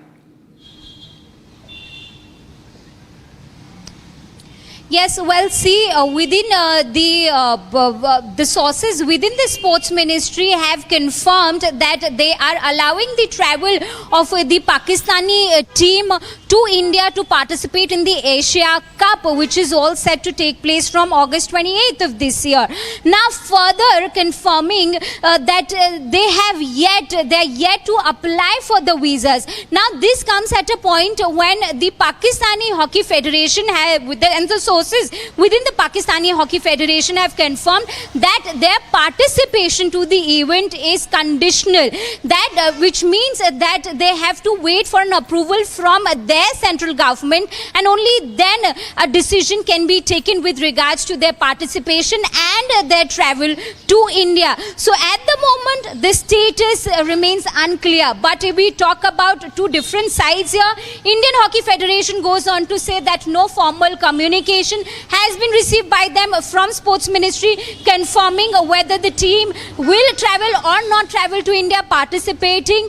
So all of this remains unclear. It's just from the sources that it is being confirmed that they will go on to give the approval to the team to travel to India, and that has been reiterated by the Indian Hockey Federation and the president himself, that the last decision rests in the hands of the sports ministry and not the federation. Sure. Soumya, be with me. We have our phone lines open. All lines are open for our viewers to call us in and tell us what they think about Pakistani hockey team being welcomed to India. Srinivasalu from Kadapa. Namaste. Namaste, Srinivasalu. Sir, I am with you, sir. Thank you, sir. No hockey with Pakistan, sir. 100%, sir. Why do you feel so strongly, Mr. Srinivasalu? Because they are our enemies, sir. Absolutely. And I hope that somebody is hearing you and takes a decision accordingly, because that is the mood across India. Thank you, Srinivasaluji, for speaking to Republic TV. Thank you for calling us in. In fact, Soumya is still with me, but Republic also spoke to Dilip Turki. Dilip is the president of the Hockey Federation of India. And Dilip Turki confirmed that as of now, that they have not received any official communication from the government or the sports ministry. He said Hockey India has only learned about the matter through the media reports and reiterated that they will fully follow the direction that they now get from the government of India. Pass hockey India के पास ministry की ओर से, government की ओर से officially communication कुछ आया नहीं है, अब तक मिला नहीं है. आप लोगों के जरिए, मीडिया के जरिए हमें सुनने को मिल रहा है. सो मिस्टर तिर्की, क्या आप हॉकी फेडरेशन क्या मिनिस्ट्री से ये क्वेश्चन उठाएगा कि क्यों अलाउ किया जा रहा है पाकिस्तानी टीम को, और वो भी जो पहलगाम टेरर अटैक के बाद जब हमने सारे टाइज अभी बंद कर दिए हैं, तो क्या ये क्वेश्चन नहीं उठ रहा है? क्योंकि ये लोगों के बीच में भी यही सेंटिमेंट्स है कि क्यों अलाउ किया जा रहा है इस टाइम पे. हॉकी इंडिया हमेशा हम ये कहते आ रहे हैं कि गवर्नमेंट के डिसीजन जैसा कहेंगे, जैसा आप ऑर्डर देंगे, उसी के मुताबिक हम चलेंगे. आज भी हमारे स्टैंड वही रहे. जिस हिसाब से गवर्नमेंट ऑफ इंडिया हमें डायरेक्शन देंगे, उस हिसाब से हम चलेंगे. तो कब तक एक्सपेक्टेड है कि एक final confirmation Indian hockey federation को मिल जाए फ्रॉम स्पोर्ट्स मिनिस्ट्री कि पाकिस्तानी टीम ट्रैवल कर रही है कि नहीं इंडिया में? देखिए, अभी ये कहना मुश्किल है। जैसे मैंने कहा कि आपके जरिए हमें मालूम पड़ा है, सुनने को मिल रहा है। जैसे ऐसे कुछ डिसीजन लिया है तो मिनिस्ट्री हमें बताएंगे। और लेकिन हम काम स्टार्ट कर दिए हैं, जारी रखे हैं कि राजगिरी एक अपकमिंग हॉकी वेन्यू बनने जा रहा है और एशिया का भी काफ़ी इम्पोर्टेंट टूर्नामेंट है हॉकी की दृष्टि से, एशियन हॉकी की दृष्टि से। और मैंडेटेड है वर्ल्ड कप क्वालिफिकेशन, और जो भी चैंपियन होते हैं इस टूर्नामेंट में, एशिया कप में, वो डायरेक्ट क्वालिफाई करते हैं वर्ल्ड कप के लिए। उसके हिसाब से काफ़ी इम्पोर्टेंट चैंपियनशिप रहा है। लेकिन देखिए, फाइनल अभी भी हम लोग वेट कर रहे हैं मिनिस्ट्री के ओर से क्लियरेंस के लिए, और जैसे हमें क्लियरेंस मिल जाती है हम उस हिसाब से काम और आगे बढ़ाएंगे। Ratish is calling us in from Trivandrum, Thiruvananthapuram. Ratish ji, namaste. Namaste. Thank you for the opportunity. Please go ahead. This view on whether the Pakistani players or the artists should come back to India, I don't think that is ever going to happen. In my view, until and unless Pakistan takes a very strong stand and shows in front of the world, they have got a moral responsibility and they have to show that they are pretty serious about not promoting terrorism in the first place. We cannot forget what they have done to us, right? So, end of the day, it's point blank simple that we should not be allowing anyone from Pakistan into our country anymore. Simple. Yeah, absolutely. Thank you so much. Pradeep Raman is also calling us in. And Pradeep Raman is calling us in from Kozhikode in Kerala. Pradeep, are you there? Good evening. Yes, I'm here. Good evening, very much. Good evening to you, sir. This is ridiculous, actually, I feel, because after all the efforts taken by the government and, this sort of an all of a sudden invitation, acceptance of Pakistan coming to India is not a good, it's not in good spirit at all. And I'm just wondering how the families of the victims would feel about this. It was a very sad incident, actually. Yeah. And such a kind of thing should never be entertained, at least because we are just still not at, they say the Operation Sindoor is still on. And in this period, I don't know what's a big show of coming, this Pakistani team coming to India. Yeah. Am I right? 100% you're spot on, Pradeep, because you said, you're right. We have said Operation Sindoor is ongoing. And if it's ongoing, what is the need to, call them here, allow them to come to Indian soil and play hockey with us? That's not required. Pradeep, thank you for joining us. Good to hear from you. That's it on this edition of the news. 6 at 6 coming up next in just a few minutes. Stay tuned.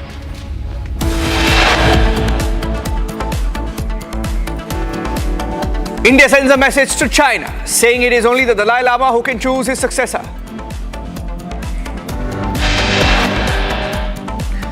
Vijay is TVK's chief ministerial candidate. I mean, no surprises for that. He's the chief of the party. And he's been nominated as a chief ministerial candidate if he stands a chance in the election.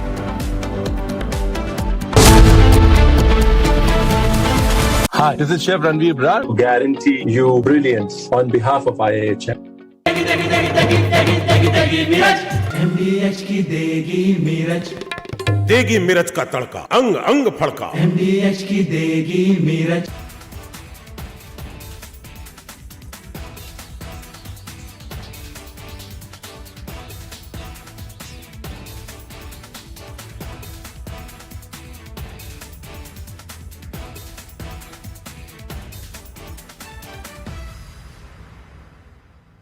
Future wars will be conducted based upon intelligence input gathered from enemy's territory. Suppose there is a war with Pakistan or China or even Indian Ocean region, then we have to know what exactly Pakistan is doing in depth, what they are doing towards their military assets, which are closer to Afghanistan border, closer to Iran border. Similarly, in Tibet, in case there is a skirmish with China, we would like to know what is PLA doing in Tibet.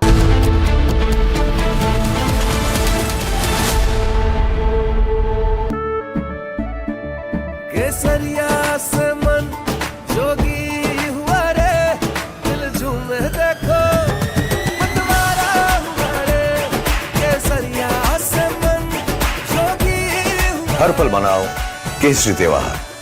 विमल, बोलो जुबान Kesari. MDH की देगी मिर्च, देगी मिर्च का तड़का, अंग अंग फड़का। MDH की देगी मिर्च।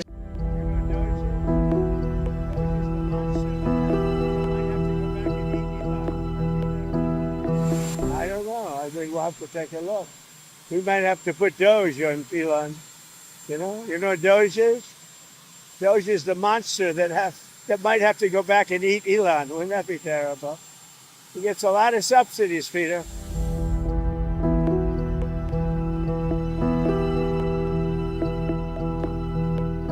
His rocket company is the only reason we can now send America astronauts into space. Take over, Elon.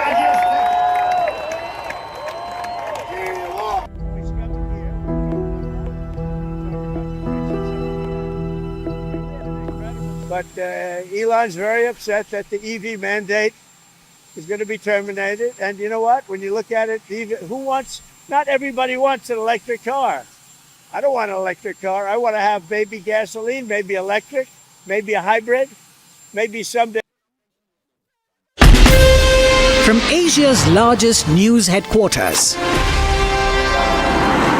setting the agenda for Bharat.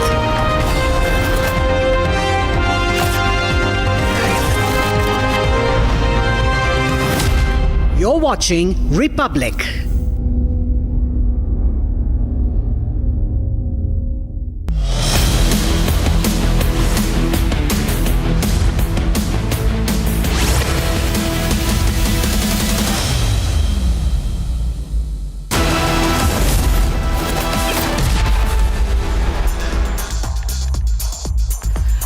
Good afternoon, viewers. You're watching the Friday edition of 6 Stories at 6. I'm Rakshita Mishra with you. The axis of terror, viewers, has been exposed on record by the Indian Army. How India fought not one but three adversaries during the Operation Sindoor. What does it mean? We'll decode that for you. And as India continues to fight against terrorism, the backlash against allowing Pakistani players to play Hockey Asia Cup in India is growing. India cannot forget, India cannot forgive what happened in Kashmir. They who shed the blood of innocence on Indian soil cannot play sports on Bharat soil. We'll get you exclusive inputs on that. The time, viewers, has now come for UK's Royal Navy jet to say goodbye to Kerala. It's going to be airlifted, but first it will be dismantled. The insights on the same on the show this evening. Politics also is exploring on assault on non-Marathis in Maharashtra. Now, Chief Minister Devendra Fadnavis has spoken out, and we'll get you more on that. Also, in the latest security operation in Manipur, forces have recovered a huge cache of arms and ammunition. And finally, viewers, after being snubbed by India on the Dalai Lama succession, Beijing now warns of jeopardizing ties. It is politicizing the succession of the Dalai Lama.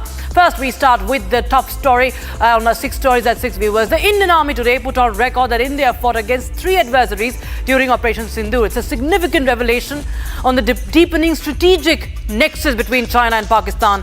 And the Indian Army has confirmed that China leveraged the recent India-Pakistan war or conflict as a live laboratory to test its military hardware and technological capabilities. Lieutenant General Rahul Singh, Deputy Chief of Army Staff, has highlighted today the extent of Chinese involvement, saying that over 80% of Pakistan's military equipment is of Chinese origin, and that China provided real-time support, including sharing sensitive operational data. The acknowledgement now points to an evolving security paradigm, viewers, that India faces not just as a two-front challenge, but a coordinated triad that involves Pakistan, China, and increasingly other regional actors like Turkey. This development has renewed the calls for a more robust and future-ready air defense system as well to safeguard India's critical infrastructure and civilian centers in the event of future hostilities. Meanwhile, listen in to what Deputy Chief of Army Staff had to say.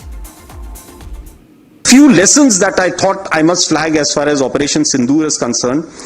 Firstly, one border, two adversaries. So we saw Pakistan one side, but adversaries were two, and if I would say actually four or three actually. So Pakistan was the front face.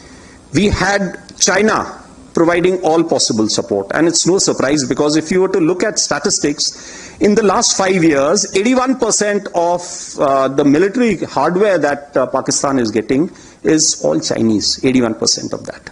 So it's no surprise. And China, of course, the good old dictum, killed by a borrowed knife, 36 stratagems that China talks about, killed by a borrowed knife. So he would rather use the neighbor to cause pain than getting involved in the mud-slinging match on the northern border. So that is what he's seen. And another thing that China perhaps has seen is that he's able to test his weapons against, say, various other weapon systems that are there. It's like a live lab which is available to him. So it's a good, that is what is something we have to be very, very cognizant about.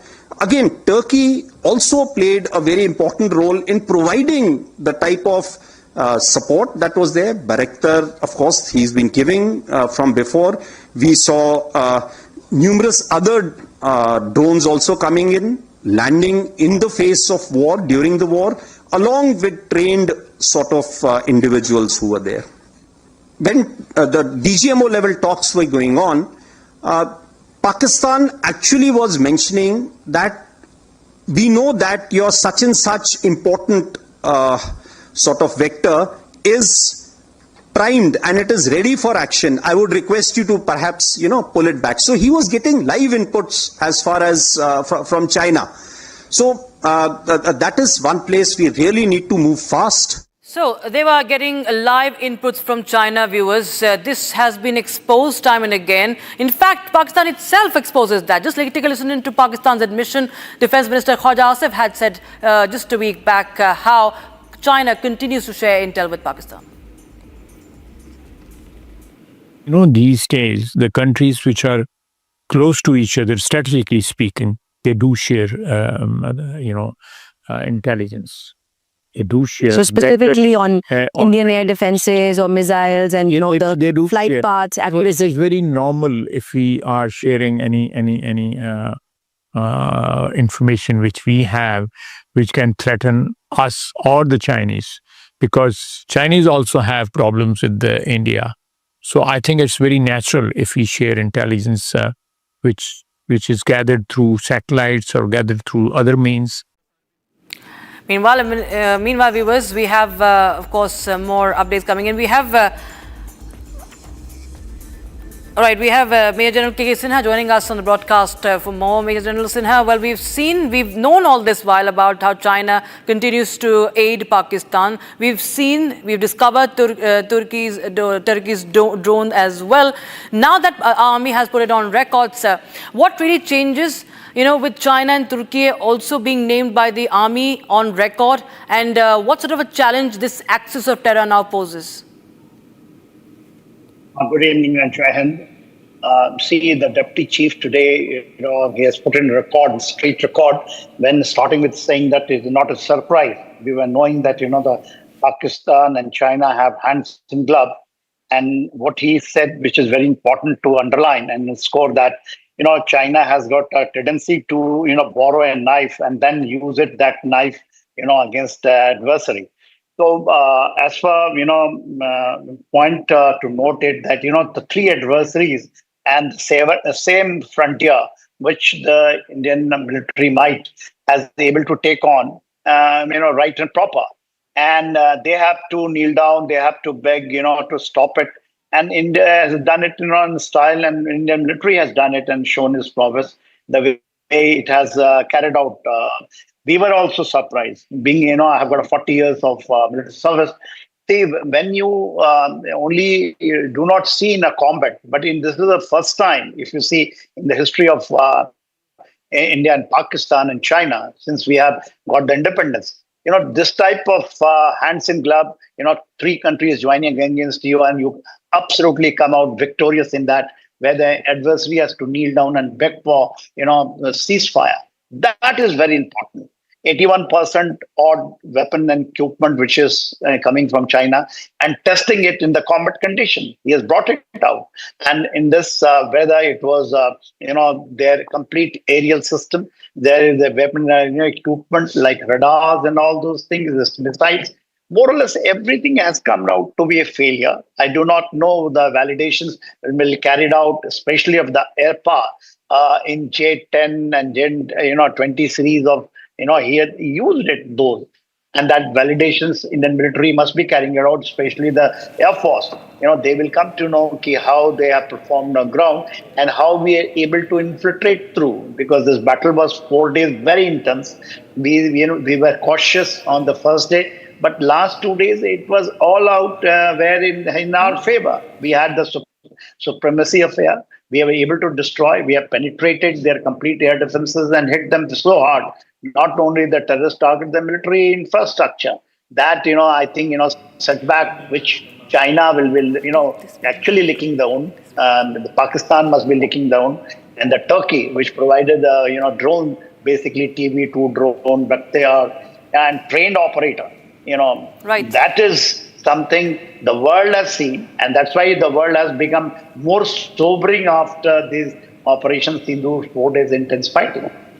All right, sir. Major General Sinha, thank you so much for joining us with your insights and your thoughts on that big development that we're tracking today on 6 Stories at 6. Viewers, now we shift our focus to the other big story. Now, we understood how India prevailed over the 3 adversaries. That includes Pakistan. That was on the forefront, of course. And now this is the debate over Pakistan's participation in Asia Cup 2025 hockey tournament that is set to take place in India, in Bihar. And the sports governing body, Hockey India, has said that no call has been taken yet. They don't have any confirmation yet from the ministries, from the centre about the Pakistani team's participation yet. In fact, the federation also adds that there has been no communication from the relevant government authorities on the matter, and they are okay going ahead without Pakistan being present in the qualifying tournament. Listen into what Dilip Tirki, the president of the Hockey India, has said.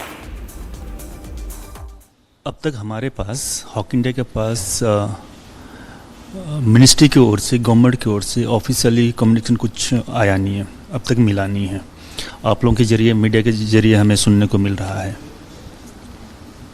So mister Tirkey, क्या आप hockey federation क्या ministry से ये question उठाएगा कि क्यों allow किया जा रहा है पाकिस्तानी टीम को, और वो भी जो पहलगाम टेरर अटैक के बाद जब हमने सारे टाइज अभी बंद कर दिए हैं, तो क्या ये क्वेश्चन नहीं उठ रहा है? क्योंकि ये लोगों के बीच में भी यही सेंटिमेंट्स है कि क्यों अलाउ किया जा रहा है इस टाइम पे.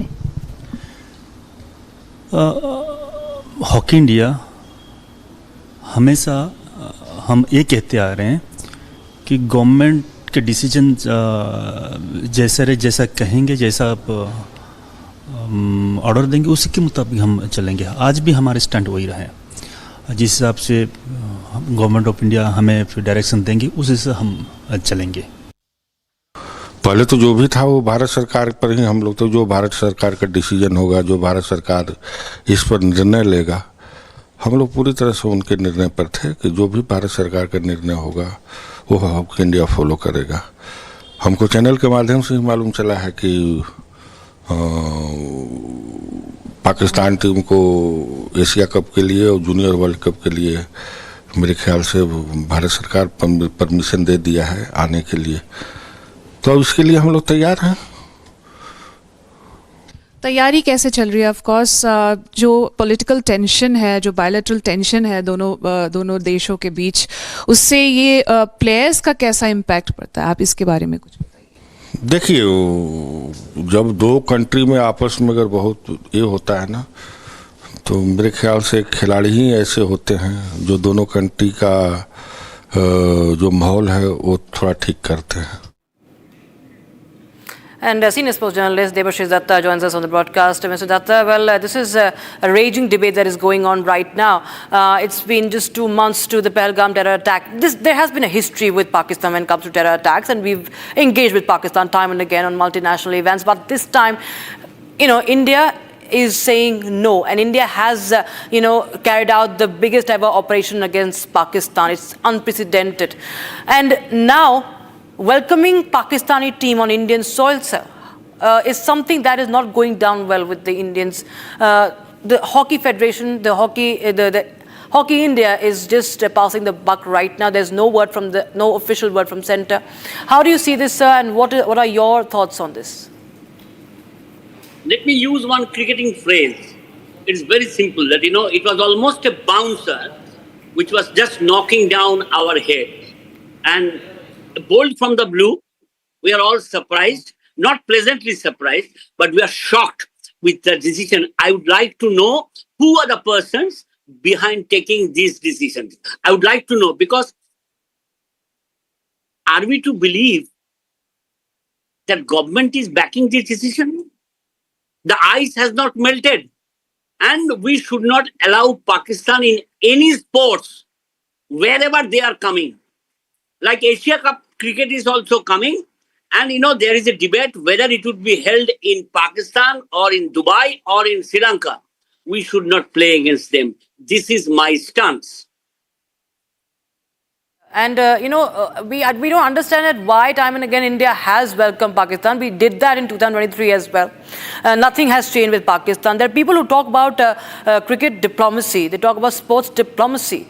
But what will happen if India, why can't the Pakistan hockey team, be stopped? What is really, hesitating, what is making India so cautious about it? What are the sports authorities thinking? What is really going on in your understanding?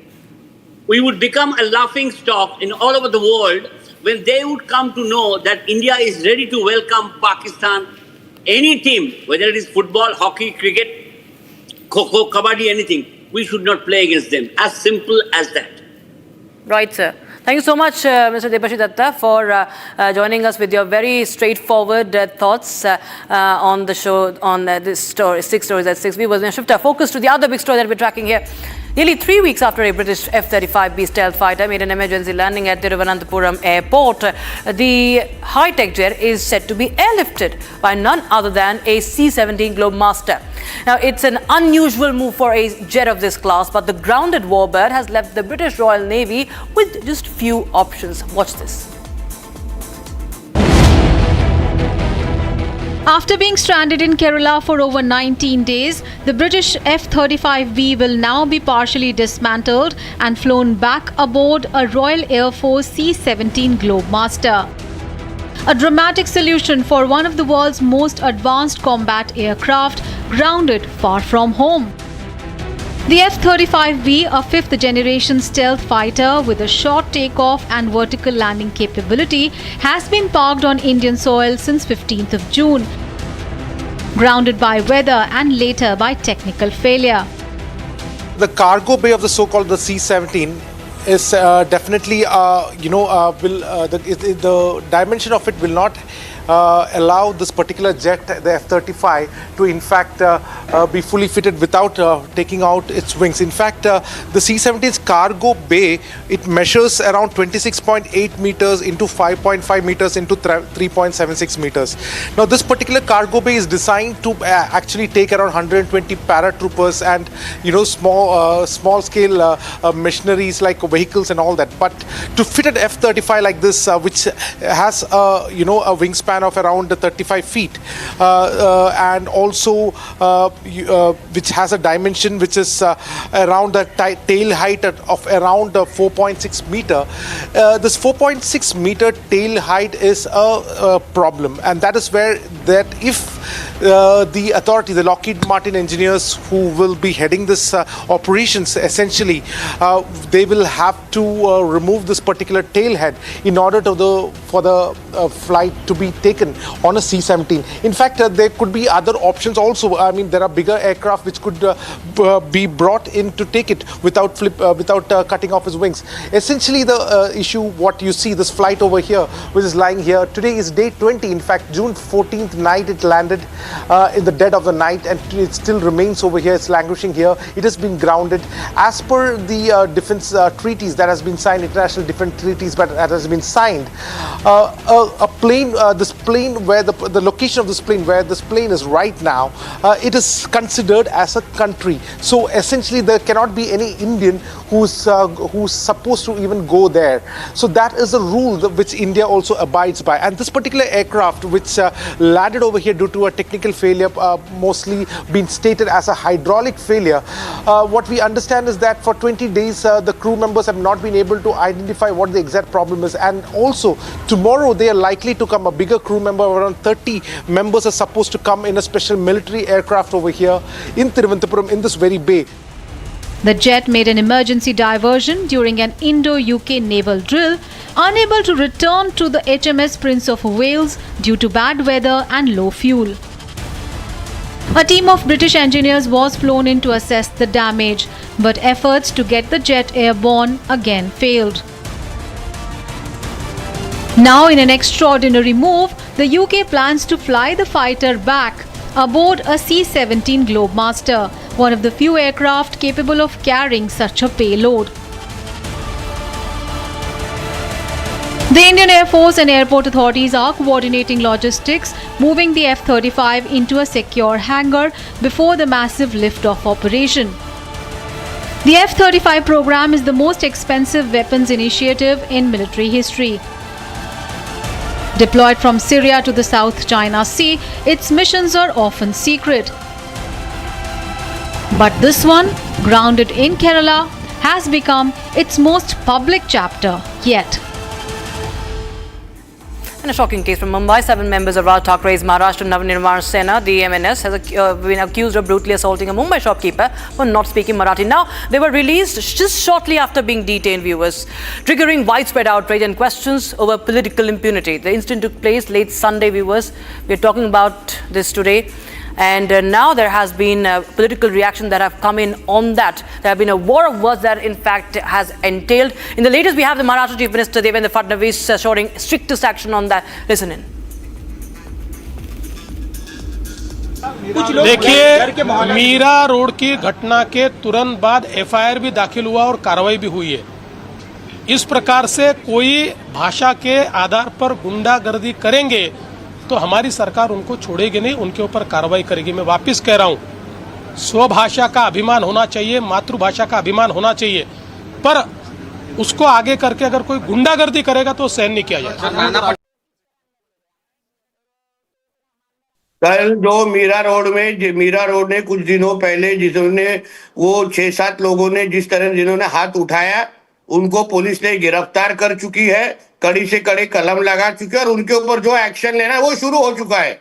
आप इस बारे में बिल्कुल चिंता मत कीजिए। मैं उनको आश्वस्त करता हूं, ये सरकार ये पूरी तरीके से उनके साथ में है। इनके स्टेज पे आने वाले जावेद अख्तर भी क्या बहुत शुद्ध मराठी बात करते हैं क्या? नल बाजार और मोहम्मद अली रोड में क्या मराठी बात करते हैं क्या? शुद्ध मराठी बात करते हैं क्या? है क्या इनको हिम्मत? जाके बोलो मदरसा में, जाके बोलो मस्जिदों में कि आप तुम्हारा आजान ये मराठी में ही होना चाहिए। है इतना हिम्मत? आगे देखिए होता है क्या। आप थोड़ा विश्वास हमारे सरकार के ऊपर रखिए। कल 2 दिन से हम सभी एक्शन मोड पे चले गए। हमारे मुख्यमंत्री जी हर चीज पे कड़ी नजर रखते हुए इनको करारा जवाब मिलेगा। इतना आपके चैनल के माध्यम से उनको बोल रहा हूं। Now, we was in a significant crackdown on illegal arms. Security forces in Manipur have recovered a massive cache of weapons, ammunition and explosives during extensive search operations carried out from the midnight of July 3rd to the morning of 4th of July across the hill districts. Now, acting on specific intel inputs, joint teams comprising Manipur Police, Assam Rifles, the Indian Army and the CAPF launched coordinated operations at multiple locations in Tegnopal, Kangpokpi and Chandel and Churachandpur districts as well. Operations targeted suspected areas where warlike stores were also believed to be concealed. My colleague Johnson is joining us live on the broadcast from the state. Johnson, tell us more details about this mega operation, because warlike stores have also been concealed here and it's a huge cache of arms. Yes, Rakshita, today in a major development in Manipur, the security arrangement and the security forces, combined security forces of Manipur Police, Central Forces and Assam Rifle Armies, in the intervening midnight of 13 and the 4th, in the intervening midnight of the 3rd and 4th of July, today itself, The combined security forces launched a huge operation in the hill districts, namely, as we mentioned, in Technopal, Kampuki, Chandel, and Chorchanpur. In that major operation, major arms, in total numbering of 203 arms and ammunition of total of 160 MOs of different arms have been recovered by the combined security forces. It can be mentioned that in the previous month, in the intervening midnight of June 14, there has also been a recovery of mass arms. The exact numbering of about 300 more arms from the Beri district also. It is a very clear step for the security forces and the present government to bring up peace and normalcy in this state also. Right, Johnson, thank you so much for joining us with the details from Imphal. Now, viewers, India's stance on the Dalai Lama succession has sparked a significant debate, with Union Minister Kiren Rijiju asserting that the Tibetan spiritual leader alone holds the authority to determine his successor. Now, this move marks a clear rejection of China's claim to approve the reincarnation process. Now, Indian government has made it clear that the Dalai Lama's succession is a spiritual matter, not a political one, and that only the Dalai Lama himself can decide his reincarnation. Stance supported by the Gaiden Phodrang Trust that was founded by the Dalai Lama office in 2015, that has the authority to recognize the future reincarnation. Now, China has said that India should not interfere, and it insists that any future heir must receive Beijing's seal of approval. Beijing's 2007 Order Number 5 mandates that reincarnations of Tibetan lamas must be approved by the Chinese government, and a move widely criticized by human rights groups. Not just that, China in the latest viewers has also said that it has threatened that this will jeopardize India and China ties as well.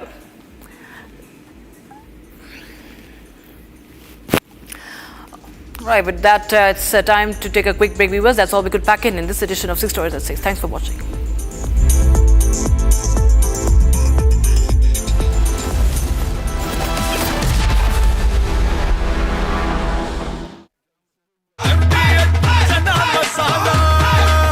अब छोलिया हो या लोबिया, सफेद चने या काले चने, सब कुछ मजेदार बने। इसको घर पे लगाओगे तो शादी का तो पता नहीं, पर घर पक्का नहीं टूटेगा। रुंगटा नहीं तो घर स्ट्रॉन्ग नहीं। रुंगटा स्टील TMT बार एकदम सॉलिड। पहाड़ों में एक हाइकिंग स्टिक भी बन सकती है।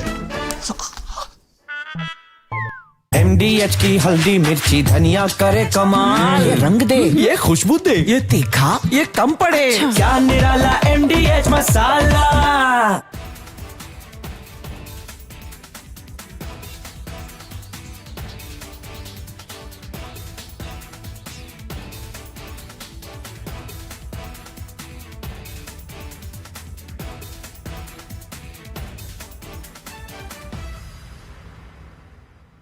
Future wars will be conducted based upon intelligence input gathered from enemy's territory.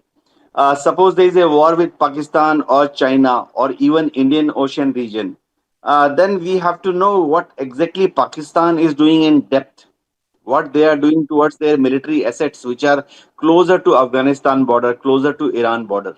Similarly, in Tibet, in case there is a skirmish with China, we would like to know what is PLA doing in Tibet, or even in depth in China.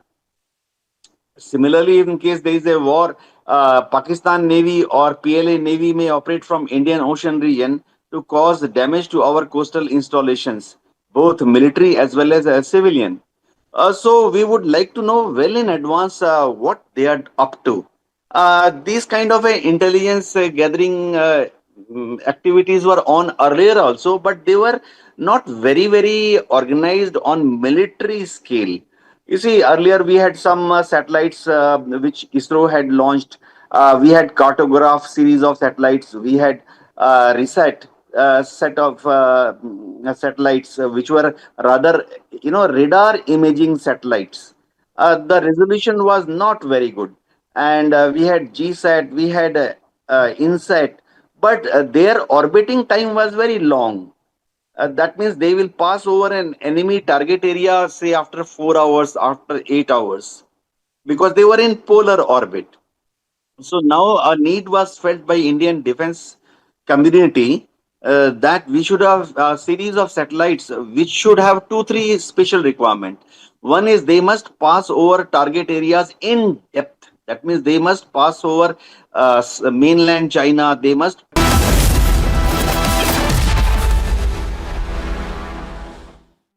दादी के हाथों का जादू और खुशबू से महकता घर, माँ की मुस्कुराहट और खाने की सुगंध। MDH गरम मसाला, क्योंकि हर रिश्ता है स्वाद से जुड़ा। केसरिया से मन जोगी हुआ रे, दिल झूमे देखो मतवारा हुआ रे। केसरिया से मन जोगी हुआ। हर पल मनाओ केसरी त्योहार। विमल, बोलो जुबान केसरी। आधे बाउल दही में 4 चम्मच MDH चटनी पुदीना मसाला डाला, स्टर करो, पुदीना चटनी तैयार। MDH चटनी पुदीना मसाला।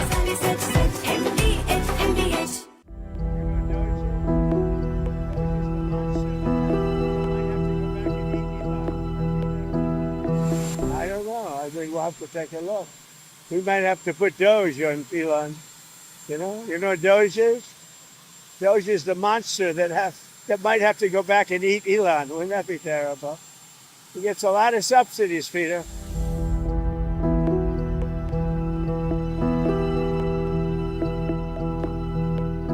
His rocket company is the only reason we can now send America astronauts into space.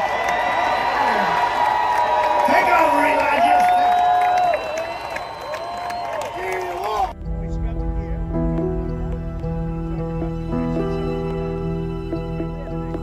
But Elon's very upset that the EV mandate is going to be terminated. And you know what? When you look at it, not everybody wants an electric car. I don't want an electric car. I want to have maybe gasoline, maybe electric, maybe a hybrid, maybe someday a hydrogen. If you have a hydrogen car, it has one problem. It blows up, So I'm going to give that one to Peter. I'm going to let Peter test it out.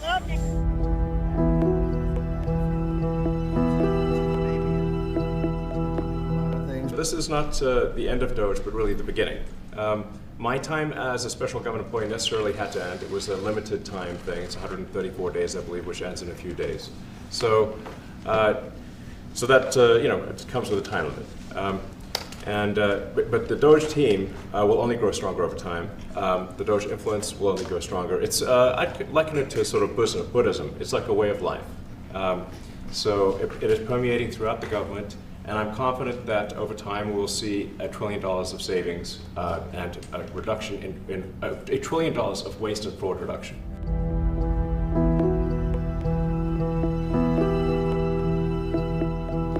After many years of decline in our air traffic control system, the One Big Beautiful Bill will modernize this decrepit relic and give America the best, most advanced air traffic control system on earth, the best by.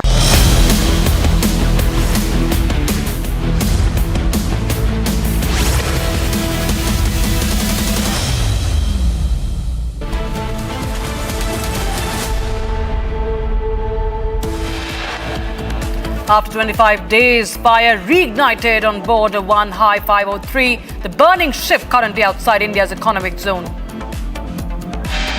Sports Ministry sources to Republic said that Pakistan hockey team is yet to apply for a visa to India. Few lessons that I thought I must flag as far as Operation Sindoor is concerned. Firstly, one border, two adversaries. So we saw Pakistan one side, but adversaries were two, and if I would say actually 4 or 3 actually. Big revelation by Deputy Chief of Army Staff on Operation Sindoor as he puts out the Turkey-Pakistan-China nexus out in the open. पूरे विश्व में जितने बौद्ध धर्म मानने वाले लोग हैं और जो परम पावन दलाई लामा जी को जो मानते हैं, वो सबका इच्छा है कि दलाई लामा जी अपना तय करेंगे. Union Minister Rijiju backs the Dalai Lama's sole right to choose his successor, says no need to speak on this and that China has no role to play in that. China, meanwhile, warns that it will spoil ties with India. Actor Vijay is TVK's official Chief Minister candidate for Tamil Nadu polls.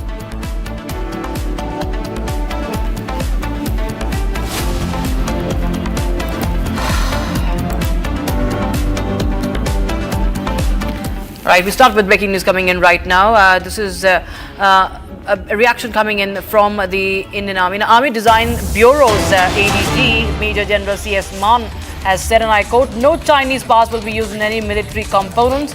We are keeping stringent checks and protocols to eliminate vulnerabilities, especially in the drone system." Viewers. So, India, of course, has once again reiterated its strong stand against China, and also it said that no Chinese part will be used in military component. Remember, this comes right after Lieutenant General Rahul Singh's statement that how 80% of Pakistani military components belong to China, are made in China. And Army now says that it will never use any Chinese component for its own arsenal. So no Chinese part to be used in military component. Let's take a listen in, viewers, to the reaction. जहाँ तक Chinese drone का सवाल है, आपको पता होगा मैंने last year सितंबर में भी बताया था कि हम एक फ्रेमवर्क बना रहे हैं. वो फ्रेमवर्क हमारा बन गया है, वो अंडर अप्रूवल है. जब वो अप्रूव होएगा तो उसके हिसाब से टेस्टिंग करी जाएगी, जिससे कि ताकि हमारे कोई भी ड्रोन्स के अंदर सिक्योरिटी वल्नरेबिलिटीज ना हो, उनका ख्याल किया जाएगा. Industry is very much getting into it. Finally, it is the industry who has to do that, the bulk production. In fact, as of today, we have our various projects going on with the academia, wherein there are those startups involved along with them. So it's already right from the beginning in the R&D part of it, and then of course the D&D part of it, they are very much involved in it. Wherever it's only academia, then through the academic institute only, they're going to be transferring the technology to the industry. Like we already have an MOU with the Foundation of Innovation and Technology Transfer in IIT Delhi, wherein our technologies, we are getting them actually productionized through the industry by carrying out the transfer of technology to the private industry. So viewers, this comes after the Indian Army confirms that China leveraged the recent India-Pakistan conflict as a live laboratory to test its military hardware and technological capabilities. Speaking at the New Age Military Technologies event organized by FICCI, Lieutenant General Rahul Singh, Deputy Chief of Army Staff on Capability Development and Sustenance, highlighted the extent of Chinese involvement, saying that over 80% of Pakistan's military equipment is of Chinese origin and that China provided real-time support, including sharing sensitive operational data to Pakistan. The acknowledgement points to this evolving security paradigm, viewers, where India faces not just a two-front challenge, but a coordinated troika involving Pakistan, China, and increasingly other regional actors like Turkey. The development has renewed the calls for a more robust and future-ready air defense system. Few lessons that I thought I must flag as far as Operation Sindoor is concerned. Firstly, one border, two adversaries. So we saw Pakistan one side, but adversaries were two, and if I would say actually four or three actually. So Pakistan was the front face. We had China providing all possible support, and it's no surprise because if you were to look at statistics, in the last 5 years, 81% of the military hardware that Pakistan is getting is all Chinese, 81% of that. So it's no surprise. And China, of course, the good old dictum, killed by a borrowed knife, 36 stratagems that China talks about, killed by a borrowed knife. So he would rather use the neighbor to cause pain than getting involved in the mud slinging match on the northern border. So that is what he's seen. And another thing that China perhaps has seen is that he's able to test his weapons against, say, various other weapon systems that are there. It's like a live lab which is available to. So it's a good, that is what is something we have to be very, very cognizant about. Again, Turkey also played a very important role in providing the type of support that was there. Bayraktar, of course, he's been giving from before. We saw numerous other drones also coming in, landing in the face of war, during the war, along with trained sort of individuals who were there. When the DGMO level talks were going on, Pakistan actually was mentioning that we know that your such and such important sort of vector is primed and it is ready for action. I would request you to perhaps, pull it back. So he was getting live inputs as far as from China. So that is one place we really need to move fast and take appropriate action.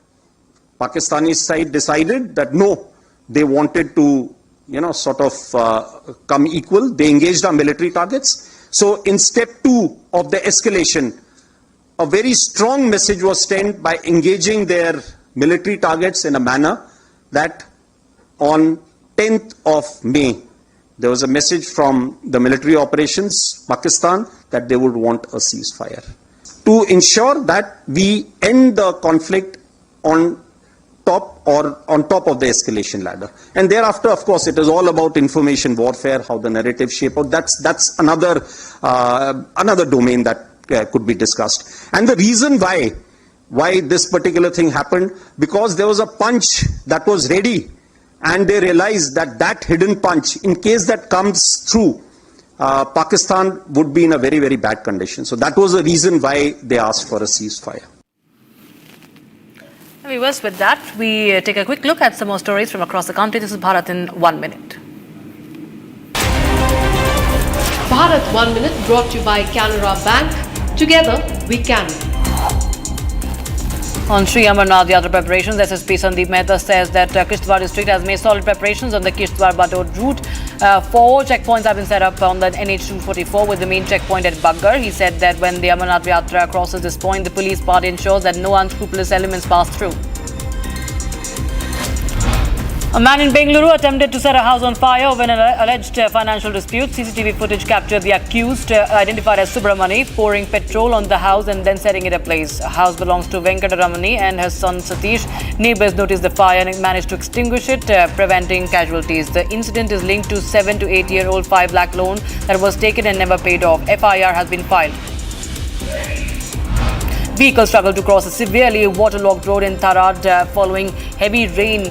IMD has issued an orange alert in Banaskantha district of Gujarat due to very heavy rain, thunderstorms, lightning and scores being on the forecast.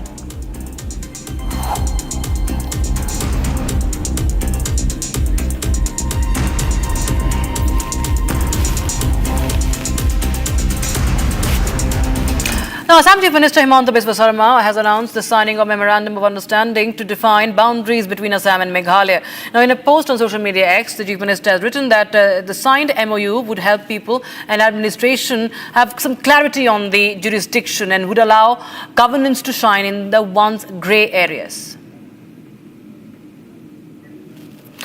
So this is the latest tweet. I think this is a post by the Assam Chief Minister about this. This is a Republic TV exclusive input on the boundary line, and historic MOUs are to be signed.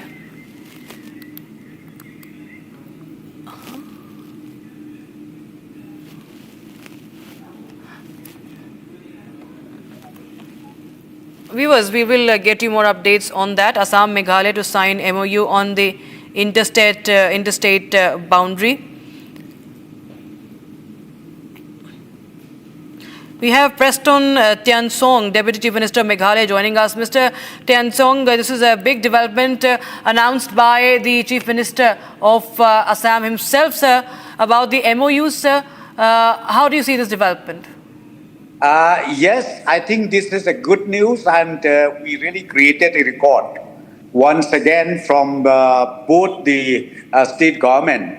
And I would like to place it on record that both the chief ministers from Assam and from Meghalaya, they already signed the MOU to reach out to the permanent solution of the long pending issue, and that is called this interstate dispute that has been hanging for so many years.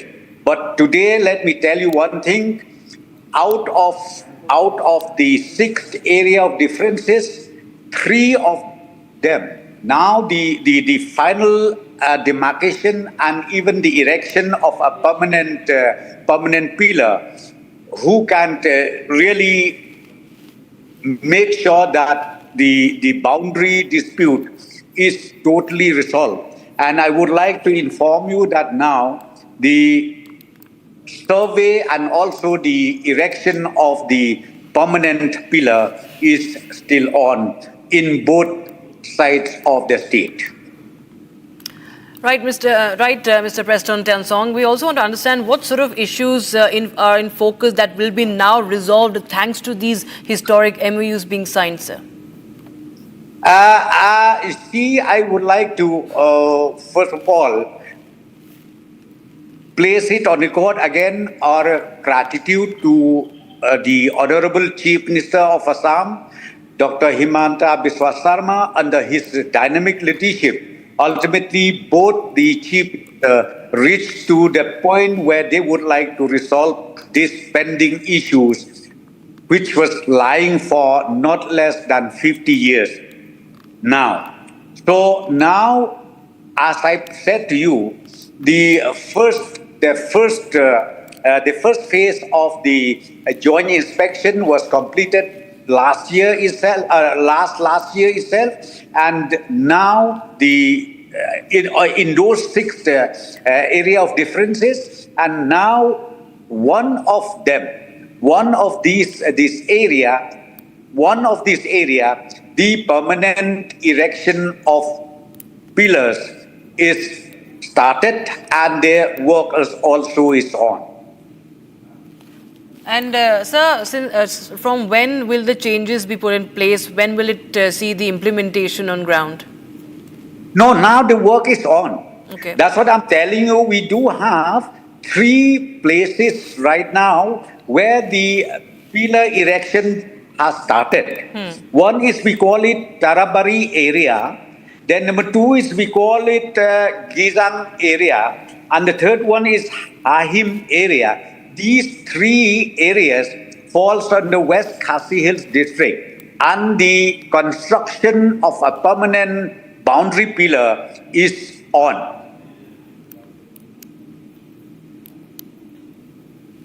Yes, sir. So also this would also help the entire region, isn't it? If you could help us understand the impact on the peace that it would entail, among the other northeastern states as well, sir, with the implementation. Yes, I think this is, the historic moment for Meghalaya and Assam, and it will also be a good news to all our neighboring states among ourselves. And I'm very sure we will be able to resolve it one by one. And as I said to you, the credit goes to the Honorable Chief Minister of Assam and also the Honorable Chief Minister of Meghalaya, who has taken this bold initiative to make sure that the solution to the long pending issue is resolved. Right. Well, thank you so much, Mr. Preston Tansong, for joining us on Republic TV with your first reaction here. All right, viewers, we have some breaking news coming in right now. This is regarding the India-US trade deal that's in the works. Now, Piyush Goyal has spoken out on the trade deal with US and India, between the US and India. Now, he's talked about the 9th July deadline, and he said that India's talks are on its own conditions. India will talk on its own conditions with countries. FTA agreement is done when both parties benefited. India never does any trade deal based on any deadline. So he has set the record straight. He says when the deal is good, that India will not come under pressure. That's what Piyush Goyal has said. In fact, we also know that India's negotiation team has also returned from the US, and that we will only do a deal if it suits, if it's good. India's interest is paramount. That is what Piyush Goyal has said very, very clearly. And we have more update coming in on that. Just take a listen in first to what Mr. Goyal said. मैं आपको कई बार बताया कि भारत अपने शर्तों पर चर्चा करता है. अलग अलग देशों के साथ चर्चा चल रही है. यूरोपियन यूनियन हो, न्यूजीलैंड हो, ओमान हो, यूएसए हो, चिली हो, पेरू हो, कई देशों के साथ एग्रीमेंट की बात चल रही है. फ्री ट्रेड एग्रीमेंट तभी संभव होता है जब दो तरफा फायदा हो. It should be a win win agreement. और जब भारत के इंटरेस्ट को सुरक्षित रखते हुए national interest will always be supreme. And with regards to that, viewers, we have some more breaking news. Indian delegation has returned from the United States and trade negotiators are in the national capital. We're getting in more inside scoop on the Indo-US trade talks. One thing is clear that India will not work for deadlines. They only work for national interest. Whatever fits the cause of India, whatever suits India, whatever is the best for India, that deal will be signed. Nothing under pressure. And in fact, we have more updates coming in. Indian delegation, as I just said, the stalemate also continues. As per our sources, there is a stalemate on the agriculture front, on auto, on steel and aluminium sectors. This was a team led by Rajesh Agrawal, the Special Secretary in Commerce Ministry. And there's a stalemate also that's been reported by our sources on several fronts. Remember, there have been a lot of talks about the tariffs and how United States and India has continued to maintain that agriculture sector will be protected. Senior Executive Editor Abhishek Kapoor joins us on the phone line from Abhishek. Well, we understand, as far as our sources are concerned, that there is a stalemate on the Indo-US trade talk, and agriculture, auto, steel and aluminium sectors are the ones where somewhere this deal could get stuck.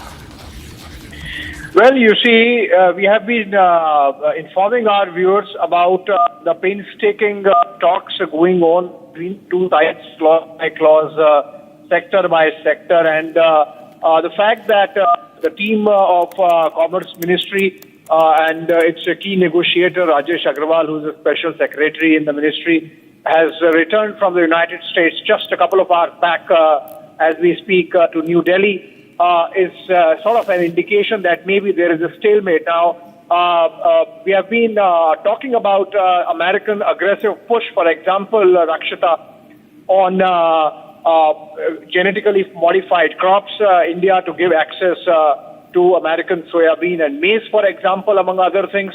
American push for getting more of apple and apricot and almond exports into India. Some of them are low-hanging fruits, some are difficult, particularly the genetically modified crop issue.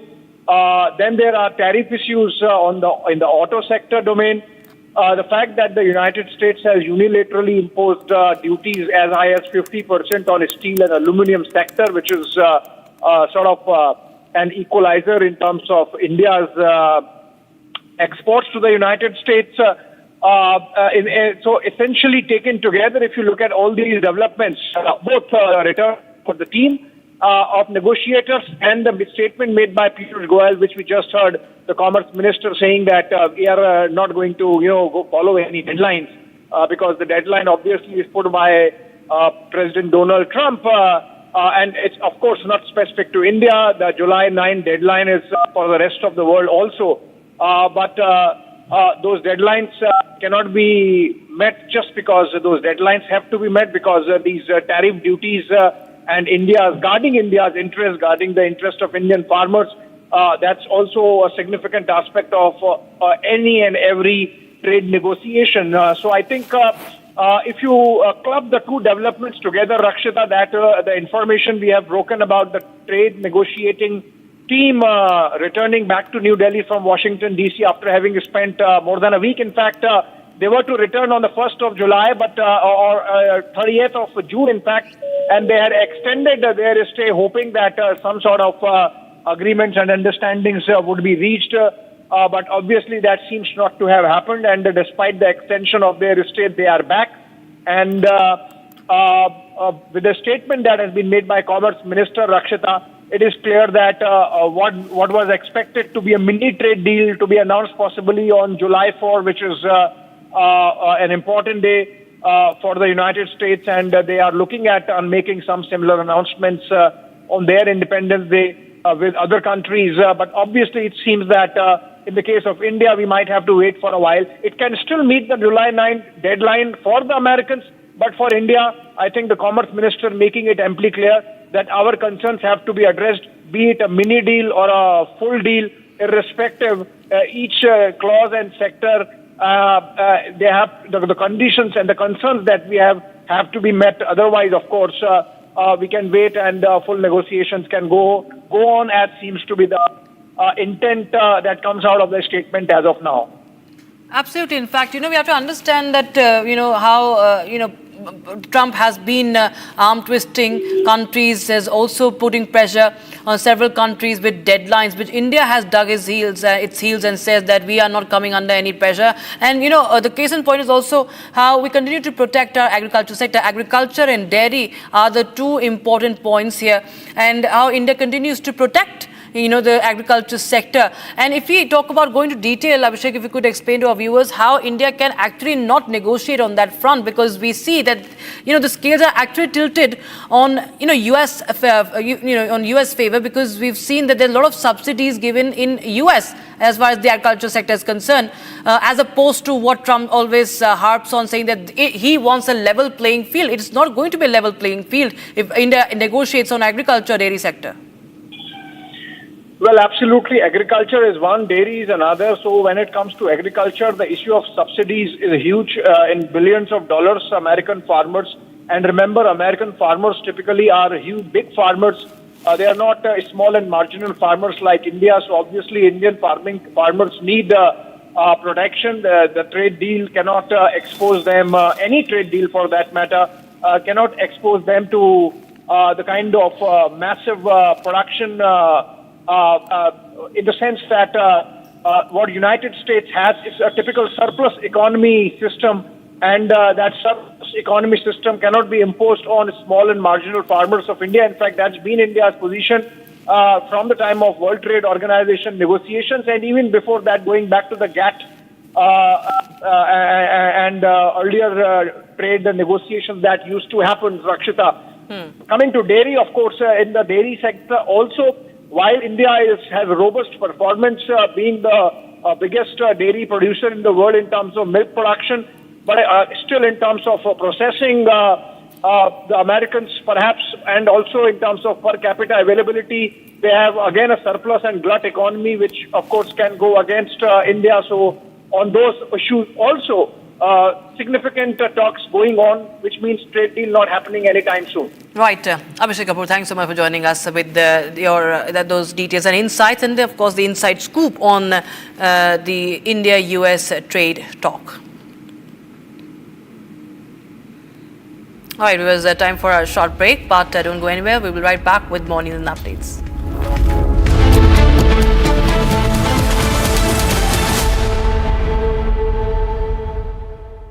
Secret recipe MDH का जीरा SIP जल जीरा मसाला जीरा SIP MDH का जल जीरा SIP MDH का जल जीरा SIP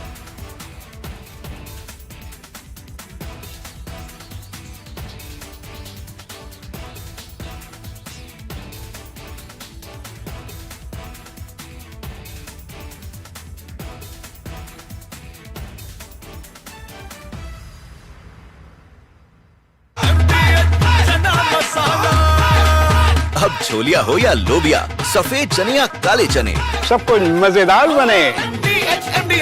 Future wars will be conducted based upon intelligence input gathered from enemy's territory.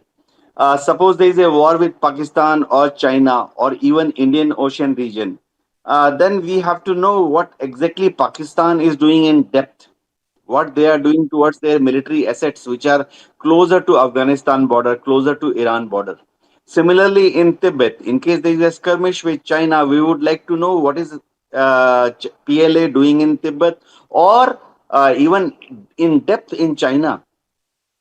Similarly, in case there is a war, Pakistan Navy or PLA Navy may operate from Indian Ocean region to cause damage to our coastal installations, both military as well as civilian. So we would like to know well in advance what they are up to. These kind of intelligence gathering activities were on earlier also, but they were not very organized on military scale. You see, earlier we had some satellites which ISRO had launched. We had cartograph series of satellites. We had reset set of satellites which were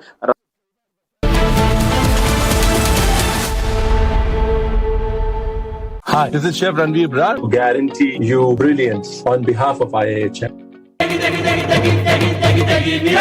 MDH की देगी मिर्च, देगी मिर्च का तड़का, अंग अंग फड़का। MDH की देगी मिर्च। केसरिया से मन जोगी हुआ रे, दिल झूमे देखो मतवारा हुआ रे। केसरिया से मन जोगी हुआ। हर पल मनाओ केसरी त्योहार। विमल, बोलो जुबान केसरी। MDH की हल्दी मिर्ची धनिया करे कमाल, ये रंग दे, ये खुशबू दे, ये तीखा, ये कम पड़े, क्या निराला MDH masala.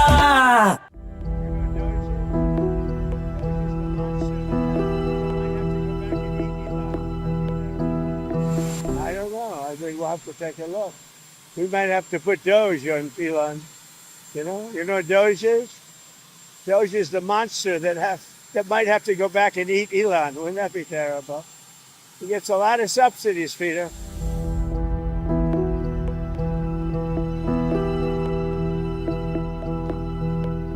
This rocket company is the only reason we can now send America astronauts into space.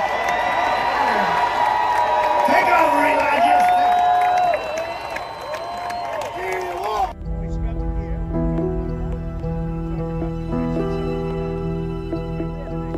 But Elon's very upset that the EV mandate is going to be terminated. And you know what? When you look at it, not everybody wants an electric car. I don't want an electric car. I want to have maybe gasoline, maybe electric, maybe a hybrid, maybe someday a hydrogen. If you have a hydrogen car, it has one problem. It blows up, So I'm going to give that one to Peter. I'm going to let Peter test it out.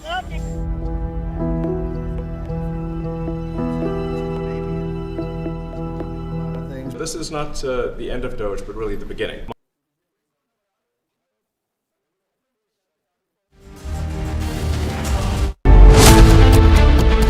Pakistan to play in India after Sports Ministry nod.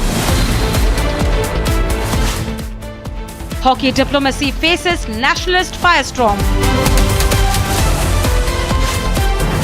Does Pakistan deserve to play on Indian soil again? Debating tonight at 8 p.m.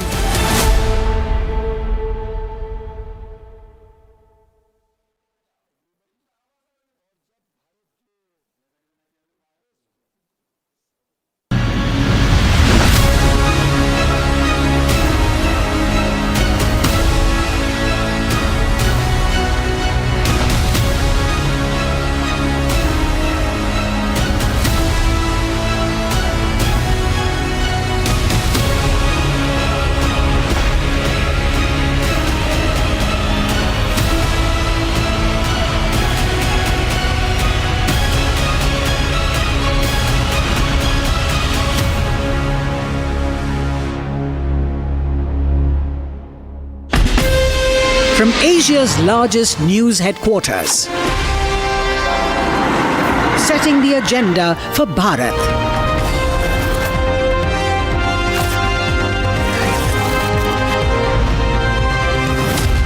You're watching Republic.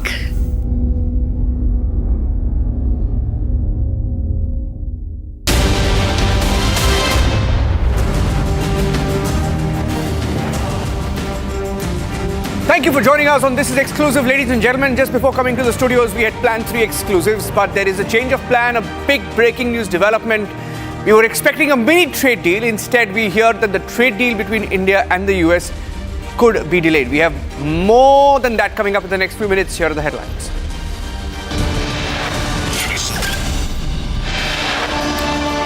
Nation above event across India. There is anger over even the thought of getting the Pakistan hockey team on our soil.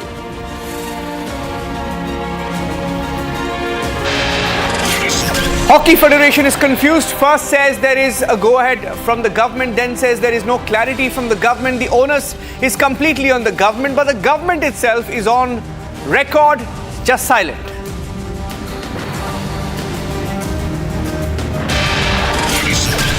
Another video from Bangladesh emerging, proving how Hindus are being selectively targeted by radicals.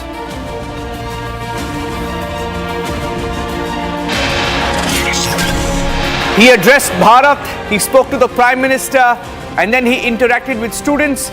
Those lucky few who interacted with Group Captain Shubhanshu Shukla, joining us live on the show this evening.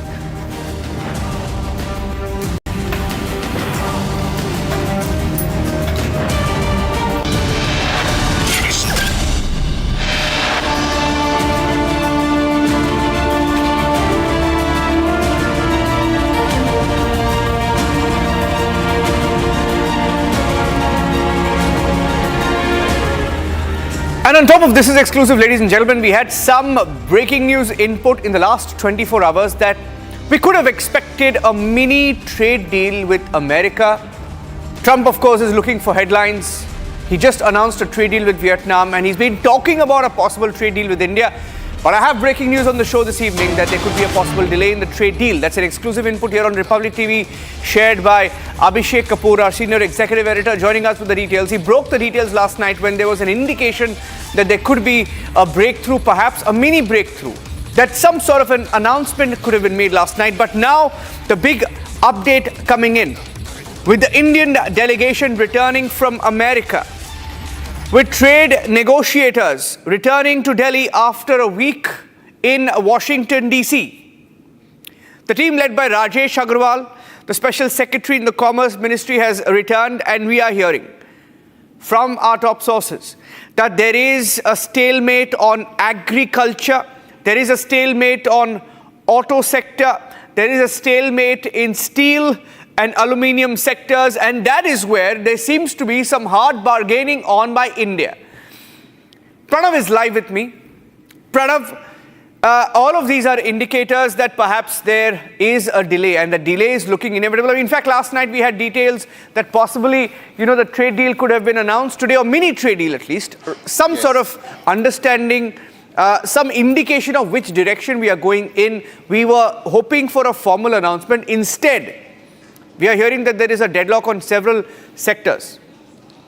Yes, Niranjan. In fact, the trade deal was supposed to conclude. We'd heard very specifically that before 9th of July, the trade deal was supposed to get concluded. And, there was a mini trade deal that was supposed to be signed, and a bigger, a larger deal was supposed to be signed later this year when Donald Trump comes for the Quad. But as of now, what we're hearing is that there is a deadlock. The deadlock is primarily around agriculture sector, where US wants more access to India's agriculture sector. But then India is not budging from its stand, because agriculture is extremely important for job creation and the larger good of the Indian economy. Yeah. Now on the sectors, right? On steel, aluminium, in some of these sectors, America has always played hardball. And in fact, very interestingly, you had Piyush Goyal, the Commerce Minister, a few minutes back, saying to the media that we will sign a deal when there is a good deal. So obviously, India is also playing hardball with America. Many years back, and I can tell you, Pranav, when we covered the Prime Minister's visit to the US, I think it was 2019, even then the FTA was a point of discussion. 5 years on, we are still talking about a deal, which shows that even India is not willing to give in. Absolutely, Niranjan. In fact, if you remember, initially when the talks began, India wanted a zero trade on some of the products such as pharmaceuticals, auto sector, and that's where US did not budge. And now we are seeing a new India which is saying no to certain things. This is exactly the same stand that India had taken when it came to agricultural products with the EU and Australia. So we have a precedent in that way, and it shows that we are not budging from what exactly New Delhi wants right now. Thank you for that, Pranav. I also have Abhishek Kapoor, who broke that story, joining us live right now. So I'll quickly get in a word from Abhishek as well. Abhishek, what's going on? Because we know that many in America have been campaigning against India. Trump himself, he's completely confused. He says one thing today, another tomorrow. What is the real delay? What is holding it back, Abhishek? Well, you see, going by Trump, Niranjan, the United States has already signed a trade deal with China at least twice in the last month, and yet we have no details. So that apart, I think if you read between the lines of the developments that have taken place, if you read the lips of Commerce Minister Piyush Goyal and the fact that India's team of negotiators led by Chief Negotiator Rajesh Agrawal has just returned from Washington, D.C. after delaying their return, after extending their return. They were supposed to come back by June 30th, but they have come today, just a couple of hours back, is what I am told. And that really gives you an idea of the kind of intense negotiations that are going on, and that maybe there is a stalemate, which means that the possibility of meeting the July 9 deadline, which is of course an American deadline, seems difficult, if not remote. So while we continue to maintain, Niranjan, based on our conversations with sources in the Commerce Ministry, that there are talks of a bare bones mini deal, which is going to thrash out details about general tariffs in terms of what India can give and what United States can take. But sector-specific stalemate continues, and these are some big ticklish issues. For example, the issue of GM crops, which America is pushing aggressively. The issue of steel and aluminum have massive tariffs already at about 50%, against which India has already approached the World Trade Organization under the disputes redressal mechanism. So I think clubbed together, if you look at all these developments, Niranjan, I think we are looking at a stalemate between India and the United States in the trade deal. Mini deal possible by July 9, but no indication as yet of what would be the contours of it. Thank you for joining us with those inputs. Abhishek Kapoor breaking that story. Let's move on now. And the next big story, ladies and gentlemen, is from Mumbai. In fact, just coming into our newsrooms right now, some people were celebrating early, thinking the Disha Salian case is shut and that there's a clean chit. Getting in big breaking news now. A big comment coming in from the government of Maharashtra. A minister in the Maharashtra government has just confirmed, saying that the Disha Salian case is not closed. There is a temporary report. He's saying that it's a temporary report, and no one has been given a clean chit in the Disha Salian case. Saying that until the final report is submitted, there is no question of giving anybody a clean chit. The matter can be discussed further. Once the final report is out, investigation is ongoing. So there were headlines across some sections of the media saying that the Disha Salian case is shut. Everyone's got a clean chit. It appears to be fake news.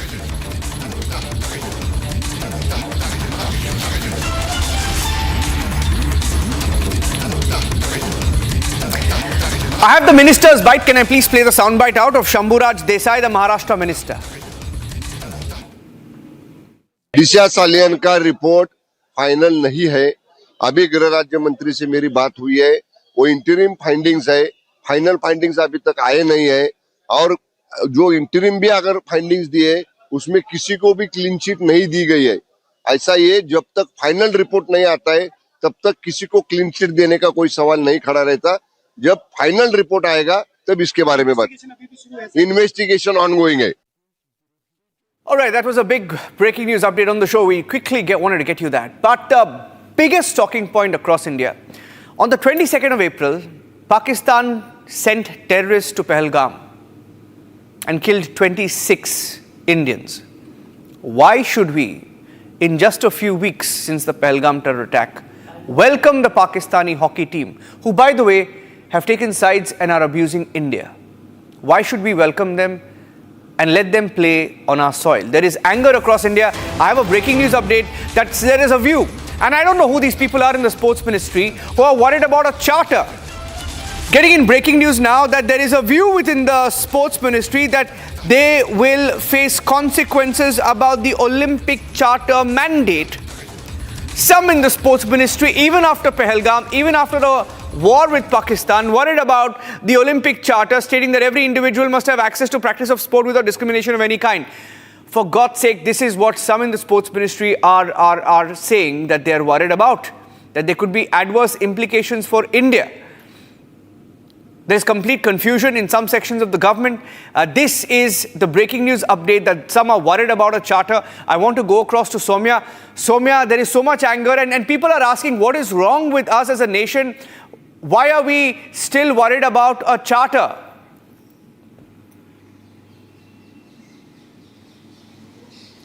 Yes, well, see, there's a nationwide outrage and the debate has intensified on this. However, the sources within the sports ministry, and now not just the sports ministry, the Sports Authority of India, the sources within the Sports Authority of India as well, have gone on to citing the Olympics charter two things within the Olympics Charter, one being the Olympics Charter mandate and the other being the non-discrimination principle under the Olympics Charter that prohibits discrimination on the basis of nationality and ensures that all qualified athletes get to compete in an international competition.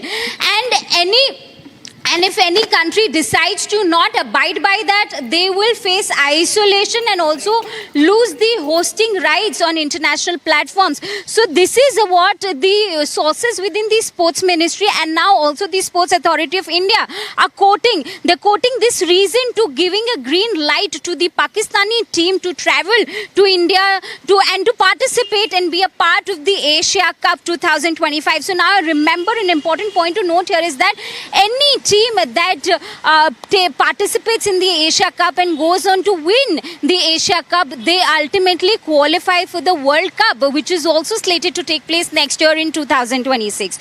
So these are the developments that we are picking up with regards to why the Sports Ministry thought that they want to go ahead with giving its green light to Pakistani team to travel and participate in the Asia Cup.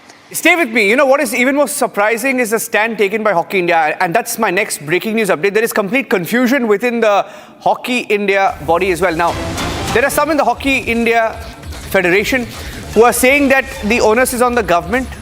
Some are saying it's on the government. Some are saying waiting to hear from the government, and there are others who say there is no clarity.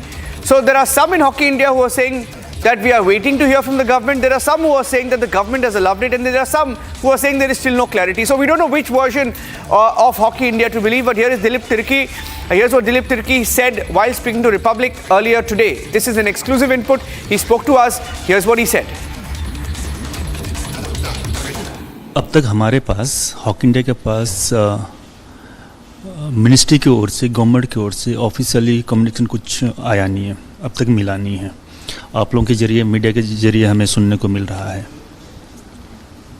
So mister Tirkey, क्या आप hockey federation क्या ministry से ये question उठाएगा कि क्यों allow किया जा रहा है पाकिस्तानी टीम को, और वो भी जो पहलगाम टेरर अटैक के बाद जब हमने सारे टाइज अभी बंद कर दिए हैं, तो क्या ये क्वेश्चन नहीं उठ रहा है? क्योंकि ये लोगों के बीच में भी यही सेंटिमेंट्स है कि क्यों अलाउ किया जा रहा है इस टाइम पे।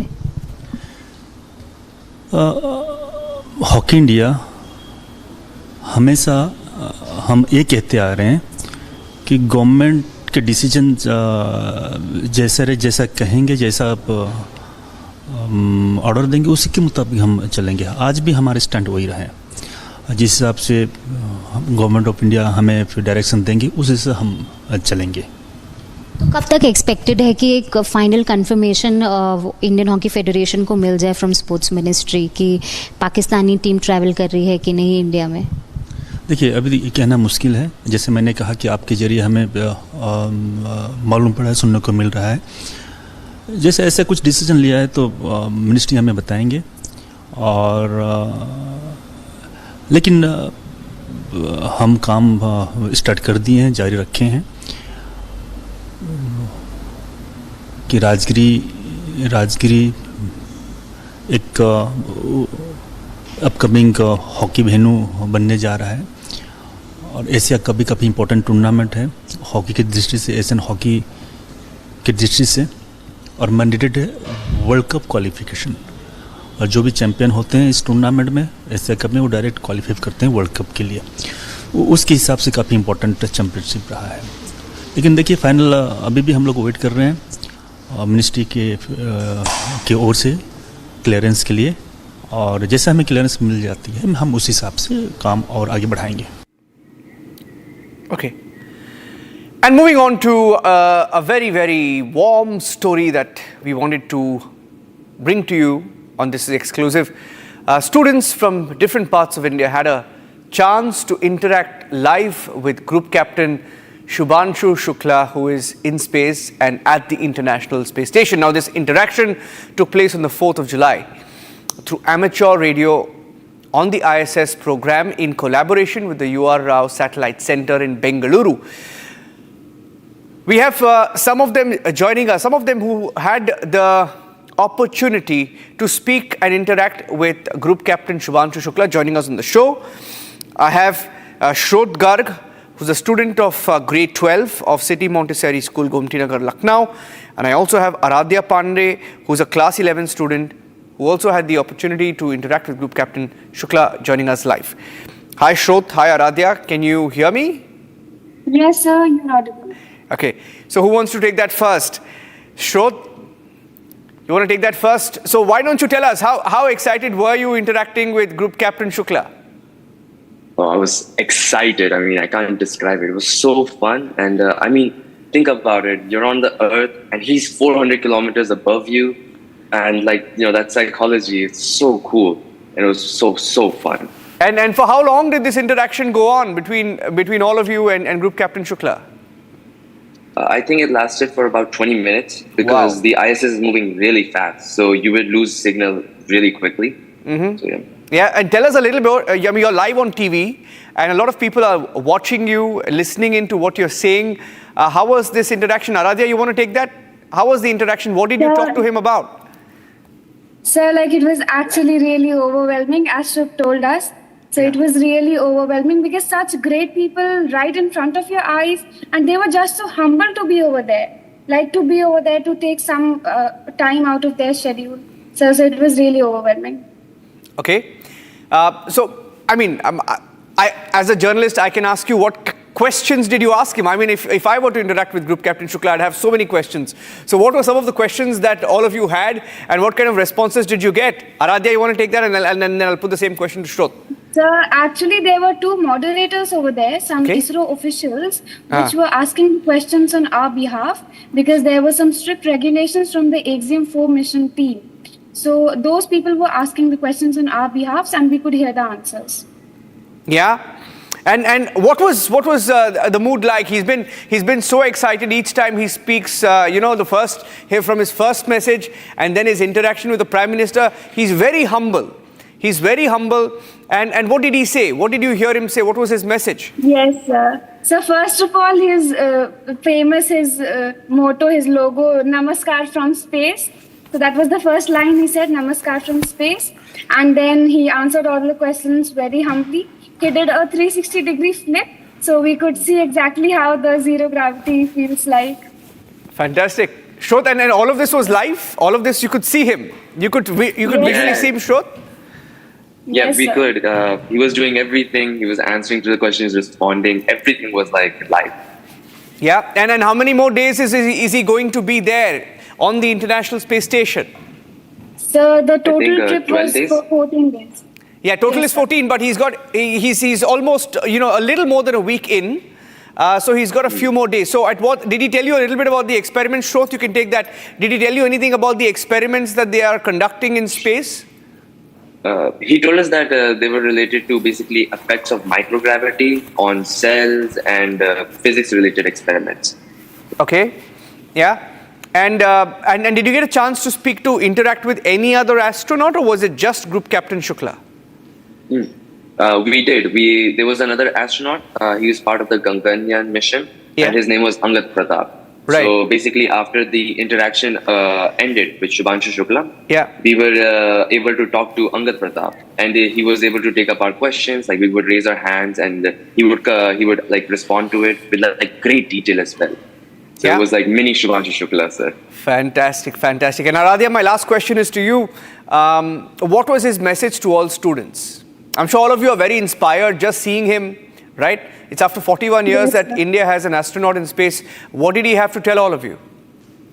So his first message was that nothing is out of reach, nothing is invincible, and everything is within reach. So he told us that he was there, so we could also be there. And the moment he said this line that we could also be there, I felt like, oh, you're talking to me. Fantastic. So his message was that nothing is invincible. Superb, superb. And where are all of you? I mean, my last question to you, Shroth, you can take that. Which city are you joining us from, Shroth? I'm in Lucknow. Lucknow. And where are you, Aradhya? Sir, Lucknow, same. Lucknow. Lucky you, lucky you. Lucknow must be feeling very, very lucky today to have spoken to Group Captain Shukla. Superb. Thank you for joining us on This Is Exclusive. You lucky boys got a chance to speak to Group Captain Shukla. It's what you genuinely call an exclusive, isn't it, ladies and gentlemen?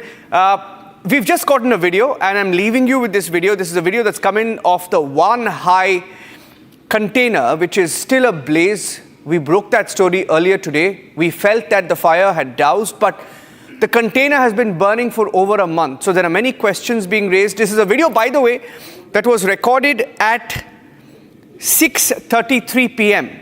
So breaking the story, keeping you way ahead on that story, leaving you with raw footage of the firefighting operations that are on about 100 nautical miles off the coast of Kerala. Thanks for watching.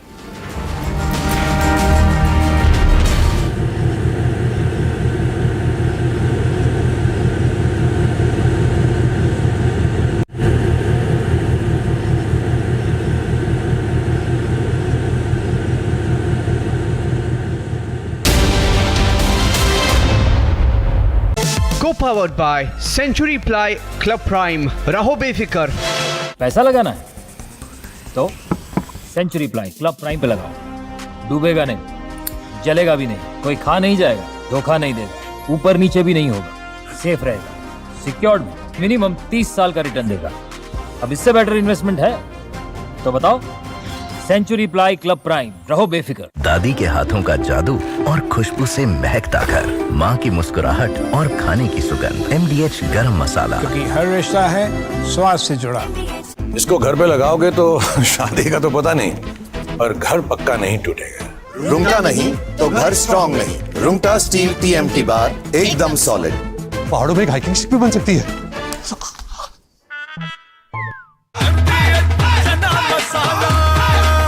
अब छोलिया हो या लोबिया, सफेद चने या काले चने, सब कुछ मजेदार बने.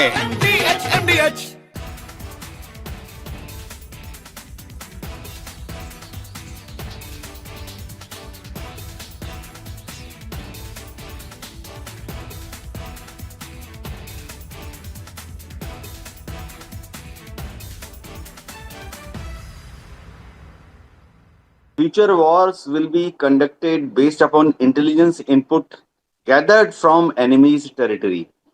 Suppose there is a war with Pakistan or China or even Indian Ocean region, then we have to know what exactly Pakistan is doing in depth, what they are doing towards their military assets, which are closer to Afghanistan border, closer to Iran border. Similarly, in Tibet, in case there is a skirmish with China, we would like to know what is PLA doing in Tibet or even in depth in China. Similarly, in case there is a war, Pakistan Navy or PLA Navy may operate from Indian Ocean region to cause damage to our coastal installations, both military as well as civilian. So we would like to know well in advance what they are up to. These kind of intelligence gathering activities were on earlier also, but they were not very organized on military scale. You see, earlier we had some satellites which ISRO had launched. We had cartograph series of satellites. We had reset set of satellites which were rather, radar imaging satellites. The resolution was not very good, and we had GSAT, we had INSAT, but their orbiting time was very long. That means they will pass over an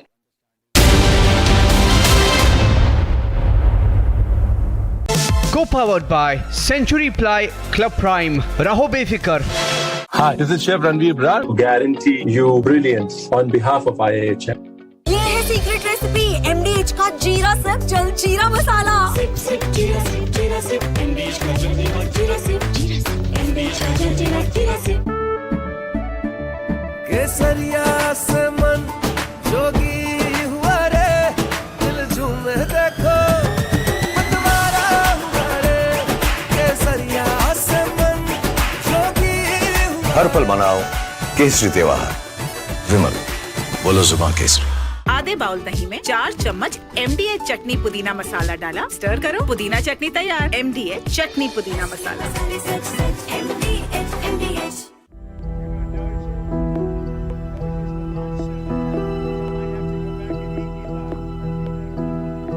I don't know. I think we'll have to take a look.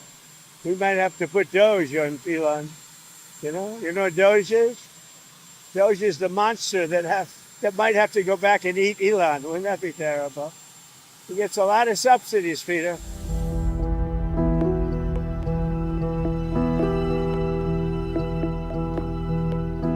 rocket company is the only reason we can now send America astronauts into space. Take over, Elijah.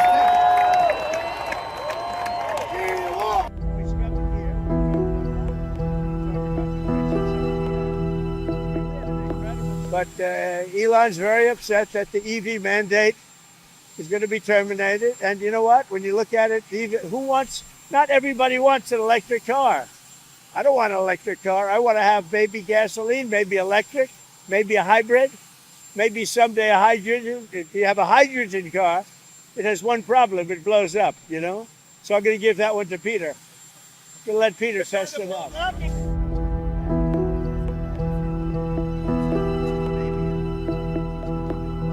This is not the end of Doge, but really the beginning. My time as a special government employee necessarily had to end. It was a limited time thing. It's 134 days, I believe, which ends in a few days. So that it comes with a time limit. But the Doge team will only grow stronger over time. The Doge influence will only grow stronger. I'd liken it to sort of Buddhism. It's like a way of life. So it is permeating throughout the government. And I'm confident that over time we'll see $1 trillion of savings and a reduction in $1 trillion of waste and fraud reduction.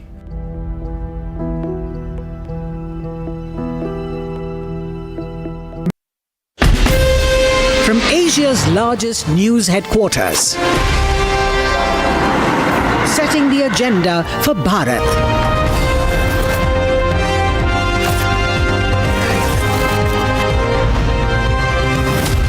You're watching Republic.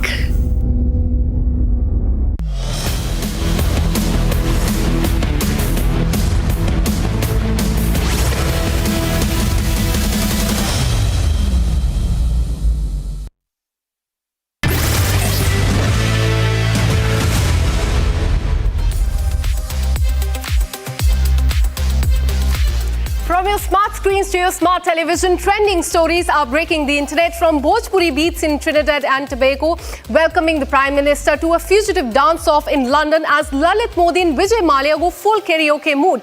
And in FIFA's much-hyped World Cup stumbling into empty stadium and cold reviews. Not just this, there is a big statement that has come from the Indian Army exposing the China, Pakistan and Turkey nexus. This is trending and I'm Akanksha Khajuria. Let's get started.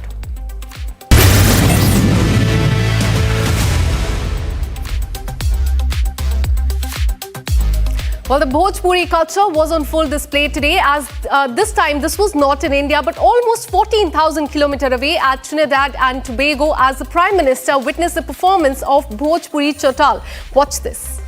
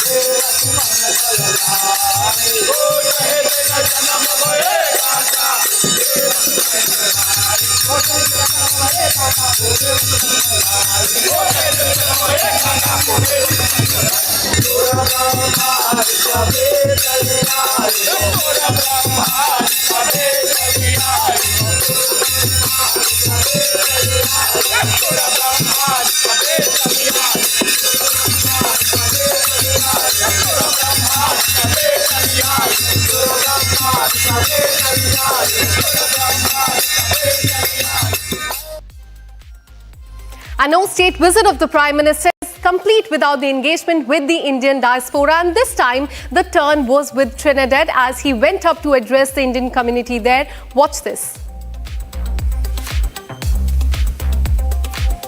In fact, as the visit comes to the concluding turn, the Prime Minister shared beautiful visuals from his visit. Have a look at them.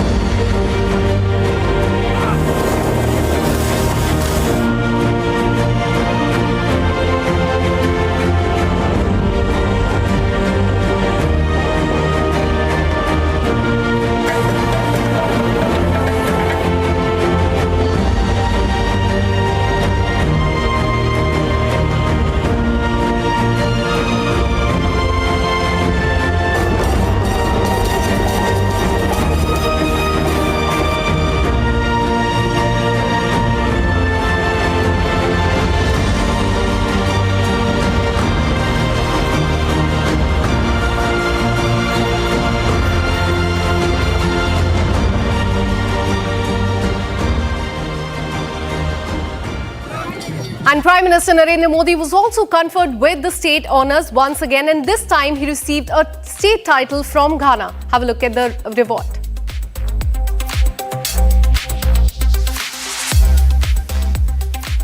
And now take a look at these beautiful moments from the Prime Minister's Ghana visit through his own lens.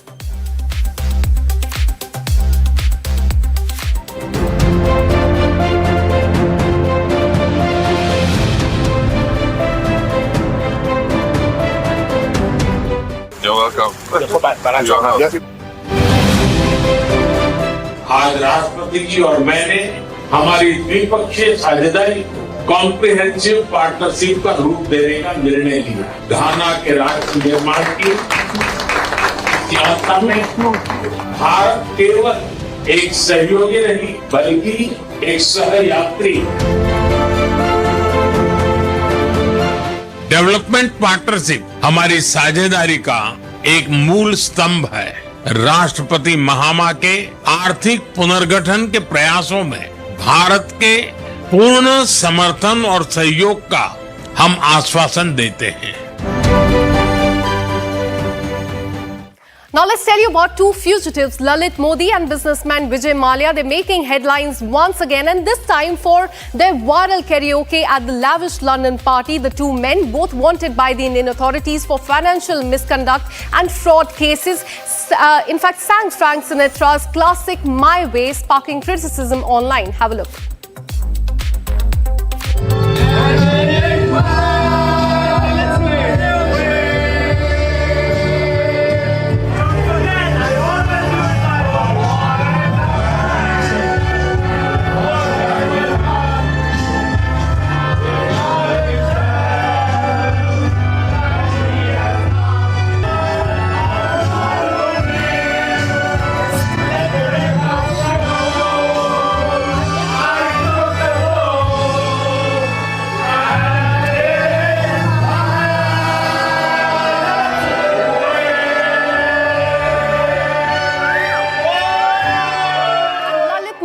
Unapologetic as ever, posted a tweet on social media. Watch this on your screen, ladies and gentlemen. Look at the sheer audacity in which he says, "Hope this video does not break the internet." Controversial for sure, but that's what I do the best. This is in fact the post he has put out on Twitter. The visuals have left netizens outraged, as one user said that both are living lavish lifestyle and running away from the Indian agencies, while others said that they have no shame, no consequences. That's what crime looks like when you are a billionaire.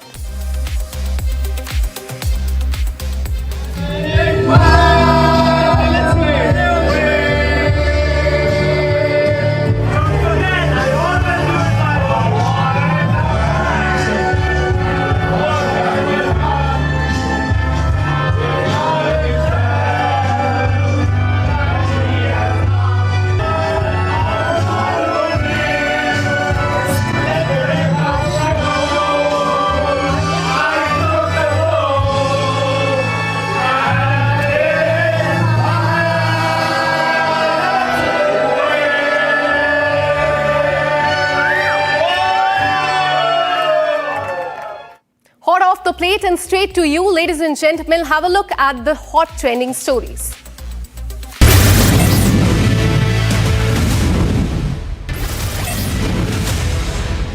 India has exposed China, Turkey and Pakistan on a global stage. Deputy Chief of Army Staff Rahul R. Singh said that India has one border but three adversaries, naming and shaming the three countries. He said that Pakistan was in the front, China and Turkey were providing support to it during Operation Sindoor.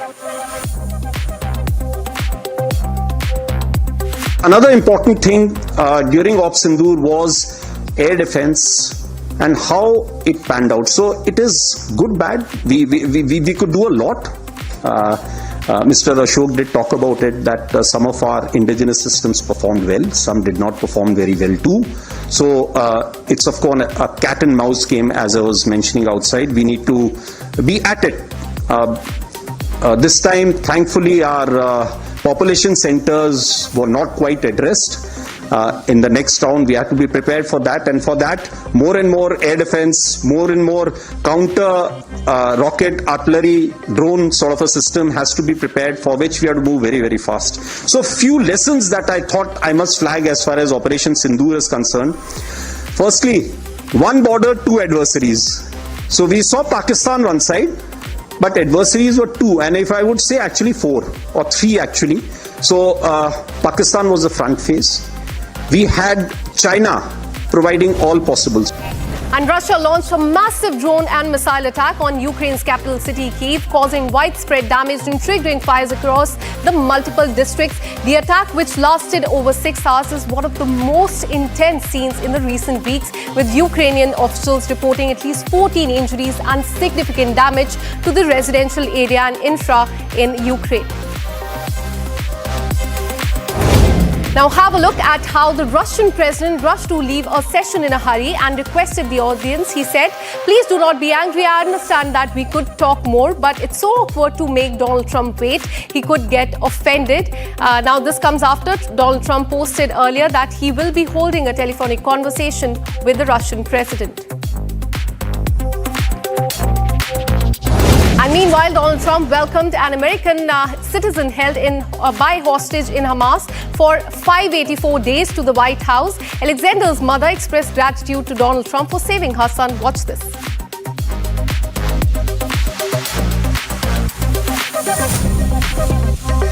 And what happened when they announced that he had won the presidency? How the treatment was? It changed. He took it to a new place, a good place. Oh, people did everything. Yeah, food, so they treated you better? Oh, Wow. Sure. Because you were coming in and they were afraid of you. Donald Trump has announced plans to raise entrance fees for foreign tourists at the national parks to fund improvement and in fact enhance the experience there. And this is part of America First. To fund improvements and enhanced experiences across the park system, for this anniversary, I've just signed an executive order to raise entrance fees for foreign tourists while keeping prices low for Americans, and we're going to do that. The national parks will be about America first. We're going to take it America first for the national. Meanwhile, Russia is sending 1,200 kgs of food, clothes and science experiments along with 420 liters of drinking water to the International Space Station for the 11 astronauts on board, including Shubhanshu Shukla.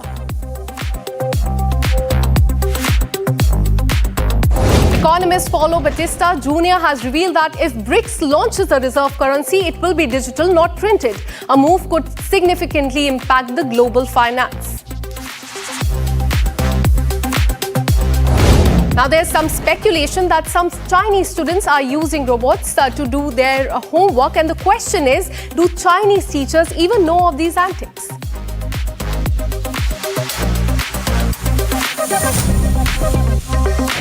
In a historic moment for Indian space education, students from a Lucknow school and they got a thrilling opportunity to interact live with Group Captain Shubhanshu Shukla today, the first Indian astronaut to reach the International Space Station.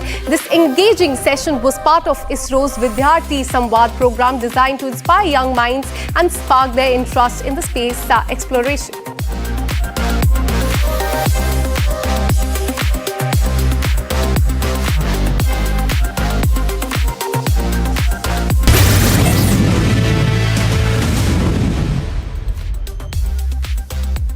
FIFA's much-hyped Club World Cup 2025, touted as a history evolution in the global football, is off to a rocky start. Stadiums remained empty, with nearly 1 million vacant seats recorded during the group stage.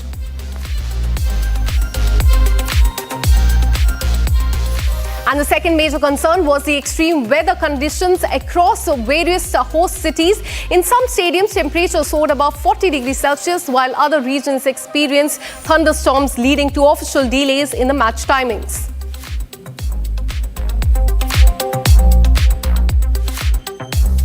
In fact, one of them has said it's been a terrible tournament so far, while others questioned if the United States cannot host the Club World Cup, how can it host the main World Cup next year?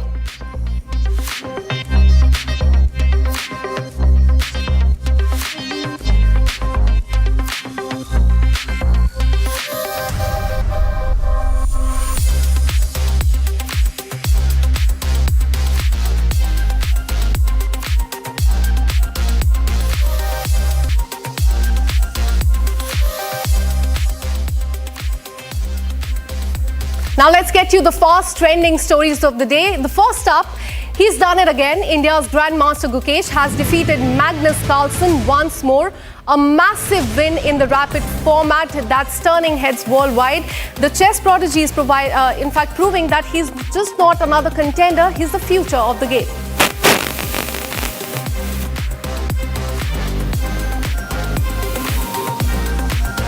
A massive wildfire is tearing through the southern coast of Greece. More than 1,500 people have been evacuated as flames rage there. Emergency crews are battling the blaze in strong winds. Homes, hotels and lives are at risk.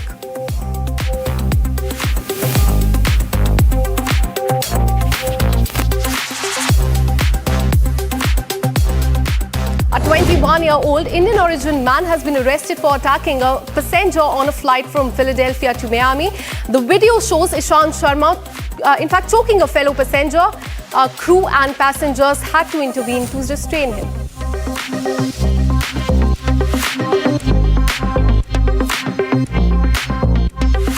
After sudden demise of footballer Diogo Jota, a video of him playing with his children has resurfaced online, recorded just months ago. This video shows a moment of joy amid tragedy.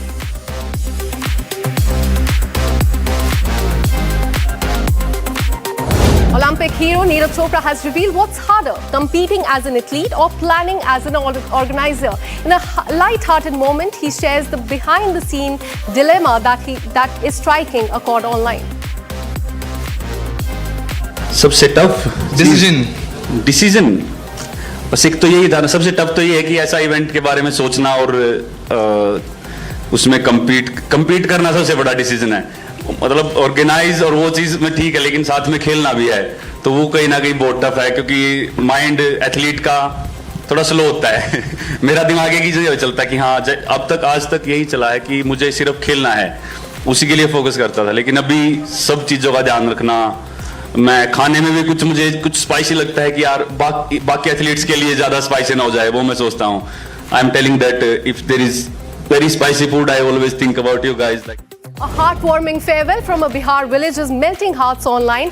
Rekha, a teacher, retired after 22 years and the entire community showed up to honor her. The video is going viral on social media, not just for drama, but for the deep respect and real impact of being a teacher. उनकी आंखों में बस आंसू थे. एक ऐसी teacher रहती हैं जिन्होंने अपना 22 स्कूल में देखने आया था, उनको विदा करने आया था. छोटे बड़े सभी लोगों ने उनको सम्मानित किया, उनके लिए बहुत सी बातें कही. आज फिर रेखा मैम ने क्लास ली, लेकिन ये रेखा मैम की आखिरी क्लास थी. इन बच्चों के बीच उनके आंखों में बस आंसू थे. जब वो स्कूल से निकली तो पूरे गांव के छोटे बड़े सभी बच्चे, इस दिखावटी जमाने में भी उन्होंने इतने सारे लोगों का प्यार कमाया बिना किसी सोशल मैम को.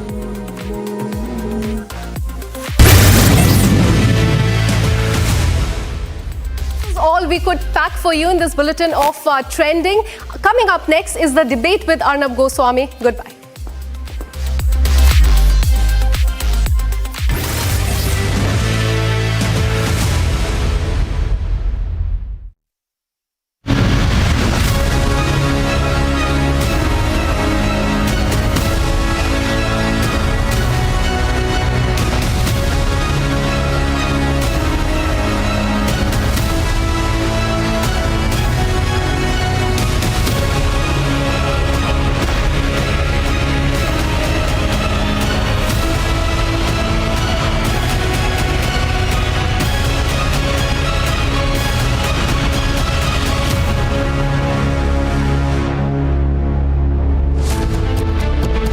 Pakistan to play in India after Sports Ministry nod. Hockey diplomacy faces nationalist firestorm.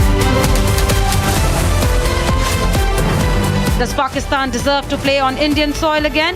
Debating tonight at 8 p.m. This week on Get Me Right, we put a searchlight on the plight of the Hindu community of Sindh in Pakistan. Their daily struggles just to be able to survive amid abductions, conversions and targeting of their women. Also, is China deliberately hitting India's food security by squeezing the supply of specialty fertilizers amid Kharif season? And if yes, do we have a way out? Is an experiment with genetically modified crops worth a shot to increase India's agricultural output? Join me this weekend only on Republic TV.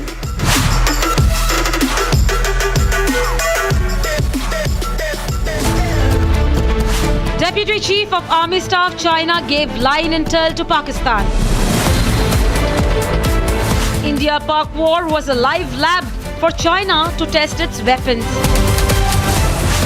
India won a three-front war against Pakistan, China and Turkey. Debating tonight at 9 p.m.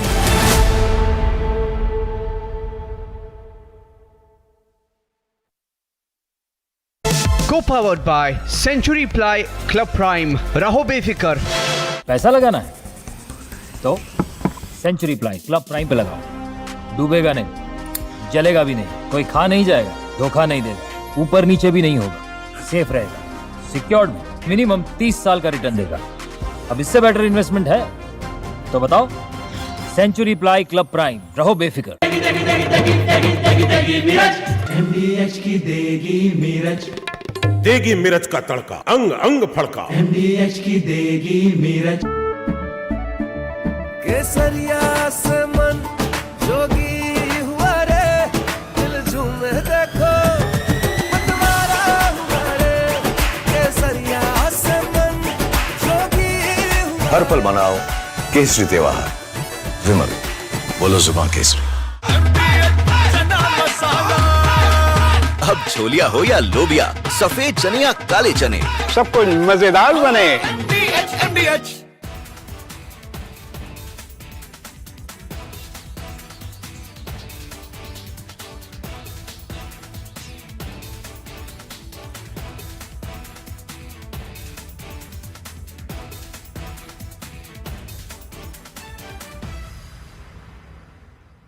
Future wars will be conducted based upon intelligence input gathered from enemy's territory.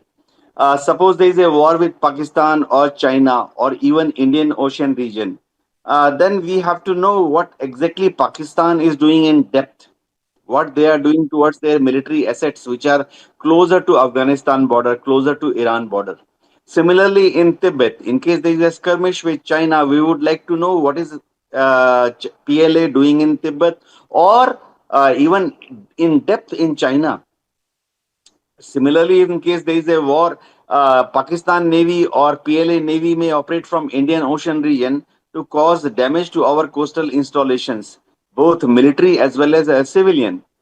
So we would like to know well in advance what they are up to. These kind of intelligence gathering activities were on earlier also, but they were not very organized on military scale. You see, earlier we had some satellites which ISRO had launched. We had cartograph series of satellites. We had reset set of satellites which were rather, radar imaging satellites. The resolution was not very good, and we had GSAT, we had INSAT, but their orbiting time was very long. That means they will pass over an enemy target area, say after 4 hours, after 8 hours. After 25 days, fire reignited on board a One High 503, the burning ship currently outside India's economic zone. Sports Ministry sources to Republic said that Pakistan hockey team is yet to apply for a visa to India. Few lessons that I thought I must flag as far as Operation Sindoor is concerned. Firstly, one border, two adversaries. So we saw Pakistan one side, but adversaries were two, and if I would say actually 4 or 3 actually. Big revelation by Deputy Chief of Army Staff on Operation Sindoor as he puts out the Turkey-Pakistan-China nexus out in the open. पूरे विश्व में जितने बौद्ध धर्म मानने वाले लोग हैं और जो परम पावन दलाई लामा जी को जो मानते हैं, वो सबका इच्छा है कि दलाई लामा जी अपना तय करेंगे. Union Minister Aide backs the Dalai Lama's sole right to choose his successor, says no need to speak on this, and that China has no role to play in that. China, meanwhile, warns that it will spoil ties with India. Actor Vijay is TVK's official Chief Minister candidate for Tamil Nadu polls. Co-powered by Century Ply Club Prime. Raho befikar. पैसा लगाना है तो century Ply Club prime पे लगाओ। डूबेगा नहीं, जलेगा भी नहीं, कोई खा नहीं जाएगा, धोखा नहीं देगा, ऊपर नीचे भी नहीं होगा, सेफ रहेगा, सिक्योर्ड, मिनिमम 30 साल का रिटर्न देगा। अब इससे बेटर इन्वेस्टमेंट है तो बताओ। सेंचुरी प्लाई क्लब प्राइम, रहो बेफिक्र। MDH की हल्दी मिर्ची धनिया करे कमाल, ये रंग दे, ये खुशबू दे, ये तीखा, ये कम पड़े, क्या निराला MDH masala. Hi, this is Chef Ranveer Brar. Guarantee you brilliance on behalf of IAH. दादी के हाथों का जादू और खुशबू से महकता घर, माँ की मुस्कुराहट और खाने की सुगंध। MDH गरम मसाला, क्योंकि हर रिश्ता है स्वाद से जुड़ा।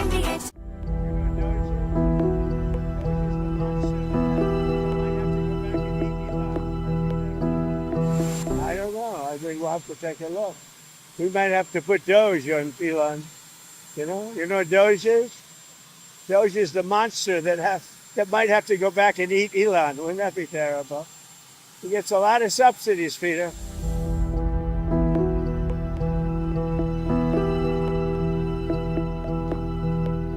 His rocket company is the only reason we can now send America astronauts into space. Take over, Elon.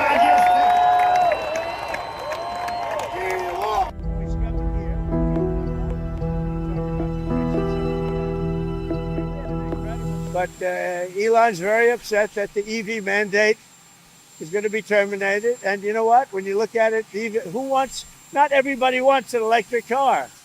I don't want an electric car. I want to have maybe gasoline, maybe electric, maybe a hybrid. Maybe someday a hydrogen. If you have a hydrogen car, it has one problem: it blows up. So I'm going to give that one to Peter. I'm going to let Peter test it out.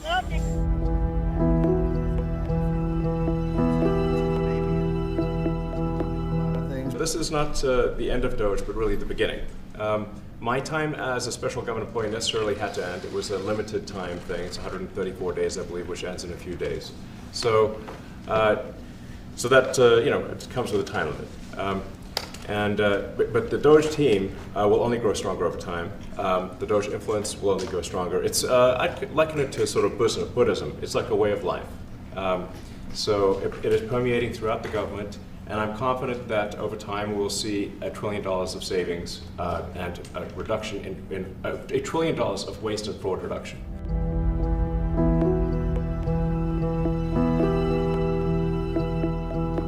After many years of decline in our air traffic control system, the One Big Beautiful Bill will modernize this decrepit relic and give America the best, most advanced air traffic control system on earth, the best by far. It contains a historic program to update antiquated communications and radar systems, deteriorating hardware, and ancient software. This is really old stuff. It's ancient. Deputy Chief of Army Staff China gave line intel to Pakistan. India-Pak war was a live lab for China to test its weapons. India won a three-front war against Pakistan, China and Turkey. Debating tonight at 9 p.m.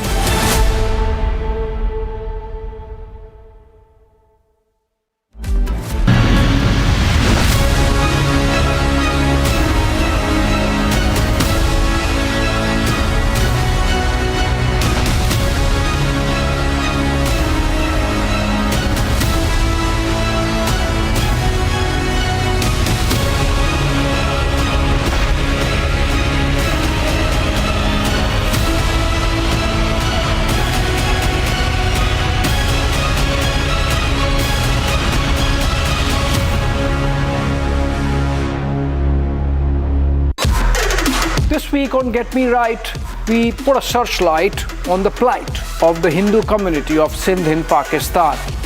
Their daily struggles just to be able to survive amid abductions, conversions, and targeting of their women.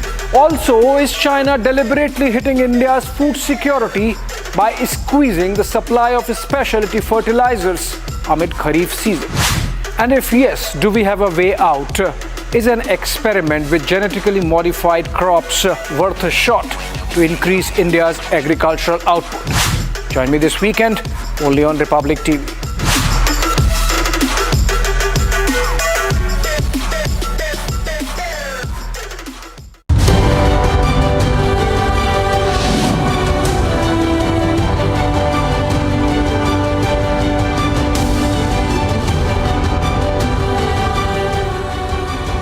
प्रधानमंत्री जी ने PM Awas Yojana बहुत बड़ा programme चलाया। शहरी क्षेत्र का पिछले 5 साल की योजना में 1 करोड़ मकान देने की बात हमने की, तो लगभग 1 करोड़ 14 लाख मकान वो अभी समय बन चुके हैं या अंडर कंस्ट्रक्शन है। नई 5 साल की योजना में भी 1 करोड़ मकान और दिए जा रहे हैं।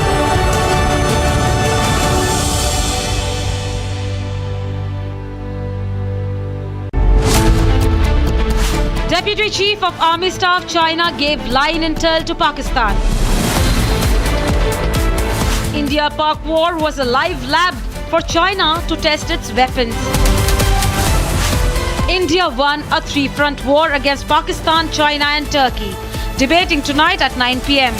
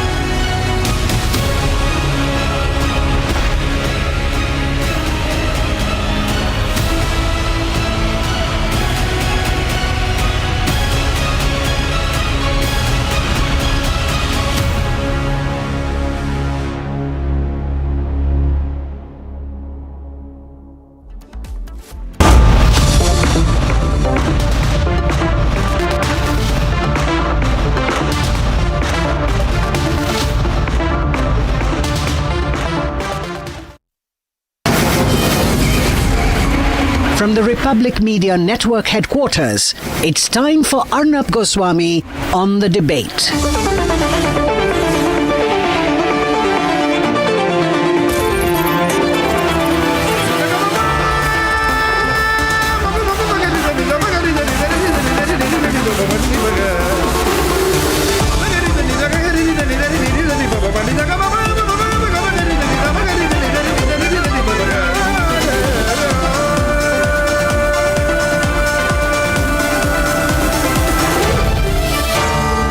Arnab Goswami on The Debate. On the show tonight, there is huge outrage across India, unanimity across everyone in the country that the government must not allow the Pakistani cricket team, Pakistani hockey team to come and play in tournaments in India. Operation Sindoor is still on. There is pressure on the government to take back its decision. And at 9 p.m. tonight, a top general reveals the truth. One border, 3 enemies. How India triumphed over not just Pakistan, but also China and Turkey in Operation Sindoor.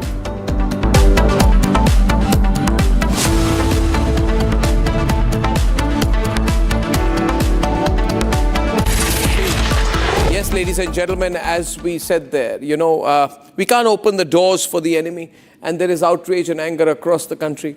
A lot of anger across the country over what appears to be, unfortunately, a decision by the government to allow the Pakistani hockey team to just walk into India to play in so-called international tournaments. And this is a terrible decision. First, there was no open clarification on it, and then after a lot of messaging back and forth, we are getting the news that yes, unfortunately, while the government on the one hand says that Operation Sindoor is still on, and that's the government's official position, that Operation Sindoor is still on, we are going to avenge Pahalgam.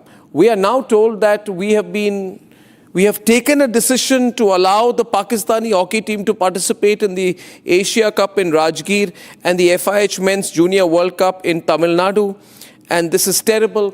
So I cannot believe it, ladies and gentlemen. End of April is when Pahalgam happens. And August 27th, we are now told, ironically, 3 months later, the Pakistani hockey team is being allowed to come here.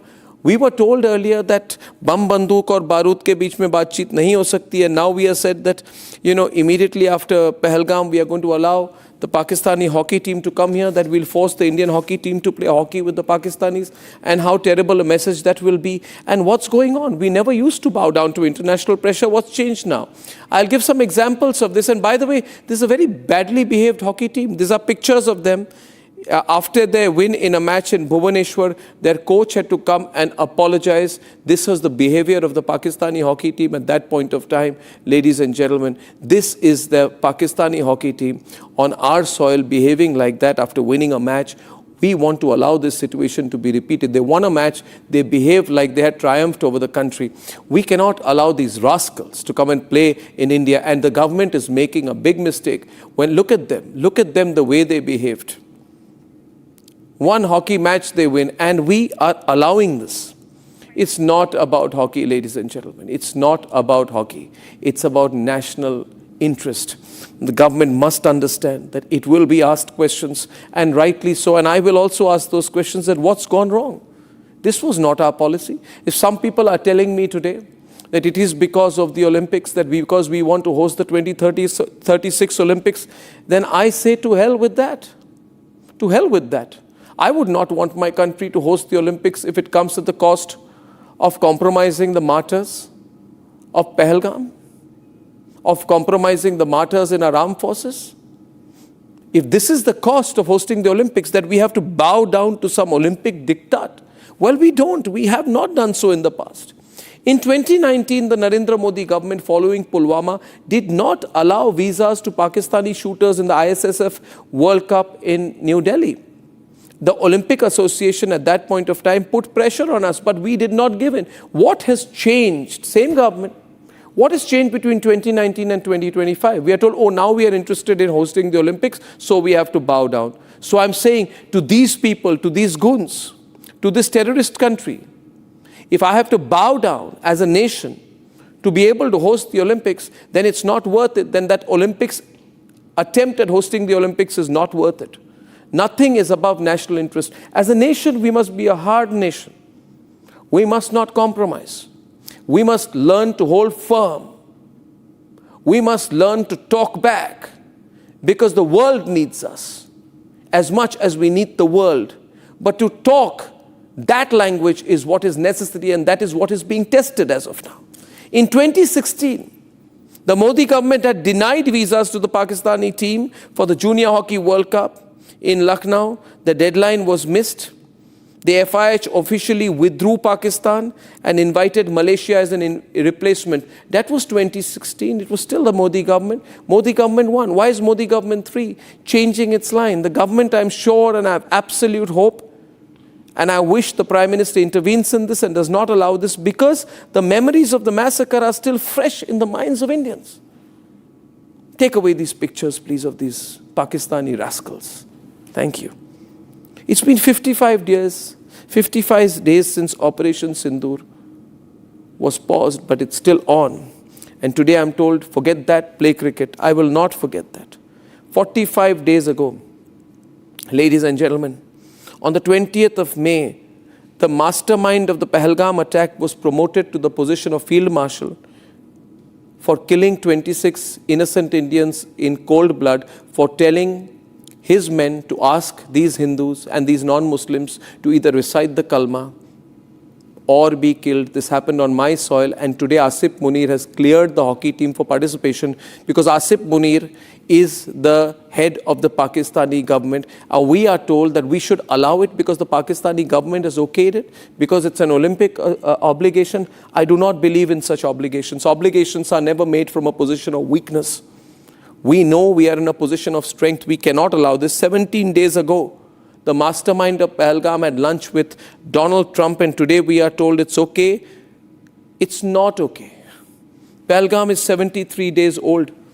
The blood of our people has not died. It should not be brushed aside. This is wrong.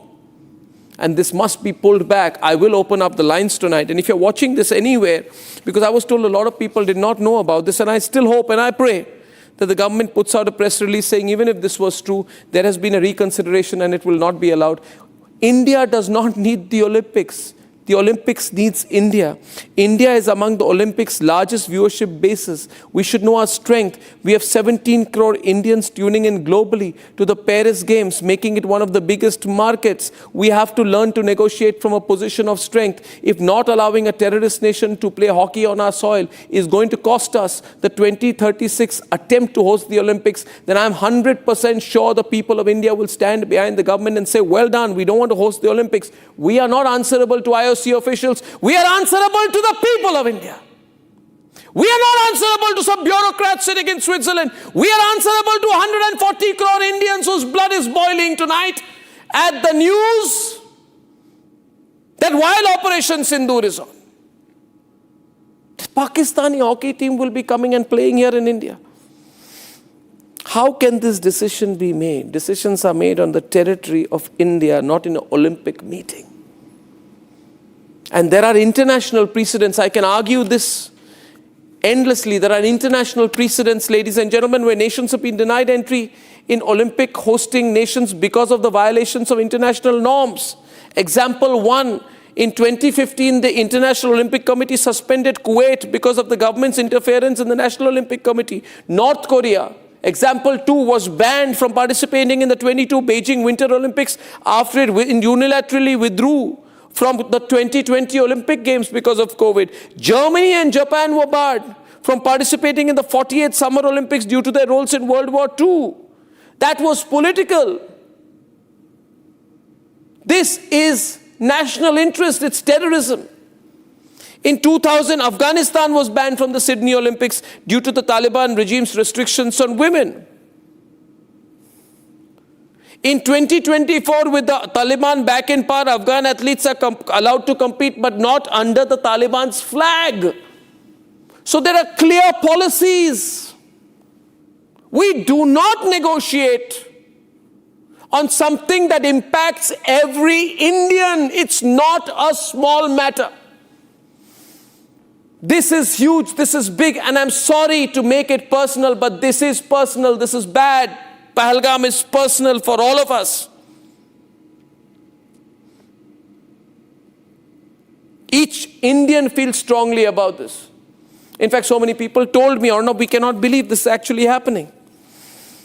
And I say this tonight, that if we don't give them water, if we don't give them an entry into our film industry, then why are we letting them play games in India? War is not a game. And if what the government said is true, we are in a state of war with Pakistan because Operation Sindoor is on. Either you say that's taken back and everything is hunky-dory, but you can't be on both sides. You can't say Operation Sindoor is on and allow the Pakistanis on our soil to play games. I would plead tonight that if required, we should withdraw from the hosting of these tournaments. We should be ready to sacrifice that, and all Indians will welcome that sacrifice and join that sacrifice. We do not want to host these hockey tournaments if it comes at the cost of being forced against our will to be host to Pakistan. We will not be host to Pakistan because we are at war with Pakistan. Let's debate.